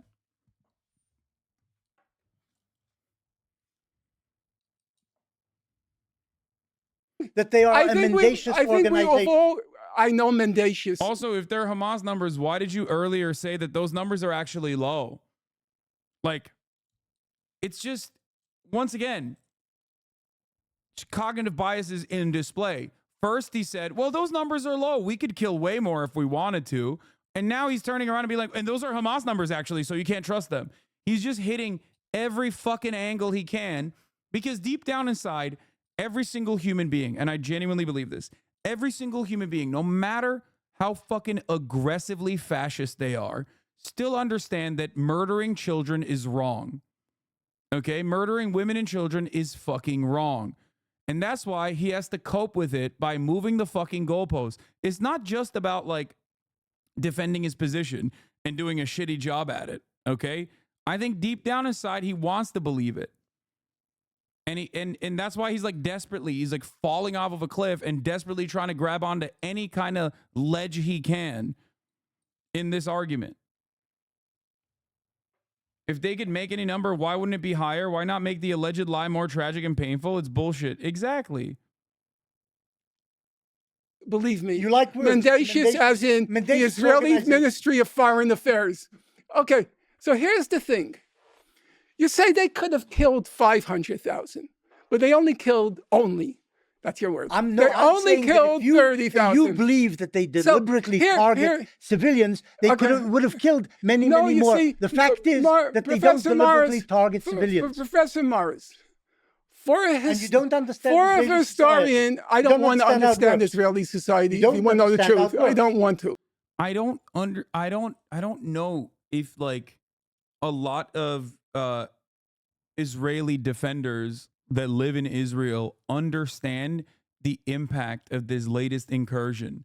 I think they think that they will go back to business as usual, and the regular order of the apartheid will set back in, and the routine violence, and everyone will just like go back to the drawing board. It'll be like October 6th all over again. And I personally don't think that that is going to happen. As someone who has been covering this for years and years and years, okay, I've never seen this level of support for the Palestinians in my entire life. I've never seen that. And I don't think people in Israel recognize it. I think there are some liberal Zionists who are like, you know, originally super gung-ho. Now they're starting to come back to reality. Okay? But this level of atrocity cannot go unanswered, cannot go unnoticed. There will be consequences for it. I don't want to get inside their heads. That's the problem. 90% of a good historian tries to get into the heads of the various protagonists. There's a limit. When 90% of Israelis think that Israel's using enough or too little force in Gaza, I don't want to get inside that head. 40% think that Israel's using insufficient force in Gaza. I don't want to get inside that head.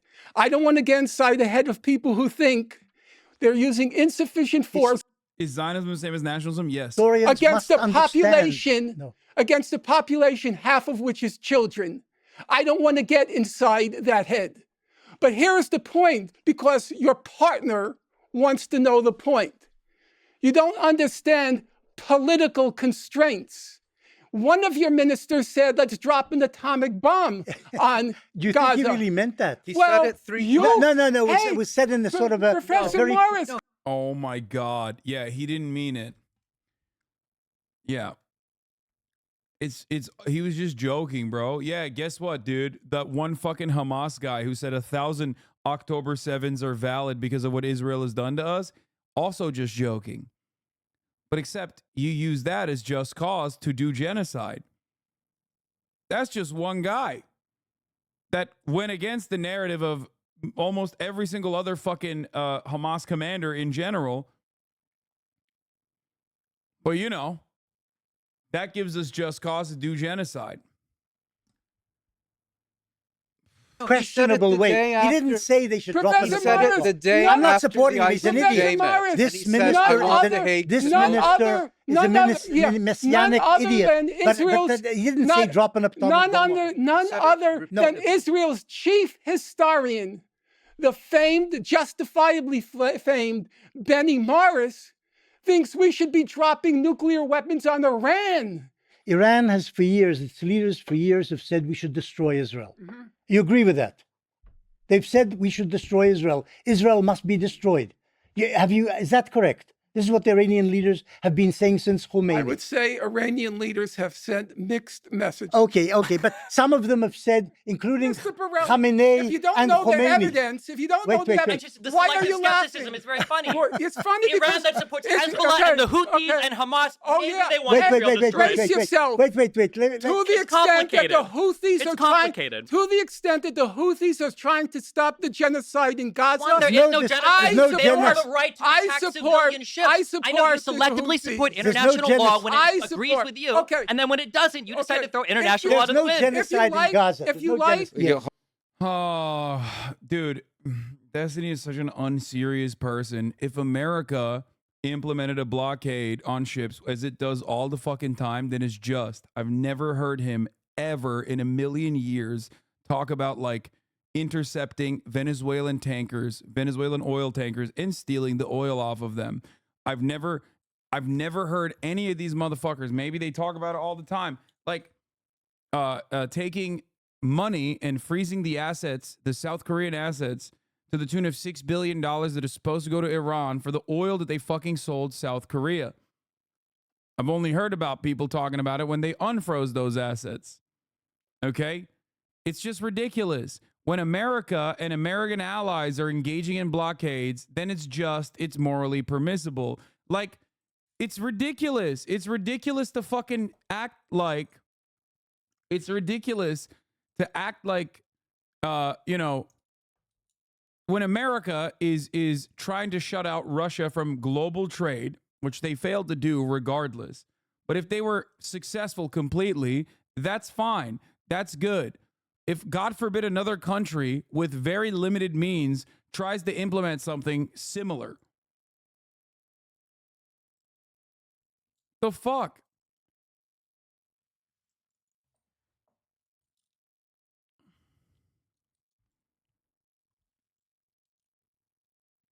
Yeah, U.S. stole an Iranian oil tanker, stole all the oil, and returned the empty ship like a year later. They've done it to Venezuelan tankers too.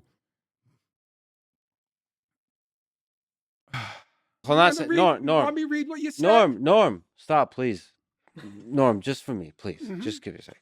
You said that there's no genocide going on in Gaza. Yes. Let me ask that clear question. Yes. The same question I asked on the Hamas attacks. Is there, from a legal, philosophical, moral perspective, is there genocide going on in Gaza today?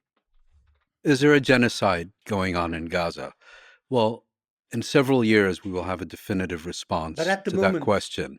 What has happened thus far is that on the 29th of December, the Republic of South Africa instituted proceedings against Israel pursuant to the 1948 convention. The people asking how could Destiny still have fans after this? Brother, how can Mr. Bartolelli have fans after this? They don't give a shit. There are a lot of people who just simply don't give a shit and love the chaos and love and you know, enjoy the sport of the blood sport of debates, and also like being edgy and triggering people. These people used to be relegated to 4chan, they were on poll, and now they operate on Twitter, and now they operate freely within Destiny's community. But like, it's just about triggering people, making them mad. And it's all pure entertainment. It's very nihilistic. It's very destructive. It doesn't really matter because they're so far removed. They're so fucking far removed from the impact or even thinking about the humanity, even thinking about the death toll, the human casualties. It's just, it doesn't matter.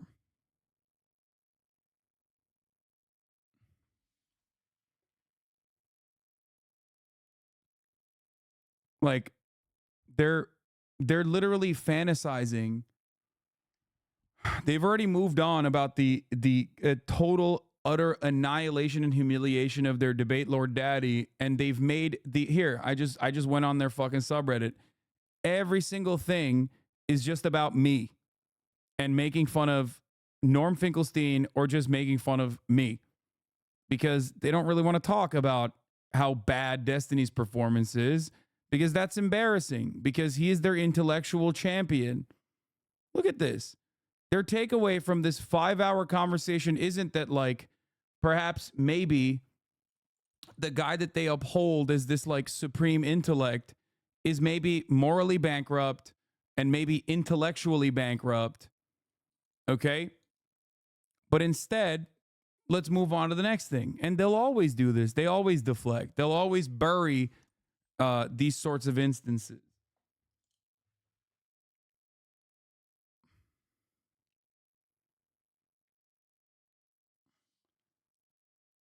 Yeah, it always goes back to, as you can see, I have portrayed you as the Sojak and myself as the Chad.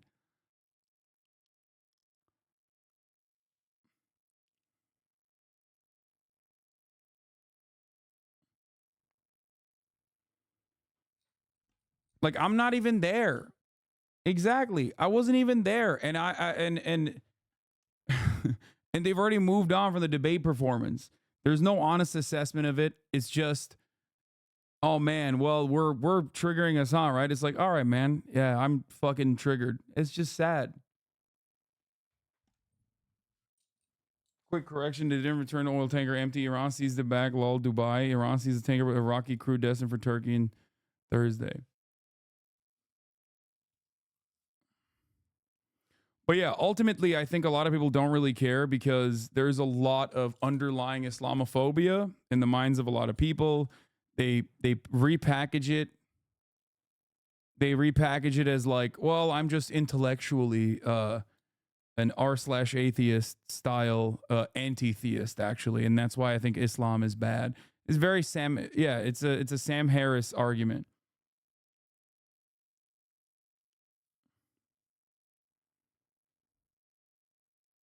Convention on the Prevention and Punishment of the Crime of Genocide. South Africa basically accused Israel of perpetrating genocide in the Gaza Strip. On the 26th of January, the court issued its initial ruling. The court at this stage is not making a determination on whether Israel has or has not committed genocide. So just as it has not found Israel guilty, it certainly also hasn't found Israel innocent. What the court had to do at this stage was take one of two decisions. Either South Africa's case was the equivalent of a frivolous lawsuit and dismiss it and close the proceedings, or it had to determine. Bro, oh, come on, dude. Oh, you're just repeating propaganda. I have talked to academics, journalists, and literal fucking Israeli Knesset members since October 7. I've also went on television to debate people on this matter. I have put myself out there. It makes me really sad when I see former fans just like get lost, get swept up in the bullshit.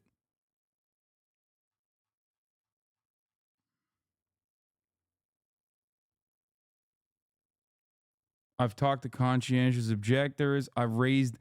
This community has raised $1.3 million for multiple Palestinian charities. Like,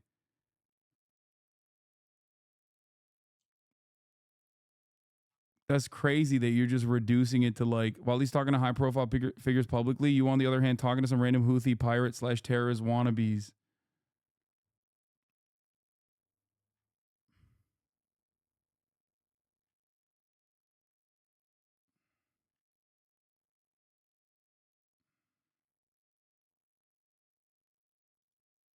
Re-examine everything.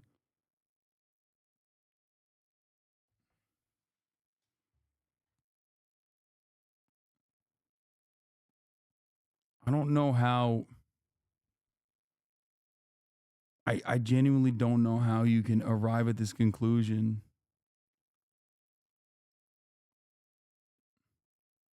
Unless you're just simply watching clips. I don't know.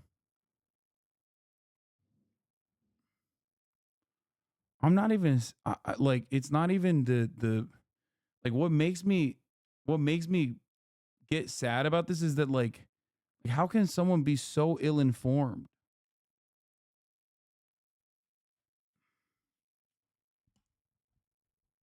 Actually, determine that South Africa presented a plausible case that Israel was violating its obligations under the Genocide Convention, and that it would, on that basis, hold a full hearing. Now, a lot of people have looked at the court's ruling of the 26th of January and focused on the fact that the court did not order a ceasefire. I actually wasn't expecting it to order a ceasefire. And I wasn't surprised that it didn't, because in the other cases that the court has considered, most prominently Bosnia and Myanmar, it also didn't order a ceasefire.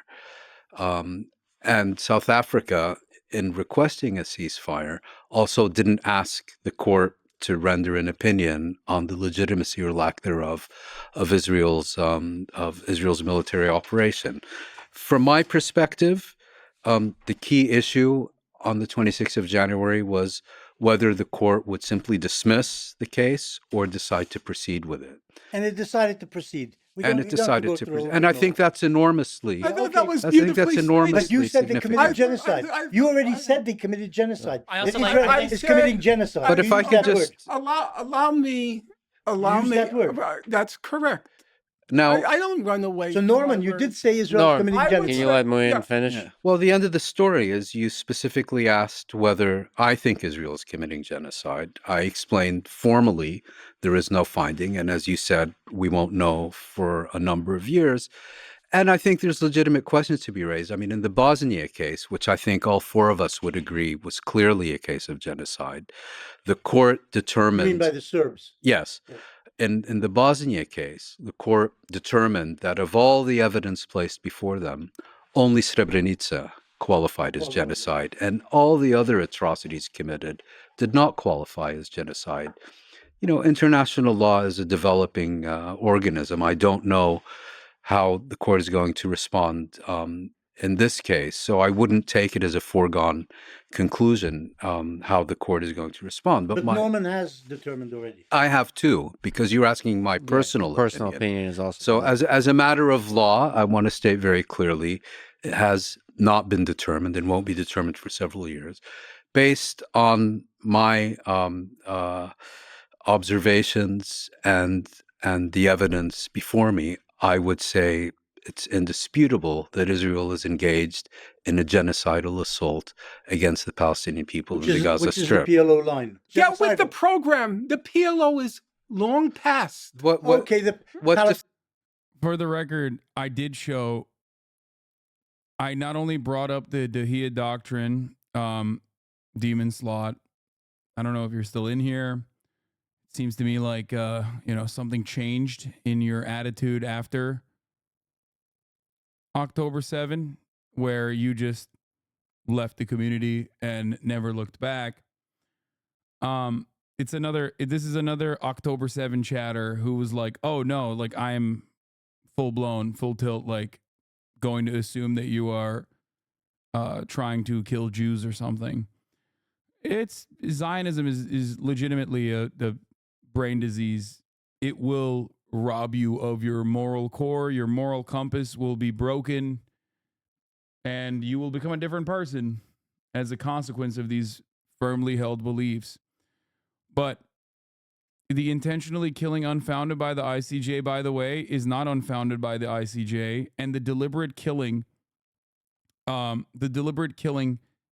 actually did show you, not only with the Dahia doctrine, which is a long-standing Israeli military principle, but also I literally pointed you in the direction of something that I've already covered before time and time again, the 972 magazine article that shows the specific ways in which Israel deliberately targets civilian infrastructure.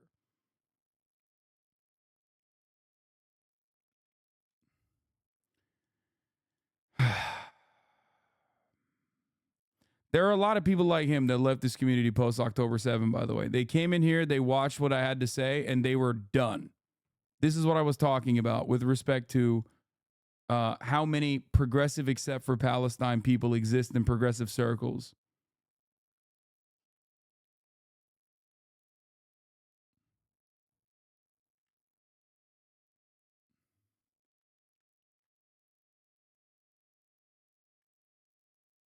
It sucks.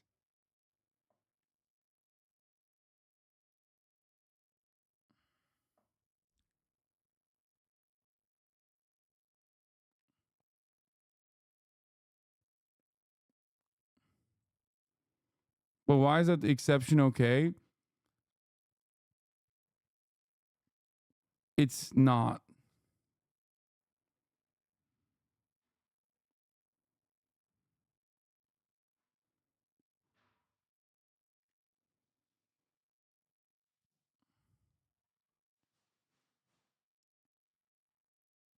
It is sad though. It's sad to see so many people just fucking. It's sad to see so many people just straight up go, you know what? I disagree with this guy on this issue. Doesn't matter how many years I've listened to him. 100%. I'm just now going to look for. I'm now going to look for any kind of purpose to vilify him in my mind. All I can hope for is that one day they will arrive at the truth. You know?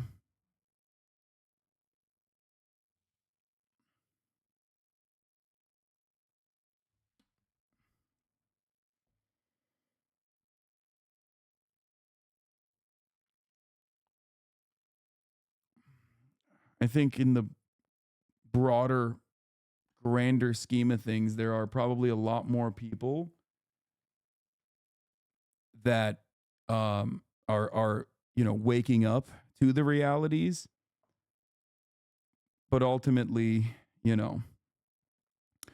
Destiny and his fans, every time he says something that makes him look like a weird, unhinged creep, it's just a joke, bro. Yeah, always.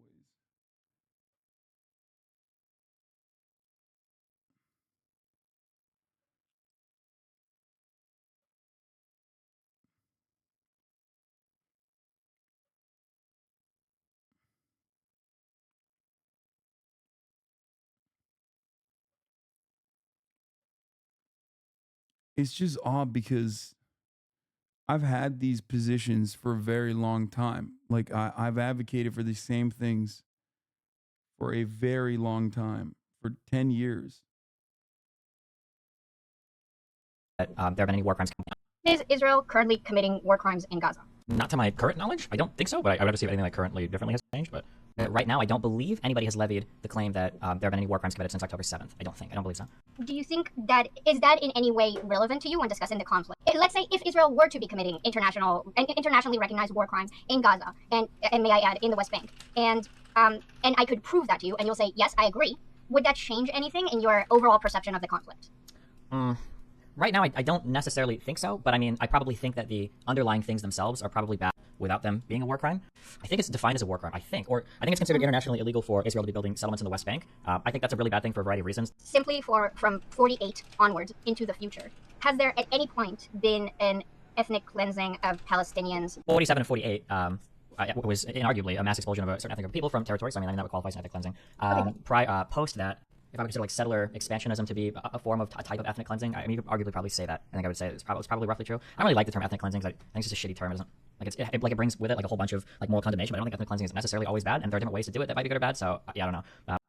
What? I don't think ethnic cleansing is always bad, and there are ways to do it that are not necessarily bad. The fuck?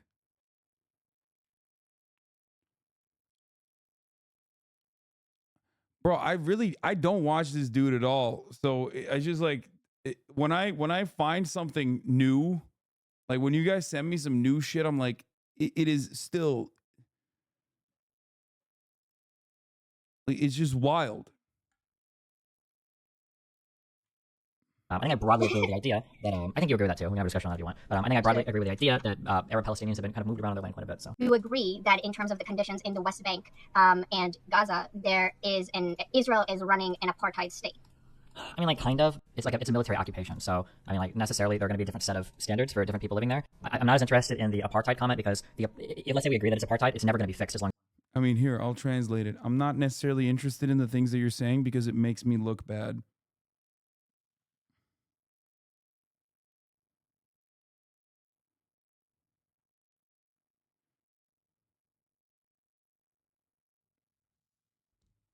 Like, there's no other way to be like, I'm kind of wishy-washy on genocide. As long as it's a military occupation. Like, I think the way to fix it is to establish borders and to create a state. And I think the apartheid stuff gets fixed after that, like automatically almost. But it definitely doesn't get fixed while it's still considered a military occupation. That would never happen.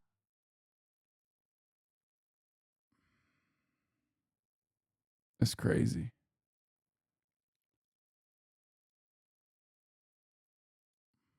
As you were saying, genocide is not a body count. Thank you, America Very, for the can't give this. Genocide consists of two elements: the destruction of a people in whole or in part.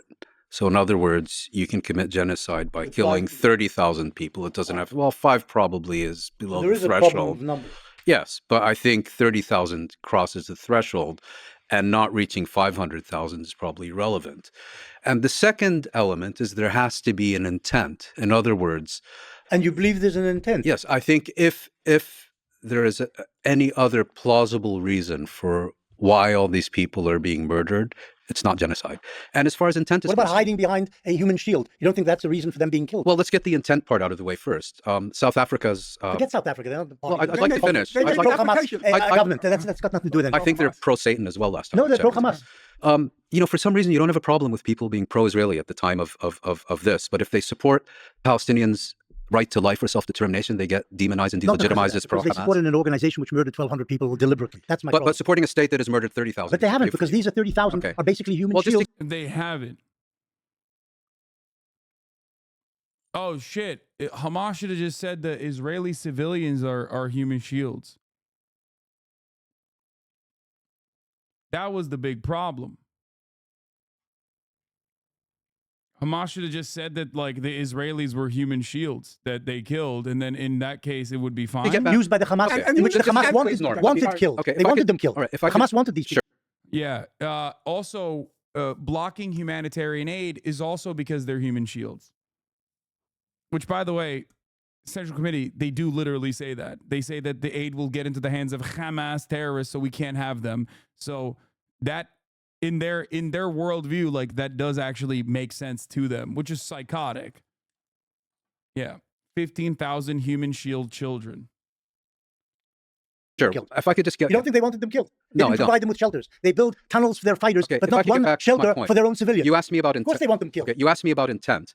And the reason that I bought in the South African application is because it is actually exceptionally detailed on intent by quoting numerous... All sorts of idiotic ministers in Israel. Well, yeah, including the Prime Minister, the Defense Minister, the Chief of Staff. Didn't say genocide. No, he said According to Asa Kasher, use the word according to Asa Kasher, are a really according to Asa Kasher, according to Asa Kasher, the philosopher of IDF, he said that Netanyahu was avowing genocide. Now, he's an idiot? So he didn't say he's an idiot, but he's past it. So the reason I raised the South African application is twofold: Hamas or no Hamas. It's exceptionally detailed on the question of intent. And secondly, when the International Court of Justice issues a ruling, individual justices have the right, can give their own opinion. And I found the German one to be the most interesting on this specific question, because he was basically saying that he didn't think South Africa presented a persuasive case. But he said their section on intent was so overpowering that he felt he was left with no choice but to vote with the majority. So I think that answers the intent part of your question. So for the ICJ case that South Africa's brought, I think there's a couple things that need to be mentioned. One is, and I saw you two talk at length about this, the plausibility standard is incredibly low. The only thing we're looking for is a basic presentation of facts that make it conceivable, possible, that plausible, which legally this is obviously below criminal conviction, below, below. Think of it as an indictment. Sure, possibly. Maybe even a lower level than even an indictment. So plausibility is an incredibly low standard, number one. Number two, if you actually go through and you read the complaint that South Africa filed, I would say that if you go through the quotes and you even follow through to the source of the quotes, the misrepresentation that South Africa does in their case about all of these horrendous quotes, in my opinion, borders on criminal. Well, 16 ICJ judges disagree. That's fine if 16 ICJ judges disagree, but I'm going to give... incompetent. You know, they could be, but... even the American judge, she must have been awful incompetent if she was The misrepresentation of, like, Israeli officials saying that they have genocidal intent, really messed up. Really messed up to show that to the world, actually.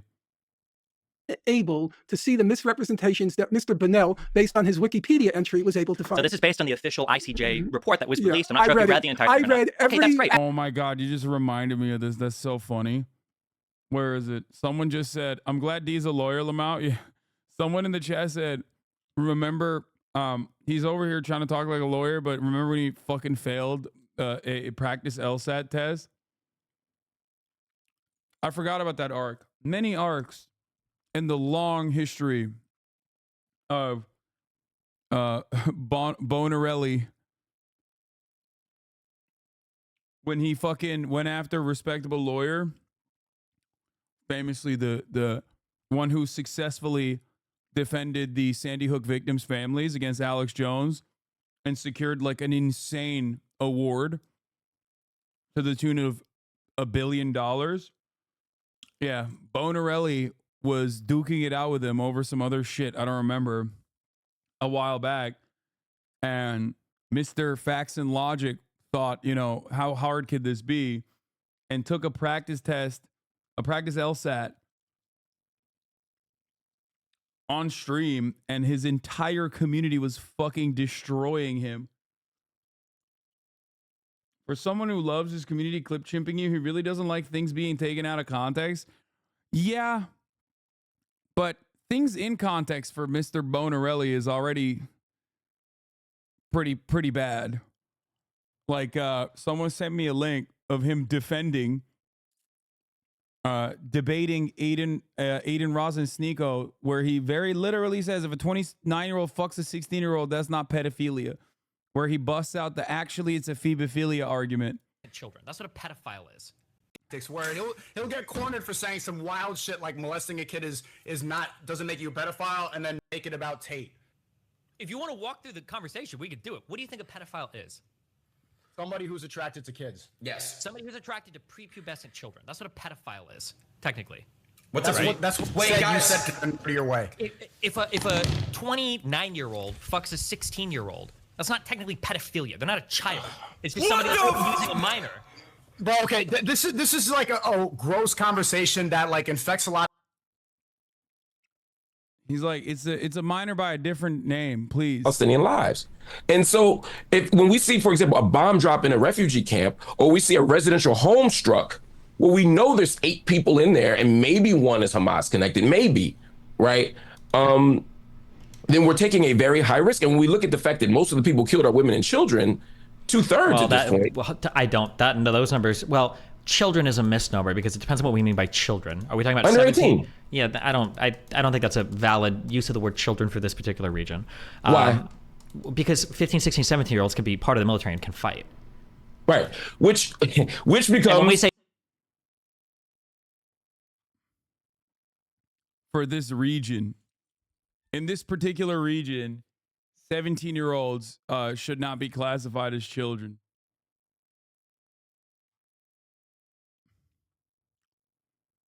Hey, man, my man's consistent, you know? Consistently a fucking asshole, but... Did you go through and actually identify any of the sources? Actually, 15, 16, 17. Actually, brace yourself for this, and Moeen could confirm it.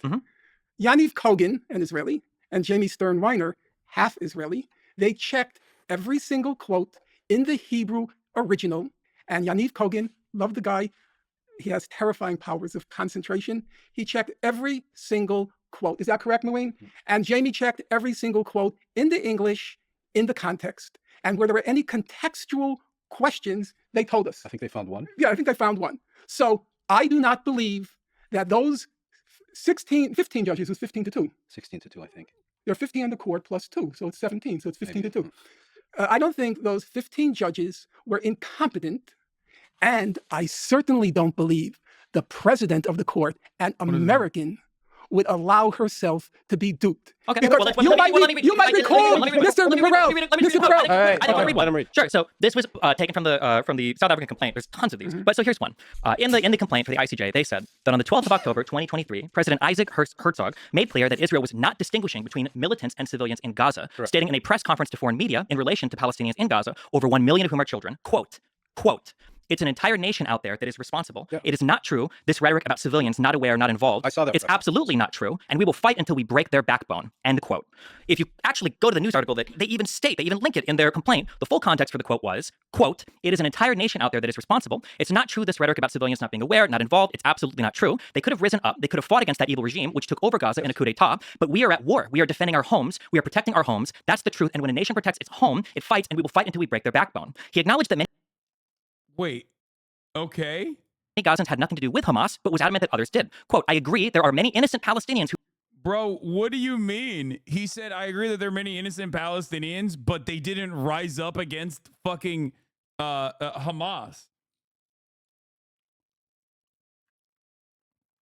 But it's a war. Sorry. the added context says the exact same thing that you think it somehow disparages. Dude, look at Benny's face. You don't agree with this, but you have a missile in your goddamn kitchen and you want to shoot it at me. Am I allowed to defend myself? We have to defend ourselves. We have the right to do so. This is not the same as saying there's no distinction between militants and civilians. By the way, this is literally what Osama bin Laden said. Like, Americans are all responsible for voting for the same reactionary politicians that fucking destroy the Middle East, and therefore they will all die before doing 9/11. You know, a little bit different than my quote on America deserved 9/11. But that's what everyone said I was saying. Civilians in Gaza. His statement here is actually fully compliant with international law to the letter, because if you are storing military supplies in civilian areas, these things become military targets, and you're allowed to do proportionality assessments afterwards. So if this is supposed to be one of many quotes that they've shown that is supposed to demonstrate genocidal intent, but it is very easily explained by military intent or by a conflict between two parties. I saw that press conference. Wait, let me just say something. All of this talk is a bit irrelevant because it may sound to the listeners that the court in The Hague has ruled that Israel is committing genocide. No, I think it hasn't. no. It's just is going in the next few years to look at the whole subject. Okay, There has been no determination at all. Fine. And as Stephen says, some of the quotes are not exactly accurate quotes or taken out of context. Yes. Okay. It is correct, as Muin put it, that it'll be several years before the court makes a determination. And my guess is that it will determine there was no genocide. That's my guess. Yes, no, I'm just giving you my guess. I can't predict. I got it all wrong, actually, as Muin will attest. I got it all wrong the first time. I never thought the American judge would vote in favor of plausibility. So you admit that you were wrong? Yeah, of course. I think I tell Muin twice a day I was wrong about this and I was wrong about that. I'm not wrong about the facts. I try not to be, but my speculations, they can be wrong. Okay, leaving that aside. First of all, as Muin pointed, I think the moment that you find yourself defending a genocidal regime alongside a fucking kick streamer who has argued about, you know, how fucking a 16-year-old is actually just ephebophilia and not pedophilia is the moment where you have lost the plot, lost the sauce. Like, what the fuck are you doing? Reevaluate everything. You know what I mean? Reconsider your life choices. You're in the bad place. You're no longer in the good place. There's a difference between the legal decision by the ruling and an independent judgment. Now, South Africa was not filing a frivolous case. That was 84 pages. It was single. Even 84 pages can be frivolous. It takes an hour and a half to read. It was not a massive case. It was single-spaced. And it had literally hundreds of footnotes. It can still be frivolous. It's possible. Of course, it but could this be. one wasn't. Yeah, I read the report. To tell you the truth, I followed very closely everything that's been happening to October 7th. I was mesmerized. I couldn't believe the comprehensiveness of that particular report.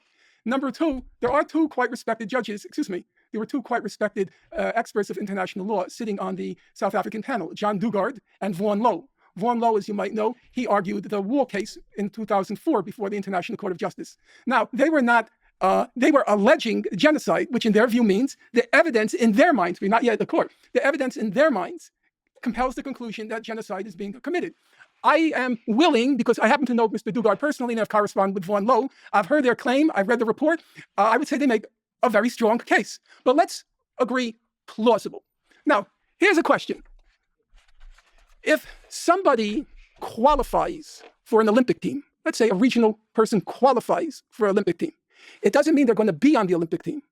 It doesn't mean they're going to win a gold medal, a silver medal, or a bronze medal. They can swim, that's what you're saying. No, I would say that's a very high bar. You're saying they can swim. To even qualify. Swim well enough to have a realistic prospect of winning a medal. So, to even make it to plausible. That is not true. That is not what plausible means. It is absolutely not. You're dead wrong. Mr. Borelli, please don't teach me about the English language. So the declaration of Judge I said plausibility is the same concept. Borelli, Borello, Bonicello, Mr. Bonicello, Mr. You are out of your depth. Oh, it's so good.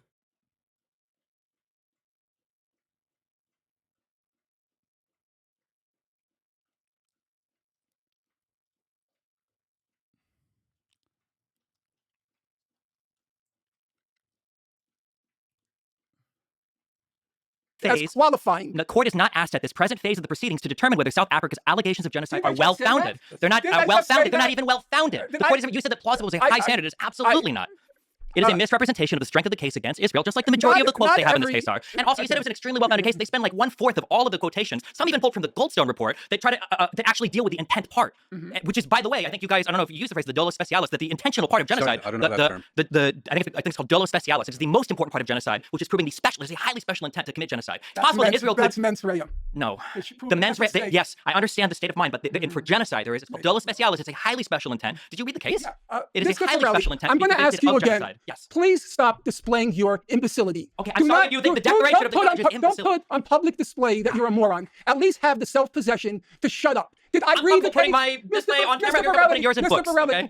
I read the case around 4 times. I read all of the majority opinion, the declarations. I read Aaron Barak's declaration. Then why are you lying and saying plausible is a high standard? Because I said, even reaching the benchmark of plausibility is a very high standard in the world. It's the equivalent of a regional player qualifying for an Olympics. It's still 2 steps removed. You may not be on the team. Dude, this is why debates are so fucking stupid, because it's obvious what he's saying.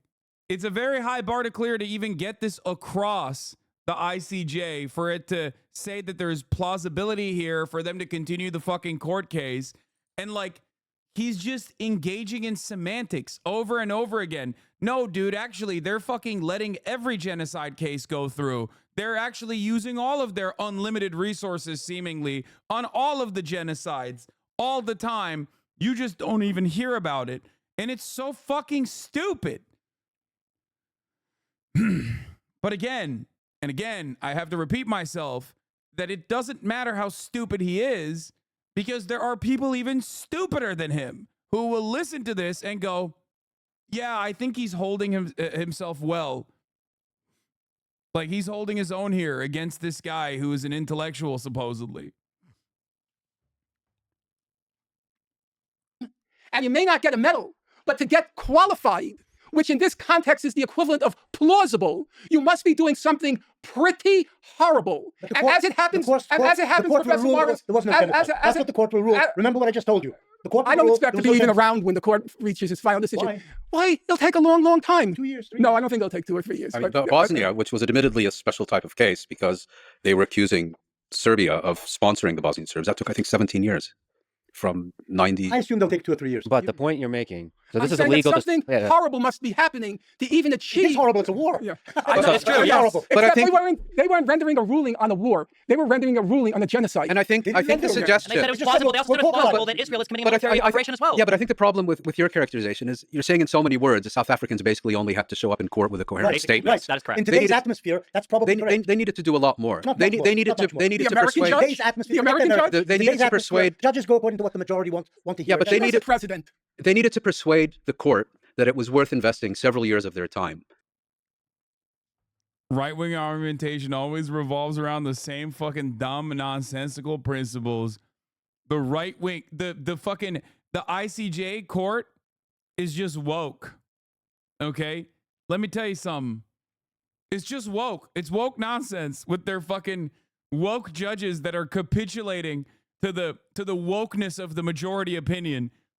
Let's not ask why people have arrived at this majority opinion, which seemingly is very popular.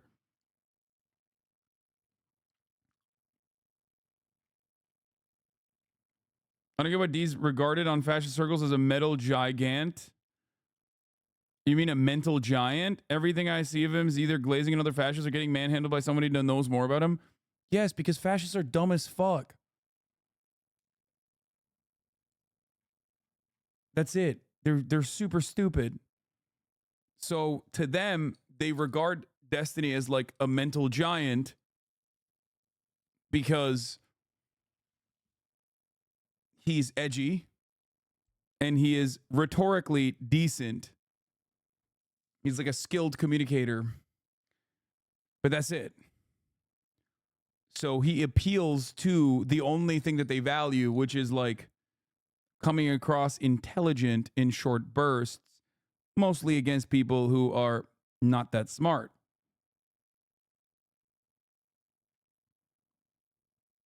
Also, right-wingers don't have a lot of values beyond just like being able to say slurs, and you are completely correct. HasanAbi, I think, who said that. He is a slur sayer himself. And I think people really like that. They're like, he's really like, a lot of people that spend most of their time online have basically positioned themselves into thinking that like being able to say edgy shit or slurs is actually like the coolest you can be. Like, ooh, is so scary for everybody else when I say the big bad word. You know, I've destroyed everybody. I've triggered everybody. So I think like as a 40-year-old man with an audience of other 40-year-olds, by the way, which makes it even fucking sadder, being able to advocate for things like that, I think is really, really appealing for people who never let go of the halcyon days of 4chan. They see him as their superior. Yeah. In They're hearing well this paid case, for it, so they're well paid whether they they have take this content. case or not. I mean, you know, they have a full docket whether they accept or reject this case. And I don't think. Well, if you think he's actually a fascist, you have completely nullified the word. He's currently deliberately and directly defending a fascist ethno-state's genocide. What the fuck are you saying? Do you think fascism just means you're a Nazi or an Italian fascist, like a Mussolini supporter? What? We just watched a clip of him defending ethnic displacement and saying, you know, not all ethnic displacement and ethnic cleansing is bad. It can be good.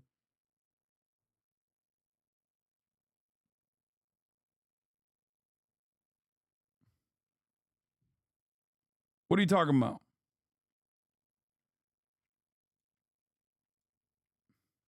Yeah, he also is an admitted bigot as well. Here, I'll... Very clear here. I want to be very, very, very clear here because people seem to misunderstand this. People don't get this. Destiny's joke borders pretty hard on Islamophobia. I am Islamophobic, and I hate Islam. I'm an atheist. Yes. I will make Islamophobic jokes. I love when he says, I'm an atheist, and he's like defending a Jewish ethno-state, doing genocide against Muslims, like as though he has this principled stance against all religion. Really? Do you? It's odd to say that. Well, you know, these are Paul Muad'Dib Atreides, aka the Lisan Al Gaib for races and dumbasses. Yeah. Huh.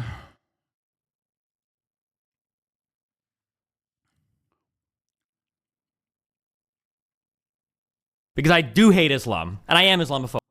Very, very clear.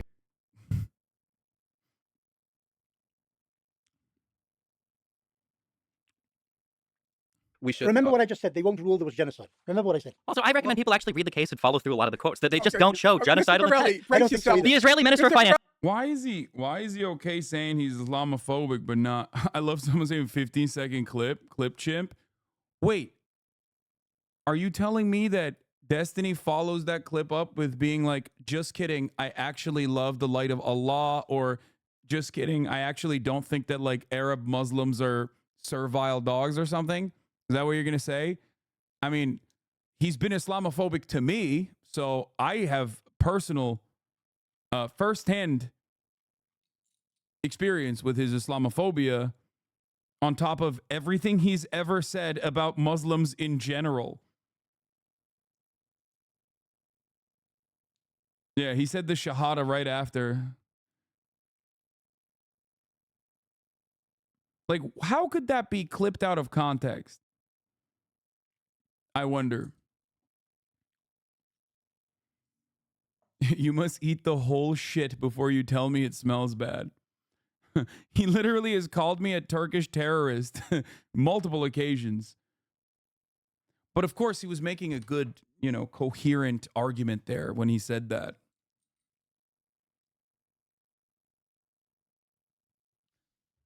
You're not even Muslim? I don't think you know what Islamophobia means. Yeah.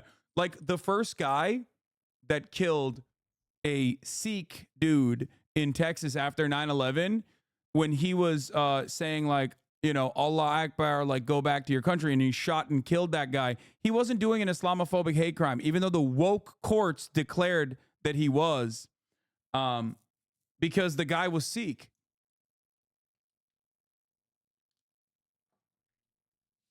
Oh, it was not in Texas. It was in it was in Arizona. Sorry. I'm very smart, by the way. Yeah, Islamophobia is simply a criticism of the religion, and it's certainly not racialized as a form of bigotry. He was just being an atheist, bro. What do you mean?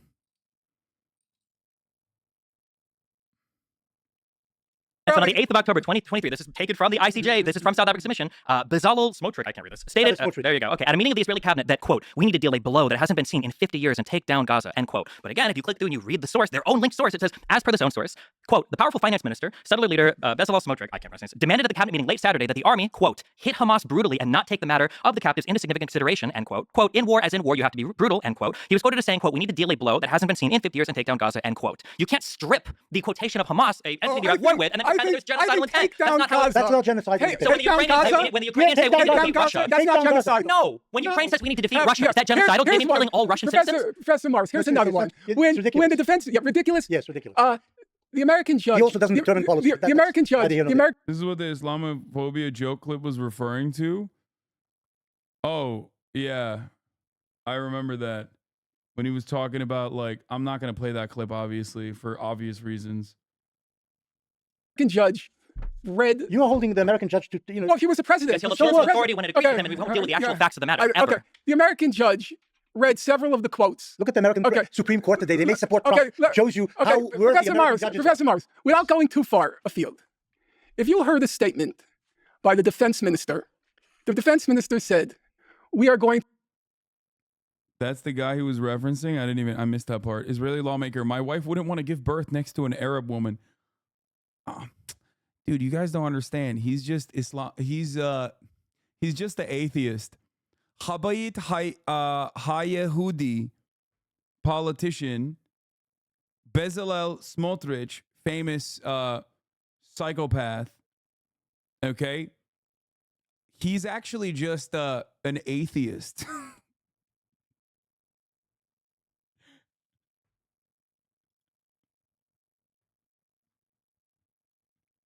When he said he doesn't want his wife giving birth next to an Arab woman, he was just being an atheist.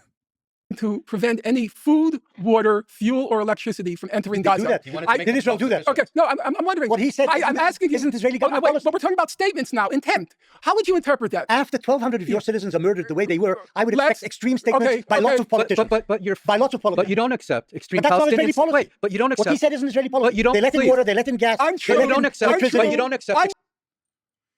Oh, bro, extreme statements followed up by extreme actions. Okay, that's the whole point. Genocidal intent, and also how it translates to like genocidal actions on the ground. That's the whole point of the ICJ court case. And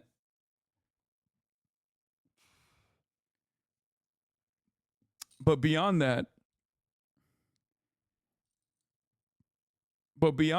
what he's going to say now, what Rabbani is going to say here is, but you don't have that same principled stance for Palestinians, which he doesn't. Extreme Palestinian statements after they lost their entire country, not just 1,200 people. That's a good point. No, it's a good point. And on that, wow, on that moment, damn, okay. One brief moment of agreement. Let's just take a quick pause. We need a smoke break, a water break, a bathroom break. Take down Gaza is not a genocide. Defeat Russia is a genocide What does statement. take down Gaza We went to war with Iraq. If we wanted to destroy Iraq, that was a genocidal statement. There's a reason why genocide is such an importantly guarded concept, and it's not to condemn every nation that goes to war. But you do know how to pronounce my name. Are you mispronouncing it intentionally? Yeah, I made you into an Italian all the time.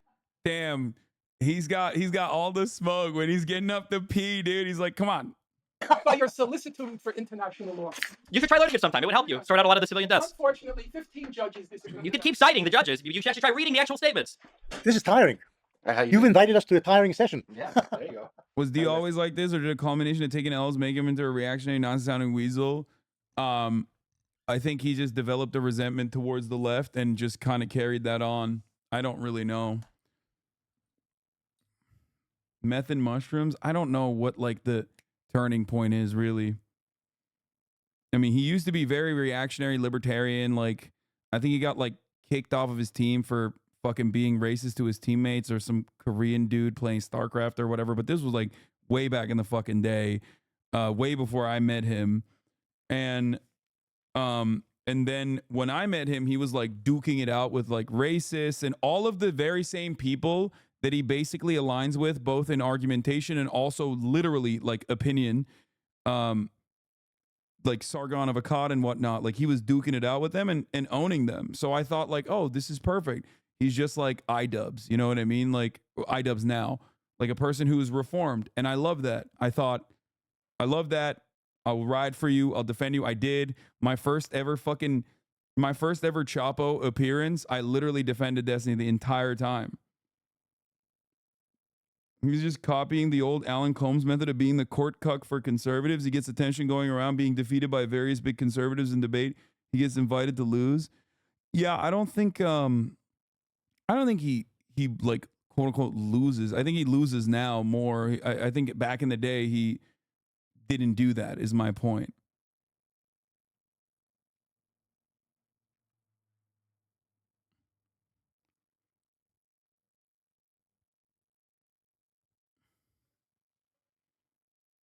That's why I refused to watch it for a long time, lol, and the TYT connection.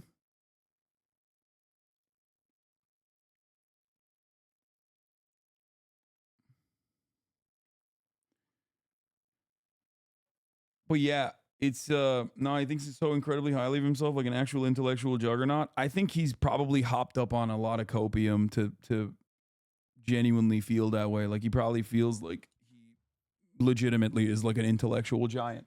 Otherwise, he should have felt a little bit of shame and been a little bit scared to go up against Norm Finkelstein, of all people. It's part Dunning-Kruger, part really being overconfident in your skills as an orator. But if we're talking about his like shift, I don't know. Like I said, originally he was a giant piece of shit, super racist, major asshole, changed his ways seemingly, I thought, and he was like debating pretty successfully a lot of these same like people who consider themselves to be liberal, classical liberals, the real progressives like the Dave Rubins of the world. And then slowly but surely, like after we parted ways, he just became more and more reactionary. There was a time frame when we like separated that I would still defend him, thinking that I did the same shit that I did with Aiden Ross. Like I genuinely thought that there was a way to salvage, like and thought that he could possibly be like, I don't know, a little bit misguided or something. I did for months. And I was fucking wrong. I was very, very wrong.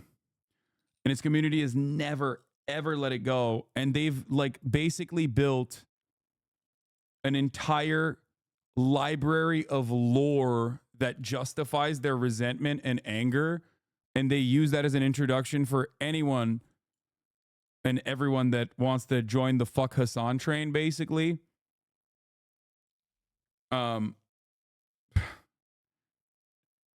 There are entire libraries of content dedicated to like documentaries that his fan base have made about our friendship and how one-sided and how awful I am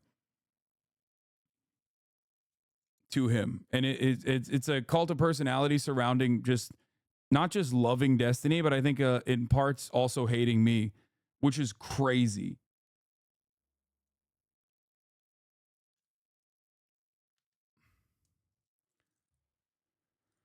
It's pretty sad. That side of the internet is very, very sad.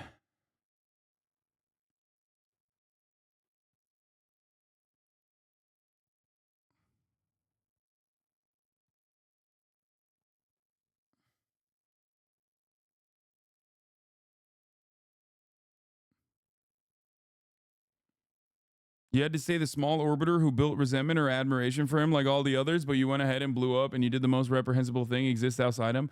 Yeah, I don't think there's anyone who's like blown up out of like after collaborating with Destiny that he doesn't fucking resent, really. I can't really think of anyone. Maybe. I'm sure there is one, maybe. But he fucking hates it. He despises that. So I think personally, a lot of it is basically that.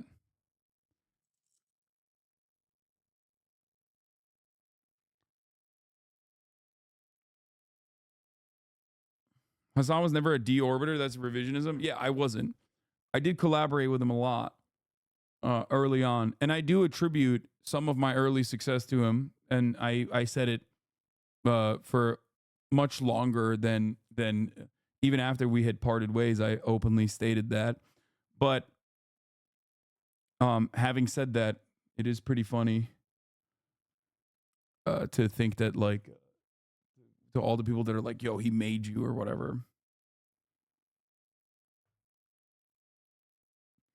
His subreddit already is flooded with memes of reaction before the stream ends. Lol, I watched some of his vids. Oh no, they're in here. They've been in here all day. But his subreddit seems beyond unhinged to like a worrying level of obsession with the left and figures from it. Yeah. No, his entire community is like very, very resentful of anything that is anyone that Destiny hates. They hate way harder than he does.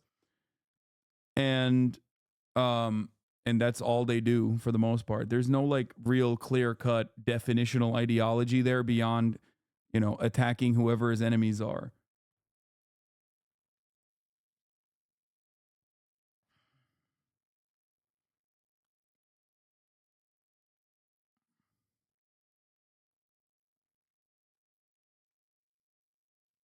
His sub will call you a tanky, a reactionary, a racist, a capitalist, all in one sentence.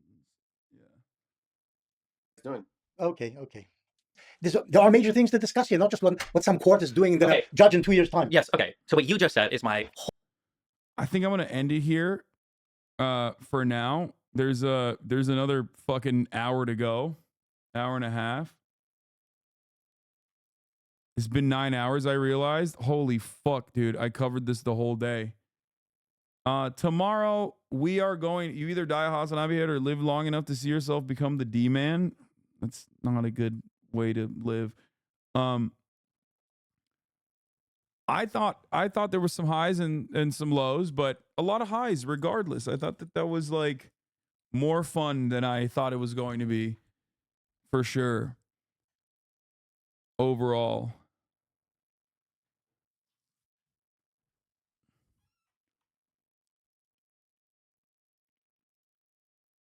So thank you, Lex Fridman, for giving us this content, this bountiful content.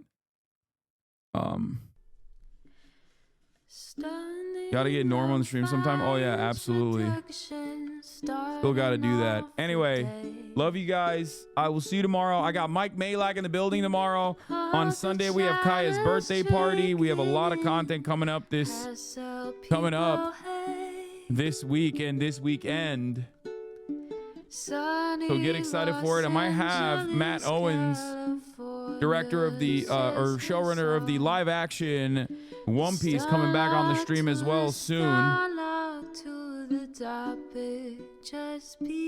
Love you all and see you tomorrow. Peace.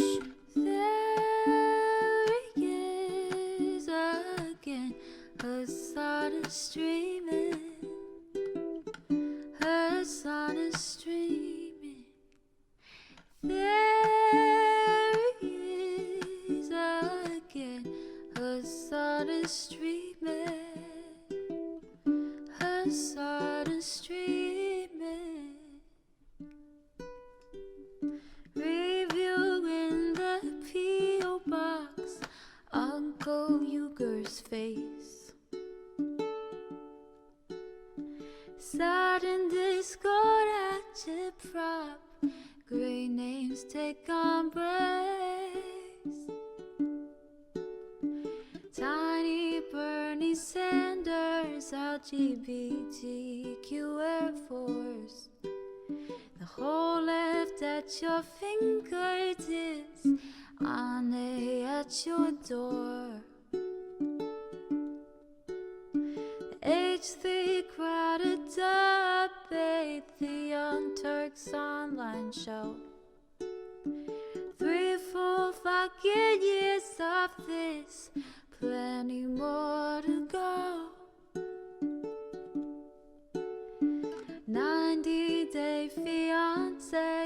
bottles of champagne, bourgeoisie. A Trump rally live reaction, a mass riot at DC. There he is again, Hasan is streaming, Hasan is streaming.